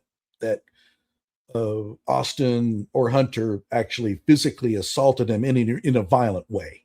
I mean, technically, pushing a guy is an assault. I wouldn't call that a violent assault. But you have to really keep in mind, Carmelo Anthony is a football player. I mean, he's the team captain of his football team. And trust me, I understand some of that. That's where, like, this is an interesting case where, like, on its merits, even I was kind of like, it doesn't sound like he's got a very strong case. I mean, I look at like the legal side of things where I'm just like, and just how it tends to go where it's just like, okay, I mean, I don't care like who it is, doesn't meet the criteria for self-defense. And I looked at the criteria in Texas. It's very similar to, Tennessee and like other states. And I was just like, Well, the issue is here. He clinches the knife and he issues a warning. Now, at that point, is he thinking that he's going to stab Austin if he's pushed? If he is, that's first degree. I kind of tend to think that he wasn't. I tend to think that he basically surprised himself when he pulled the knife and stabbed Austin. Like that movie scene where you're just like, he's standing there shaking. Like, yeah. Oh, fuck. I do think that Carmelo was probably walking around. He's probably in a bad sorts. Maybe he broke up with his girlfriend or they had a fight or something. And he was just wasn't going to put it. That's unnecessary speculation in this case. Whatever it was. I mean, I'm thinking Doesn't that matter. he was probably walking around and he probably was telling himself, I'm not going to take anybody's crap today. Right. And here comes Hunter and Austin. And I think that at that moment, for real, is this just your speculation, or are you going based on something that was so? Yeah, I was about to say, I haven't heard any of this bullshit. I'm actually kind of bending over backwards to try to see it from Carmelo's standpoint. No, I get it. I get it, but it's all. I mean, oh sure.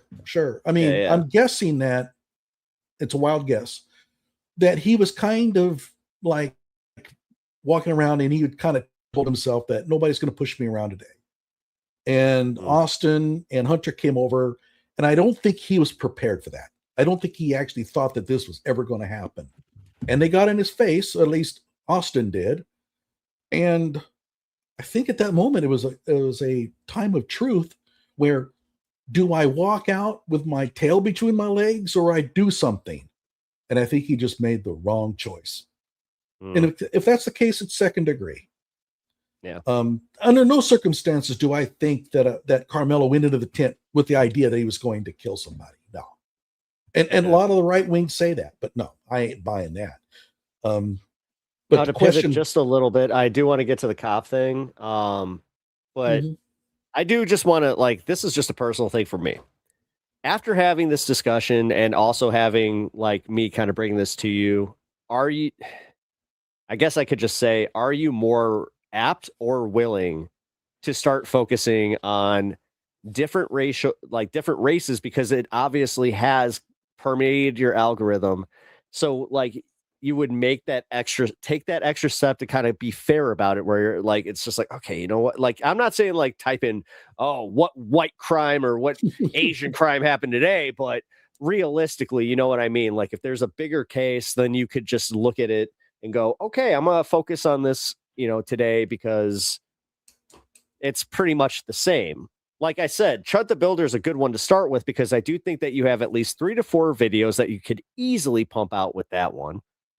And it would kind of, dare I say, be like a mea culpa, where it's just hey guys, I recently kind of saw this could be taken a certain way.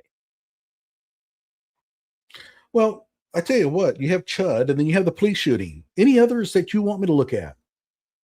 I'm kind of curious. I mean, is there something that's come up? Recently, I mean, do you do anything but these types of things, or do you look at protests or any of that kind of stuff? Actually, the Alex Preddy and Renee Good shooting? No, I stay away. Well, okay, that one there, I don't recall, but I could not get on that one at the time. But I don't do political stuff. I'm not going to do there about Trump's latest necessarily political. Or whatever. That's not necessarily political. Well, no, I'm saying that one there might be okay. It's technically policing. Yeah, I mean that one there would be in my wheelhouse. Now, do you avoid that specifically because you do understand that a lot of your audience would be upset? No, no, I've done plenty of videos where I'm okay, they're not going to like this one, but that's I mean, channels our size losing 20 subs on just one opinion. Yeah. When you said that, I was like, all right, well, at least you're willing to off your own audience. I do have one plan on Michelle Obama's bachelor's degree capstone thing, and Like, people sent this to me. Like, can you believe how bad it is? And I read it and I said, it's an undergraduate.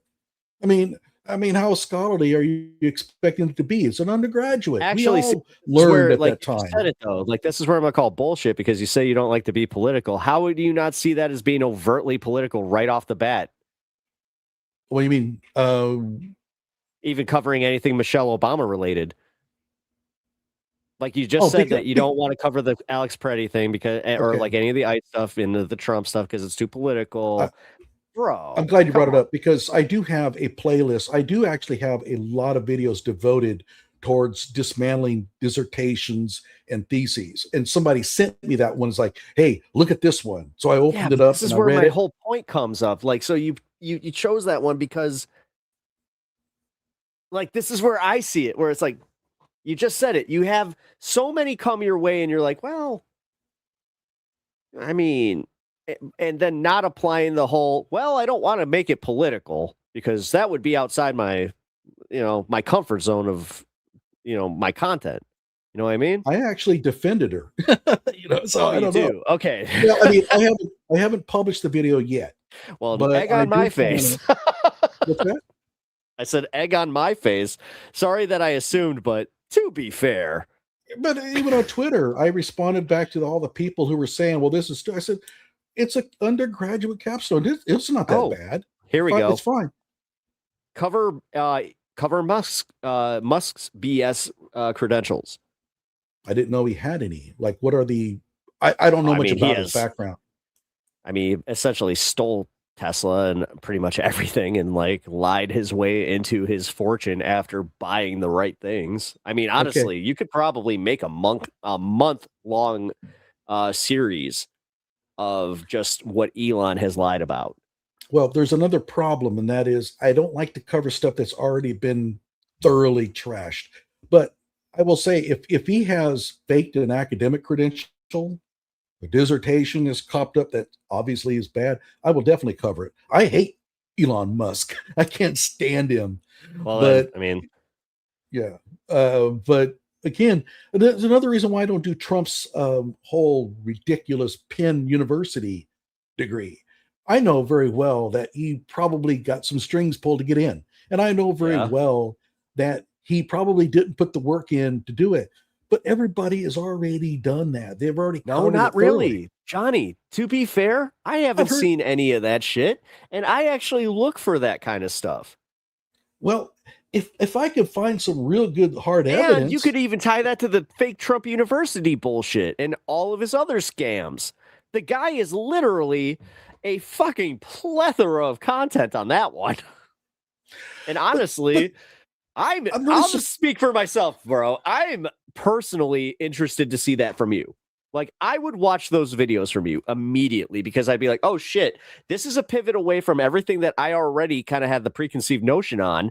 And then I'd be like, yeah, because I am genuinely interested in your anti-Trump kind of ideals. And then you take in the academic side of it where it's like, it's bullshit. Like, you just said it, but you're, dare I say, somebody even said it in here. Like, you're like a good investigative journalist, right? Why not apply that here? Well, I mean, you've done 400 videos on Rashad Richey. Come on, man. Like, in some way you are. I don't have access to Trump's grades. I don't have access to any of his work. I'm sure you can. I don't know what I would do. I mean, well, I don't think so. The fact that, well, I mean, if somebody could send it to me, I would love to look it over. I don't like him. I can't stand him. I think he's an incessant blowhard. People in chat, just kind of remember it. Like, take note of that. Send it to me, and then I'll send it to Johnny. Absolutely, absolutely. By the way, somebody said he has a Bachelor of Arts in Physics. What even is that? It's a Bachelor of Science and, physics. It's the queen of all sciences. But I'm very proud of my physics background. Can Johnny tell me what redlining is and why? I have no idea what redlining is. I'm sorry. Never heard of it. He says, I don't care what he has to say. Well, okay, you have a litmus test on redlining. Fine. I mean, I just don't know what that is.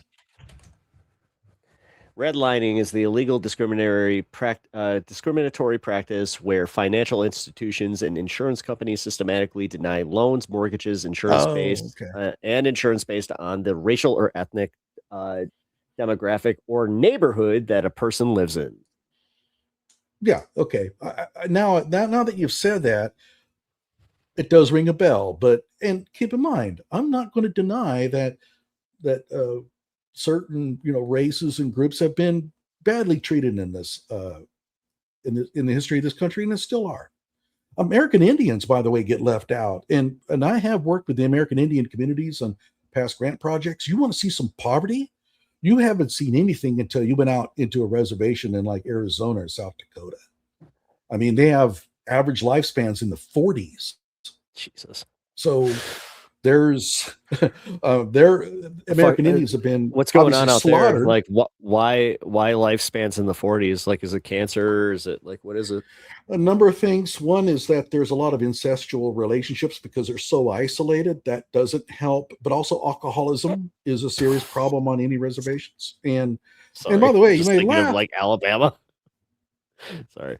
Yeah. Okay. I don't know about that, but they're also very isolated. They often have a hard time getting medical treatment, and there's not a lot of medical awareness programs in those areas, so they don't get to hear about how to stop cancer and about how to stop various things. And so they're isolated and they're extremely impoverished.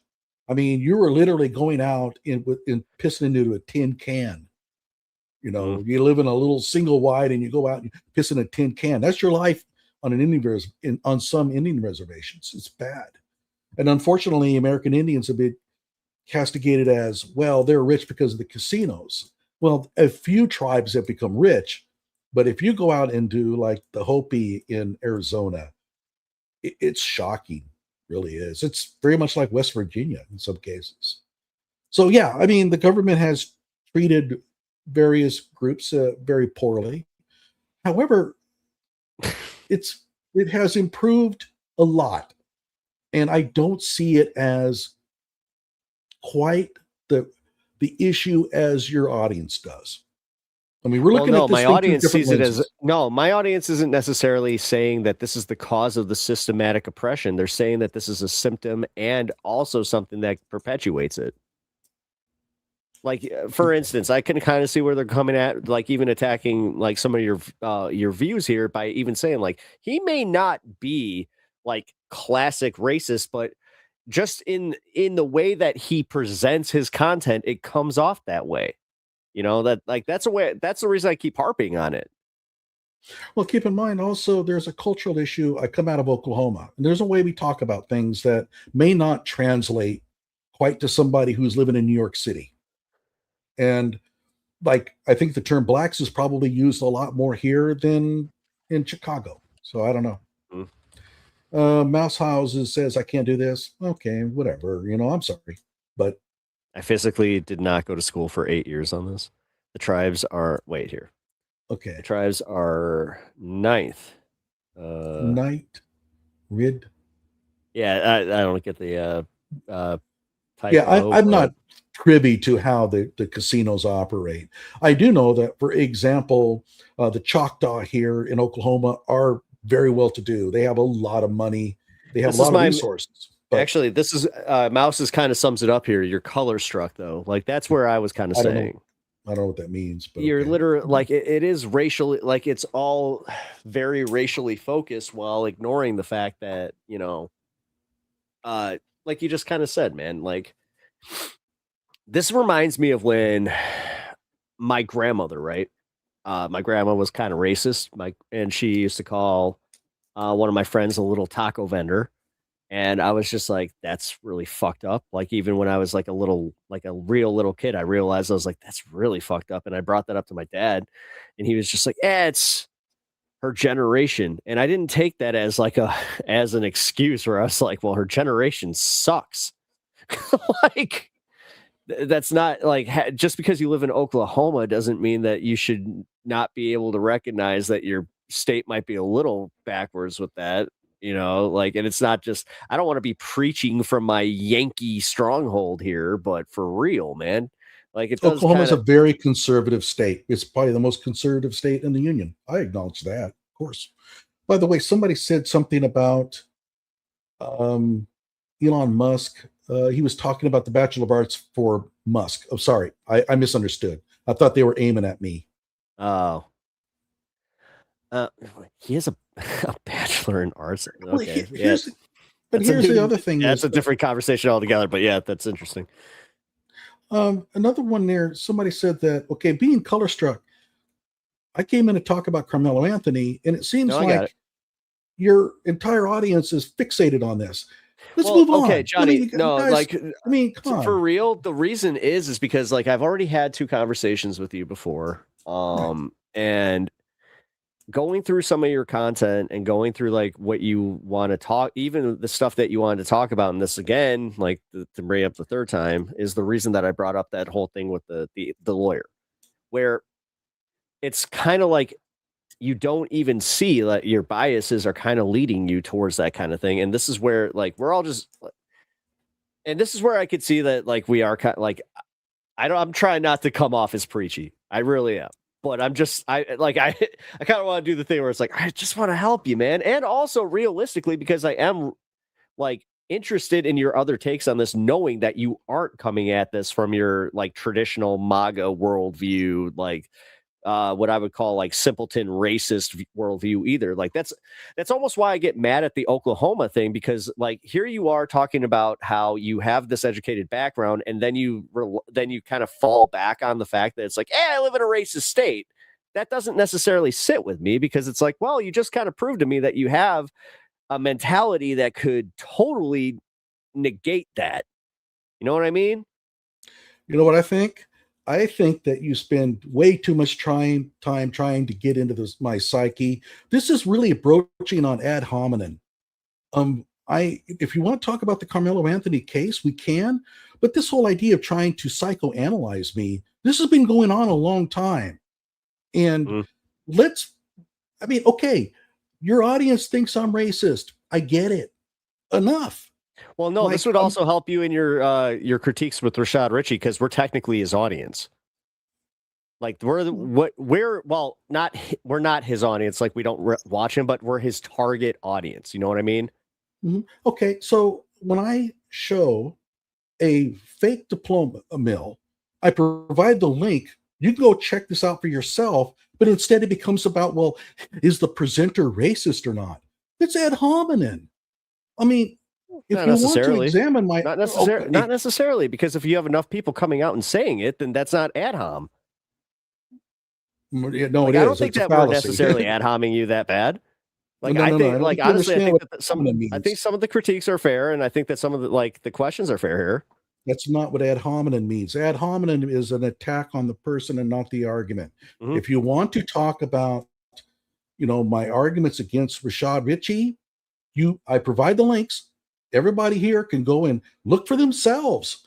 When I say that this is a dead link and that the university doesn't exist, you can click on the link and you can prove it to yourself. You don't have to sit there and worry about, well, what does he, what kind of person is he? It shouldn't matter. Hold on. This goes against, or like this goes opposite of all of what we're talking about. This is just as like a YouTube presenter. You should be able to do that without having yourself pigeonholed that way. You know what I mean? Because like I tried to explain to you, the first clip I saw of you, even and I don't think Cam necessarily edited you in like any fair way. Immediately, I kind of thought that way. You know what I mean? Well, I mean, I don't know, because here's what it comes down to. I present content. People can check the veracity of my comments on their own, and to sit there and stress out over whether what I really am, what kind of person I am, I don't have any use for this. I mean, I was willing to entertain it for a while, but at some point, come on, let's move on. If you want to talk about Carmelo Anthony, let's look at the facts. And well, this is where, I mean, honestly, this is where I was going at it with like the police thing. And trust me, if you thought that this was already getting a little like tense, like let's get into the police thing and it'll get tense. Okay, but it should be based on the quality of my arguments and whether I can back them up. It should not be based on who I am. And if it becomes about who I am, then I'm never going to be able to convince anybody because it's already been decided, right? It depends, because isn't it how like you present yourself like in a public forum? Because like I deal with this as a content creator, dude. Trust me, I get it. Like I get called a fucking leftist hippie. Fucking I get it all the time. Like trust me. I just don't put myself out there like a lot as far as and like actually just yesterday I just had something where I kind of had it pointed out to me that like I had a shitty way of thinking about something, and instead of fighting back against it and just being like, oh, it's ad hom, I addressed it. And I kind of went, yeah, you know what? You're right. I've never really even been called on it before.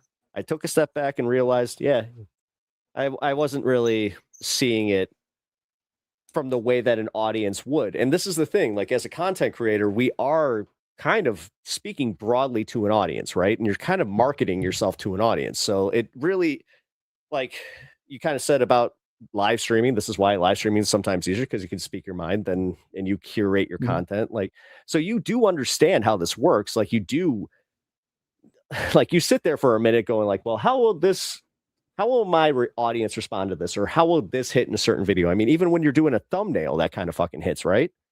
So that's kind of where I guess like, how do you not see it? Where honestly, I don't think that we're necessarily attacking. I don't see myself attacking my audience. Yeah, they may be a little less charitable.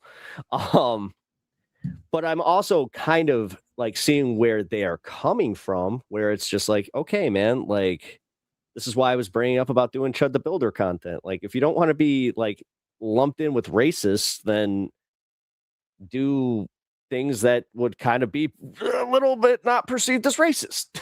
But this is where I don't want to tell you what to do. You curate your content any way you want, but I'm just talking if you want to have a broader audience in general, like that would be kind of smart on that one. In all honesty, I don't really even follow my number of subscribers. I really don't care. I basically publish whatever I feel like publishing. And, like if people perceive it as being like racist, well, I think that they're not listening to the argument very closely. But actually, hold on. This is a good question. I'll just rephrase it though. Are there any white people that you've gone as virulent at on your channel? Like, is there anybody that kind of was the subject of your ire the same way that a Rashad Ritchie was? And I say ire, so not Kyle Rittenhouse, because obviously you kind of like sided with him. Kind of a supporter, yeah. Yeah. So, can you think of anybody that was not white? Off the top of my head, I'm sure I have, but I just can't think of it. See, but that's where like you can understand why my audience would think this way. They can think that whatever they like. I mean, like I say, let's say the veracity. Well, that's not the word I would use. My arguments stand on their own, and that's the way I like it. And I just don't target an audience at all. I don't produce videos to reach a certain, demographic. And if I did, I wouldn't have gone after like people like Benny Johnson, who's white, and I tore into him. Now he's not a criminal, but I thrashed him on his video. Yeah, but that's the thing. That actually would have been a good answer for the white guy. You just like, was that like recent enough? I'm sorry, which white guy? Benny Johnson. Said he just tore into Benny Johnson. Yeah, he's I understand that. Oh, I guess we did kind of frame it as criminal. My bad. Okay, so I guess broadly speaking, white person that you focus your subject of your ire on. My bad. I think that your audience is hypersensitive on this topic. I think this is not healthy. I mean, look, if you really want to know about Rashad's background, if you really want to know a lot about Carmelo Anthony, the trial and stuff like that, you need to put this aside and quit worrying about it. We're trying to find racism but under it's hard every to rock. Like that's the thing, because I would like I think this is where they would love I think they would love to give you like the time of day and like the credence to be able to do that, but it's hard to separate the fact that you do come at it with a certain racial bias, and that's what they can't get past. And that's where it is kind of like they need to get past it. I'm saying they need to get past it. I'm sorry. That's where I think I would say that you need to get past the just falling for the fucking like black rage bait shit. I mean, like I say, I think I'm very fair in my approaches to these topics. Carmelo Anthony, I've been more than fair to him. I didn't have to be. And in fact, the fact that my audience, when I am fair to Carmelo Anthony, it actually sets them back. They say, whoa, Johnny Walker Dread because I think they're coming into your, like, honestly, I think they're coming to your show with the same kind of bias, except they are right wingers where they're like, this guy thinks like us. Like, yeah. And I even be have honest, a short. like, do you have a lot of racists in your chat? Yeah. All right. But I also have a shorts video I published. I said, that's not what my channel is not about. I don't deal in this. And people say, well, why did you throw the racist people out? I do. I have. But at the same time, it gets really hard when you start to try to filter too much. I do like the idea that people can say what they want. That. I mean, this is why I have a mod team. But. Yeah, if somebody comes in and makes a statement that's clearly racist, I will typically delete. And if he keeps doing it, I'll just put the old remove deal. But I don't have to do it very often. My actual subscriber base is pretty good. I mean, believe it or not, they tend to be a little bit right of center, but I don't get a lot of racist stuff from them. I mean, I try to approach this thing from an intellectual standpoint. And when you approach it from an intellectual standpoint, the real hard right wing typically are not into that. Right? Well, maybe it's because you have been more open with your criticisms of Trump and some of that stuff, I would argue, but like realistically, that it, like my chatter just said, if you're attracting racists, maybe you're doing something, that's attracting racists. But like that's also not. I'm a conservative. Fair. I'm conservative. I mean, I tend to approach but these being things conservative shouldn't make you comfortable with all of a sudden attracting racist assholes. I never said I was comfortable with it. I said I do attract them to a certain extent because they see me as they think an ally. It happens. Somebody who's doing a leftist channel is going to attract, a very, you'd say, untoward audience. It happens. And I've said, as my channel, well, basically the left-wing version of the racist MAGA that you're talking about, that you're accusing me of attracting, there is a very, very strong element of that comes in. And the Carmelo Anthony pulled that out. Well, they have the one guy who says that, we stab people in the chest because that's just the way we are. I'm like, are you crazy? Are you kidding me? There's a guy named Willie D. Watch his videos. The guy has an IQ of 85. He can't be. Yeah, I've seen some of his videos. I've seen some of his videos. So there is that subculture that probably has attracted your stuff. And as you grow more and more audiences, you're going to get more and more of that. I mean, at some point, where do you make the decision on to drop the hammer on them? But I mean, I only drop the hammer whenever somebody tries to get like fucking, dare I say, like call me a racist for not going full bore on something, or just in general, just calling me racist for not recognizing my white privilege, which I do. Like, by the way, I've been watching the chat here, and what's bothering me is what I see are people just completely mangling. Are you calling us racist? I never called your audience racist. I said that as you grow your channel, you're going to start to attract some of that element. So this is the kind of stuff I'm talking about. Well, hold on. I mean, because the thing is, I think that they took it. I mean, I took it a little bit the same way, where I'm just like, well, what do you mean by that? Instead of just being like, no, like you're gonna had you said, as you grow, you will get the trolls or something like that. Even that little tweak in language, you're right, because I have had that. Like literally, as my channel grew, I had some of the worst fucking trolling worst trolling. It's bad trolls, let's put it that way. It's also a lot of bots and all that BS. But yeah, you're right. Like you do get the like untoward crowd, but the way that you frame that, you made it sound like it was them. And then it's like, well, yeah, if you're calling leftists untoward, well, how so? I don't think I framed it that way at all. Also, so using logic is more offensive than being racist. Where are they getting that? I mean, this is the kind of stuff I'm talking about. I think that your audience needs to quit trying to psychoanalyze me. This is getting out of hand. Well, I mean, to be fair, this is like my audience aside. That's literally how people approach content creation, bro. Like I get that all the time. Like that's just how it goes. Like we put ourselves out here as public figures. People are going to psychoanalyze us. Like we kind of sign up for that. You know, I get it literally all the fucking time. Okay, so your audience has said its piece. Do you want to move on from it? Because yes. I mean, I want to. The biggest thing is, I mean, honestly, don't pay too much attention to the chats.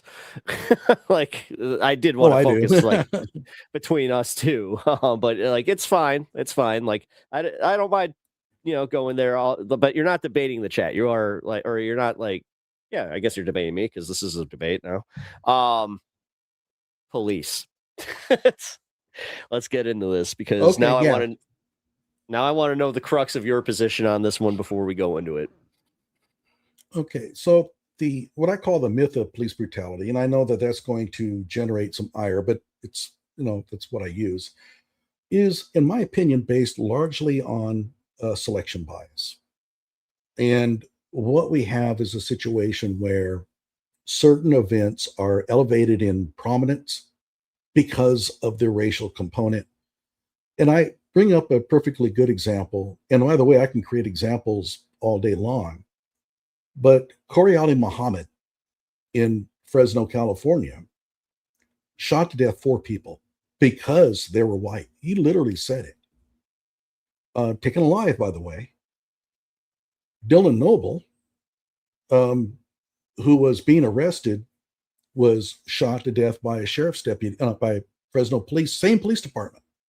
And Dylan was white. Now, one of the things that comes up is, this is the same police department.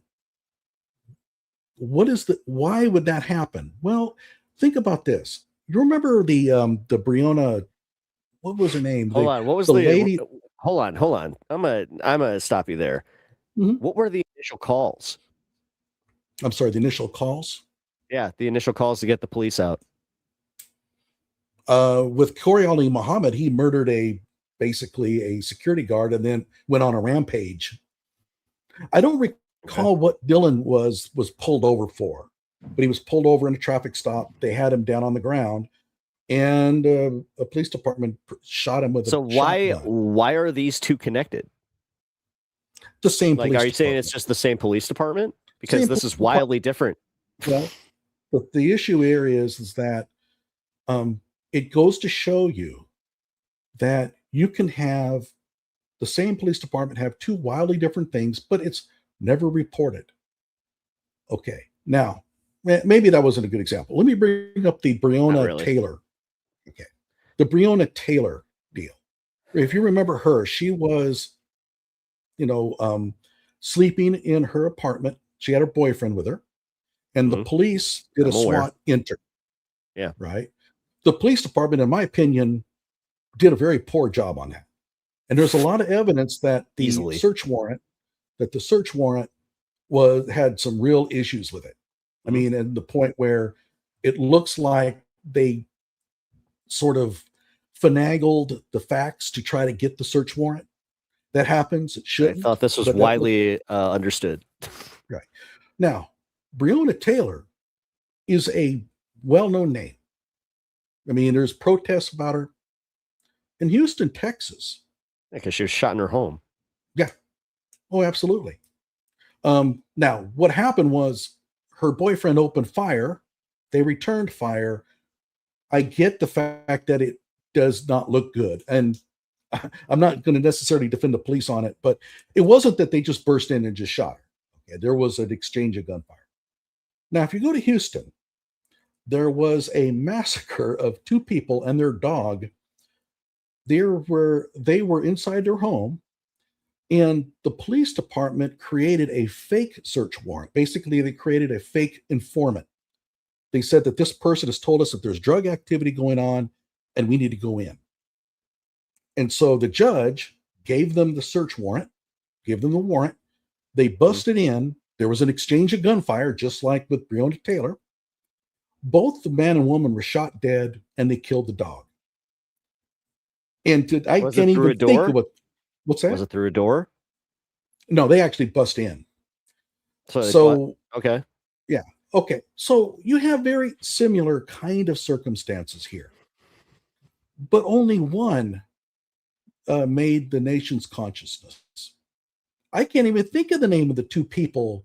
It was Dennis something and Regina. Yeah, Nicholas, to be fair, this is how it goes. I mean, there was another couple that was shot with their dog that we kind of forgot about that, was kind of like a political thing that, we kind of just all buried in our collective consciousness. Right. I don't know. It tends to happen.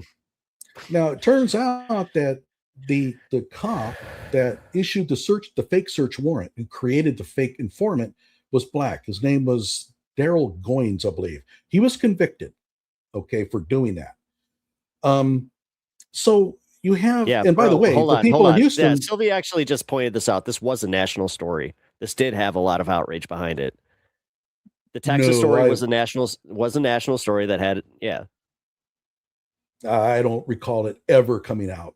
Just because you don't see them, just because you don't see their names at a fucking protest doesn't mean that it didn't get national attention. How many protests did you have? How many protests did we have over that shooting? Okay, I know plenty with Breonna Taylor. We've had the difference is it's so easy to look at the difference between fucking the way that cops treat black perceived criminals as opposed to a fucking white criminal. Like I said, I have an anecdote for mine. Like I've seen it with my own fucking eyes. Like the way that they perceive racial bias, or like they use their racial bias in how they conduct their fucking police work, is a problem and is a national fucking problem. This is why we had all of the animosity that we've had since 2020 and before then. Like this is what, like, the 2020 was a fucking boiling point. Let's be real. Racial bias in police work has been a fucking thing for a long time. And also you could argue that technically, like, white on white domestic violence is way higher than, the whole perceived black crime as a whole. Like, I'm pretty sure that I remember reading that statistic that cops get called to just white fucking domestic disputes way more than they do any fucking black crime. Yeah. How come we don't talk about that? Fits in. Well, I don't know if it even fits in with what we're talking about here, but my point is that the reason why, and this is my argument, the reason why we think that black shootings, I mean, we're not talking about being pushed up against the car, because I've already acknowledged that there's a difference, and I agree with your anecdote. But the whole idea that police officers shoot black suspects more often than white is based on the selection bias of where we elevate in prominence those shootings of black people more than white people. And my very first video, I did a coverage of the Rayshard Brooks shooting. Now, Rayshard was the guy who was passed out in a Wendy's in Georgia, Atlanta, and they tried to take him into custody. Rayshard fought the police, punched a couple of them, grabbed the taser, and was running. He turned around and he shot the taser at one of the police officers. They opened fire on him. Okay, they even burned the Wendy's down over it. I mean, that's pretty extreme, right? But my very first video covered a case where a sovereign citizen was pulled over in Dolan, Alabama. And he was just being obnoxious, right? He's, you can't arrest me and all that kind of stuff. They're chasing him around. And there were 2 cops there. the one cop pulls out a gun, presses it in his stomach, and opens fire. Now, you don't survive that.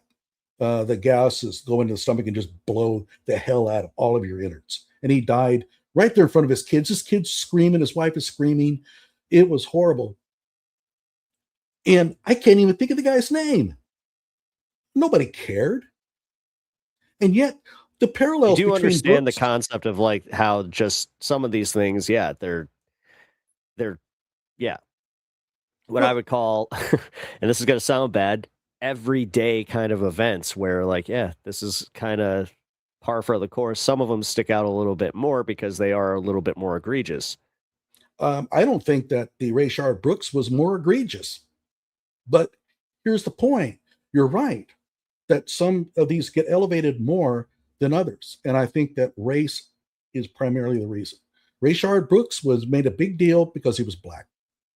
And the sovereign citizen was white, and nobody gave a damn about him. I can't even, Ray Lawrence, I think. His last name was Lawrence. But, and it was horrible. You know, the kids are screaming and all that kind of stuff. It's just terrible. She claimed that that he had his hands on his taser. It's not clear, but you can see all the parallel there too. There was a taser involved.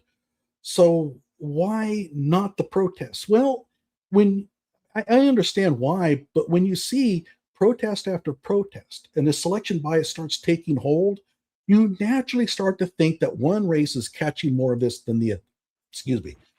Well, yeah, because statistically, it's literally a fucking fact. We're literally looking at 2.5 to 3. I'm literally looking at the fucking national statistics right now. They get shot at 2.5 to 3 times higher a rate than a fucking any white criminal. What are you talking about? Roland Fryer did the research. I mean, it's a massive study. So Roland Fryer just fucking supersedes all national case study. I don't even know what you're looking at, but I do know that there is a study that talked about 3 times, but the study was messed up in one way. Well, I guess you might take umbrage with it. It's from the NAACP. Okay. So here's the thing. There's a difference between the percentage of time that blacks will be shot at or so let's say the likelihood of being shot at if you're black and the likelihood that you'll be shot at if you're black and you encounter the police. There's a big difference.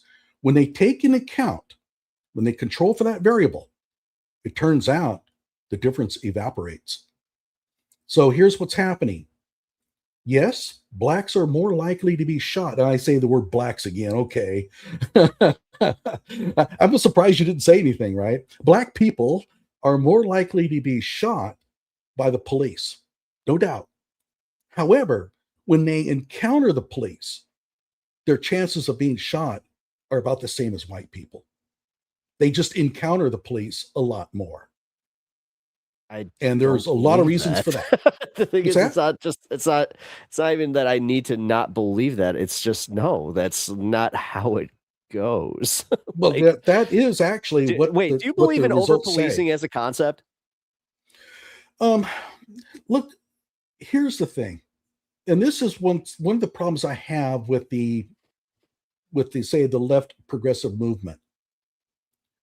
The over-policing, the police are going into these rough communities because there are people there that need protection. Or not. And I literally live in a city where I can tell you right now that's not the case.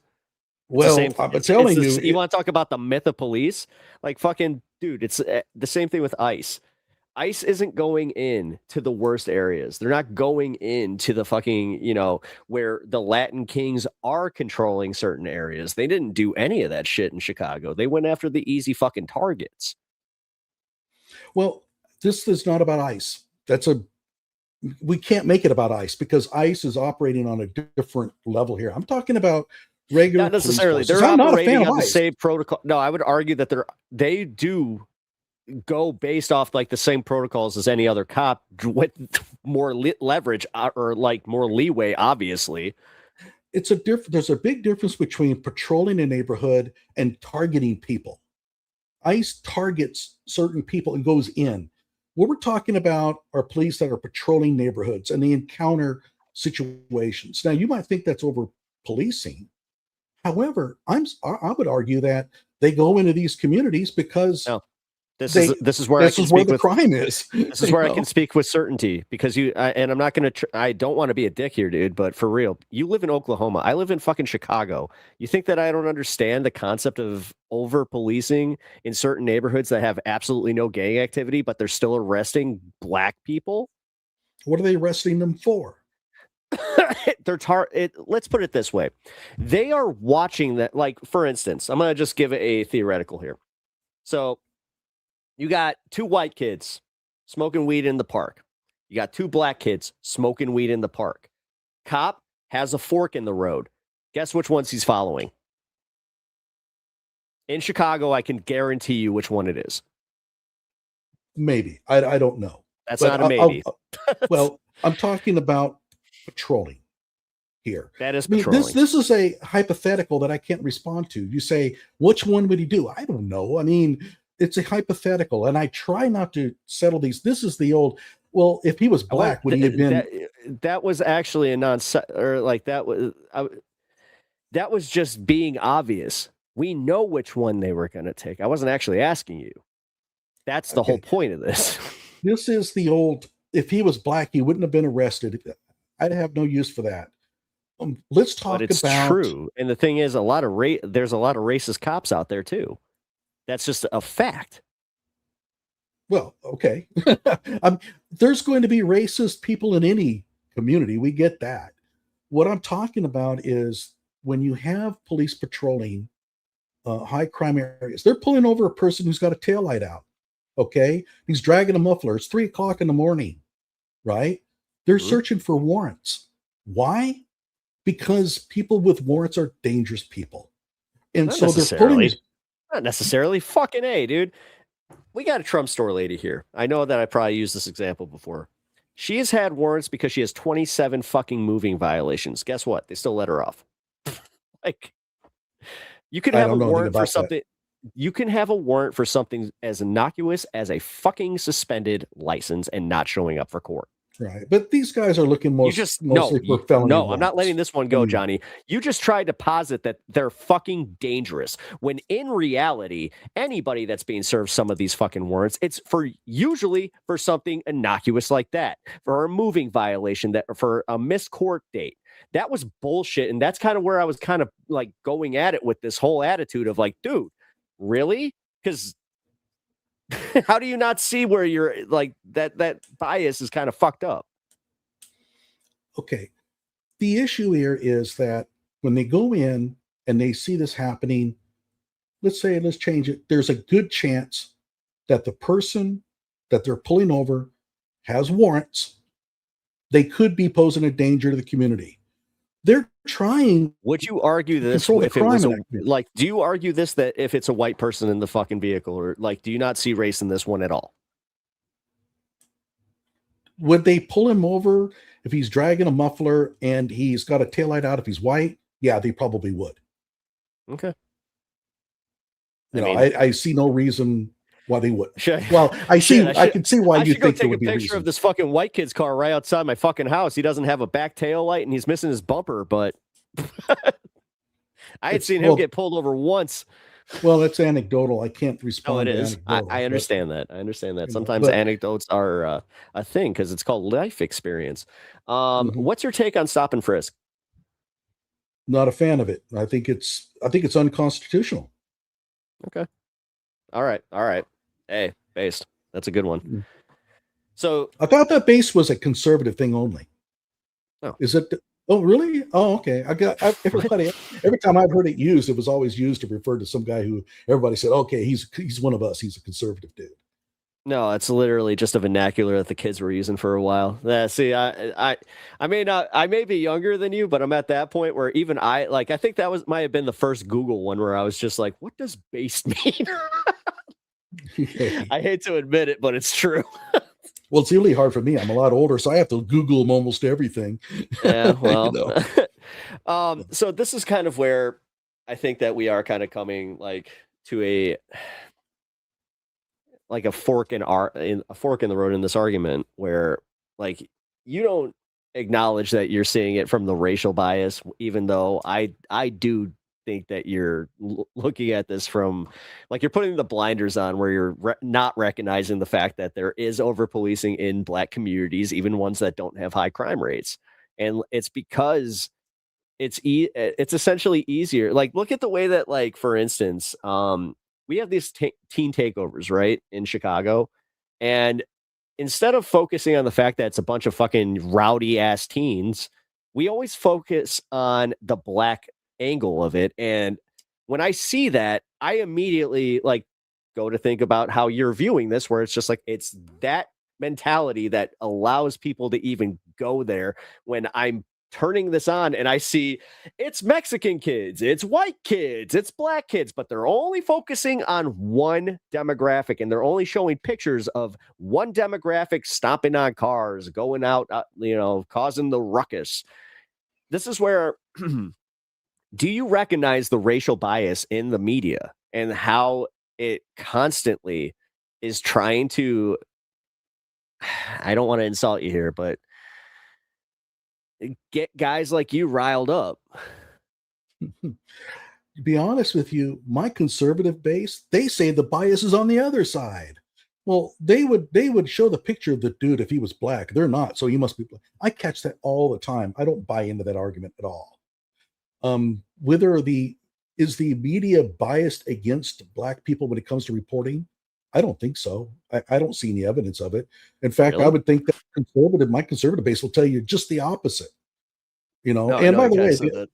the argument that if he was Black, he wouldn't be charged. My conservative base says if he was, they say the exact opposite.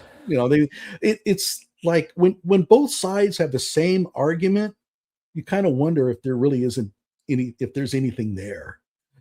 And I don't know if they. Well, I mean, if you're going from a nuanced approach, like, again, I watch a bunch of the judge, judicial videos. We like this guy from Austin, bald dude, wears a suit, really funny.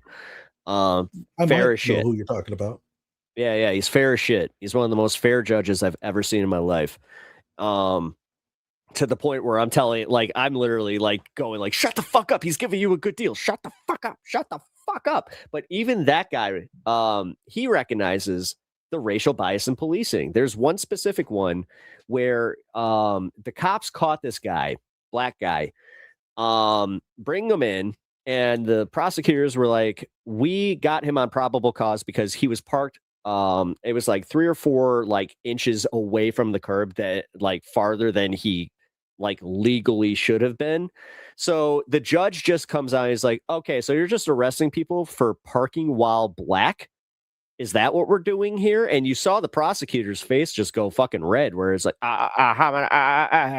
well, I mean, he was technically breaking a moving violation. And he's just like, I'm throwing this case out. And if you ever bring anything like this to my court again, then we're going to have some serious problems. Yeah, Fleischer. His name is Judge Fleischer. I do know about, and I actually watched that video. My biggest problem with Fleischer is that with the outlandish suits, it looks like he's really trying to become the next media personality. Yeah, I mean, I don't care. He's a judge, and he legally gets to have through FOIA. Again, I've had some FOIA stuff in my time here. He has every right to do that, and he doesn't have to wear the robe. No, I mean, no, I don't care about the robe so much as that I think he really saw all these other judges. Do you really have a problem with this? Did you watch Judge Wapner? Did you watch People's Court? Oh, absolutely. I don't think that you had a problem with this. I don't have a problem with it. I just kind of think that he's really trying to, become a celebrity. Who cares? We all are here. And honestly, realistically, if he does just through being the surprise, oh my God, there's a judge out there that's actually fair that I would want to go up in front of. Listen, this is where I wanted to get into this with you, because I have been on the other side of policing. I've been on the other side of the judges. I have my own history, and I have not, but I've also had it to where it was all bullshit. where they tried to get us on some actual bullshit. Where like there was one time I got arrested where they were raiding the fucking house next to us, and I somehow fucking got arrested because, you know. But you're white. That's not a good example at all. No, it's because I lived in an apartment complex, and our fucking we had 2 separated doors, and they came to my door, and I was fucking ripping a bowl. Yes, I was an idiot, but that was no reason to fucking take me in. I can't comment on that.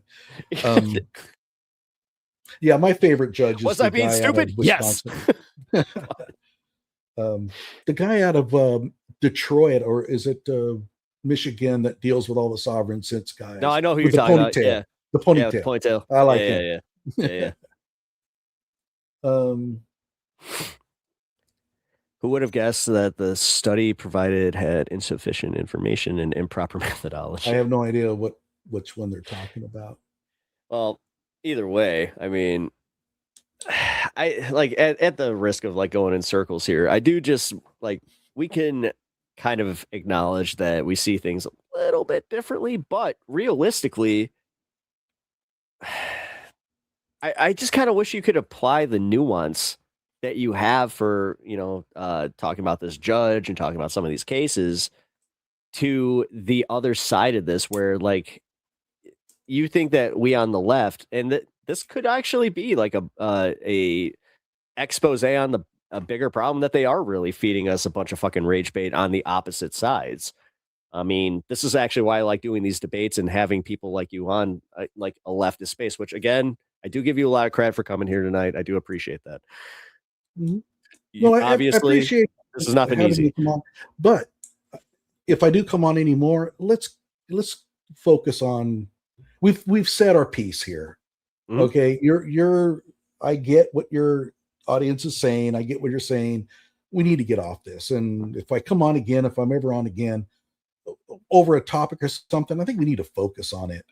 Well, I mean, tonight was more so tonight was kind of getting to this. Like, I'll admit it. Like, I wanted to, this might be selfish on my part, but I did want to actually like debate you on some of your ideas here, because mostly because it's understanding where you are coming from. And when we did have our discussions about this, I kind of was like getting to this, and, you know, why not kind of bounce these ideas back and forth with each other, you know, and okay, like, you did say that we have already like gone through it, you know, so that's the nice part too. By the way, they mentioned Roland Fire falls apart upon casual scrutiny. Yeah, I ain't buying that. As far as his professional misconduct, had nothing to do with the study at all. So there's the problem. You know, like, why are we focusing? Hold on, he had been fired from Harvard for his professional misconduct. There was a claim of sexual harassment or something like that. I don't recall it.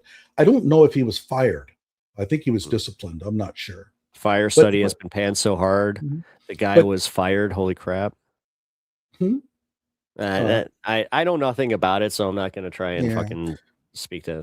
There's a long interview of him over his study. It's pretty interesting. I covered it in my videos.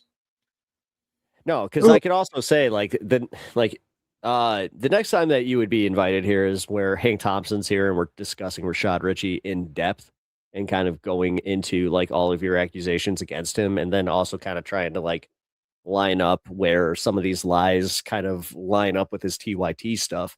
I do know that there was a there's an interest in going into that for sure. But like, and I do apologize that like the audience, the audience, you know, they definitely went at you, and this is why, again, I do have to say, like, I do appreciate like the fact that you even did this, and I'm sorry if I did kind of bait you. Like, I could see where. Well, I kind of expected that I'm probably going to pick up on this conversation. I did not expect that it was going to go on this long. And the next time I come on, I really think that we need to get past this. It really does come across as ad hominem. But, you know, I don't see how it's ad hom, though, where we're attacking your ideas and not you personally. I'm actually going out of my way to not attack you personally. I'm actually being very charitable to you. I'm sorry. I think I'm looking at the chat thing, But what did I no, say, think Johnny? What did I say? Okay, all right. But You don't have to read all the chats there, man. And just yeah, remember, the probably chats are not a not good necessarily. idea. They are not necessarily. Like, let's put it this way: if I was on your channel, I wouldn't be fucking reading the chats. I've been on Modern Day Debate versus Andrew Wilson. I wasn't reading the fucking chats. Oh, you have Andrew Wilson? Yeah. Have you seen the latest with him and the Carmelo Anthony thing? Oh, Jesus fucking Christ. All right. Well, I got time. I actually just got the go ahead from the producer. We're good. So, yeah, please explain. You know what? I don't know. He took on a panel of pro Carmelos, for lack of a better word. And wait, where the fuck was this? How did I miss this content? Oh, there was like 7 of them. And was this a Jubilee thing? I don't know what a Jubilee thing is. Oh, Jubilee is that like where they do like it's called Surrounded, and it's like the 20 leftists versus 1 conservative. Well, Jordan Peterson. It was 7 pro Carmelos against him. So I think it was, but you missed it. Yeah, I mean, it was pretty bad, but he was going up against a bunch of people who really had been oxygen deprived when they were born. They were definitely not very good spokespeople for the pro Carmelo side. Oh, it's on his channel. What's that? It's on his channel. I just realized that. Yeah. Crucible, King Richards, Dono go. Okay.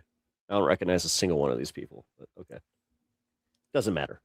I don't know. So did you agree with Andrew's take on this? Because not like, oh, this will be interesting because I will watch this and that will be another fucking, shit. That'll be debate 2.0. I don't know if I knew what his take was other than they would come up with some ridiculous argument and he would just shoot it down. But that doesn't necessarily tell me where he stands on this thing, although I can guess. I imagine that he's probably a conservative. Okay, right. He's not even just a conservative. He's a ultra nationalist conservative who believes in Christian nationalism. I listened to it on my way to work. I was just scrolling through it and hit it. And it devolved very quickly. So I don't know what his take was. I'm sure that he's very anti-Carmelo. He's probably very much thinks that Carmelo should be executed, that kind of crap. I had to put that down. I thought that 35 years was actually a little harsh, but see, okay. You know what? I'm glad that we can get back to that a little bit. What did you think that the penalty actually should have been? I said it on a number of times, and I even predicted it and was wrong. But I said that the penalty was going to be 20 and he would serve 10. And I based that on the fact that he has no criminal record.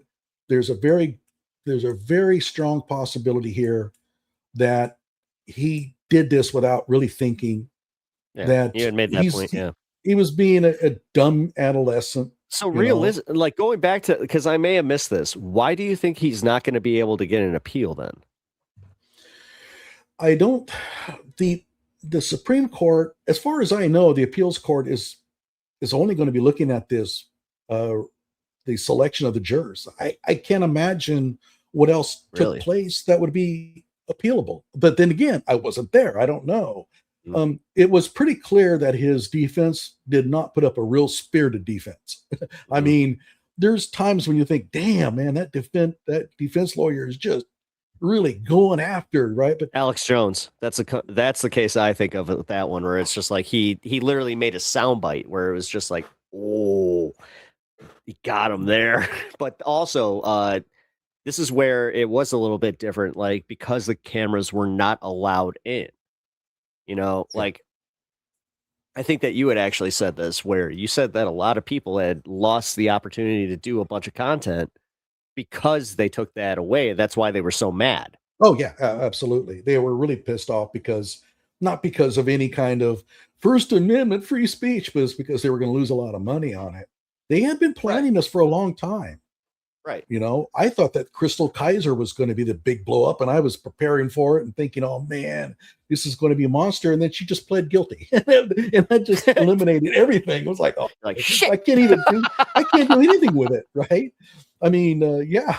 So, but yeah, the whole thing about, I think that the judge even admitted afterwards that not allowing cameras in was a mistake. Really? I understand the reasoning. And at the time, I thought, good deal. I think that the negatives outweigh the positives, though, because we're left with now a situation where nobody's happy. Everybody's accusing the others of, sabotage and conspiracies and all that kind of stuff that we probably wouldn't have. Now, maybe it made it safer in the courtroom during the trial. Okay. In which case, maybe that's is the overriding deal, right? Maybe that's what we should only be concerned about.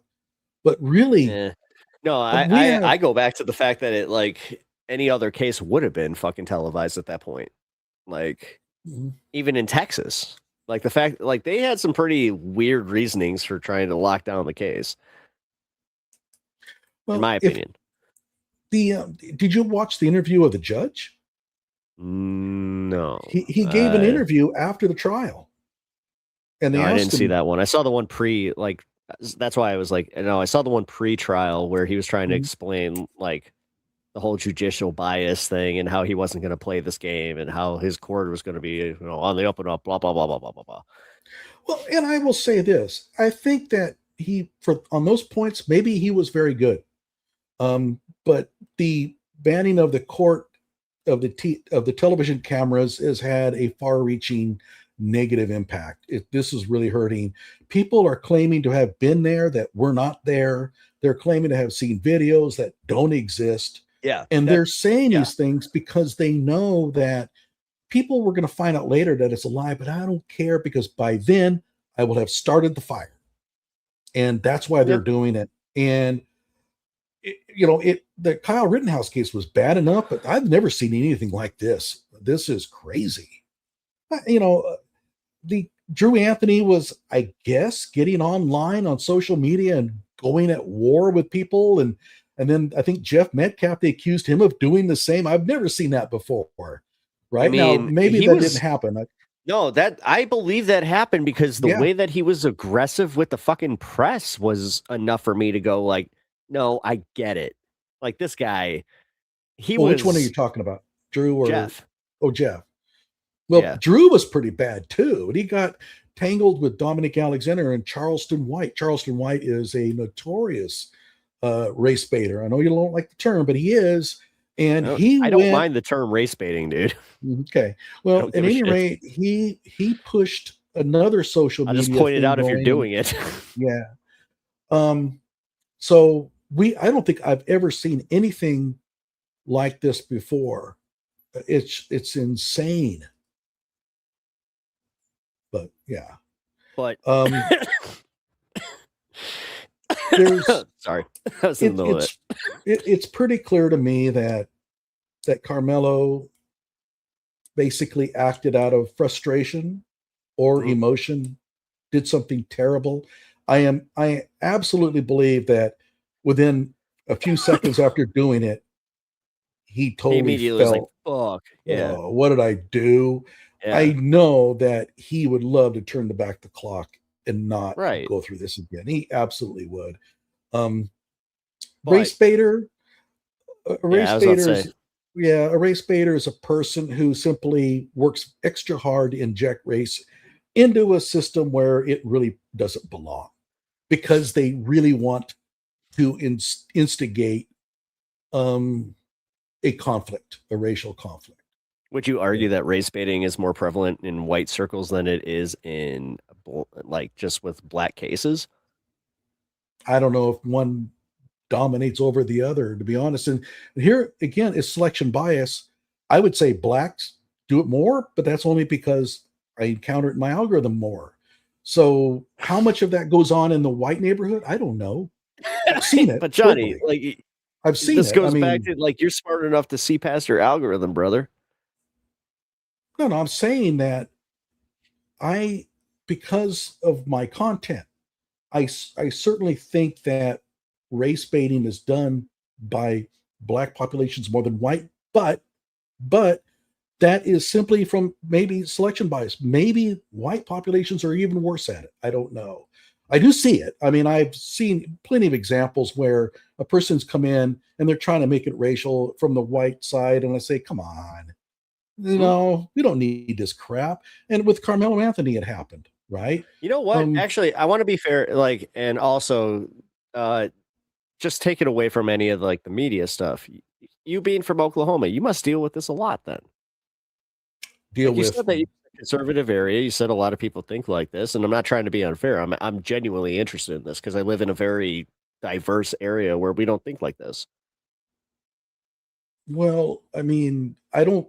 When it comes to my algorithm, whatever that stuff, it has nothing to do with being in Oklahoma. I wasn't talking about the algorithm. I'm talking about just even like where you live and your preconceived biases and the fact that you can easily make things racial because of where you live and your preconceived biases.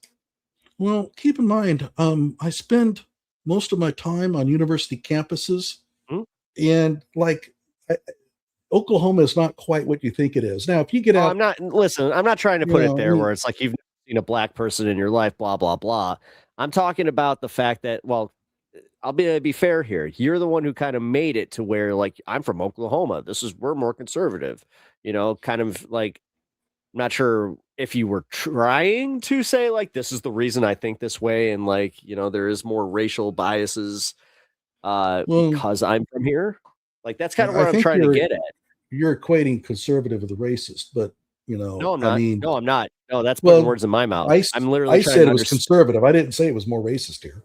Never did say that. Oh, I mean, well, then keep in mind, especially, and I will. You know what? I'll take that back. Okay. More conservative. But if you go into the southeastern corner, you get into what we call Little Dixie, and yeah, you get these backwards, you know, people that they live in the double wides, and yeah, they're racist as hell. They fly the Confederate flags and stuff, that kind of stuff. You'll see some of that, but that's not where I'm from. If you pretty much everywhere else in Oklahoma, it's pretty much like living in Colorado or something like that. There's really not, it's not to that extent. Now, keep in mind, Oklahomans tend to have a lot more deference to their police departments than most other states.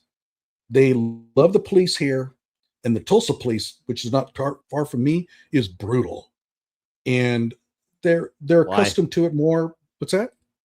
Why? Oh, I don't know. I mean, they're the ones that not why, but how so? Oh, they have a tendency to use their vehicles to run over suspects, and they do it a lot. What the actual fuck? Yeah, and then they also have a tendency to shoot at fleeing suspects through their car window. What the actual fuck? Oh yeah. Yo, dude, we have hardcore laws against that here in Chicago. No, in Tulsa. Dude. Yeah. Tulsa, that's fucked. But keep in mind, the people of Oklahoma are used to having an elevated, you know, let's say, respect for the badge than in other states. What? They do. Because they're dumb and they respect authority because they don't have critical thought. What the fuck? No, I mean, they're chasing after a fleeing suspect, and Oklahoma say, well, that's a fleeing suspect. For what? You know, for what? If he stole a fucking Laffy Taffy, I don't want him getting hit by a goddamn car. Like I say, it's just that the people here, they tend to have a much stronger law and order kind of mentality. You know, but that's not an excuse. That's stupid.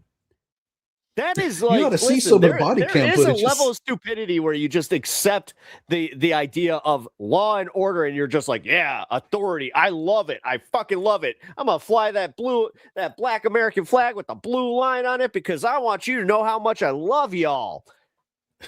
Like, that's backwards as fuck, bro. Well, you know what? They say the same thing about the progressives. They're always letting them get away with crime. They just let them walk all over the police. The thing is, like, dude, like, yeah, we don't though. We don't. Like, if you understood like how per capita worked, then we arrest a lot more dangerous criminals per capita because we only have so much fucking holding power as far as like, you know, our prison system and just in general, where we try to equate it where it's like, is it a nonviolent crime? Repeat offender, nonviolent crime, repeat offender. Like I said, we got this Trump store lady, 27 moving violations. You could argue that she's probably a menace to society, you know, driving on a suspended license. But realistically, you also being the sovereign citizen guy, you know what the fuck she's doing. Like, but realistically, if we're being fair's fair, she should be in jail. Well, I will say that, you know, they look upon the street takeovers and like Seattle stuff, and they don't understand that at all. They think this because I don't think you guys have the capacity to even have it happen. Well, I mean, we have Tulsa is a metropolitan area. I mean, it can do it, but they cannot fathom. Sorry. And by the now way, I won't be a dick. I've been to Tulsa, bro. It's very, I don't know. Well, I felt like I mean, was in Dayton, Ohio. You walk into a CVS store in Tulsa and nothing's locked down. And they see these Nothing's stories locked down in about CVS at my fucking in my areas either. But Like, what are you talking about? But they see the reports. And by the way, They see the reports because they're fucking stupid and not well traveled.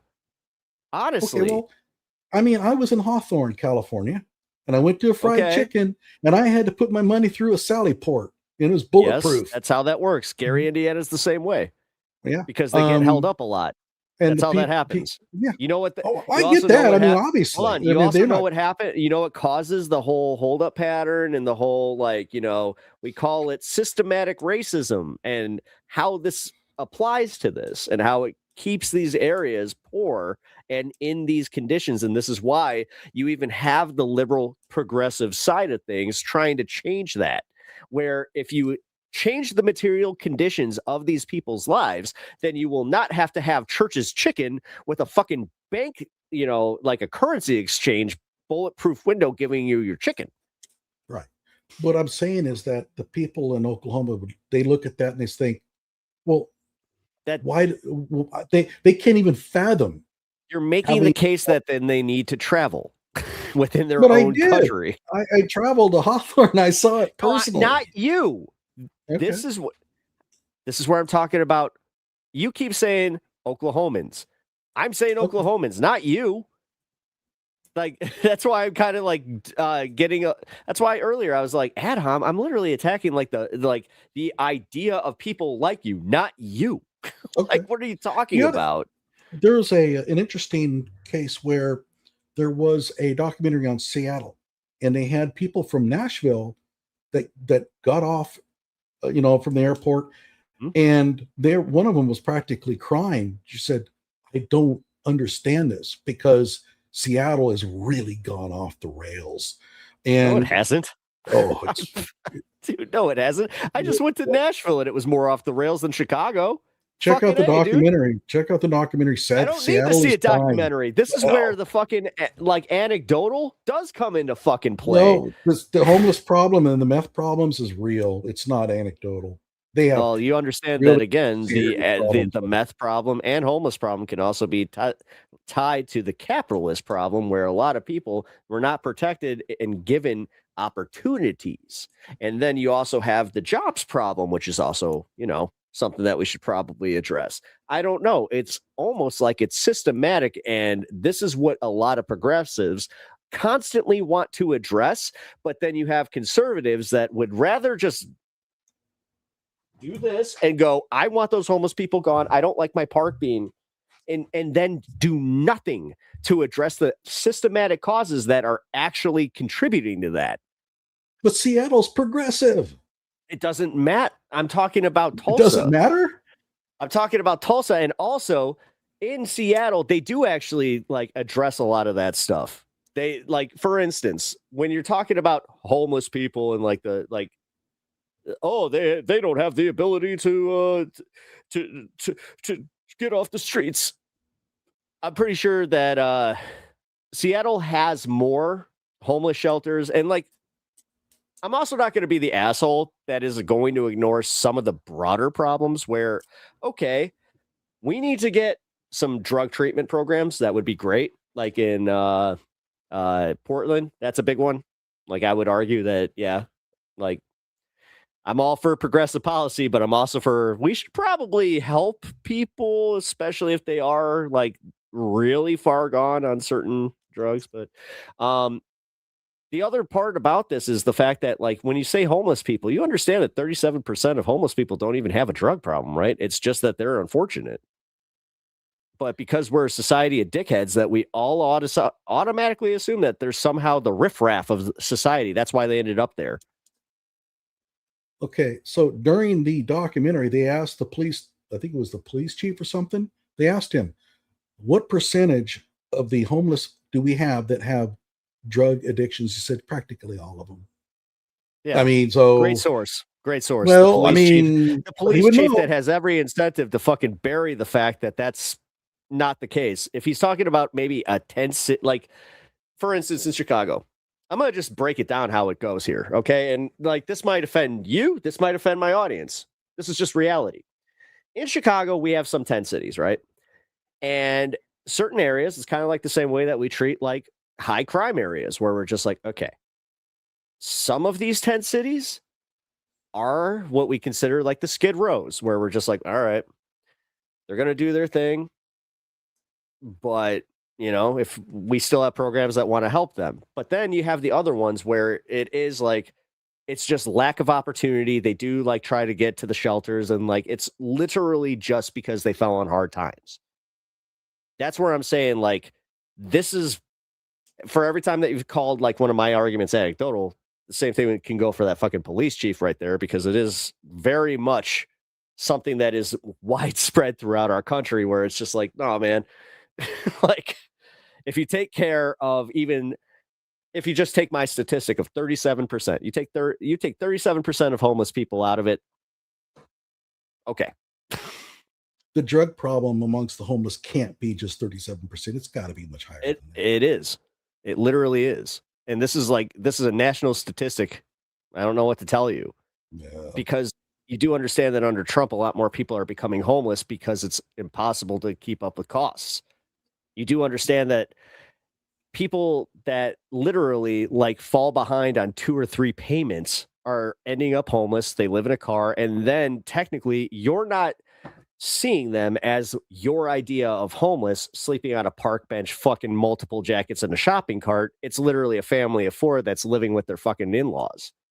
Well, yeah. I mean, it could be, it's any unstable or lack of long-term housing. I get that. That is a problem in Oklahoma too. Oh shit. Yeah, well, that's right. You're homeless everywhere, but no, I mean, I lived in California. It's a lot better here. And I say better, meaning I don't see nearly as much. Per capita, though. It's literally a per capita thing. This is why I was making fun of the size of your city. Well, okay. I mean, it's per capita, yeah, but you're going to see, it's not like you take the homeless from every corner of the city and you congregate them into Do you one understand area. that California is warmer than most areas of the country? This is Yeah, why a I lot of people understand do take Greyhounds out to California, and this is why California has a larger homeless problem. Yeah, and they also have very They also have drug I think laws. they have the number 1 largest economy in America, and then they have like they're number 9 in the world or some shit like that. Like they actually have like the small GDP of a fucking small country. Homeless. The loose drug laws, not so much in California, but in Seattle and Portland, are attracting large numbers. I will give you that. So I will give you that it's not loose drug laws though. See, this is where there are pros and cons to this. Okay, and this is where it is a little bit more nuanced, I guess, because I'm glad that at least if they got these issues, they're getting clean needles and stuff like that. That is something that is a big deal. But treatment programs, you're right. That is something that's lacked. From my understanding with Portland, I got one of my best friends lives in Portland. He keeps telling me, like, he's like, dude, I don't want to even fucking bring this shit up. But he's like, dude, at some point it does actually start affecting you. Like they fucking stripped. So at one point, like he's a water delivery guy. They stripped his fucking cab of like everything in the cab. And he was just like, all right, man, like, what the fuck? But he also recognized that he was like right downtown Portland. But I was like, yeah, that is kind of fucked up. That is kind of fucked up. And then on top of it, you know, like, yeah, there should be more treatment options. That's a big one, though. Like, I'm just going to say that much. Seattle, I can't agree with you on that one because I think that is anecdotal on your part, where it is like, all right, like, yeah, but when we're talking again, this is why I keep saying per capita, is it that bad? You know, like in Seattle, I'm pretty sure that they have better drug treatment programs than they do in Portland. I think you really need to investigate the homeless problem in Seattle a lot more thoroughly. It's bad. It's really, really rough. And it's causing political problems. I mean, when your campaigns are centered on trying to solve the homeless problem, it's got to be a pretty serious situation. Homelessness doesn't come up here much. I mean, politically doesn't, because we just don't see nearly as much of it. Because most of them leave, probably. I mean, I don't know. I mean, there's something to that argument. I'm not saying that. Yeah, the homeless problem is necessarily, and also like realistically, you don't have it. Like, for instance, if somebody loses their house, like, you don't have that immediate like effect. Like, I don't know, man. Like, I've always thought that it's kind of odd to boogeyman homeless people the way that we do, instead of just being human about it and saying, hey, we should try and solve this, dude. Like, and I've said, I have had plenty of poor fucking experiences with some homeless people that were definitely whacked out of their fucking gourd. Plain and simple. But I've had way more positive experiences and have way more conversations with people that were just literally one paycheck away from actually having an apartment. That's the facts. You know what you focus on, and a lot of people focus on, is the sensationalized version of that, which is the guy that pissed on my friend's leg while we were at the House of Blues. That's what gets the coverage. That, and people who are having to leave and close their stores because the homeless are parking out in front of them and the city won't do anything about it. That's been a problem. I don't know. Like, see, that's the stuff that I always find bullshit, because literally you want to talk about how fucking great the cops are. It's not the city. Like, at that point, they could fucking, like, I don't know, man. There are private security firms as well that, you know, they could fucking just say, hey, this is private property. Get the fuck off of here. Private security can't do anything. Oh, they can't? Nope. I mean, they can call the police. The police have quit bothering because, you know, the next day the person's right back on the right in front of the store again. It's a serious problem in that sense that. Well, you do understand that this is literally this is no new problem. Like, my dad used to talk about this, how it's 3 hots and a cot. You know, this is the reason that they even go out of their way to sometimes get locked up, and then cops just stop doing it because they understand that it's like, okay. Yeah, that's always been around. Sure. The one of the issues that has come up is that they have quit basically charging people for, I mean, not just marijuana, but narcotics. So guess what? You know, you're pulling. That's good. That's objectively a good thing, that even if they repeal that, I wouldn't be, no, fuck it. What, you want them locked up instead? You'd rather have them draining our system instead of trying to get them treatment? Why not put that fucking money that you would spend on them going to jail and then put them in treatment? Because they're able to use the stuff and destroy their lives on a continual basis. That doesn't matter. That doesn't matter. That's fucking choice, Johnny. That's their choice. Like, that is, at some point, you do understand that it's also creating material conditions that kind of suit a like a citizenry where it would benefit them, right? Like, this is why progressive policies tend to kind of work towards building better lives for these types of people, so they do have something to fall back on. Not everything is pull yourself up by your fucking bootstraps, because some people are born without fucking boots. Well, I will say this. If you have a solution for Seattle, they would love to see it, because they basically have almost given up on it. Now, there was one homeless program out of West Virginia that they look upon as being sort of the gold standard. And I think they're going to try to consider that. Now, I'm not privy to all of the elements of it, but drug treatment is obviously a major portion of it. You might check into that. And if you watch the documentary Seattle is Dying, they actually talk about that program quite a bit. So you may want to watch that just for that alone. Just real quick, and I am going to be this guy who produced that documentary. The local news organization, I believe. It was I think it was like WFAA or something like that. Okay. Now I could be wrong. Anybody who goes in the chat, Seattle is Dying, I'd be kind of considered. I'd be curious as to who produced it. Is Dying TV program. Como. Who's Como? Let's see. Journalists reflect 7 years later. Como. Oh, KOMO. KOMO. Yeah. Yeah, that's the local news dealio. Well, let's see. Come on. We'll check it out sometime. I mean, I'll check out the documentary later, but let's see. I mean, it does seem like it is just a local news org, but I'm not seeing like what channel or ABC affiliate. Okay, there we go. I wanted to see who they were affiliated with. Okay, I'll check it out. You don't have to buy into what they're saying, but just for the West Virginia thing, I think that would be something you might be interested in looking at. West Virginia aside, I think that like addressing the systematic causes of homelessness, if this is going to be the boogeyman that everybody wants to focus on, like, then why not address it?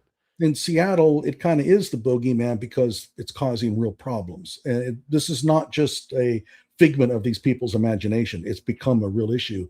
There's been battles at the city council over this. I mean, that have been gone really, really hostile. And, so you might check it out. I'm kind of getting a little tired. Oh, hey, no worries, man. By the way, you never did check out the Dub Syndicate's Stoned Immaculate. You say that you have an interest in good stoner music.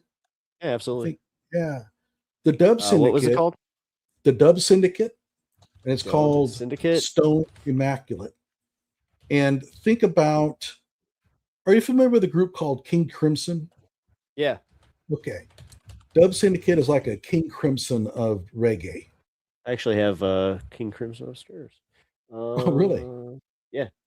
I wear my Kraftwerk shirt all the time. Okay, actually, you know what? We will end this on a fun note. Okay. What the fuck got you into reggae?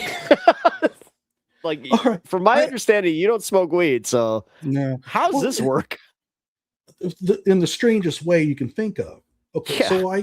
So I used to listen to an avant-garde ambient electronic experimental radio station, and one night they brought in a collection of music from the On You Sound label out of England, and I'm listening to it. And I'm thinking, this is the freakiest crap I've ever heard. This is wild. And I thought, okay, I'm going to go buy a bunch of it. So I bought 3 albums, paid all back, Volume 1, Bim Sherman, and one of the Dub Syndicates. And I played it. I thought it was real experimental. One of the albums was entirely actually recorded backwards, except for the bass line, which ran forward through the songs. That's dope. And then, so I started buying all of these albums from the On You Sound label. And Adrian Sherwood, who's the producer, is an absolute genius, right? And then later, I discovered Bob Marley. And I thought, wait, this sounds kind of the same, but it's a lot more commercial sounding, right? Yeah. So I'm a huge reggae fan, but I came through it through the avant-garde experimental range. And that's cool. Now, one of the interesting deals is Johnny Rotten's daughter is one of the lead singers for a lot of the On You Sound reggae cuts. No shit. Oh, yeah. And her name is Ari Up, and she used to be the lead singer for the Slits, which is a punk band from England. She has no voice, but there's kind of like a Bob Dylan kind of thing about her, right? Can't sing, but you kind of like it, Yeah. And then, so she was sort of the big deal for the On You Sound label. She did a lot of stuff. There's another guy, I'll think of his name in a moment, that I can't find anything on. He was the lead singer for a lot of the albums, but I don't know what he looks like. I don't know what happened to him, and neither does the label. So he just kind of disappeared. But Peter Tosh, yeah, I like Peter Tosh, but that's pretty commercial. I mean, really good, but it's not something I listen to. You really are you're like a punker for reggae. I love it. Oh yeah.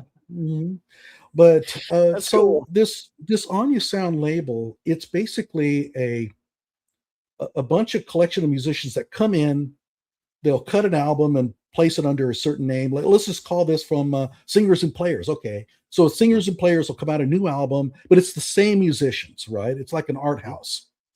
And cool. So you have like 20, 30 different groups. They all share the same musicians, but the songs are wildly different. So the Dub Syndicate has a Jew's harp, like that, as the lead instrument on one of their dub tracks. So that's cool. That's how wild it gets. Commercial. I mean, dude, I got to see Stephen Marley with Damian Marley this last summer, where they did the entire Exodus album.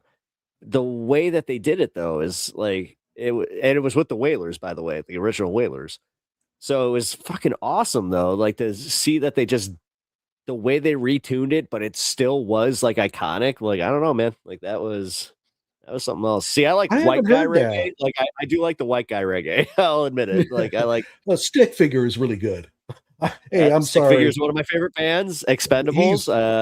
Dirty Heads. He's really good. I love fucking Slightly Stupid. Like Revolution's actually my favorite band.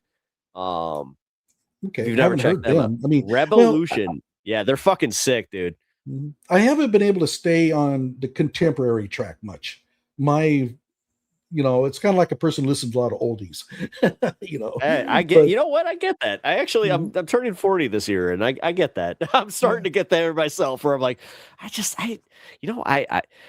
like Bad Bunny. Like I listen to a lot of Bad Bunny. He's probably the most contemporary thing that I listen to. Where I'm just like, okay, but then I'm just like, I'm still gonna go back to what I love. It's just the same stuff that I've been listening to for 20 plus years. At least. Yeah, I became a reggae DJ probably a few years after that, and I did not know that. That's crazy. Yeah, I interviewed Mikey Dread. I've interviewed Alpha Blondie. Man, Noah, not Noah House of Dread. Naya Bingy Theocracy is another one. They were based out of Portland. In fact, I drove through Portland trying to find a studio, and I probably spent 4 hours trying to find it, never could, and just wasted 4 hours of my time because I wanted to at least shake the guy's hand because, and then Sons of Arca is another strange one. Sons of Arca is more world beat, but it's also part of this, people coming into the house and just recording and things like that. And it basically comes out of India. And the Sons of Arca, and this SUNS, Sons of Arca, a really interesting SUNS of ARQA. QA, yeah. Okay. Yeah. Now they have worked with the On You Sound label. Then Prince Farai was a Jamaican. He went and he sang for a lot of the On You Sound stuff, and I would call him like the what's Armstrong's first name? The singer. Neil? No, not okay. Maybe he does sing. I was like, what? Louis Armstrong. He has the same gravelly voice as Louis Armstrong, but Louis Armstrong. Yeah. Louis Armstrong. Now, unfortunately, a lot of these people were murdered. I mean, Peter Tosh. Yeah. There's just been a lot of. Actually, Jimmy Cliff is another one where you're just like, oh shit. Yeah. Oh, I loved that movie that he was in. The Harder They Come, I think is what the name of it. But yeah, I mean, I got heavy into the reggae. I have probably about 400 albums. That's fucking great. See, this is what, like, honestly, man, like after all this discussion, I think that's why you're a fascinating character to me. Like, where I'm just like, how? But keep in mind, How? keep in mind, How? Like, how do you do? How do you? Sorry. there's a lot of people who will refuse to listen to certain music because they don't like the politics of the singer. I'm not one Yeah, of but them. that's the thing. Reggae is a lot about politics. Fucking Christ Oh, yeah. Almighty. Man, I A lot listen of to it it. is literally about anti-authority. Like it's I see it almost as like the punk rock of fucking, you know, like horns and chill vibes. Well, and keep in person, one of the singers for the On Your Sound is Mark Stewart from the pop group. He's really hard leftist, but his song when it was with Mark Stewart. Gary Clayle is another one that came out of the hard left, kind of the punk rock scene that sings for the On Your Sound label. So the On Your Sound label has a large collection of punkers and local, misfits or whatever. Almost all of them from the really hard left. I'll be honest, man. You got me into this. This is going to pretty much be my summer music here. So if there's anything to come from this today, that is fucking. I got some sick ass music to listen to, which is striking to me. One more question for you. I did want to know, let me put one more in there. Yeah. Totally. Gary Clayle's "Food, Clothes, and Shelters" industrial funk, and it is a badass song. And the players on it are Doug Wimbish, who's a very famous bass player for the Rolling Stones, and also the people from the Sugar Hill Gang record studio. So there's Keith LeBlanc from Sugar Hill Gang. He's also on that album. There's check out Gary Clayle, "Food, Clothes, and Shelter." But really, the song by Dub Syndicate called "Stone Immaculate," it's about Jim Morrison, because Jim Morrison had a book called that, and Jim Morrison has a voiceover on the song.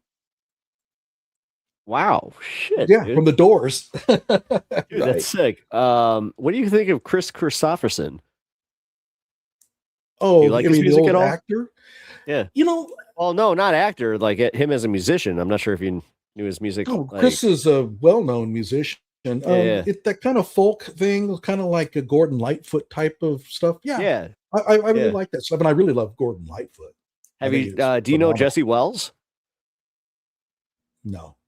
Oh, check out Jesse Wells. He's a YouTube folk artist that, like, dude, he releases songs like on the fucking weekly that are bangers, like just banger after banger, and some of them are politically charged, but he claims he's like apolitical likes to just kind of focus on like bringing the classes together, and also just point out the whole bullshit of the system. So like he's awesome. I know you'd probably vibe with him.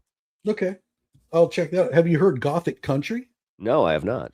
Okay, there's an offshoot of country called Gothic Country that's primarily really, really dark and about hangings and shootings and stuff. So I'm for it, dude. You just gave me my summer playlist. Well, yeah, and what's interesting about it is they're almost all foreign bands. There's almost no Americans in the Gothic Country genre, and it's probably the closest thing to true country that we have now, because country's gone real pop, right? I can't. Yeah, it has. We were just talking about that yesterday. Yeah. Oh, I hate it. I mean, well, let me guess. You're like a Conway Twitty type. Yeah, well, the Conway Twitty was more for females, but yeah, I do like him. But it was more. But I mean, Johnny, Jesus Christ, Buck Owens and all that kind of stuff. But the Gothic Country is very much uses that old country song, but the songs are all about hangings. And you ever heard the song "Streets of Laredo"? About the shooting of a guy, they're burying him, like that's typical. But that's Marty Robbins way back. No. But yeah, Gothic Country, Graveyard Train is probably the most well-known band, but also Heavy Horses. Heavy Horses has a song that is so dark that I don't think they should have been even allowed to produce it. I mean, I looked at this, read it, and I thought, oh, come on. I mean, look, I grew up with the Dead Kennedys, right? So you had, Kill the Poor, and I killed children and all that kind of stuff. But that song by the Heavy Horses is disturbing. Well, I mean, you just kind of you just remind me that the Dead Kennedys had that fucking song where it's like, oh yeah, I saw them. I saw them wild. in a town where they had to shut it down because the crowd got. Because I grew up in the punk scene. I mean, that's primarily where I come from. What the fuck, Johnny? This is so weird of me. Oh, I'm huge. We grew up. We hung out in similar circles, man. I saw the Misfits too. Oh my god, I saw been them about 6 years ago now, but yeah. My favorite band of all, Fucking of A, any man. band, is the Dickies. I absolutely love the Dickies. Don't say that. Take that wrong, okay? I don't want no editing on that. But the Dickies, I've seen them probably 12 times. They're still playing, and they're phenomenal. And I would call them a fun punk band. But I grew up on the Stranglers, the Damned, the Clash, and all that kind of stuff. You know. The fuck? There's a song by Raw No, Power. I'm just saying, like, dude, we keep like, you're gonna get us TOS knocked just from listening punk bands. I guess I should be more Christ. First, Rancid. I remember them. Yeah. Yeah, Rancid's the shit, dude. Rancid's the shit. Yeah, there Fucking was A, man. a fantastic documentary on the group called The Fall. Now, they were a band out of England that was so toxic that their bandmates would end up fighting each other on stage. And they're throwing instruments at each other and all that kind of stuff. If you want to watch a really cool documentary on the Fall, I wasn't even that familiar with the band, to be honest. But when I watched it, I go, holy cow. And I thought the punk bands that I listened to were tough, rough, and all that. But no, the Fall was pretty crazy. Rancid, yeah. And then there I was about to say, yeah, Rancid is one of like, those are like one of my go-tos growing Agent up. Orange. I play Agent Orange all the time. You know, No Effects is one of my favorite bands. Yeah, that's a kind of a second generation, you know, I think it 90s, 2000s, something. No, like they were that. 80s. They were late 80s. Really? They go that far? Oh, because I don't recall them being on the scene in the early, you know, mine is 76 to like maybe 85, you know, and then Yeah, I think actually, funny enough, I think 85, 86 is when they started. Oh, really? Okay. I Yeah. still would call them second generation, though. Hey, I don't know they if I would were. call them That's third. fair, but that doesn't like take away from the merits of. I mean, fuck, Rise Against is third generation. They're great. Although some people don't even call them punk, but I do. I mean, I Okay. consider punk fucking being anti-establishment and fucking going balls to the wall. Yeah, pretty much anti everything. Slapshot is a fantastic band. I don't know if you've heard them, but you ought to check out Slapshot out of Boston. And I mean, fantastic song. And I don't mean like they're just nasty. I mean, really good songs. I mean, you know what I mean? Like some of the bands. It's a movie too. It's one of my favorites. Mhm. Bad Religion, kind of, I don't know if I'd call them punks. Yeah, I guess so. Yeah. Bad Religion. I was really into them for a while. Yeah, they were I'm totally reading the punk. chat. What are you thing, talking but, about? Like, boy.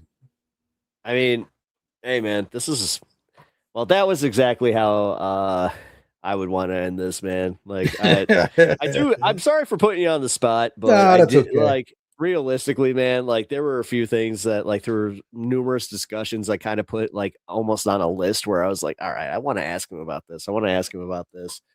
And this was like I thought like the perfect forum for it, where, you know, battlefield of ideas, even though, you know, like this is where I now feel bad. This is where I'm not sure if like some of the right wing like debate spaces kind of like get it. Cause also, to be fair, a lot of like this type of content is done with like a moderator, but this isn't necessarily planned as a debate. Like this was a discussion where I was just expressing my genuine curiosity for your, like how you came to your, I guess, life opinions.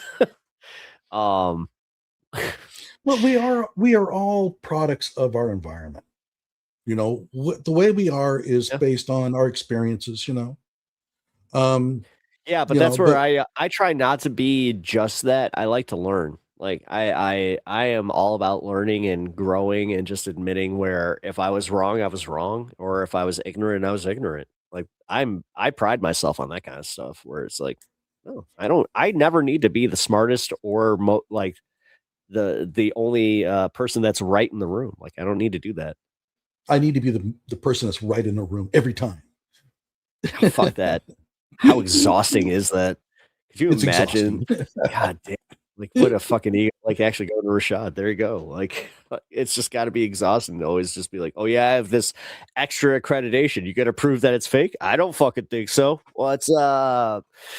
Well, Johnny, I really appreciate you being here tonight. And thanks for having me on. I appreciate it. And I enjoyed this. I mean, I really did. Even though the people in the chat don't really care for me too much, but that's okay. You know, I enjoyed it, and maybe we can do it again. And maybe we're gonna do this again. And music. honestly, I'm not even kidding about you giving me my summer playlist. That's fucking. I am going to wrestle with this for a while, and you can expect a few emails from me asking some more recommendations because the fact that you are a fucking like a reggae head, and I mean a true reggae head, like, and I obviously am part of the culture. I've gone out of my way, but listen, I'm a poser compared to you, brother. So I really appreciate that. Well, check out the On You Sound label, especially the early stuff from the like 1978, maybe 1980 on. Wildly experimental. I always called them the Pink Floyd. And when you say experimental, were you like into Alan Parsons? Like, Jesus. You know, Alan Parsons was pretty commercial, actually. But what? Fuck? Yeah. I mean, keep in mind, I have albums where it's nothing but cricket noises, you know, and I even had an album that was nothing but scratches. They scratched the thing up, and I bought it, you know, and I played it and just okay, whatever. And by the way, that's Burial, who is one of my favorites out of England. He uses the scratchy sound of an LP as an actual effect on a lot of his songs. It's pretty neat the way he does it. But no, my interests in music were wild. You know, but keep in mind, back in the day, we couldn't listen to what we were going to play. If you saw an album, you had no way of listening to it. I remember. What you did was, I mean, believe it or not, I had that same thing before we could listen to it. Yeah. Yeah. And so you bought something because it looked weird and it had a cool sounding name. I didn't know who the Stranglers were, but I thought, Stranglers, that's got to be good. And turned out, they're awesome. You know? Buying it from the album cover alone. One of my favorite stories is the fact that one of my first albums I ever chose was the Billy Joel album that had "In the Middle of the Night." Like, okay, we're gonna hate him. Oh, see, I cannot handle Billy Joel. You hate Billy Joel, but that was one of my first albums. I'm not a fan of anything coming out of the New Jersey thing. Really? I don't even like Lou Reed that much, to be honest with you. But you know, Lou Reed, Billy Joel's, Bruce Springsteen, not my thing. Not at all. And John Cougar Mellencamp and that Americana. He was Indiana. And I will say this: I am definitely not a fan of Southern rock. Hate it. Really? I won't listen to Creedence. I won't listen to Leonard Skinner or anything like that. And Freebird is one of my most absolutely hated songs. So I know I catch a lot of flack over that one, but I just can't deal with it. Okay. Some of you guys like Billy Joel, but you'll never convince me. I know some people are East Coasters. All right, brother. Well, I do appreciate having you on here tonight, man. You were a good sport about this, for real. I really do appreciate it. I will email me what you think about that playlist. I'll be kind of curious as to what you think. Dude, no, you expect it. As I said, I wasn't even kidding. Before I get off here tonight, I'm gonna put this all on my Spotify playlist, and then it's going from there, man. Stoned Immaculate. Check it out. It's not necessarily the best, but it's definitely conveys what I'm saying. Stoned Immaculate is the album, right? Yeah. No, it's the name of the song and album by the Dub Syndicate. The Dub Syndicate is the best reggae band in the world. Oh, here we go. Dub Syndicate. Yeah, there we go. I got it. All right, cool. All right, take it easy, guys. Thanks everybody in the chat, even if you didn't like me. Nah, it's all right, man. All right, thanks for being a good sport, brother. I'll catch you later. Easy. All right, guys. I appreciate you all having Johnny on, and no, bro. I know that you guys like he was interacting with chat a little bit more than I thought he was going to. So that was interesting. We will do a wrap up on, or like I'm gonna wrap this up now, but we will do a discussion on this tomorrow. I will be streaming on my channel, so make sure you guys are there. Just keep your notifications on. It's gonna be more of a random time, hopefully around 6 p.m. Central here. What? Well, that happened. Dang. I mean, listen, guys. I'm not gonna lie. There are a few times where I was just like, "Oh Jesus, fuck!" It's like, "Oh no, oh no!" On a Thursday, yes, on a Thursday. Yeah. I don't know how long of a show it's gonna be. We'll see, but yeah, I'm gonna be there. Yeah, Latino. Man, Latino, he was focusing on your comments like a lot. I wanted to say something, but I was just like, I'm just gonna leave it there. I'm just gonna leave it there. You landed the plane, Pep. Thank you. I know. I feel like I landed that with one wing. Just bring it back. Bring it back. I don't know, guys. How do you think I did without having a mediator? You know, like I kind of feel like that would have been beneficial, but at the same time, realistically, I don't think that would have been fair because, like, yeah, he didn't want to do like necessarily a straight debate, but I don't know, man. I had to challenge him on a whole bunch of that stuff, so I hope I did an all right job. I know that I fucked up on a few things, but again, we'll do the wrap up tomorrow.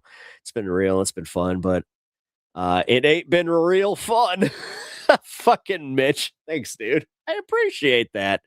Well, it wasn't a debate, so you didn't need a mediator. That's what I thought. Like, I listen. I know. Had it been more of a debate. Oh, Sylvie. Uh-oh. I have a feeling you got critiques for me. Oh, boy. Oh, boy. Now I'm going to feel bad about myself for not being better. You were cool. Oh, thank you. I appreciate that. Yeah. Well, I'll be honest, guys. I wasn't necessarily trying to sell him on you. That was not the point. So, yeah, I only caught the last half, but boy, did it catch my attention. Well, I hope that's the case. I hope that it catches I hope it catches everybody's attention. And producer Nick, I hope that you chop that one up and get that one out there. Yeah, don't be afraid to screen capture some like us from any point in that, and then if you need to pepper in whatever you need to. But yeah, guys, engagement. Let's go. Hey, can I leave tonight feeling better that I left something for this space that was content that yeah, you know, it'll be out tomorrow, Pep. Don't worry. Yeah, let's go. All right. No, I appreciate that, guys. All right. So we have been here for overtime. I think that this might be one of the latest shows that I've been on this space. I know Left Past 10 has always been good about this stuff, but it's time for me to wrap it up because your boy's got to pee. So I do appreciate you guys. Thank you for hanging out. Thank you for engaging. And also, yeah, like I said, I was not expecting him to re-chat that much. There were parts where I kind of felt like he was debating you guys, but also thank you for leaving me that out to go take a pee before or like halfway through because I needed that too. All right, but that being said, guys, wait, I wasn't sure if it was a debate or not. I started editing my social media posts halfway through to say that it was a debate. The thing is, full disclosure, I told him, yes, we're going to continue our discussion. Yes, I want to like have a discussion about the Carmelo thing, but I told him it was going to turn into a debate, and he told me we can market it any way we want. So don't be afraid to put right versus left. Do whatever the fuck with it. He will not care. And honestly, I don't either. Let's do this. Let's clickbait the shit out of this one and get some people here. How about that? So his audience, yeah, I know, mouses, I know.